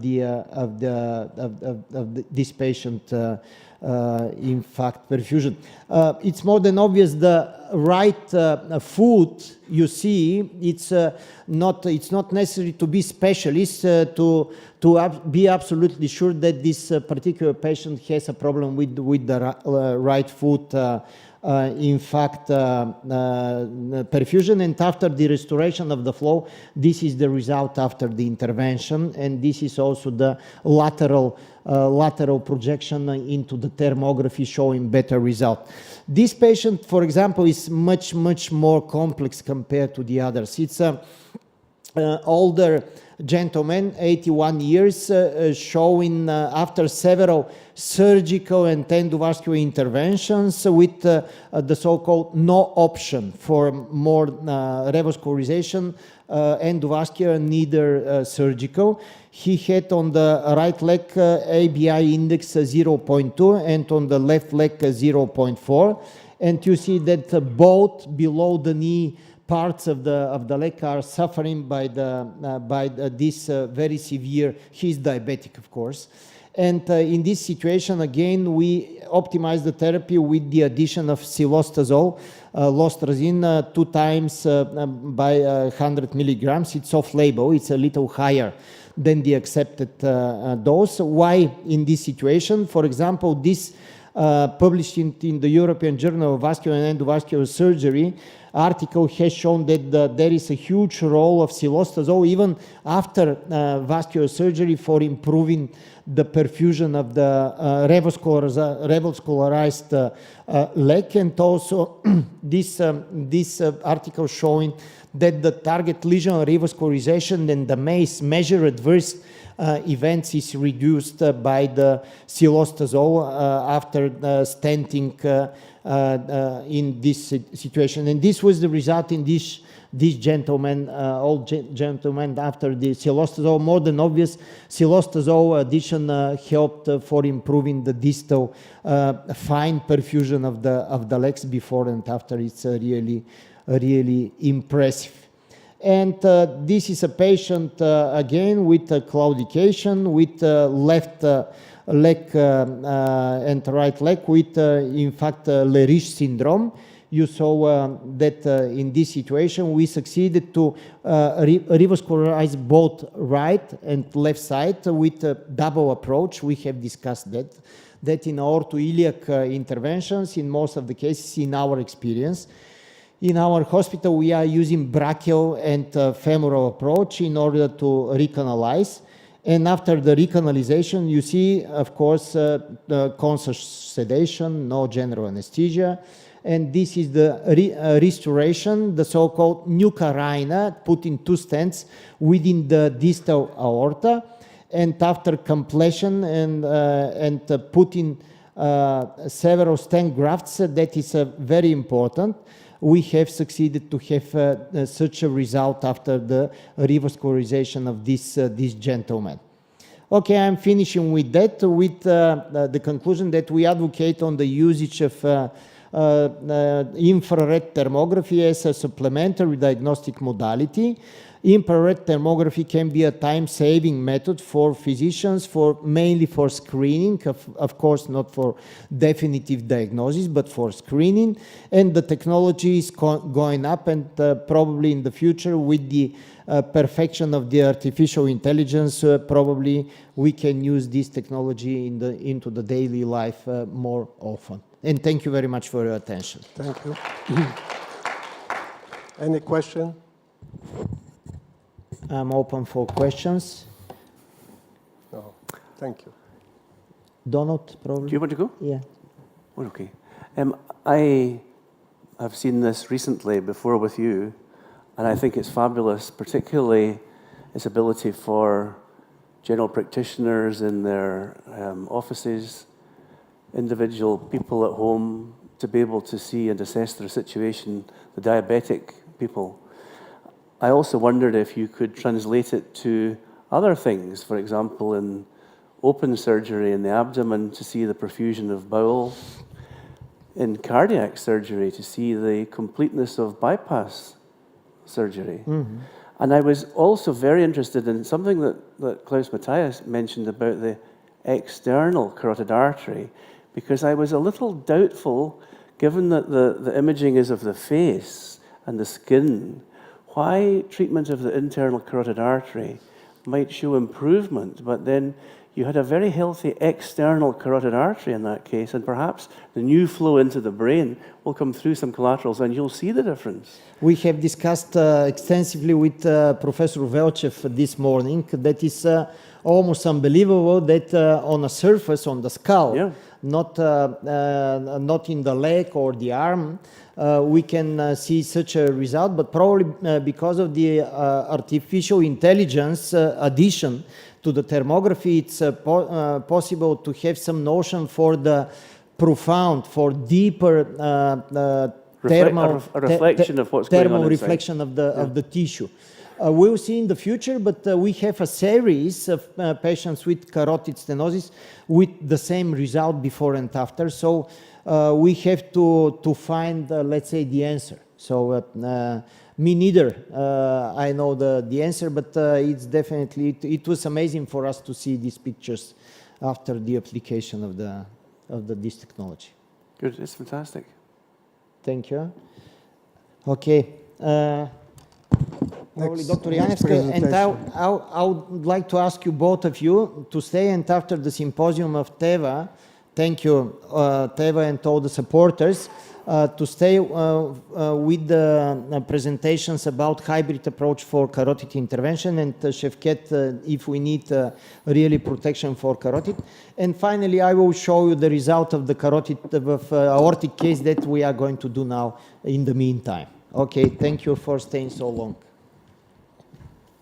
Next presentation is for medical treatment of peripheral arterial disease with cilostazol. Dr. Janevska. Yes.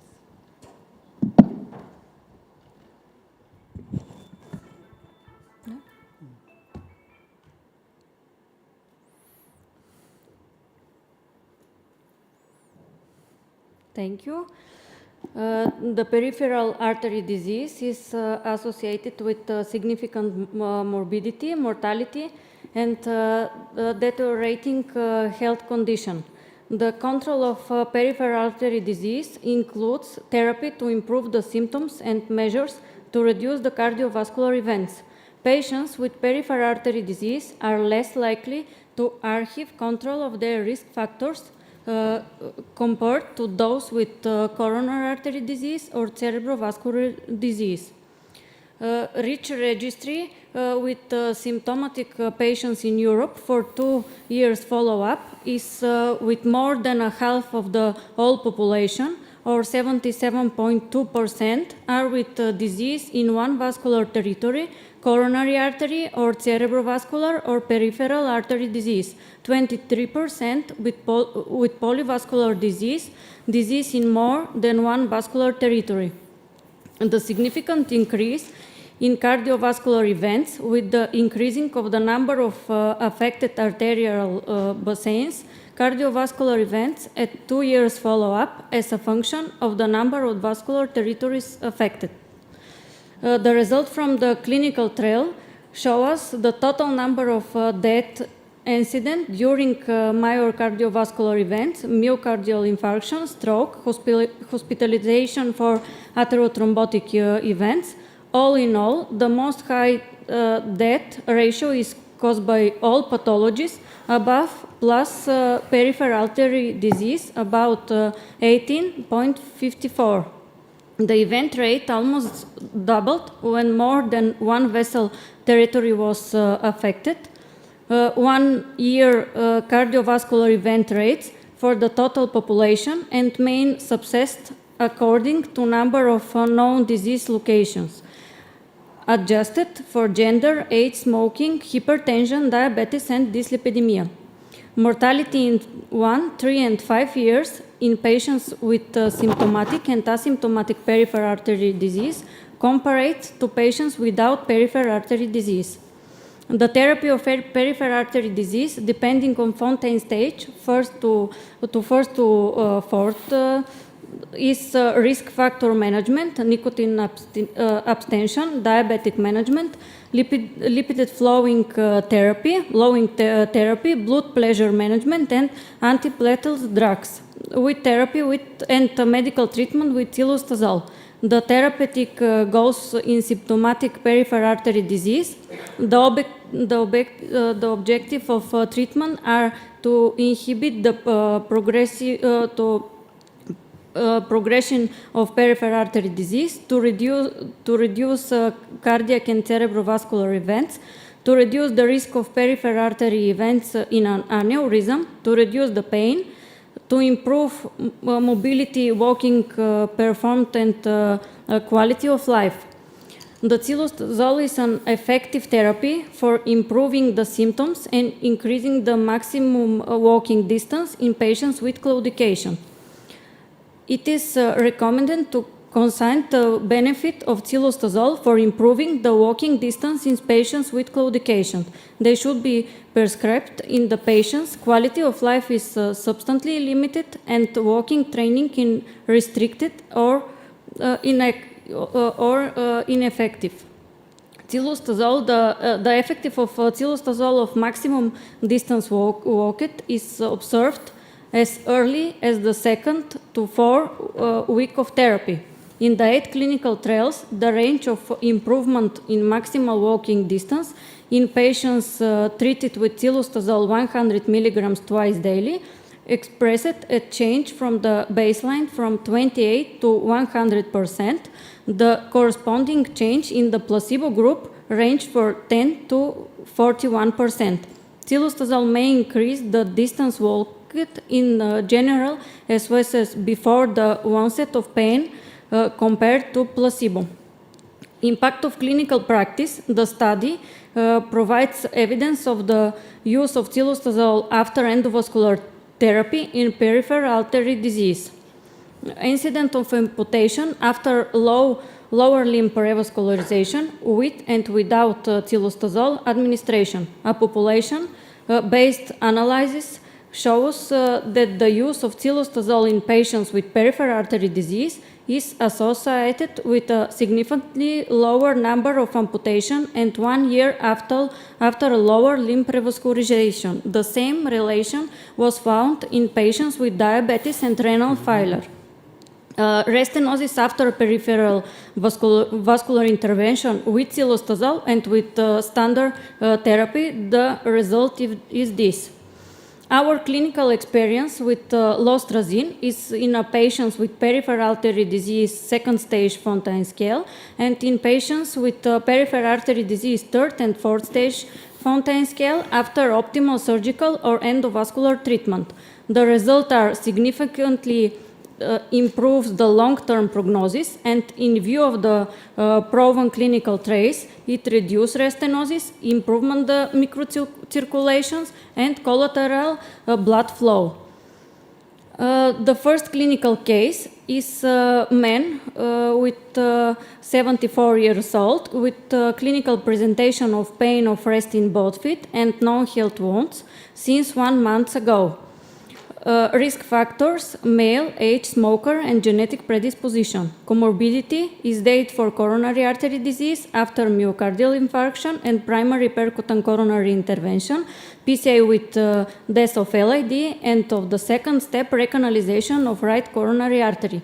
Diabetes, diabetic polyneuropathy, arterial hypertension, dyslipidemia, and chronic kidney disease. The abnormal of paraclinics is hemoglobin, creatinine, urea, and glycate hemoglobin. Angiological status is preserved pulsation of common femoral artery, popliteal artery bilateralis, absent distally with dry necrosis of the first and second toe of both feet. Ultrasound result is chronic occlusion of tibial artery with massive calcinosis and critical stenosis of popliteal artery proximally. The ABA index is over 1.4 with the patient is with mediocalcinosis. This is the ultrasound diagnostic, occlusion of tibial artery with massive calcinosis. This is a peripheral angiography. This is after balloon dilatation of stenosis. And this is a final result after endovascular treatment. Treatment with lostrazine in combination with optimal endovascular treatment improves peripheral perfusion and reduces the long-term risk of amputation. At the control examination, the patient was with health funds.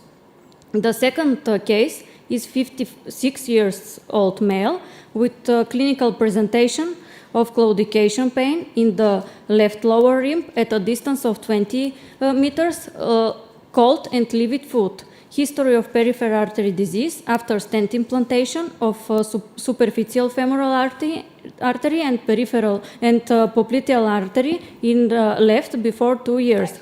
Comorbidities, cerebrovascular disease after hemorrhagical stroke, clippet of left temporal ave malformation after craniotomy, atrial fibrillation and dyslipidemia. Epidemiological history for COVID infection.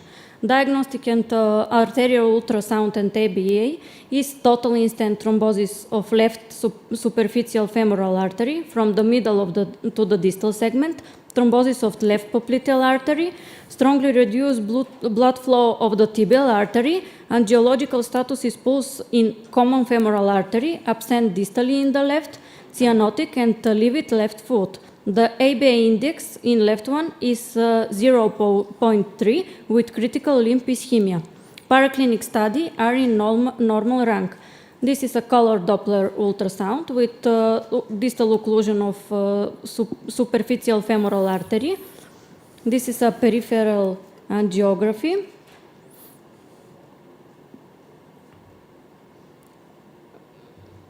Treatment with Rotarex system. This is the first one, and the second one is after treatment with Rotarex system, and this is a finally result with dilatation with balloon.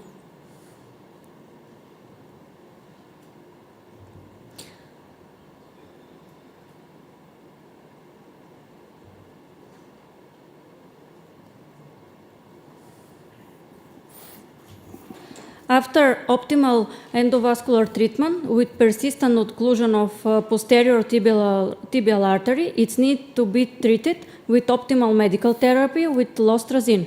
After control examination, the patient was without clinical symptoms and control ABA index is 0.8. Recommendation and therapy after endovascular treatment is maximal medication treatment with walking exercise. To the therapy for chronic disease, we also include therapy with lostrazine maximum dose. The conclusion is based on the available evidence, the addition of cilostazol to antiplatelet therapy after endovascular intervention for peripheral artery disease of the lower extremities is associated with improved outcomes. The improved outcomes are related to patency and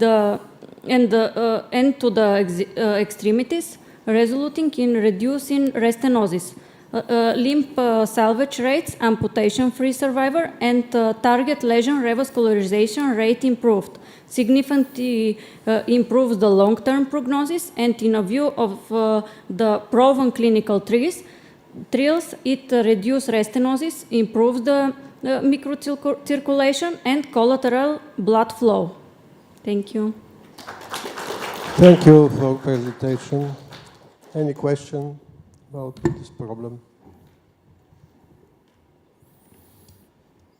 I'd like just to ask, how many of the patients at the clinic are you now doing are you now giving this to? Because in the United Kingdom, we have tended to reserve these phosphodiesterase inhibitors for patients who we have tried to treat in the conventional balloon angioplasty stent surgery way.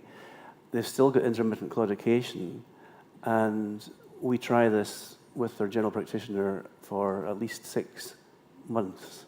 Yes. And if they benefit, we keep it on, and if they don't benefit, we stop it.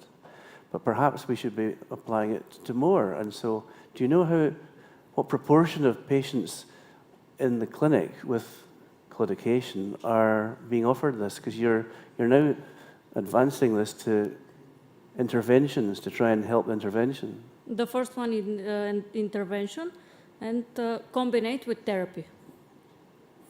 Do you know what proportion roughly of the patients, is it 10% are being offered cilostazol? Is it 50%, 90%? Because in the United Kingdom, it's a very small number of people with claudication that we would, at the moment, give this on, but things are changing. Do you know? Yes. Here is around 30.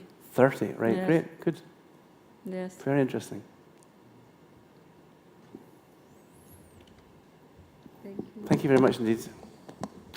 Thank you. Аз само ще кажа няколко думи за двете презентации. Термографията е много интересен метод, макар той да не може да измести ултразвука или ангиографията, но все пак има приложение, например за скрининг на съдови заболявания при пациенти с захарен диабет. Може да се извърши масов скрининг, да се види има ли отклонение. Много интересни са възможностите на диагностика с термография на повърхностни тромбофлебити и на дълбоки флебити, нещо, което не беше казано в тази презентация само за артериална патология, докато венозната патология много добре се скринира с термография. Колкото до цилостазола, той наложил се медикамент, известен и се прилага при повечето пациенти с периферна артериална болест във втори стадий. Това, което искам да допълня, че лечението на периферната артериална болест е комплексно. То се извършва не само с цилостазол, и с антиагреганти, и с други медикаменти, антикоагуланти, или съчетано с ендоваскуларно или съдово-хирургично лечение.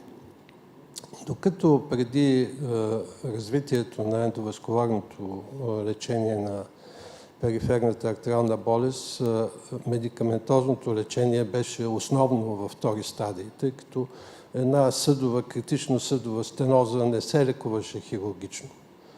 И тогава се предлагаше медикаментозна терапия. Сега обаче съдовата медицина е много по-агресивна и една критична стеноза артериална се реваскуларизира с ендоваскуларно. Разбира се, към ендоваскуларното лечение се добавя и съдоразширяващо, вазодилатативно, антиагрегантно и така нататък. Това е комплексният подход. Някакви други коментари, ако има? Ако не, следващата презентация. Hybrid Carotid Intervention. Доктор Неделин Никол.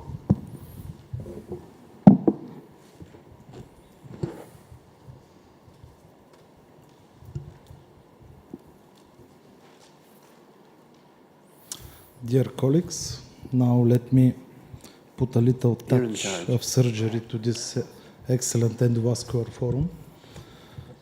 And I'll tell you something more about the hybrid carotid interventions.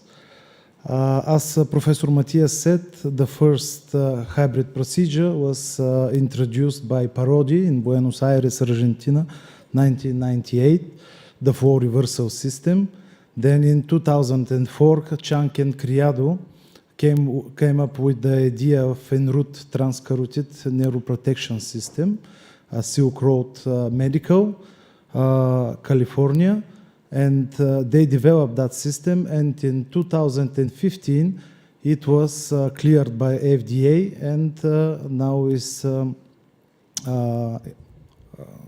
being very much used in the United States. What is the logic of this procedure? We have two sheets opposing, one in the arterial, in the common arterial artery, and one in the jugular vein. And when they are connected and we clamp the carotid artery, we get the backflow. So the arterial flow goes into the venous sheath, and that's how we protect the brain from microemboli distally. And this is the system of Dr. Parodi in 1998. As I told you, the ENROUTE system was cleared by FDA in 2015, and the idea is the same. We have the arterial sheath in the common carotid artery, and the venous sheath, the entry point for the arterial blood, is in the femoral vein. And we have this flow diversion and a filter system that clears the blood from mini particles and debris and go again in the patient from the femoral vein. In the next picture, you can see the scars after TCAR, and the scar after conventional carotid endarterectomy. What are the main advantages of such a system, of the TCAR procedure? The first advantage is, of course, the dynamic flow reversal. As you can see, this is a very good study by Nazi published last year. They have some patients treated with TCAR, and as you can see, when they use dynamic flow reversal, they have a stroke rate 0.4, only 0.4. When they use the TCAR procedure, so the hybrid procedure, they have, and the distal protection, they have stroke risk of 4%. This is the first main advantage of the TCAR system. The second main advantage is of course, that you don't mess up with the aortic arch, and I shall not comment anymore. The third advantage is when you have a hybrid procedure, you have a surgical exposure of the common carotid, you can treat easily both ways. You can treat the carotid bifurcation, but you can treat also the origin of the brachiocephalic trunk or the origin of the common carotid artery. There are some considerations that may increase difficulty in such a procedure, and the first three are absolute contraindications for TCAR procedure. The first one is heavily calcified carotid lesions at the access site, so you cannot suture your access site. The second one is lesions within 5 centimeters of the clavicle, so you do not have enough space to put your sheath there. And the third contraindication is common carotid artery diameter less than 6 millimeters. Fortunately, this is a very rare condition.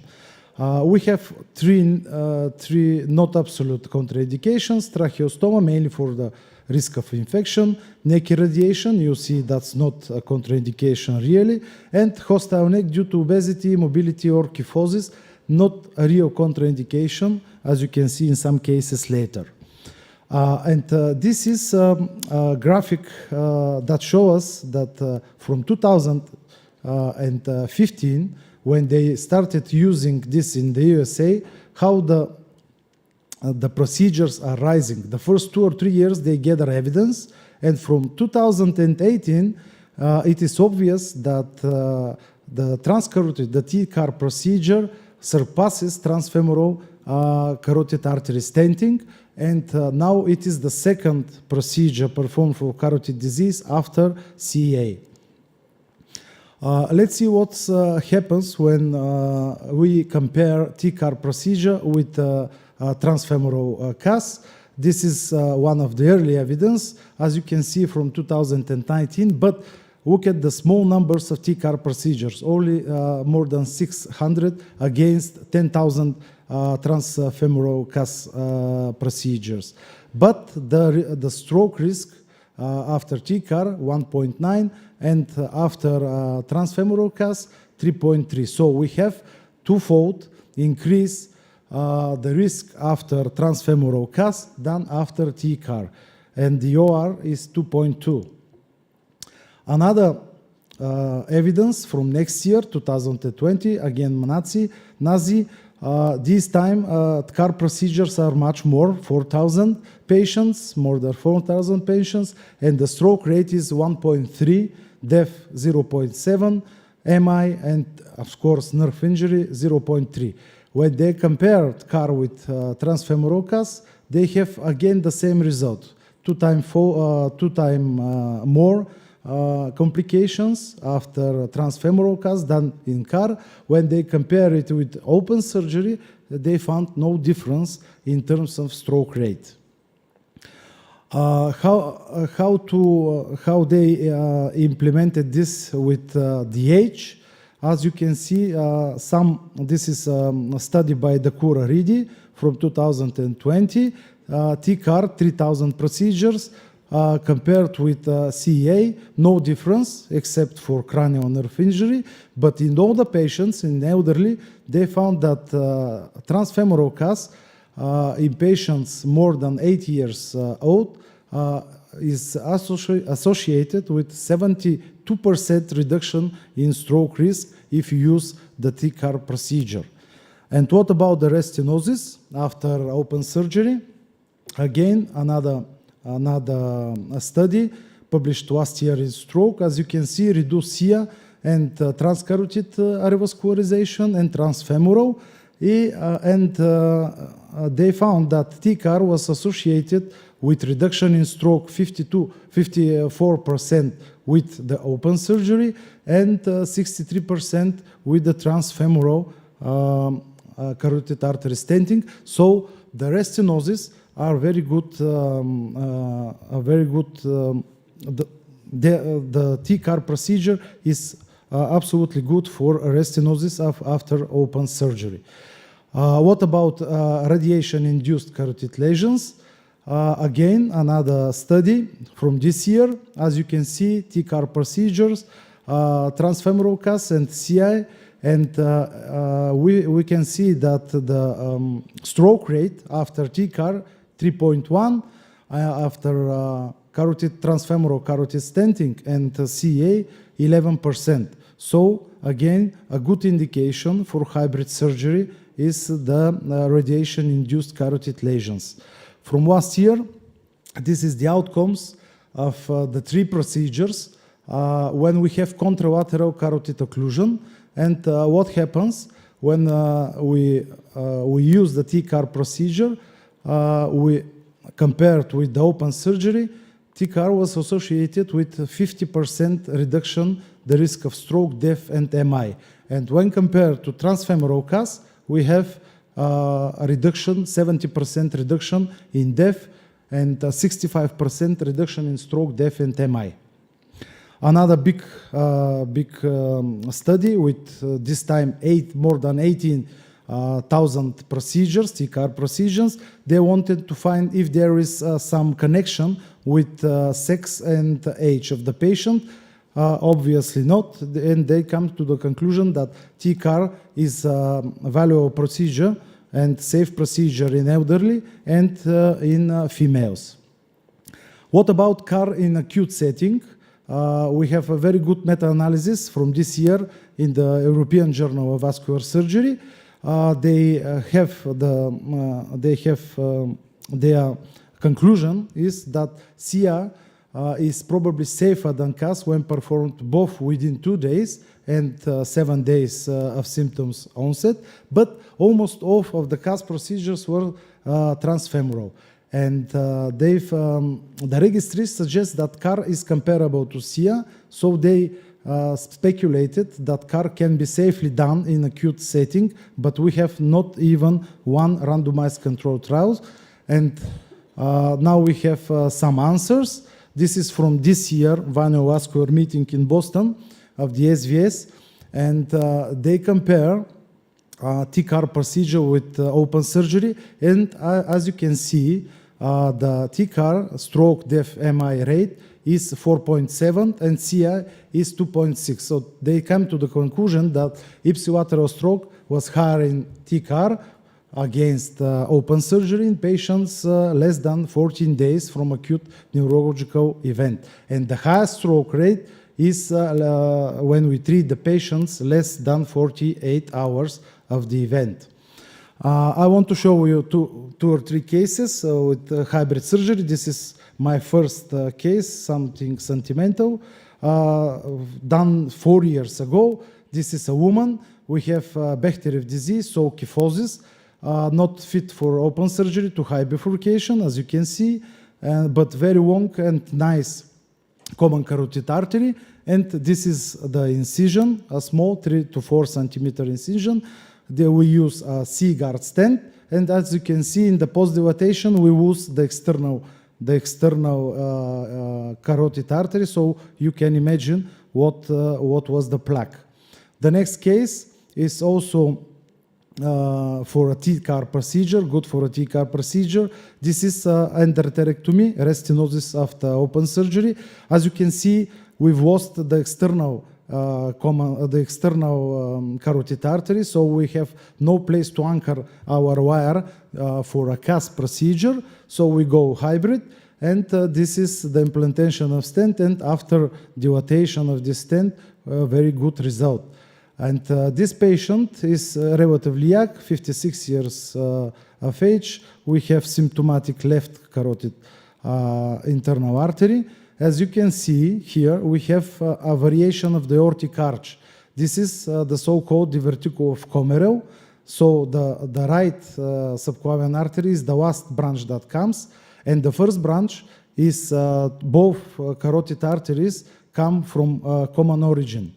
It will be very tricky procedure if you do it endovascularly, and because of the high bifurcations, we go for a hybrid. This is some pictures of the stenosis. We treated first the left. This is the left procedure. As I told you, a small incision. We induce reverse flow. This is after the implantation of the stent, a wall stent. And after dilatation, it was okay. Then, after several weeks, we treated the right side, the same, as you can see, the same stenosis. But when we clamp the common carotid artery, we have some neurological complication. So we decided not to go with a flow diversion. And as you can see here, we have a filter. This is easy filter wire from Boston. We use the wall stent again. On the other side, you can see how beautiful is the left stent opened. And this is the final result after such hybrid surgery. The last case, in conclusion, you can see a patient treated with a self-expanding stent for stenosis of the origin of the common carotid artery. My friends from cardiology department called me and told they cannot go into the stent, they cannot engage it to open it. So the only solution was to go from behind. So I've tried to puncture. It will be very fancy, a real nice case if I can puncture the temporal superficial artery, but it was too small and too elongated. So a small incision, 3 centimeters, you see in typical location, and the first artery you encounter is the external carotid artery. We have put a sheet, a 4 French sheet, and this is the situation from above. As you can see, really critical stenosis. And after implantation of 7 by 19 millimeters balloon expandable stent, the orifice of the common carotid is open, and you can see the difference after treatment. So take-home messages: TCAR is a valuable supplement to the methods of carotid revascularization. I don't want to say it's not a panacea for all carotid interventions, but a valuable supplement. It has some limitations, but also have numerous benefits. Where to use? Where do I use it? Difficult aortic arch, symptomatic carotid plaques with high embolization risk, restenosis, hostile neck, and high risk for transfemoral CAS, elongation, kinking of distal internal carotid artery with no good landing zone for distal protection, high surgical risk, and internal carotid near occlusion, etc., if you want to use it. Nowadays, we are lucky to have 3 different procedures.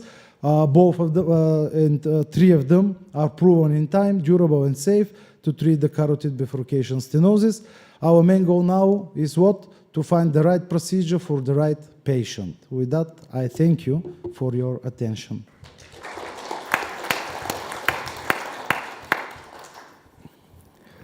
Thank you very much for this very elegant and interesting presentation. I'm just curious because sometimes it's a matter of experience, and when you compare a different procedure, then usually nowadays you have to cite what's the experience in the operator, and when you have a randomized trial, it's also a matter. So as you see, when you compare directly with the surgery, you still have some difference in the randomized comparison. So jury is still not here, so I'm not sure. Is there a best procedure? Maybe there is best procedure for the certain patient, but not a very best good question. So. And as I told you, it's not a panacea, the TCAR procedure. All the procedures are good for carotid lesions. To me, as a vascular surgeon, I do open surgery, I do carotid stenting, and the hybrid procedure is a natural, is the child of both. Okay. Questions? No, just a very provocative comment. So, to me, it sounds a little bit like a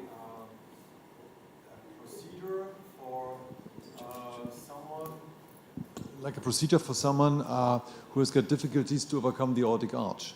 So, I think that never a femoral axis is correlated with any complications. So, the aortic arch is the complication. Whenever I do a carotid, I do CT scans or MRI scans, and if there is a hostile aortic arch, I will refer to my vascular surgeon and ask for endarterectomy.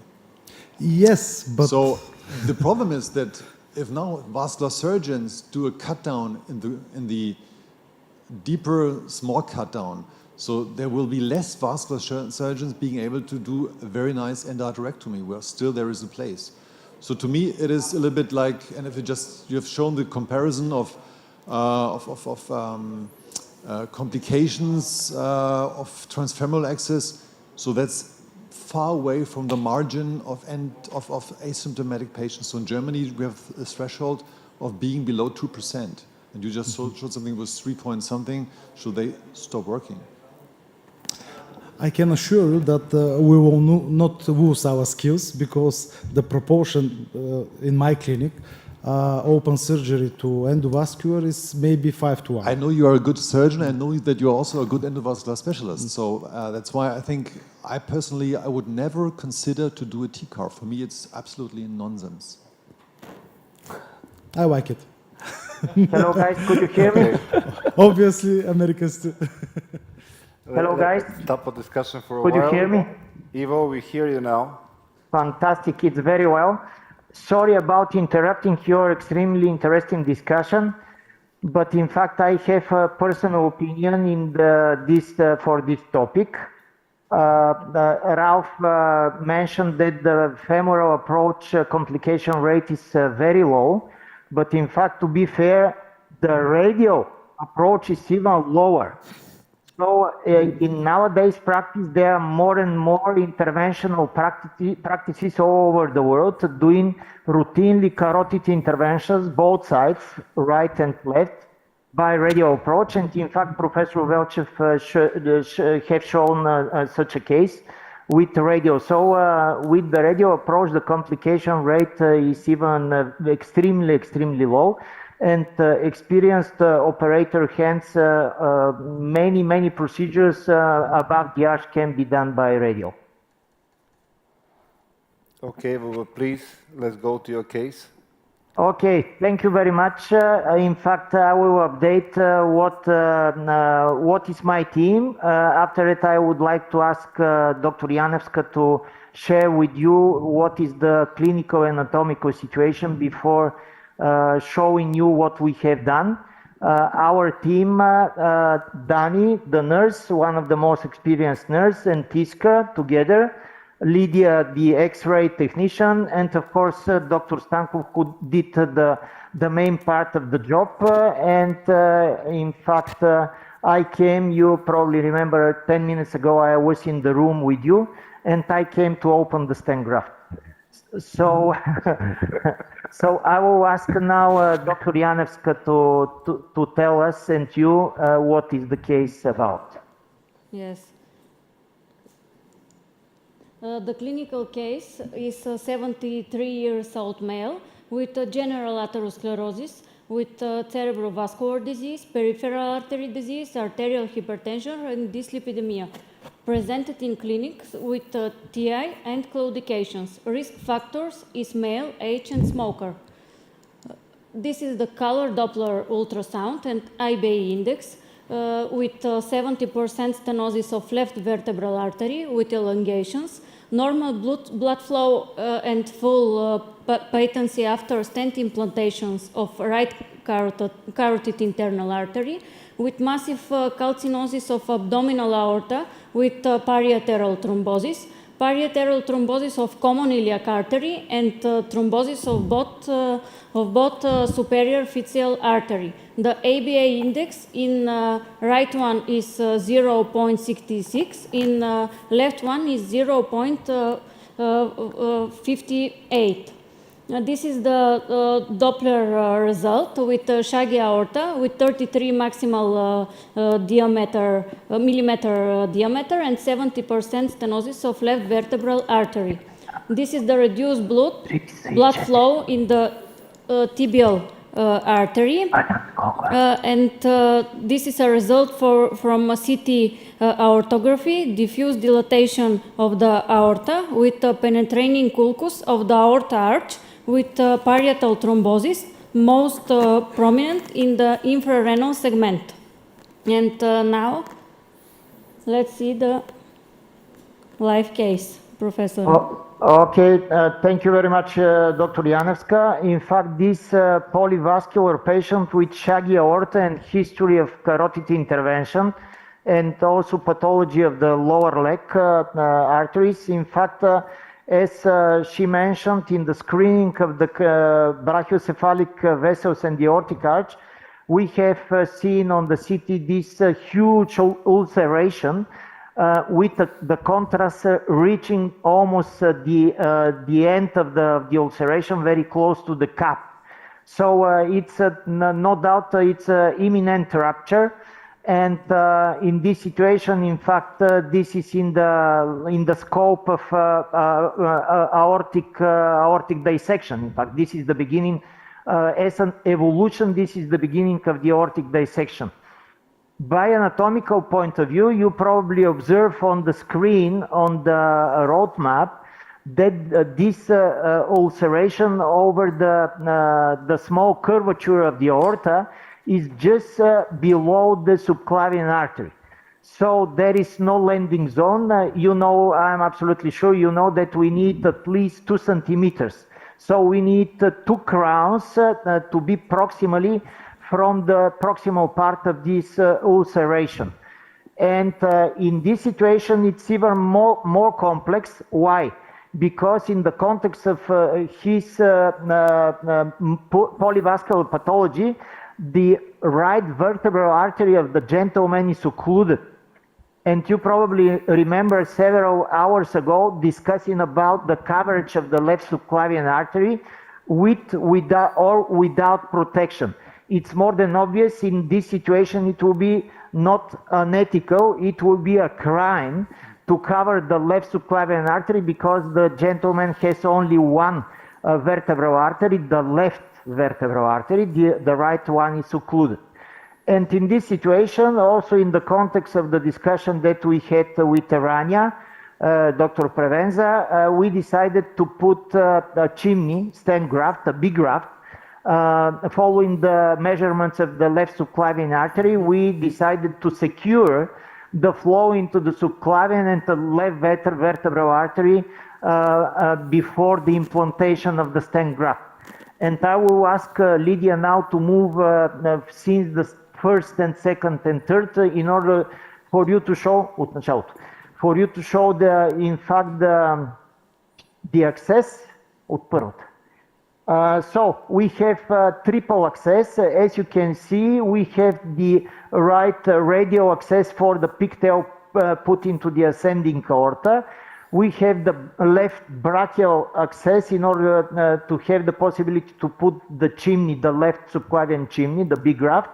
And of course, the femoral 20 French access that we are using for predilation of the femoral artery before putting sheetless. This is our common practice. In TEVR cases, in more than 90% of the cases, we put the stent graft sheetless. So we are opening the femoral artery with a big sheet, and after that we put sheetless. You see now the big graft coming from the sheet through the left brachial artery, and will be positioned soon. Next please. In left oblique position, you see the position of the big graft of the chimney. In fact, and this is the exact position of the tip of the big graft to protrude several millimeters above the covered part. This is a stent graft with the aortic stent graft with a free flow. So we have the first crown is free of tissue, so it's only metal stent. The first crown is only metal stent, the so-called free flow, only fixating the graft toward the vessel, toward the aorta, but without coverage. So since the small markers there, distally, it's the covered part. So the aim is the big graft to protrude just several millimeters above, proximally to the covered graft. Next. So this is the position. Next one. Okay, this is the exact positioning. Next, and we like very much working on the roadmap. Next, please. And you are going to see now the opening, the slow opening of the Valiant. Next, please. And this is the graft opening with rotating the knob. And finally, with sliding the distal. After the first two crowns of the cover part I open, we can slide. So first we rotate, and after that we are sliding. Next, please. This is the ballooning of the big graft. You see. Next, in order to make a small invagination into the aortic stent graft. It's a chimney with the vent technique. It's something in between. Next. And you are going to take a look, and this is the removal of the delivery system of the aortic stent graft. Next, please. And now you are going to see one projection in left anterior oblique to show the flow into the subclavian and to the carotid and brachiocephalic trunk. Okay, and this is the next one in AP position to show the good coverage of this aortic ulceration and the total resolution of the ulceration and the centralization of flow. Some questions up to this moment? I don't think there's any questions, Ivo. It's very clear that you've got excellent flow up the left vertebral on the angiogram we can see in the room. And we can also see that the ulceration has been excluded. So we see a very clear and good result on the screen here, Ivo. Great, thank you so much. And in fact, finally, we did an injection into the subclavian artery absolutely by purpose in order to take a look on the left subclavian. Next, please. Yeah, this is the injection on the subclavian to see the vertebral. Next. And also we opacifies the intracranial vertebral in order to prove that the left vertebral and the basilar and posterior circulation is absolutely protected. And now, if you want, we have several, in fact, one step more, and this is to close the femoral approach by the large bore manta, because in fact it's a 20 French sheet. I mentioned already that we have used the 20 French sheet only for predilation. In fact, the stent graft itself is 24, so we have used the sheetless implantation, sheetless implantation. And now, in fact, we did a small trick for the manta. We exchanged the Lunderquist wire. We are fan. All the team are fans of the Lunderquist wire because it's in fact giving us excellent support without any problem with the movement of the large bore devices. But unfortunately, because it's too stiff, with the manta, in fact, the valve of the initial localizer of the manta is bleeding too much with the stiff wire, and because of that we interchanged and we put more gentle wire. And you probably, in case the camera is coming closer, yeah, it's very well. See, there is in fact no bleeding, zero bleeding with the stork wire. It's a floppy wire, much more gentle toward the valve, and because of that we don't have even one drop of blood going outside. And this is step by step. So the localizer is already inside, and this is in fact the anchor and the plug. And following the measurements in the with the measurement sheet, I know that the level of opening is 3.5. 3.5 total. So it's a 2.5 measured plus 1 is 3.5. So after taking a look at the numbers here, 3.5. Задръжте за секунда. Yeah, at 3.5.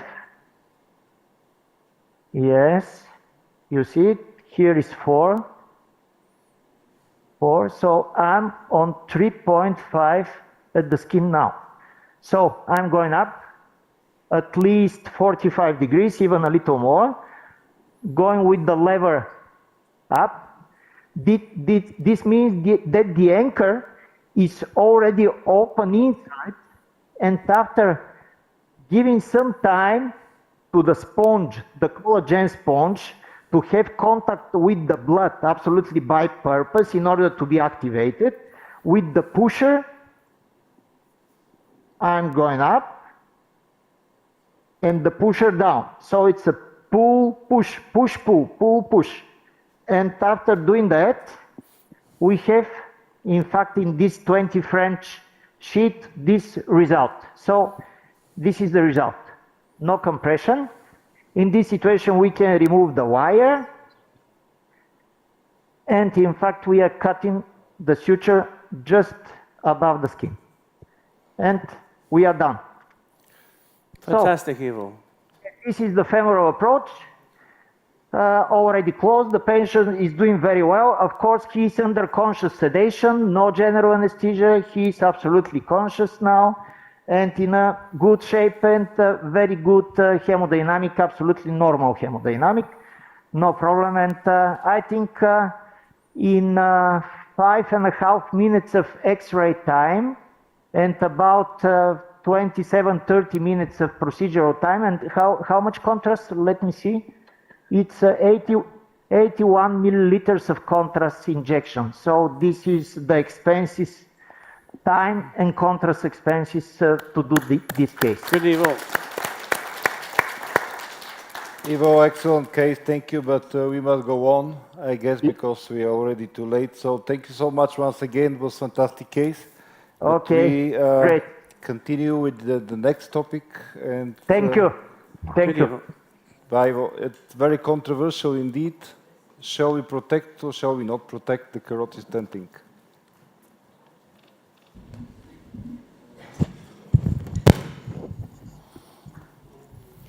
So I'm just checking whether Professor Matthias is here or not, because it's very difficult to talk about such an issue, such a challenging issue here. And okay, he's not here. I'm safe. So first of all, I would like to thank Ivo and the organizing committee for having me in front of such a distinguished audience. And I have some doubts regarding the protection devices. Let me share it with you. So it all began with the 2017 ECS guideline. It upgraded the use of protection devices during carotid intervention to a class 2A indication. The evidence, however, was C, which means evidence is still lacking.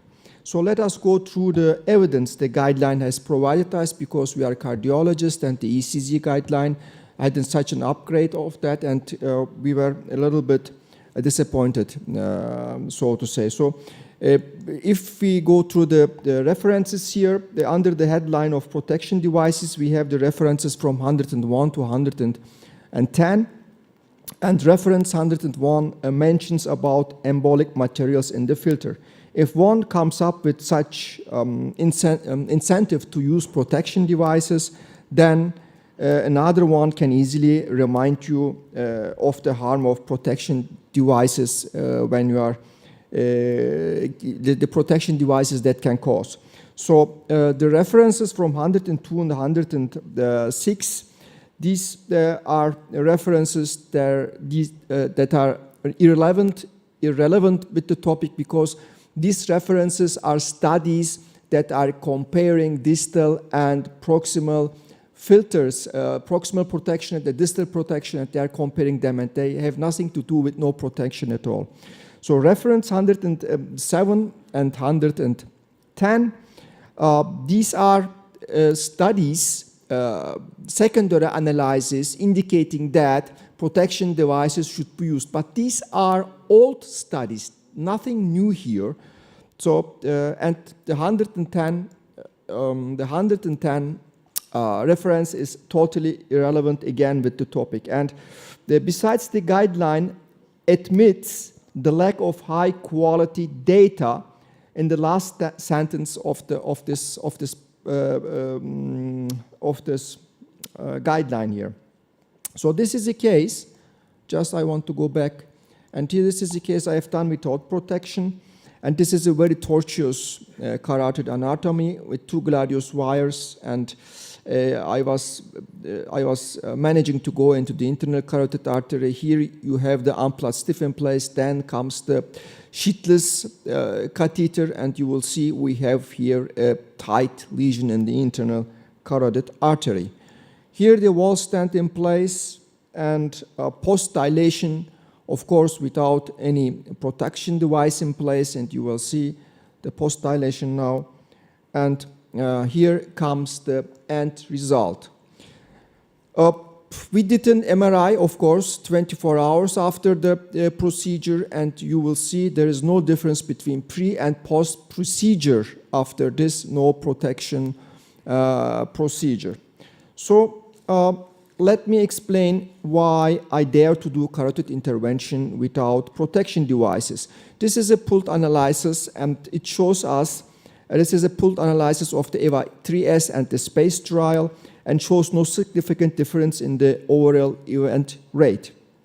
This is another study published in Journal of Vascular Surgery. Here, the technology of the filters are improving, but stroke rates are worsening according to this Archer study. We have 2 single randomized trials using new lesions on the diffusion MRI as endpoint surrogates, and this study indicates that CPT protection devices are useless or may even be counterproductive. So this is another case example, a very calcified internal carotid artery. The other carotid artery was totally occluded.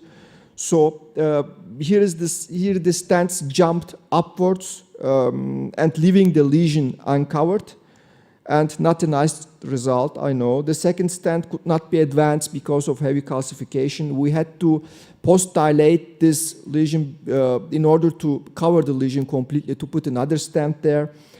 And we had to balloon it, of course, without no protection. And Here comes the second stent in place, and the final result on the left panel. The patient luckily was discharged without any adverse event. I can give an excuse, of course, why I did this without not protection, but this is not the topic here. So what we really need for me is a meta-analysis of these 5 randomized trials comparing protection without no protection. Until then, the class 2A indication seems a bit overrated for me, at least for me. Yeah. So we have evidence from 2 single-center studies again, with over 200 patients in each. And without any protection device, these studies showed us that it's feasible with very low ipsilateral stroke and death rates. The rates were 1.2 and 1.4% respectively. These rates were even better than the landmark randomized trials in which the peri-procedural ipsilateral stroke death rates ranged between 4.5 to 9.6%. This is here another case. This is a string sign, as you see, near occlusion. I doubt whether any distal filter or any distal protection device would pass without predilation. If you predilate for filter passage, what's the point using a protection device then? Here again, predilation with the 3-point something balloon. And after standing, not even silent emboli and a diffusion MRI results after 24 hours. So here is the ISCC study provides interesting data to the current topic. For instance, the ischemic stroke mechanism during peri-procedural carotid intervention is 66% hemodynamic in nature, which means it is not preventable by any kind of protection device. So besides ischemic strokes due to catheter-related disruption of the plaque in the aortic vessel during intervention is not preventable by any kind of protection device either. So on the contrary, the protection device itself may cause stroke during the advancement, deployment, and retrieval maneuvers of the device. So with all this data at hand, this is again a secondary analysis of the ISCC study, and this result was not surprising to find out that the protection device usage was not one of the predictors of stroke as published here in this secondary, in this manuscript. So here is another very tight internal carotid artery, another string sign, near occlusion. Here again, predilation without any protection. Even the balloon jumps forward, which seems scary. And here you can see the reason of the jump, very tight and calcific. Lesion only managed properly with high pressure post-dilation. The patient was again fine and discharged eventually without any diffusion MR emboli signs after the procedure, after 24 hours of the procedure. So in order to find a sound answer rather than relying on expert consensus, in 2016, we initiated the CASVEB trial after losing 3 centers at the beginning of the study, and due to the publication of the recent 2017 ESC guideline, it became impossible to reach the target sample size for us, but we did our best. Although randomized, it is underpowered. The primary endpoint was a combination of a procedural in-hospital transient ischemic attack, ipsilateral stroke, and death. For a randomized trial, we know that aiming at an embolic stroke, it would require several thousand patients to reach a meaningful endpoint during the evaluation of any kind of protection device safety study. So it was a bit difficult and tricky. And to increase the event rate, we, different from all the landmark randomized trials, transient ischemic attack was also incorporated to our primary outcome. And it was interesting that the only transient ischemic attacks were seen in the group which had protection devices, mainly, of course, distal protection devices. And we did every combination possible to find any difference in the clinical endpoints such as ipsilateral stroke death, TIA, ipsilateral stroke plus death. None of these were different between our groups, and our final outcome was not able to find any difference between protected and unprotected carotid intervention. And here, in summary, here I would like to quote again the ACC statement, which says, given the lack of high quality data. For me, this statement means it is still too early to blame someone for doing procedures without protection, but I am very afraid of what Professor Matthias Klaus will say about that. I know it's a bit provocative, and this is at the first beginning I said this is going to be a provocative presentation, but that's what we all have at our hands, scientifically speaking. So 2A guideline upgrading, I don't know. So thank you for your attention.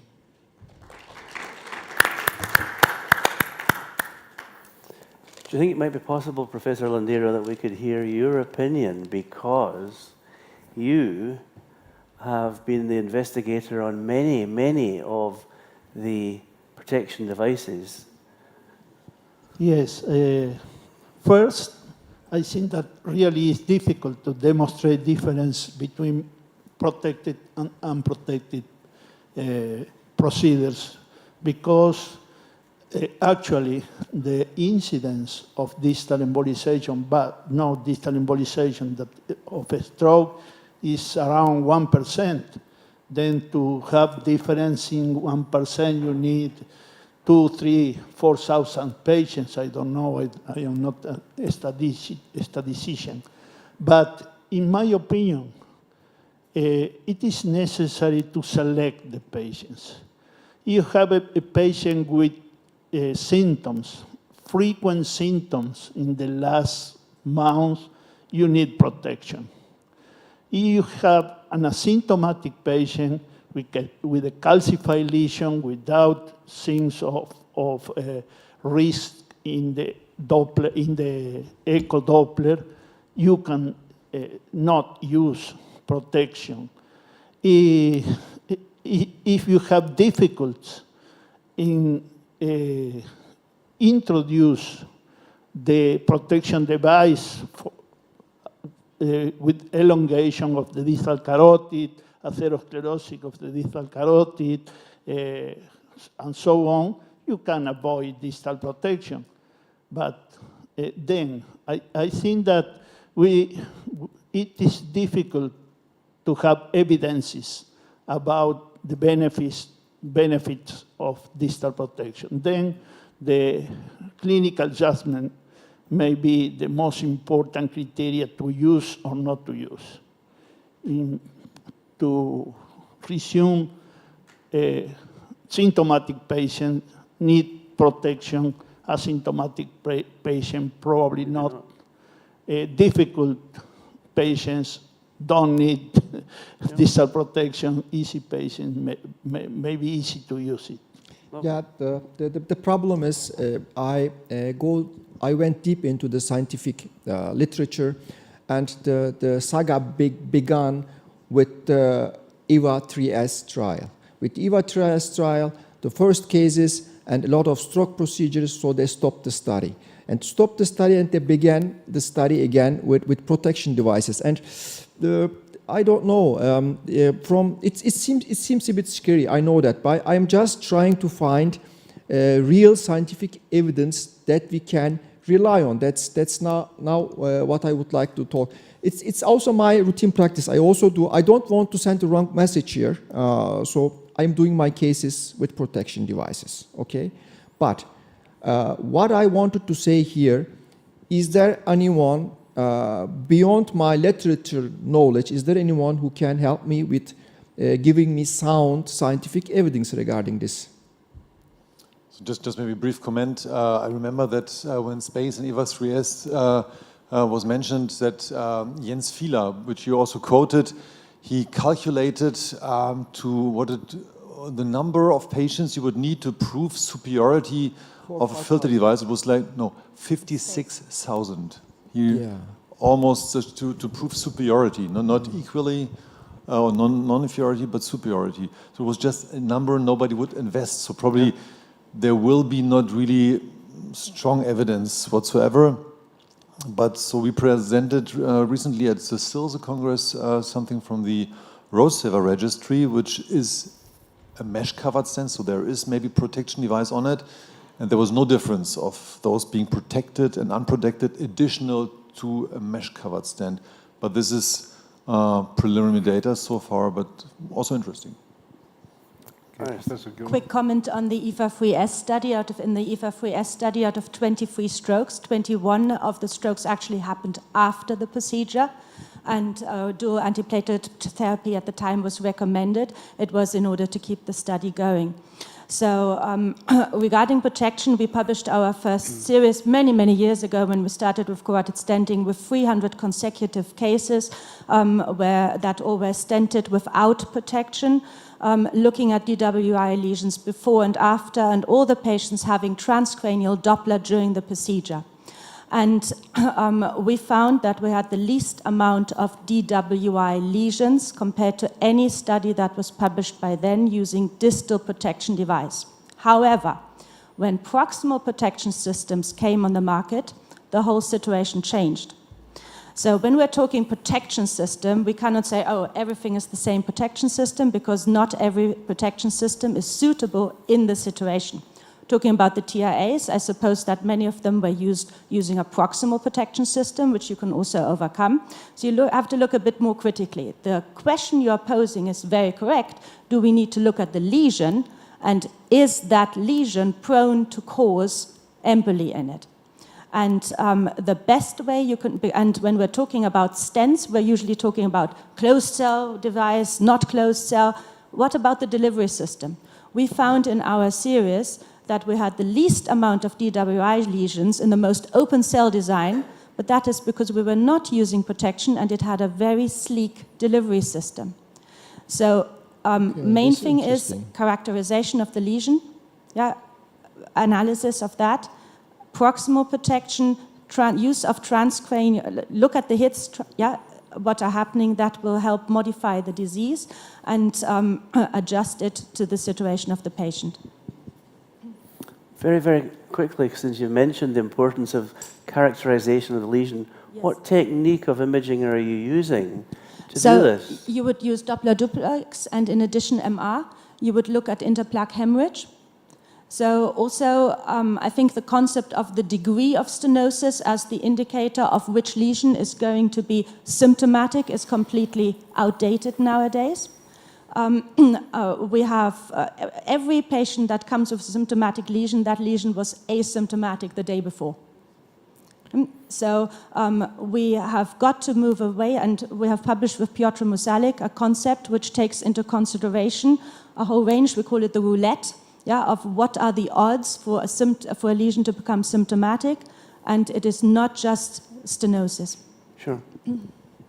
What do you feel about GSM, grayscale median study in circulation? Maybe we could talk after. I hope you've got your answer, a little bit from a very controversial and lovely presentation. Thank you very much indeed. Thank you. And maybe we could do the last presentation just to end before dinner. Dr. Langhoff is going to discuss stenting with protection and the results of the trial. Yeah, so thank you for the interesting discussion also at the very end. So my topic is just giving the opposite side a little bit. So I would just talk about a new device which, to my concern, if this is going to work out, could be a game changer, and it's just even with enhanced protection. So that's the story in behind. So the question is, so where do all these strokes just come from? I think this is one of the Achilles heels of carotid stenting still is the microembolic events and debris reaching the brain during the post-dilatation. I think that's the most crucial point when you do the post-dilatation. So the idea was to increase the degree of protection during this phase, that this would be at the very end be clinically beneficial. So first of all, we just had a balloon catheter we investigated, and at the end, so I will just also present a new device which we are talking about. So if you just look for the trials, it's a proven alternative to carotid endarterectomy, but still minor strokes are the Achilles heel. If you just look for the minor stroke rate in the Act 1 Sapphire randomized arm and the CREST trial, it was all just negative for carotid artery stenting compared to endarterectomy in terms of minor strokes. So that's one of the crucial points here. So the investigational device we are going to talk about is the NeuroGuard IAP system, as you can see here. So it's it's a one-size-fits-all system, I would say. It's just it's a protection device with a stent, and the balloon is already mounted under the stent. So it's just take a wire, go through, and then you have everything on the wire. So that would be the ideal phase. You can see here that so that's the delivery system. So you're going to unsheathen it, then you just have the Paladin or the protection device, which is very, very narrow. Then you can just open the stent, and already behind the stent, under the stent, there's already a post-dilatation balloon. So that's very, I would call, very sexy device. So as said, we just went for the Paladin system here. That was the first one we investigated, also was in the trials. That was just the protection system plus a balloon for the post-dilatation phase with a net of 40 micron. So very, very narrow protection device. And we compared this also to other data supporting this device. So we just had a stroke rate here in our series of a little bit more than 100 patients of 0.9%, a mixture of asymptomatic and symptomatic patient. And if you just compare this to the other trials, you see we were, by increasing the protection here in this post-dilatation phase, pretty much ahead of the other ones. We also looked for subgroups here. That was the Paladin registry, 106 patients with a stroke rate of 0.9%. Then we just had sub-studies which were investigator-initiated, the other ones, and with CGuard, with exact stent, respectively with road saver stent, without showing an increased number or almost no strokes within all these subset analyses here. I think the one stroke we just had in the Paladin registry, or the one endpoint, was myocardial infarction. We also looked for the particles we just collected within this very, very narrow filter size, and the majority of those particles were below 100 microns. So the common used filter devices just have a capture capacity of capture. So they are going to capture debris which is larger than 100 micron, and here, as said, 40 micron pore size. So they also capture the smaller ones. And these were just the majority which we just found in the filter here. We also did we just tried to compare our MRI sub-study in terms of incidence of new lesions, respectively number of lesions in the diffusion rate MRI, respectively lesion volume, to other trials which incorporated this endpoint also in their data. And that was very, very low in terms of Paladin because we just had a huge capture capacity here. So the key advantages of this device is just to solve or to just find a solution for the rate of minor strokes by increasing the amount of protection. Majority of the embolic particles were very small, and multiple studies have demonstrated that this does work, obviously. We just published this in 2019 in JACC, it was interesting. The next evolution of this, as already mentioned at the beginning, is the NeuroGuard IAP system, which is a 3-in-1 carotid stent system, post-dilatation balloon, stent, plus integrated embolic protection device. So maybe just a short animation here. I hope it starts. Yes. So if you just look here at the lesion, you have a transition with a wire of choice. You may then use this NeuroGuard system. You are going to use this small wheel here, so then the filter gets free. So you need a landing zone at least a little bit. So then you can adjust the filter system to the vessel wall. Then you're going to unsheathen the stent, and then there's already the balloon in place. There is this balloon hub here. You're going to inflate the balloon. You have maximum protection here by this very dense net. Then you're going to close the filter again and then go out and you're done. So this is pretty easy here. That's how the device is looking, just really in a natural. So very interesting stent, a closed cell design stent. Yeah, just was good and effective plug coverage here, very flexible. It was such a special ring design here, and weighable in lengths of 3 and 4 centimeters. So the idea is that, that we are going to skip all these crossing procedures. So crossing the stenosis with protection, with distal protection, with proximal protection, lesion predilatation, removing the balloon, advancing the stent, stent deploying, removing the stent delivery system, advancing post-dilatation balloon, removing the post-dilatation balloon, getting the recovery sheaths in and out. So these are around about 10 steps. You're always crossing the lesion, which is something you would like to avoid, definitely. That makes it faster and easier.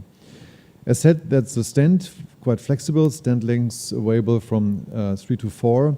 So the mid-stent, so for covering the lesion, just put this just in the middle, will be 6 and 7. It's going up at the common femoral to 8 and 9. So fits to, I would say, almost all the lesions we are going to need. So we did a trial, the Performance 1 trial, where we investigated this system, and I think Ivo was also part of Performance 1 already. So the primary endpoint, 30 days, were stroke, death, and MI rate. And as said, we just had 1 myocardial infarction. I think at day 17 after carotid artery stenting, we had no stroke and no death in the subgroup of patients here, and that turned out true for 12 months. So also long-term outcome, but the primary endpoint, as said, is just 30-day death and stroke rate here. So that was really the lowest rate of strokes, respectively minor strokes, also shown so far. We just presented this at Link, I think already 2 years ago.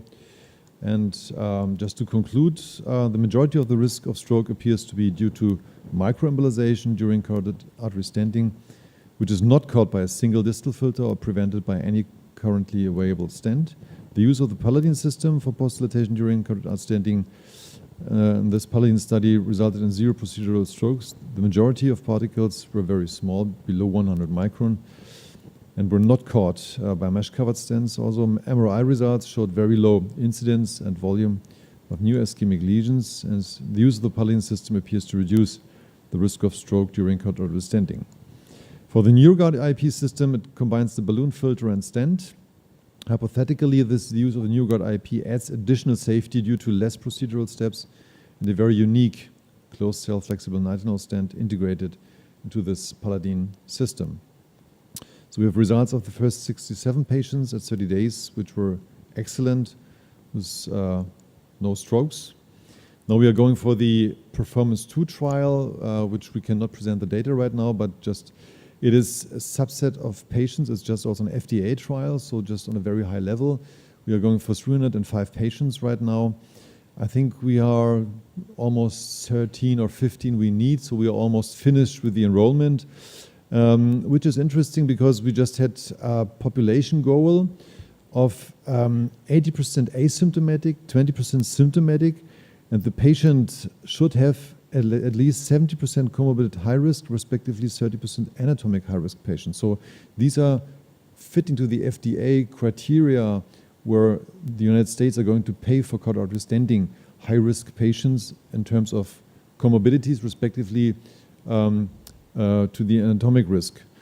Primary endpoint here, once again, is 30-day major adverse event rate, and patients should have symptomatic stenosis greater than 50%, respectively asymptomatic greater than 80%. So also, it's just not the investigator's choice, so we are going to submit all our images to a committee where 2 independent reviewers are looking for the CT, MRI scans, respectively angiograms, and say, okay, this patient is fit for this device. We will not encounter any problems in the aortic arch. It has got a landing zone, it's not too calcified, so that's really true and open. It's just not only by the investigator's choice only, which I think is a very good choice. So these are just one of some example of high anatomic risk for endarterectomy, respectively comorbidity risks, so age, history of recent MI, respectively tandem stenotic lesions, which make it anatomically for endarterectomy a little bit more difficult, or occlusion of the contralateral common carotid artery and stuff like this. Thank you. Professor Landero. One question first. Which is the profile of the new device, the crossing profile? So you're an expert. No, it's just, that's the crucial point. So it is not a 5 French device. We would love to have it as a 5 French device. It is, 6 point something still. So they are going to make, actually the current version is going to get a shorter landing zone for the filter, and they hope to make it a little bit smaller. So, but it will probably, I guess, I suppose, I'm not an engineer, but I think they will not manage to make it as a real 5 French device. I'm not sure. Because by Doppler control, there are the first step in which the embolization occurs is in post-dilatation, as you said. But the crossing step, the crossing of the lesion with the device is an important cause of distal embolization. Then I think that putting all the device together, the filter, the balloon, the stent, made the device a little bulky. And maybe cause of distal embolization So during maybe it's not lesion crossing. Maybe it's just not the device proper for all lesions, but as said, so I think it depends on the tip, it depends on how hydrophilic coated it is, and just not only the profile, but also maybe entry and exit angle of the lesion and stuff like this. I think these are also confounders to good stent choice. I would say probably it will be not the device for all lesions, but probably a lot. Ralph, if you allow me, in fact, because like you both, we are performing also cases in the Performance 2 trial, and we were one of the top recruiters in the Performance 1 trial. And despite it was relatively off-label, but we started, after the first several cases, we switched from 7 to 6 French, and all the rest of the patients we have done by 6 French, and more than half of them by radial approach. So it's not a so bulky device. It's of course it's not like the Terumo Road Saver, but nevertheless it's a quite smooth device. And absolutely. So I just, because of sake of time, I took out some slides. But Žarko Kedev just published something, and he is doing also a lot of transradial. Yeah, more than about 60% of the NeuroGuard we are performing by radial. So it's... it does work. It's decent. It's decent. It's, yes, for critical lesions, and because of that the trial is with double protection. So it's we are putting first the primary filter, and after it we are crossing the lesion with the NeuroGuard. But probably in the future, and I can guess it will be suitable for not critical lesion, for example, 70-80%. For 70-80%, it will be absolutely doable to be the only one device. So to cross the lesion, to open the filter, to open the stent and the balloon in 2 minutes. So it will be probably the best option in non-critical. Iris. So, oh yes, no. Ladies first. So I've recently had the pleasure of using the device, and another indication, of course, is in acute stroke. We are seeing with us 40% of patients with tandem lesions, so lesions that require stenting to get to open in the acute phase, the MCA. Time is brain, so it does speed up the procedure. One question I'd still have is how much thrombus you could actually catch in the filter when you then try to retrieve it, because that's obviously a much bigger lesion load, but that could be a new indication in acute ischemic stroke for tandem lesions. I don't know the capture capacity. I would say it is almost very similar to filter wire easy. Just For normal procedure, it will always be volume, sufficient. It's but for the floating thrombus in the cases with a floating thrombus, but yeah, it's quite big. Yes, I only wanted to mention that first, you can have, because we compared, yes, unprotected and protected, you can already when you advance your guiding catheter or sheath, you can already have some emboli. So that is not influenced by the protection system or no protection system. That's the reason why the radial approach has some advantages, because you have not to work too much in the aortic arch. I had a different technique when I do it from below. I use the Wittek catheter, which has a somewhat shorter arm than the Sidewinder, and you can form the curvature already in the descending aorta, and then you go up and then bloop, you know that's the left subclavian, bloop, left carotid, bloop, brachiocephalic. So you had not to push and pull and torque in the aortic arch. Especially in elderly patients, we have more generalized atherosclerotic disease, even when it's asymptomatic up to now. That's one of the points. The other is, I do nearly all the patients with the MoMA device at the moment when it's anatomically possible, because then you have blocked everything before you touch the lesion. But on the other hand, certainly also that works well, because when the lesion is not 99% but less, then you can pass through without dislodging material, at least very much less and no dangerous larger particles. Yeah, that's also important. We just had also cases. So I believe still in cerebral protection, and I do all cases with cerebral protection, and 90% with the MoMA and some with the filter. And when you work with the filter, it depends what filter you are using, and you have to make sure that the filter is opposing everywhere the anterior wall. When it's in a curve and it's, you have perhaps the impression that you have placed it well, but in reality the blood flow is passing by unfiltered. Yeah. So that is also one point which has to be considered when we discuss cerebral protection, yes or no. So I feel more on the safe side when I do it with protection. So within the Paladin trial, interestingly, we just had cases done with MoMA system. So you would expect that in the Paladin net there is nothing, but there was also small particles and debris, although I would say very experienced, just to my concern, very, very experienced physicians using this Paladin system with MoMA, but there was something in the filter which is a little bit like a miss. Would you like to close and announce tomorrow morning 9:30 start?